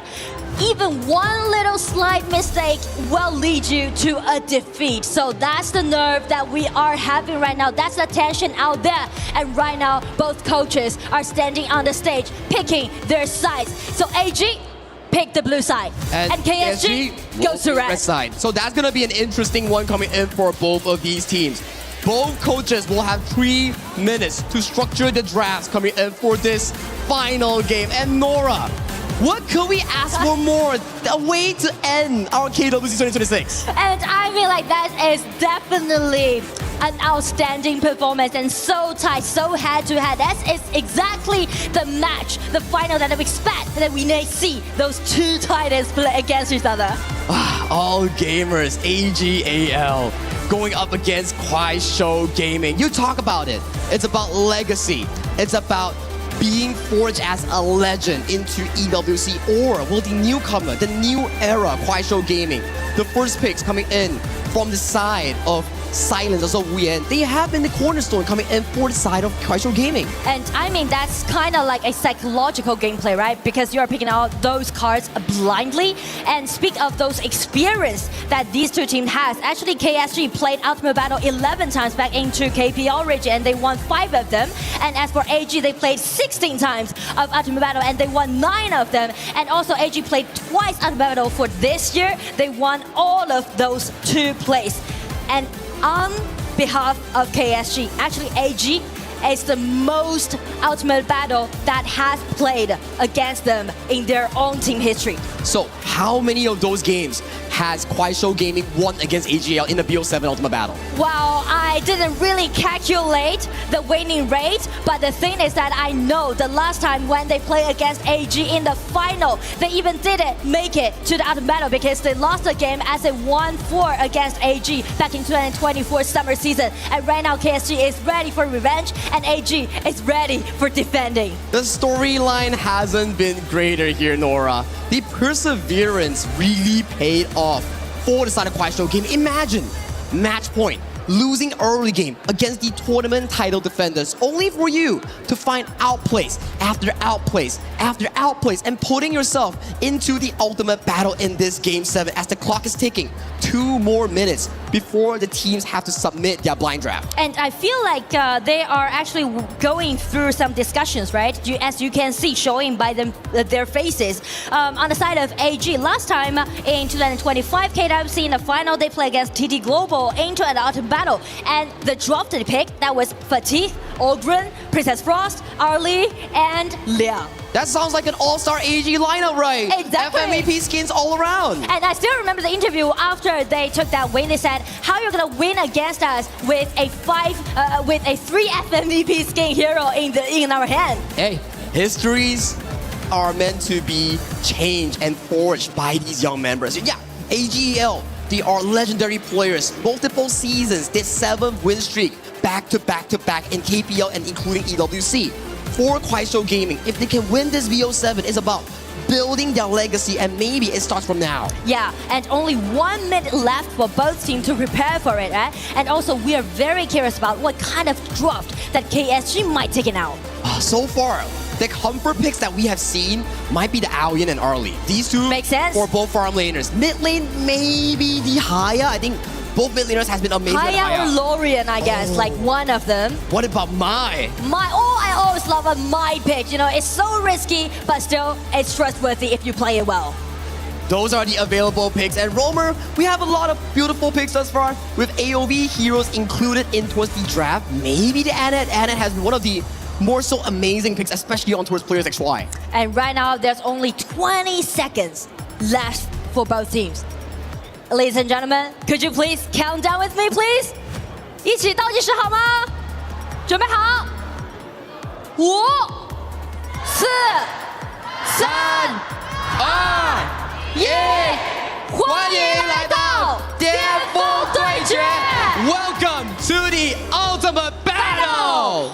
Neither you're gonna be in KPL region or you move into Paris into the stage of KWC. Still, the tension is out there, and these historical teams are trying to make the history happen. Coaches shake their heads. Let's check what Sky has to say as we pass it towards the main stage.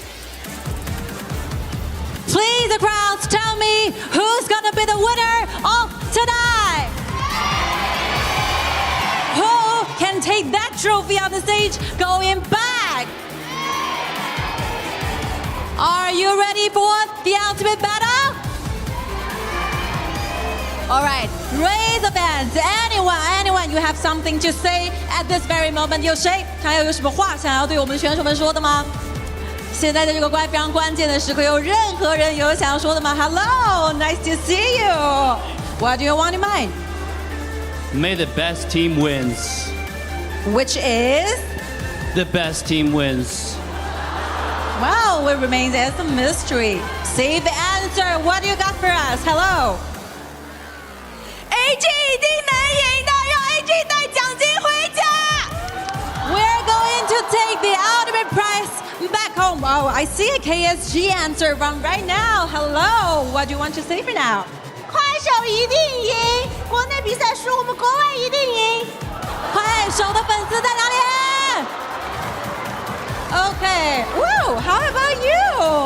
What do you want to say for us, Akira? We have a very nice guest here. 想说什么？喊个口号好不好？心怀荣耀。One more time. 心怀荣耀。 All right, let's keep moving forward. Who raise the band? Who wants to say something right now? That will be your only chance of your lifetime. How about you? I see a very cute sign up here. What you got in mind? 现在有什么想要和我们的选手说的吗？大帅叔叔加油，你一定能赢的。You will definitely be the winner of tonight. What you got, Mara, over there? Are you ready for this? Sky, it is so intense in here. We saw the left side. Now we gotta go to the right. We got a fan in here. Hello, what's your name? I'm Claudia. Where are you from, Claudia? London. London, how did you get here? I drove over 5 hours. You drove over 5 hours. We got the AG scarf, the AG jacket, and the pandas. Okay, who are you here to watch? Inuo. Inuo is watching right now. Look into the camera. Pretend he's staring you right in the eye. What are you gonna say to him? Inuo, thank you for everything that you do. Thank you for your positioning, for always being amazing team player, the way you know how to just be aggressive or when to back off, and I know that we can always count on you. So thank you so much. Okay, I'm gonna ask a question, and I need everybody to answer this. Who will win today? AG! And now we gotta pass it back to Sky. Of course, here we are standing with a very special guest here. We can take a look at who is standing by my side. Hello! Hello, what do you have to say at this very moment? 你好，哇，好久没有见了。What do you want to say? 现在有什么想说的吗？舞台有多大，战场就有多大，干！ It will be super awesome if we can have, thank you so much, warm sentences from our parents and team members over there. 萱萱，有什么想对你哥哥说的吗？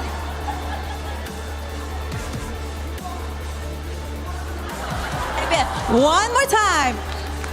今晚 AG 才是冠军。 Who's the champion? Answer me one more time. Who's the winner of tonight?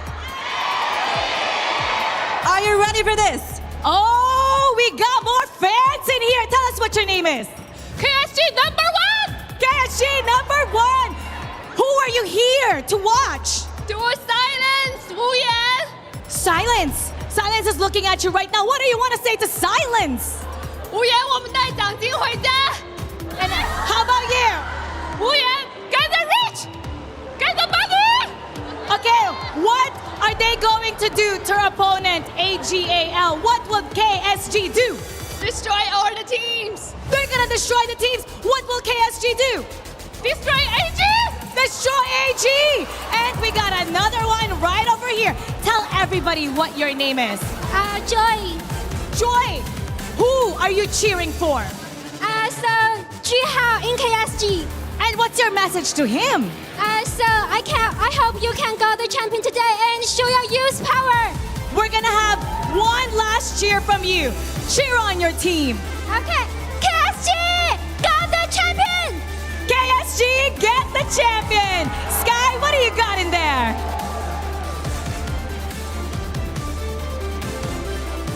Sky, let's hear from your side. There's so many fans over there. They're super hyped about this. Only one last chance. Raise up and please. 我们还有最后的一次机会，看到了一个非常热情的小姐姐，让我穿过人群找到你好吗？希望你可以带给我们你发自内心的祝福。是为了哪一位选手来到我们的现场的呢？公益跟长生，有什么话想对他们说吗 ？KPL 第一大爷，重铸中路荣光。Cheer for this, please. One more time. Any person? Oh, you have something to add. Okay. 一诺，我等你，再拿一个冠军。Answer me. Well, they get it. AG, can they be the winner of tonight? 心怀荣耀。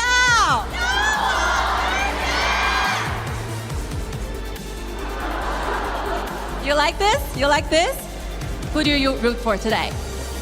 今天是为了哪一位选手来到我们现场的呢 ？AG 的每一位选手，喜欢他们多少年了？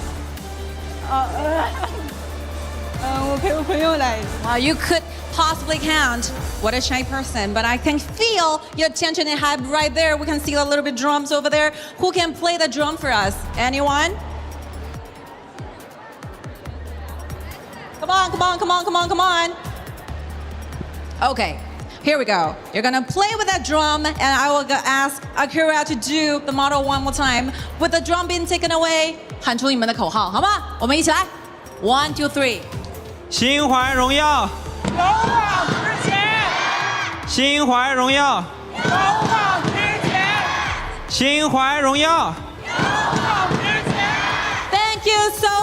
Thank you so much for the crowds here, and we have more special guests over there. What about you, Mara? Are you ready? We're ready. We're here with another fan. Come on to the fan. 你叫什么名字？李文内夏。 And who are you here to cheer for? 周毅。 What is your message to him? 心怀荣耀。 Who's going to win? AG. How about you? Who is going to win? AG. Who is going to shine? 大帅。 And what do you want to say to him? 抽丝辅助荣光。 And now we're gonna get the crowd to cheer. I want you to pop them up for your favorite team. AG AL. Okay, when I say AG, you say AL. AG. AG.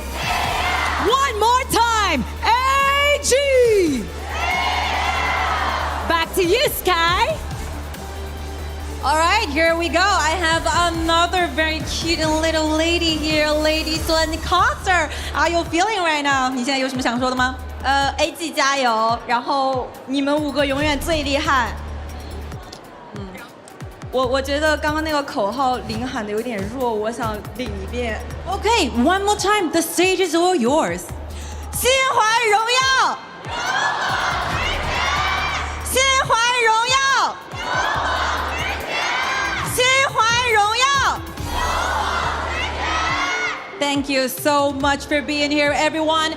We couldn't imagine this is going to be the ultimate battle for tonight, but things happen. You just have to accept the truth that every single year at the grand final here in KWC at EWC, we're going to see the ultimate battle for the last chance. So, ladies and gentlemen, are you ready for the very last match of the game? Tell me one more time, who is going to be the winner?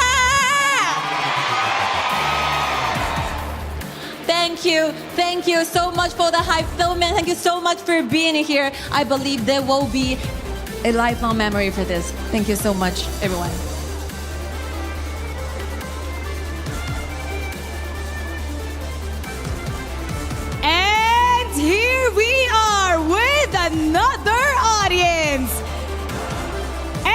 what your name is? Lee. Lee! Lee is actually the voice actor for Yao. Let's hear some lines. 剑指的方向就是天才的故乡，加油各位，勇夺第2吧！祝福你们！我是耀，那个闪耀天际的耀，星光荡开宇宙，本人闪耀其中。Okay, we need to pretend we're here in the gorge. I want you to say another one to pump everyone up. Okay, Yao, come on in. 心怀荣耀 ，Let's go， 心怀荣耀 ，Let's go。 And there you have it. We're going to settle this inside the gorge. It's time. This is the ultimate battle. Casters, lead the gorge. Welcome to the ultimate battle. This is game 7. Before that, we got to check the drafts. Blind picks between these two teams, Nora. And I mean, I can definitely feel the tension here, right? Everyone just raising up all those badges they had and also pulling out all those cheers for their favorite teams. And right now, it's gonna be the stage for both teams. We will have to see what's gonna be the first hero that will be locked in here coming in from both teams. And I mean, the trophy is right now, right here, in the middle of the stage. Who's gonna grab this trophy back to home? Only one team can do it, and we don't know how. And let's go! Last lane! Oh, Dharma for versus both! Dharma! Playmaking on both teams for both Clash laners. They have been on fire as of this point. I mean, it comes so fast, right? And here we go, like Jungler! Hey for both! 2 out of 2! Exactly the same! So what about the main laners? Is it to be the same one or different? We get... Mid lane! Mai versus Haya! Woo! Both mid laners allowing them to do so many things for their own team. And speak of the farm lane, also going to be the focus. It's going to be early against Channel. He wants FMVP early to defend his 3rd title. He wants it, and he's hungry with that channel. All right, last pick. It's gonna be Xiaofei versus Lapu. Lapu, so classic as we see so far in KWC. All right, here, that's gonna be Zhangfei, and finally the Lapu that will be picked up by the side of the roamers here.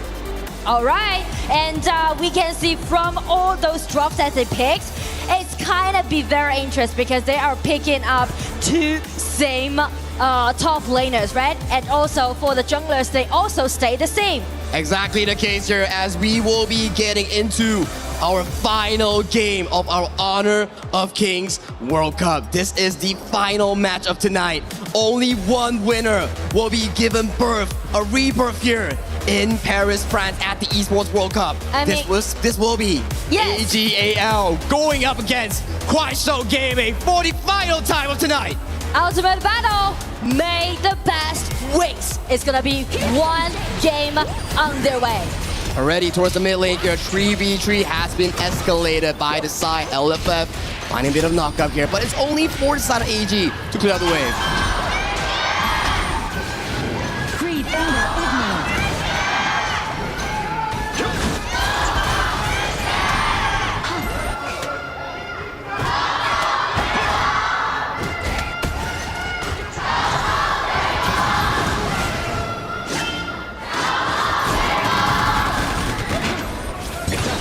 Hearing from the crowd, and right now dive right into the crowd that they are right now in the gorge. You can see the lane swap again performed by AG. Let it early to rotate first in the early game, and also let Shen just play defensively at the bottom. It's still really good stuff, right? You want to make sure that Ino doesn't get a hard lane. Funnel as much gold as possible so that this early can scale into those late game item power spikes. Exactly. And since these junglers are actually picking the same pay pick, so the efficiency about how they're gonna farm up matters a lot. And this is Juhao's first pay pick in the entirety of this BO7 here, so they have been banning it. They want to remove this potential pick from this player. Ron looking for a play. but Silence respects it. Both jungles will be appearing on this top side. They're doing the vision game so far. And Lapu, because Lapu didn't really rely on his level 4, so he's gaining the vision control for his teammates. Yeah, both teams are just scaling into those big timers on that level 4. When the ultimate comes online, I'm looking at Sheng and also Liu Lang. These two players will be the key playmakers to find potentially that big play towards the backline. So actually the ulti that they have will be really, really deciding. That's correct here. So if we were to look at the composition, right, I would say it's boiling down to who gets the perfect initiation. Is it Shuai, Sheng, or Ran? It's going to be Silence, Liu Lang, or LFF. These three players will be the pivotal 2-3 members to set up those game-winning fights. I mean, speak of the initiation, it do matters a lot to both teams, but their power type is kind of different because of their farm lane pickers. Shuai comes in with the upright outburst, catches on towards 2. Moon's Mirage saves Liu Lang in towards that 1v1 zone, but Silence, he is looking for the play, he's looking for the re-engage, sets him on towards the wall. That's a beautiful disengage for the side. Zoe gets the first blood, Sheng dashes away, gets taken down by Liu Lang, and Liu Lang has nowhere to run, but Zoe gets taken down in towards the backline. It's gonna be potentially the 2-for-2. Liu Lang still running over. He wants to run. Can he run though? He makes it out! He escaped away from that kind of circling. So after it's gonna be a 1-2 trade.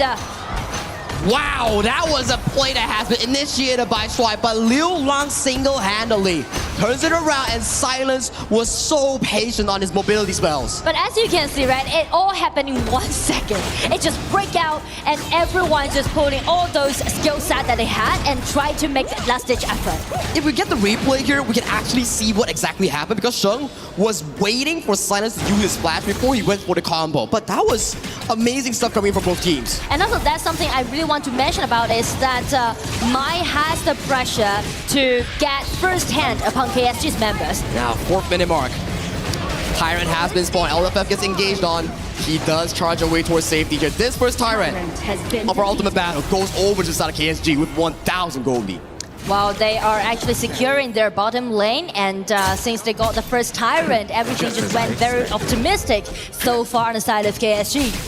Yeah, it's not the best moment to be looking for here. You need AG to find those equilibrium moments here. They're looking for an engagement towards you, but they don't find it. At the very least, towards the bot side, Shuai finds a bit of a vision control to give Yino more space to farm. Exactly, and actually Arlie already carrying the red buff can be quite explosive, dealing out all those damage at the bottom. Yeah, we need Yino to find 10th minute mark. Once he is 10th minute mark, 3 items, that's where he has more advantage over you. But right now, with this slow and steady tempo coming in from both teams, we'll have to see what comes next. It's gonna be some skirmishes happening right now on the top side. It's gonna be the flash coming out from Silence, get control, get a punch upon Zoe. Zoe turning into a tigress mode and trying to get out exclamation, flashing in and save Zoe from such a extreme situation. Such tanky health bars coming in from both teams as of right now. They are going neck and neck at it. We were thinking that Zoe might be falling, but he was able to find a really nice angle to jump away towards safety. Turn it into a tigress mode, but still, again, it's gonna be another ambush. You already rotating to the top, and right now it's gonna be Liu Lang breaking out his ulti, trying to drag Arlie in. It might be a possible solo kill. That's disaster for Sana AGAL and Liu Lang. He finds another signature play on the Haya. And right now, I just opened a window for them to get invasion into the red buff side. Juha is already on his way. They're waiting for this red buff to spawn. They definitely need to secure the red buff away from Arlie, try to shred him down. Oh, they're giving props towards Ron. Ron is here, so they have to give the respect towards Ron. Make sure they back away so that Silence can actually pick up the farm on towards cross map. But so far, we can see Liu Lang, the captain of KSG, is definitely under the spotlight. Yeah, Liu Lang, 2-0-0. Just now we topped the top side. He was gonna fall, but he made it happen here. No flash on towards Silence. Gets set on towards the wall. They do find a play, but a nice disengage coming in from LFF. Silence gets taken down by the side of Yino.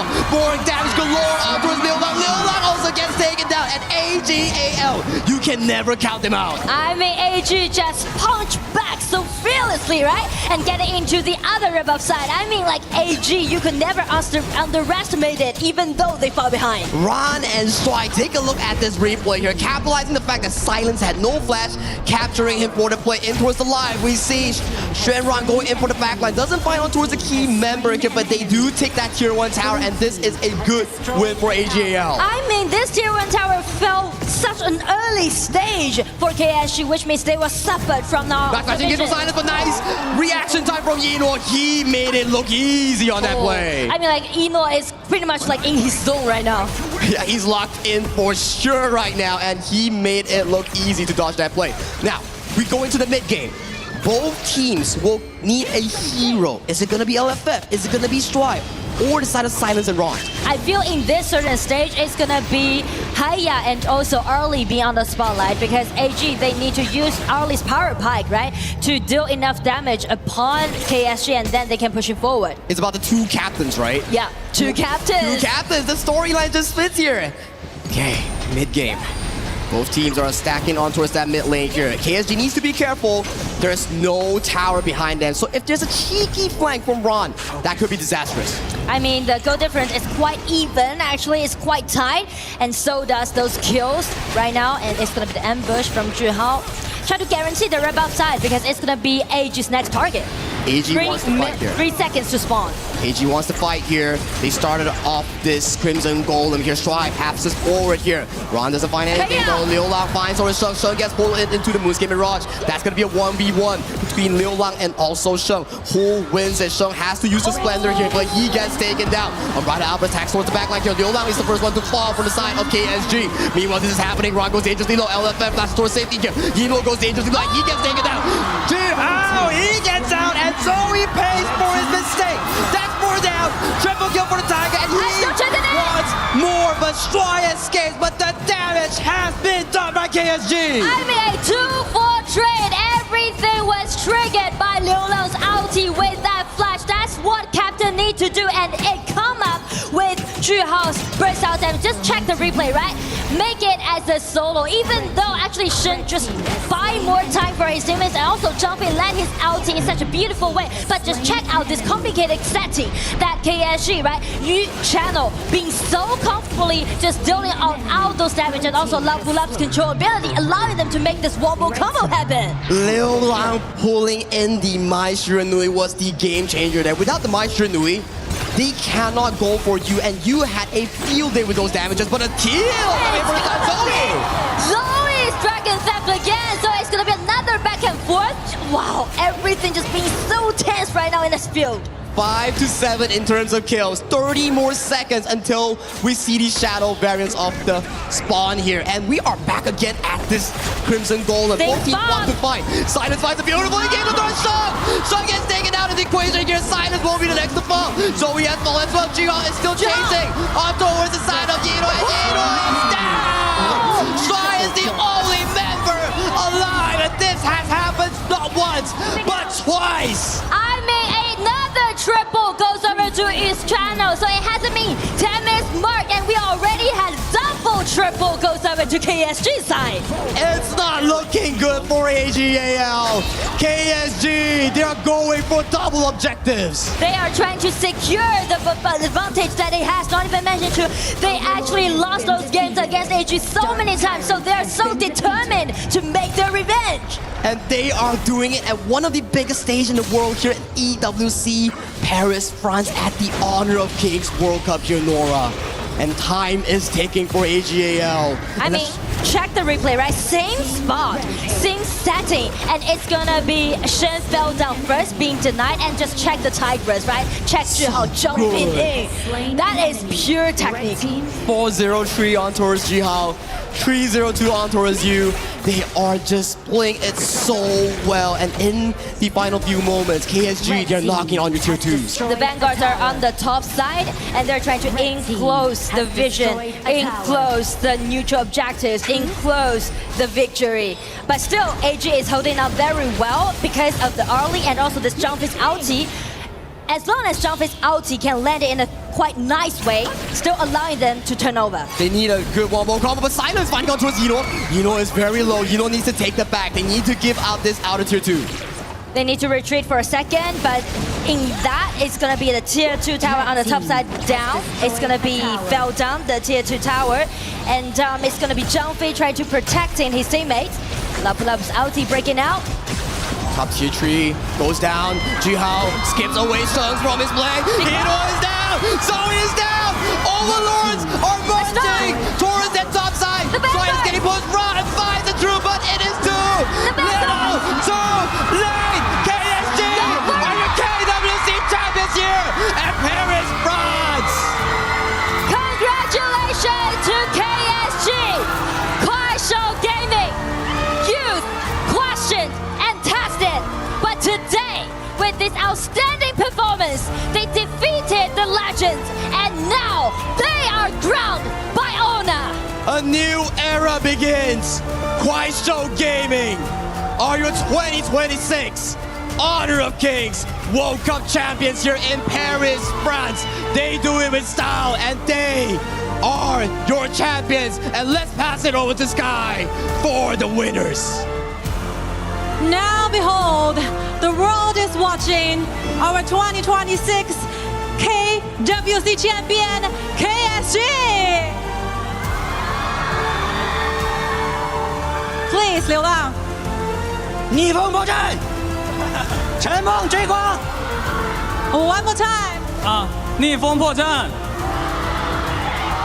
And gentlemen, please take a step towards where you crush the keys. This will be the moment where you crush AGAL's key and be claimed as the champion for the KWC 2026.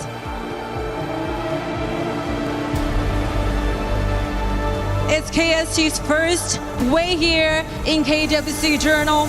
They've managed to walk away with the ultimate prize. This is a story of a rising star, and I believe this is gonna be a beginning of a new dynasty. Come on, boys, run for the trophy! 走吧，跑向属于你们的冠军奖杯！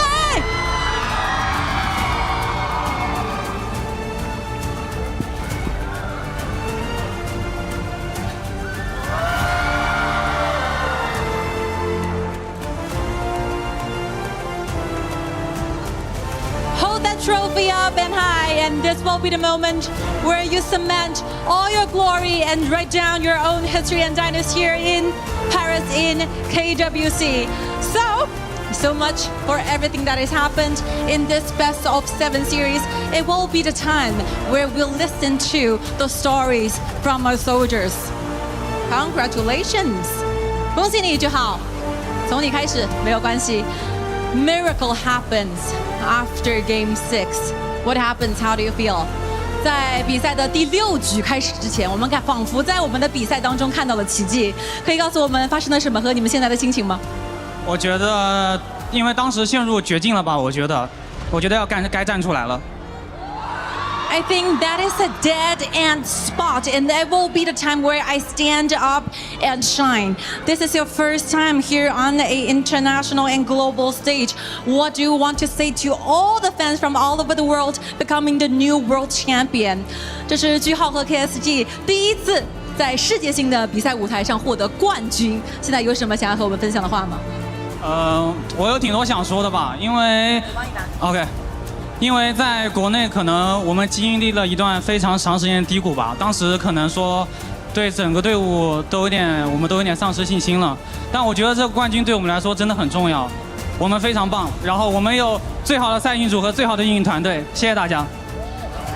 I have so much inside of me I want to say, because back in the time when we were in China in KPL, we are facing so many obstacles and ups and downs. We kind of lose our confidence and faith in us. And I believe this title will be one motivation for us to fight harder. And I believe we got the best teams, best players, best coaches. Thank you so much for having us here in Paris. Thank you so much for 句号，谢谢你。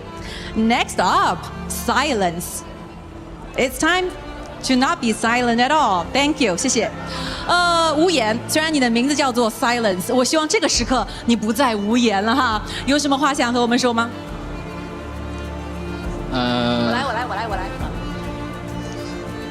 我觉得没什么说的吧，不如好好看着，最后是谁站在这里？ There's nothing much to say. How about you just look at who's standing here, be the winner of this series. Thank you so much, Silence. Thank you for that. Oh, Liu Lang. Very good to see you here, being the champion here in KWC. You are the foundation. You are the core player and captain, of course, leading the entire KSG. What do you have in mind? 其实，在这样子时刻，站在流浪身边，让我觉得非常非常的有感触。你作为目前非常年轻的这个战队的队长，我也是看着你一步一步长大的。现在来到了我们 KWC 的舞台，成为了全新的世界冠军。有什么想和我们分享的吗？ 可能确实在国内打的状态不好吧，我觉得现在这里我们大家都调整的非常快吧，相信团队的力量吧。 I think back in the days where we are having those matchups in KPL, it's not our best headings, but now here standing on the stage of KWC, we got the best version of ourselves back, and we just reclaimed the faith in ourselves, in our crews, in our families, and we are so grateful to be here. Any words? What will be happening next for us to anticipate in the future? 我相信这里只是你们中间的一站，未来的2026年，我们还可以在 KSG 身上看到全新的期待吗？这也是我们的第2个冠军嘛，希望我们再拿第3个、第4个吧。This will be our second title for the year of 2026, and I truly wish for the 3rd and the 4th in the upcoming tournaments. Thank you so much, Liu Lang. Thank you. Xiaoyu, hi. Hello. What do you want to say to the audiences all over the world since this will be your first KWC champion? 想说什么呢？在这个荣耀的时刻，真的要说吗？当然要说啦！都给我低调点！ Keep it low key, everyone. What else do you have in mind? 除了这句经典名言，还有什么想跟我们分享的吗？虽然下一代一直在输吧，输的我心态要炸了，因为打的自己打的不太好嘛。但是呢，我现在已经调整过来了，我现在感觉我是无敌的。 Even though we got somehow defeated and taken down back in the summer season, I lost confidence in myself. I started losing my ways during my path as an esports player. But now, standing on this very stage, I feel invincible and I will be super powerful in the future. Thank you so much. Thank you. 谢谢小雨。Last but not least, 烈风风。 This is your first time joining KSG as a roster, and you managed to be the final champion. What do you feel? 这对于烈风风来说，这场比赛非常非常的珍贵，这也是你成为 KSG 的首发成员拿下的第1个冠军。所以此刻有什么想和我们分享的吗？首先现在很开心嘛，然后感谢4个队友和教练组一直对我以来的帮助，尤其是流浪嘛，流浪真的教会我了很多东西。 在这个时刻，你也应该感谢你自己。有什么想要对自己说的话吗？好好加油吧，努力变强。其次，从青训以来，我都是一直看着 AG 的比赛成长的，这是第1次战胜 AG， 真的爽。 All right, first of all, I feel really excited being the champion here, and I want to express my sincere gratitude towards my coach, Ziqi, and towards the 4 teammates that are standing beside me, especially for Liu Liang. He taught me a lot. And for myself, actually, when I was in boot camp, I admire AG. I watch every single match from AG, and this will be my first time defeat AG on this kind of stage, and I'm super awesome. It's so exciting. Thank you so much. 谢谢烈风风。Last, let's talk a bit much with Ziqi. I think you're super proud of your players. What do you want to say? 我相信此时此刻你应该非常非常的自豪啊！有什么想对自己的队员们和所有支持你们的粉丝说的吗？我来。首先的话就是，我觉得今天这5个选手打得他非常棒。 这是第1个，然后第2个呢，就是我们在来到 EWC 之前，确实成绩不是很理想，输得比较惨吧。但是我们今天在这里拿到了冠军，我觉得我们做到了败不馁。然后呢，我希望就是在将来，不管是我还是我们的5个选手，我们要做到胜不骄。谢谢。 Thank you so much. First of all, I would say I have the best players on this planet for my 5 players. And second, even though we lost a bit during the KPL summer season, but I believe we could still fight back because this is a lesson learned. This is where we know that we never give up during setbacks, and we will know that and show to the whole world, prove ourselves to be the best ones. We never got too cocky when we're leading, and we never give up when we are losing. Okay, so much for the interviews, and I believe there will be a time where we announce a very important thing to the world. Shall we, Milosh? Yes, Kai, please. This is the moment for our Sony MVP award. And this will be given out by the head of Honor of Kings Global Esports, Team E Studio Group, Tencent Games, our honored guest, Mr. Jackie Huang. So please, ladies and gentlemen, give it up for your MVP, KSG, Juha! 恭喜句号 Let's take a picture together. 让我们一起合影留念，记录这个属于句号和 KSG 团队的宝贵瞬间。Thank you so much for being here. Please, one step further. Did you ever imagine to be the Sony MVP for tonight? 句号，这是属于你自己的个人荣誉。有想过可以在今天的比赛当中获得决赛 MVP 的称号吗？只想赢吧，因为不能想这个。其实打比赛的时候。All I think during my game is how to win. That is the only thing I care about. Actually, there is a very interesting fact. You will have $25,000 as a prize to be the Sony MVP. This is very special. How do you want to spend this money and prize money on? 句号，告诉你一个特别有趣的事情哈。获得我们今晚的 MVP 呢，你会获得$25,000的个人奖金哦。那你会想怎么样去消费一下这样子的个人荣誉和奖金呢？有什么 plan 吗？有什么计划？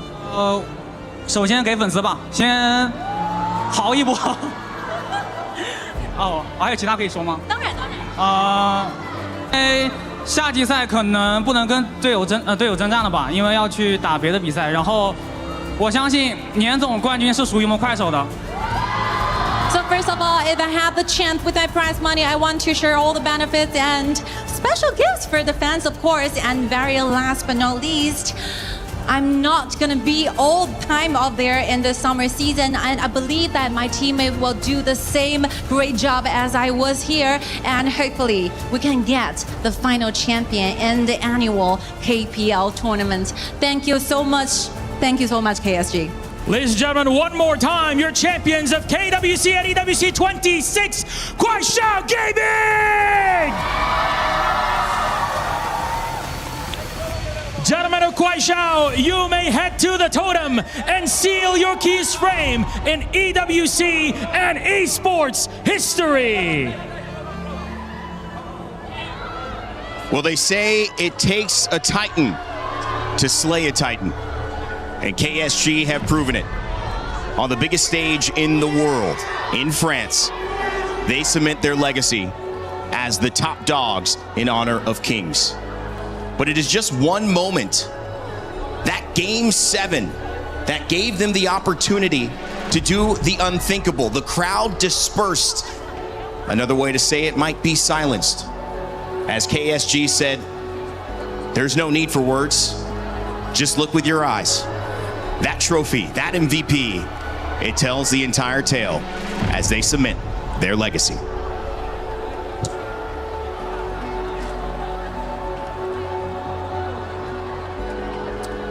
Please welcome to the totem, your KWC and EWC 2026 champions, Kaisho Gaming!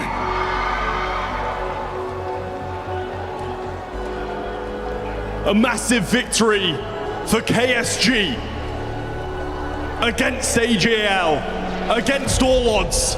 They managed to get it done. A fantastic showing. Congratulations, guys. What a performance. In a map 7, they take the KWC. Please, guys, take to the stage, put your frame in the totem, and write your chapter in the Esports World Cup history.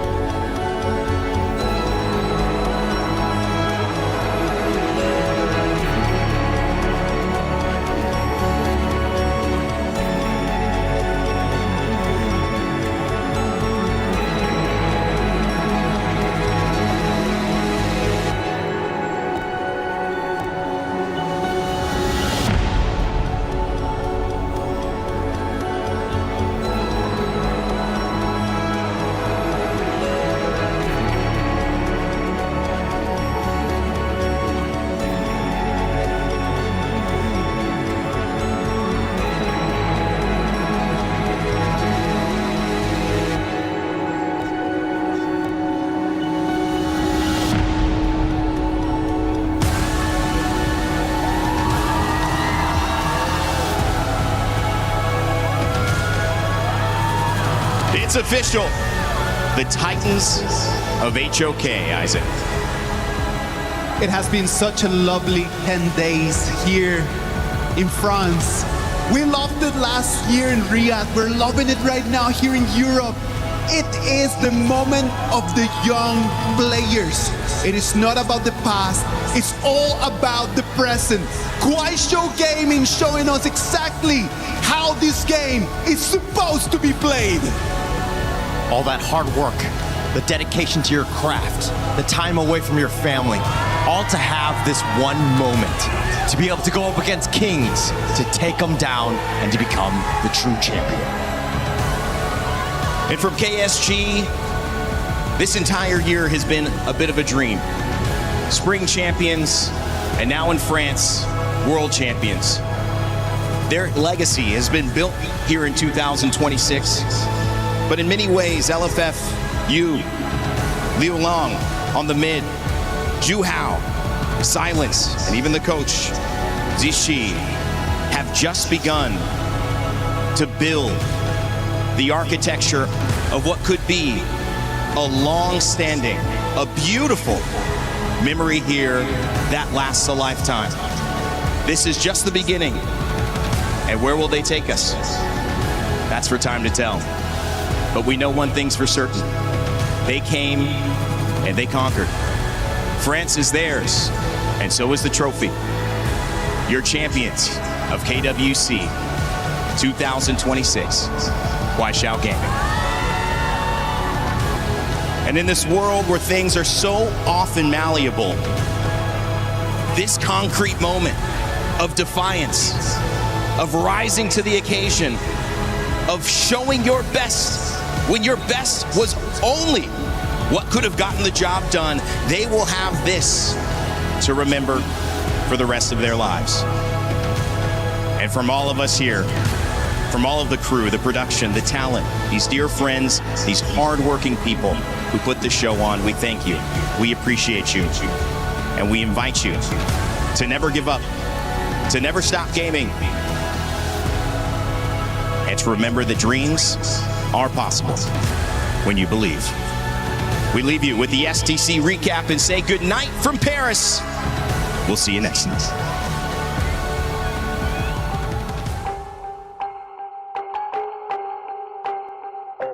Got our minds made up cause we were born to be contenders. When trials lie ahead, you know we never will surrender. Gonna be bold, gonna stand a little bit taller. As long as we are here, we can go a little longer. Caught up in this fight, now we're chasing every victory. Feeling every move, yeah, we're writing out the history. Running to the light, feeling calmer than a river. Ready for the fight, we go harder, we go bigger. Feel your heartbeat raising. Goes like 3, 2, 1, got you counting down. I won't let this crown be taken. Can you hear me go? Winner, legacy, feeling limited. Listen, I'm on it, I wanna live it up like, call it, want it. Yeah, I hardly started, you're falling fast, forging valor, crowning on. We're the champions, ready to go. Yeah, we're made out of gold, never letting it go. Got your back, yeah, they coming, strong in the storm. Do you wanna go up in fortune, valor, crowning on? Taking it from the top, I wanna rise it up. I wanna go with the feeling, all that we do is succeeding. Wanna get up and feel myself again. Wanna build a legacy, so undeterred, I'm making them listen. I bet you love what I bring to the table, yo. They got us now, wanna raise it up, raise it up. It's in our blood, wanna live it up, live it up. Don't wanna stop, wanna bring it home, just wanna be the one, stay proud. Feel your heartbeat raising. Goes like 3, 2, 1, got you counting down. I won't let this crown be taken. Can you hear me go? Winner, legacy, feeling limited. Listen, I'm on it, I wanna live it up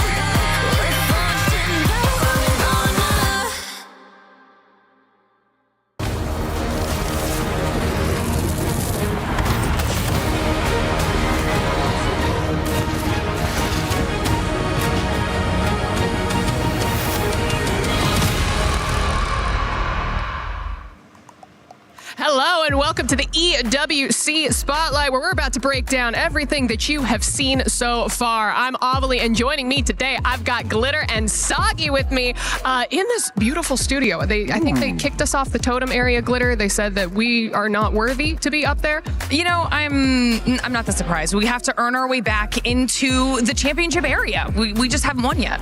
No, not yet. But Soggy, how are your vocal cords, brother? Because everyone was screaming over at the Lenovo Legion Gauntlet stage. I mean, I was casting just now. I was doing play-by-play, and I think I ripped a vocal cord or something. All right, well, honestly, let's jump straight into Honor of Kings and Arena of Valor, because a full 7-game series, a new champion. My God, what was it like? It was lit on the desk itself, and the crowd was just going at it crazy. It was at, like, what, 3-2, AGL defending champ was about to win, and all of a sudden, poof, KSG coming in, whooping 2 back-to-back games, and they are the champions, new one in 2026. Yeah, and we actually have the full bracket as to how we got here, but walk us through how we went from day one all the way to the end of these finals. Now, let's just focus on AGAL and also Quasho Gaming. They've been dumpstering the entire tournament, just 4-0, 4-0s all the way. Yeah, MKL teams, they came in clutch. They closed out the 3rd place in the match with 3rd and 4th. But for AGAL and Quasho Gaming, coming from KPL, coming from defending Titans, man, they've been clean at it, not dropping a single series win up until the final moment. I know, I can't believe that. There were so many 4-0, 4-1, 4-0, 4-1. I mean, do you think that the pressure was on as soon as they stepped onto the stage, finally having a little bit of pushback for each of these squads? Definitely has to, right? Like, imagine you're just like minding your own business, doing like 4-0s every single day. They're like, oh, coming to the final day, like, wait, the difficulty just went from easy to extremely hard. They're not just gonna let me win? Of course I'm not not used to this. Who would you say was the superstar, the standout? Oh, I gotta give it to Juhao, man. Like, Juhao, KSG, the jungler. He's the FMVP just now, and his final game in Game 7, we have this thing called blind draft, right? Like, in Game 7, there's no more like pick and bans. You just go directly into blind draft, which is called Ultimate Battle. And he was doing extremely good in that final game. Man, you love to see it. You love hearing that there's a new champion because, I mean, Glitter, we'll get to it a little bit later as to what those champion points mean at the end of the day. But let's go ahead and move over to the Alliance Vault, because we have Tekken. We started with top 8, and I think we are now at some top 4. We are, and we got to talk about how we got there too, Avalie, because an upset, I think, is what you would call it, because our 2-time defending champion Ulsan was taken out by Lowhigh. I see your face. You're shocked. Like it's the same storyline, right? We have Yino coming in for AGL. He's the title defender from 2024, 2025, and he was about to do a 3-peat just to lose at the final game. That's heart-wrenching. Absolutely heartbreaking. It's rough. But I mean, listen, everyone has been following one certain player as we get into Tekken, and that's Arslan Ash. Well, Arslan did it big as well, okay? Not only solidified that top 4, but took out Falcons along the way, which means Falcons are no longer in the running in Tekken 8. And I think, you know, that was a place that they still did get those club championship points on the board like you're talking about, but not as much as they would have liked. Huge for Twisted Minds. Now, as we look over to the STC Arena stage, the big stage where everyone is kind of gathering around, we do have some Call of Duty Black Ops 7. What have we seen so far? Now, we've also kind of moved into the championship bracket side of things for Call of Duty. First match out of the gate, Heretics take G2 out of the running, and it went the full 7. 4-3 was the final scoreline, so it wasn't exactly an easy battle. Metal Z, with 146 kills, had to write this down. 1.16 KD, absolutely insane performance.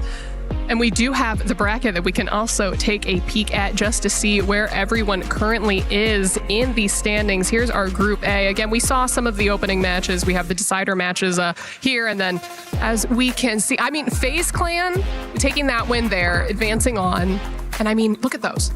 And this is going to be fun as we continue to move through all of these groups, because the result of what we got out of COD's group stage was that we're going to also see a little bit of a rematch. You'll notice it when we get there, of our recent World Championship Grand Final. And if you know what I'm talking about, it's between Optic and FaZe. I mean, talk about the most perfect setup in Call of Duty. We were also talking a little bit about yesterday about Optic making it back in after losing 100 Thieves. Yeah. Like, is Nade happy somewhere? there? Is what's happening in the Optic offices? Either way, some exciting Call of Duty Black Ops 7 ahead. But Glitter, we got to go to your stage. This is your expertise over at the Qiddiya City Grid with some PUBG Mobile. We had some Group B. We sure did. And it was a very exciting, literal record-breaking Group B, okay? We talked about it.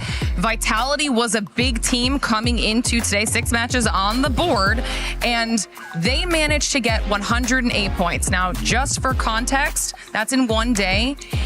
Yes, or out of Group A, 4 Thrives across 2 series of matches got 107 points. Vitality did that in just half of that amount of time.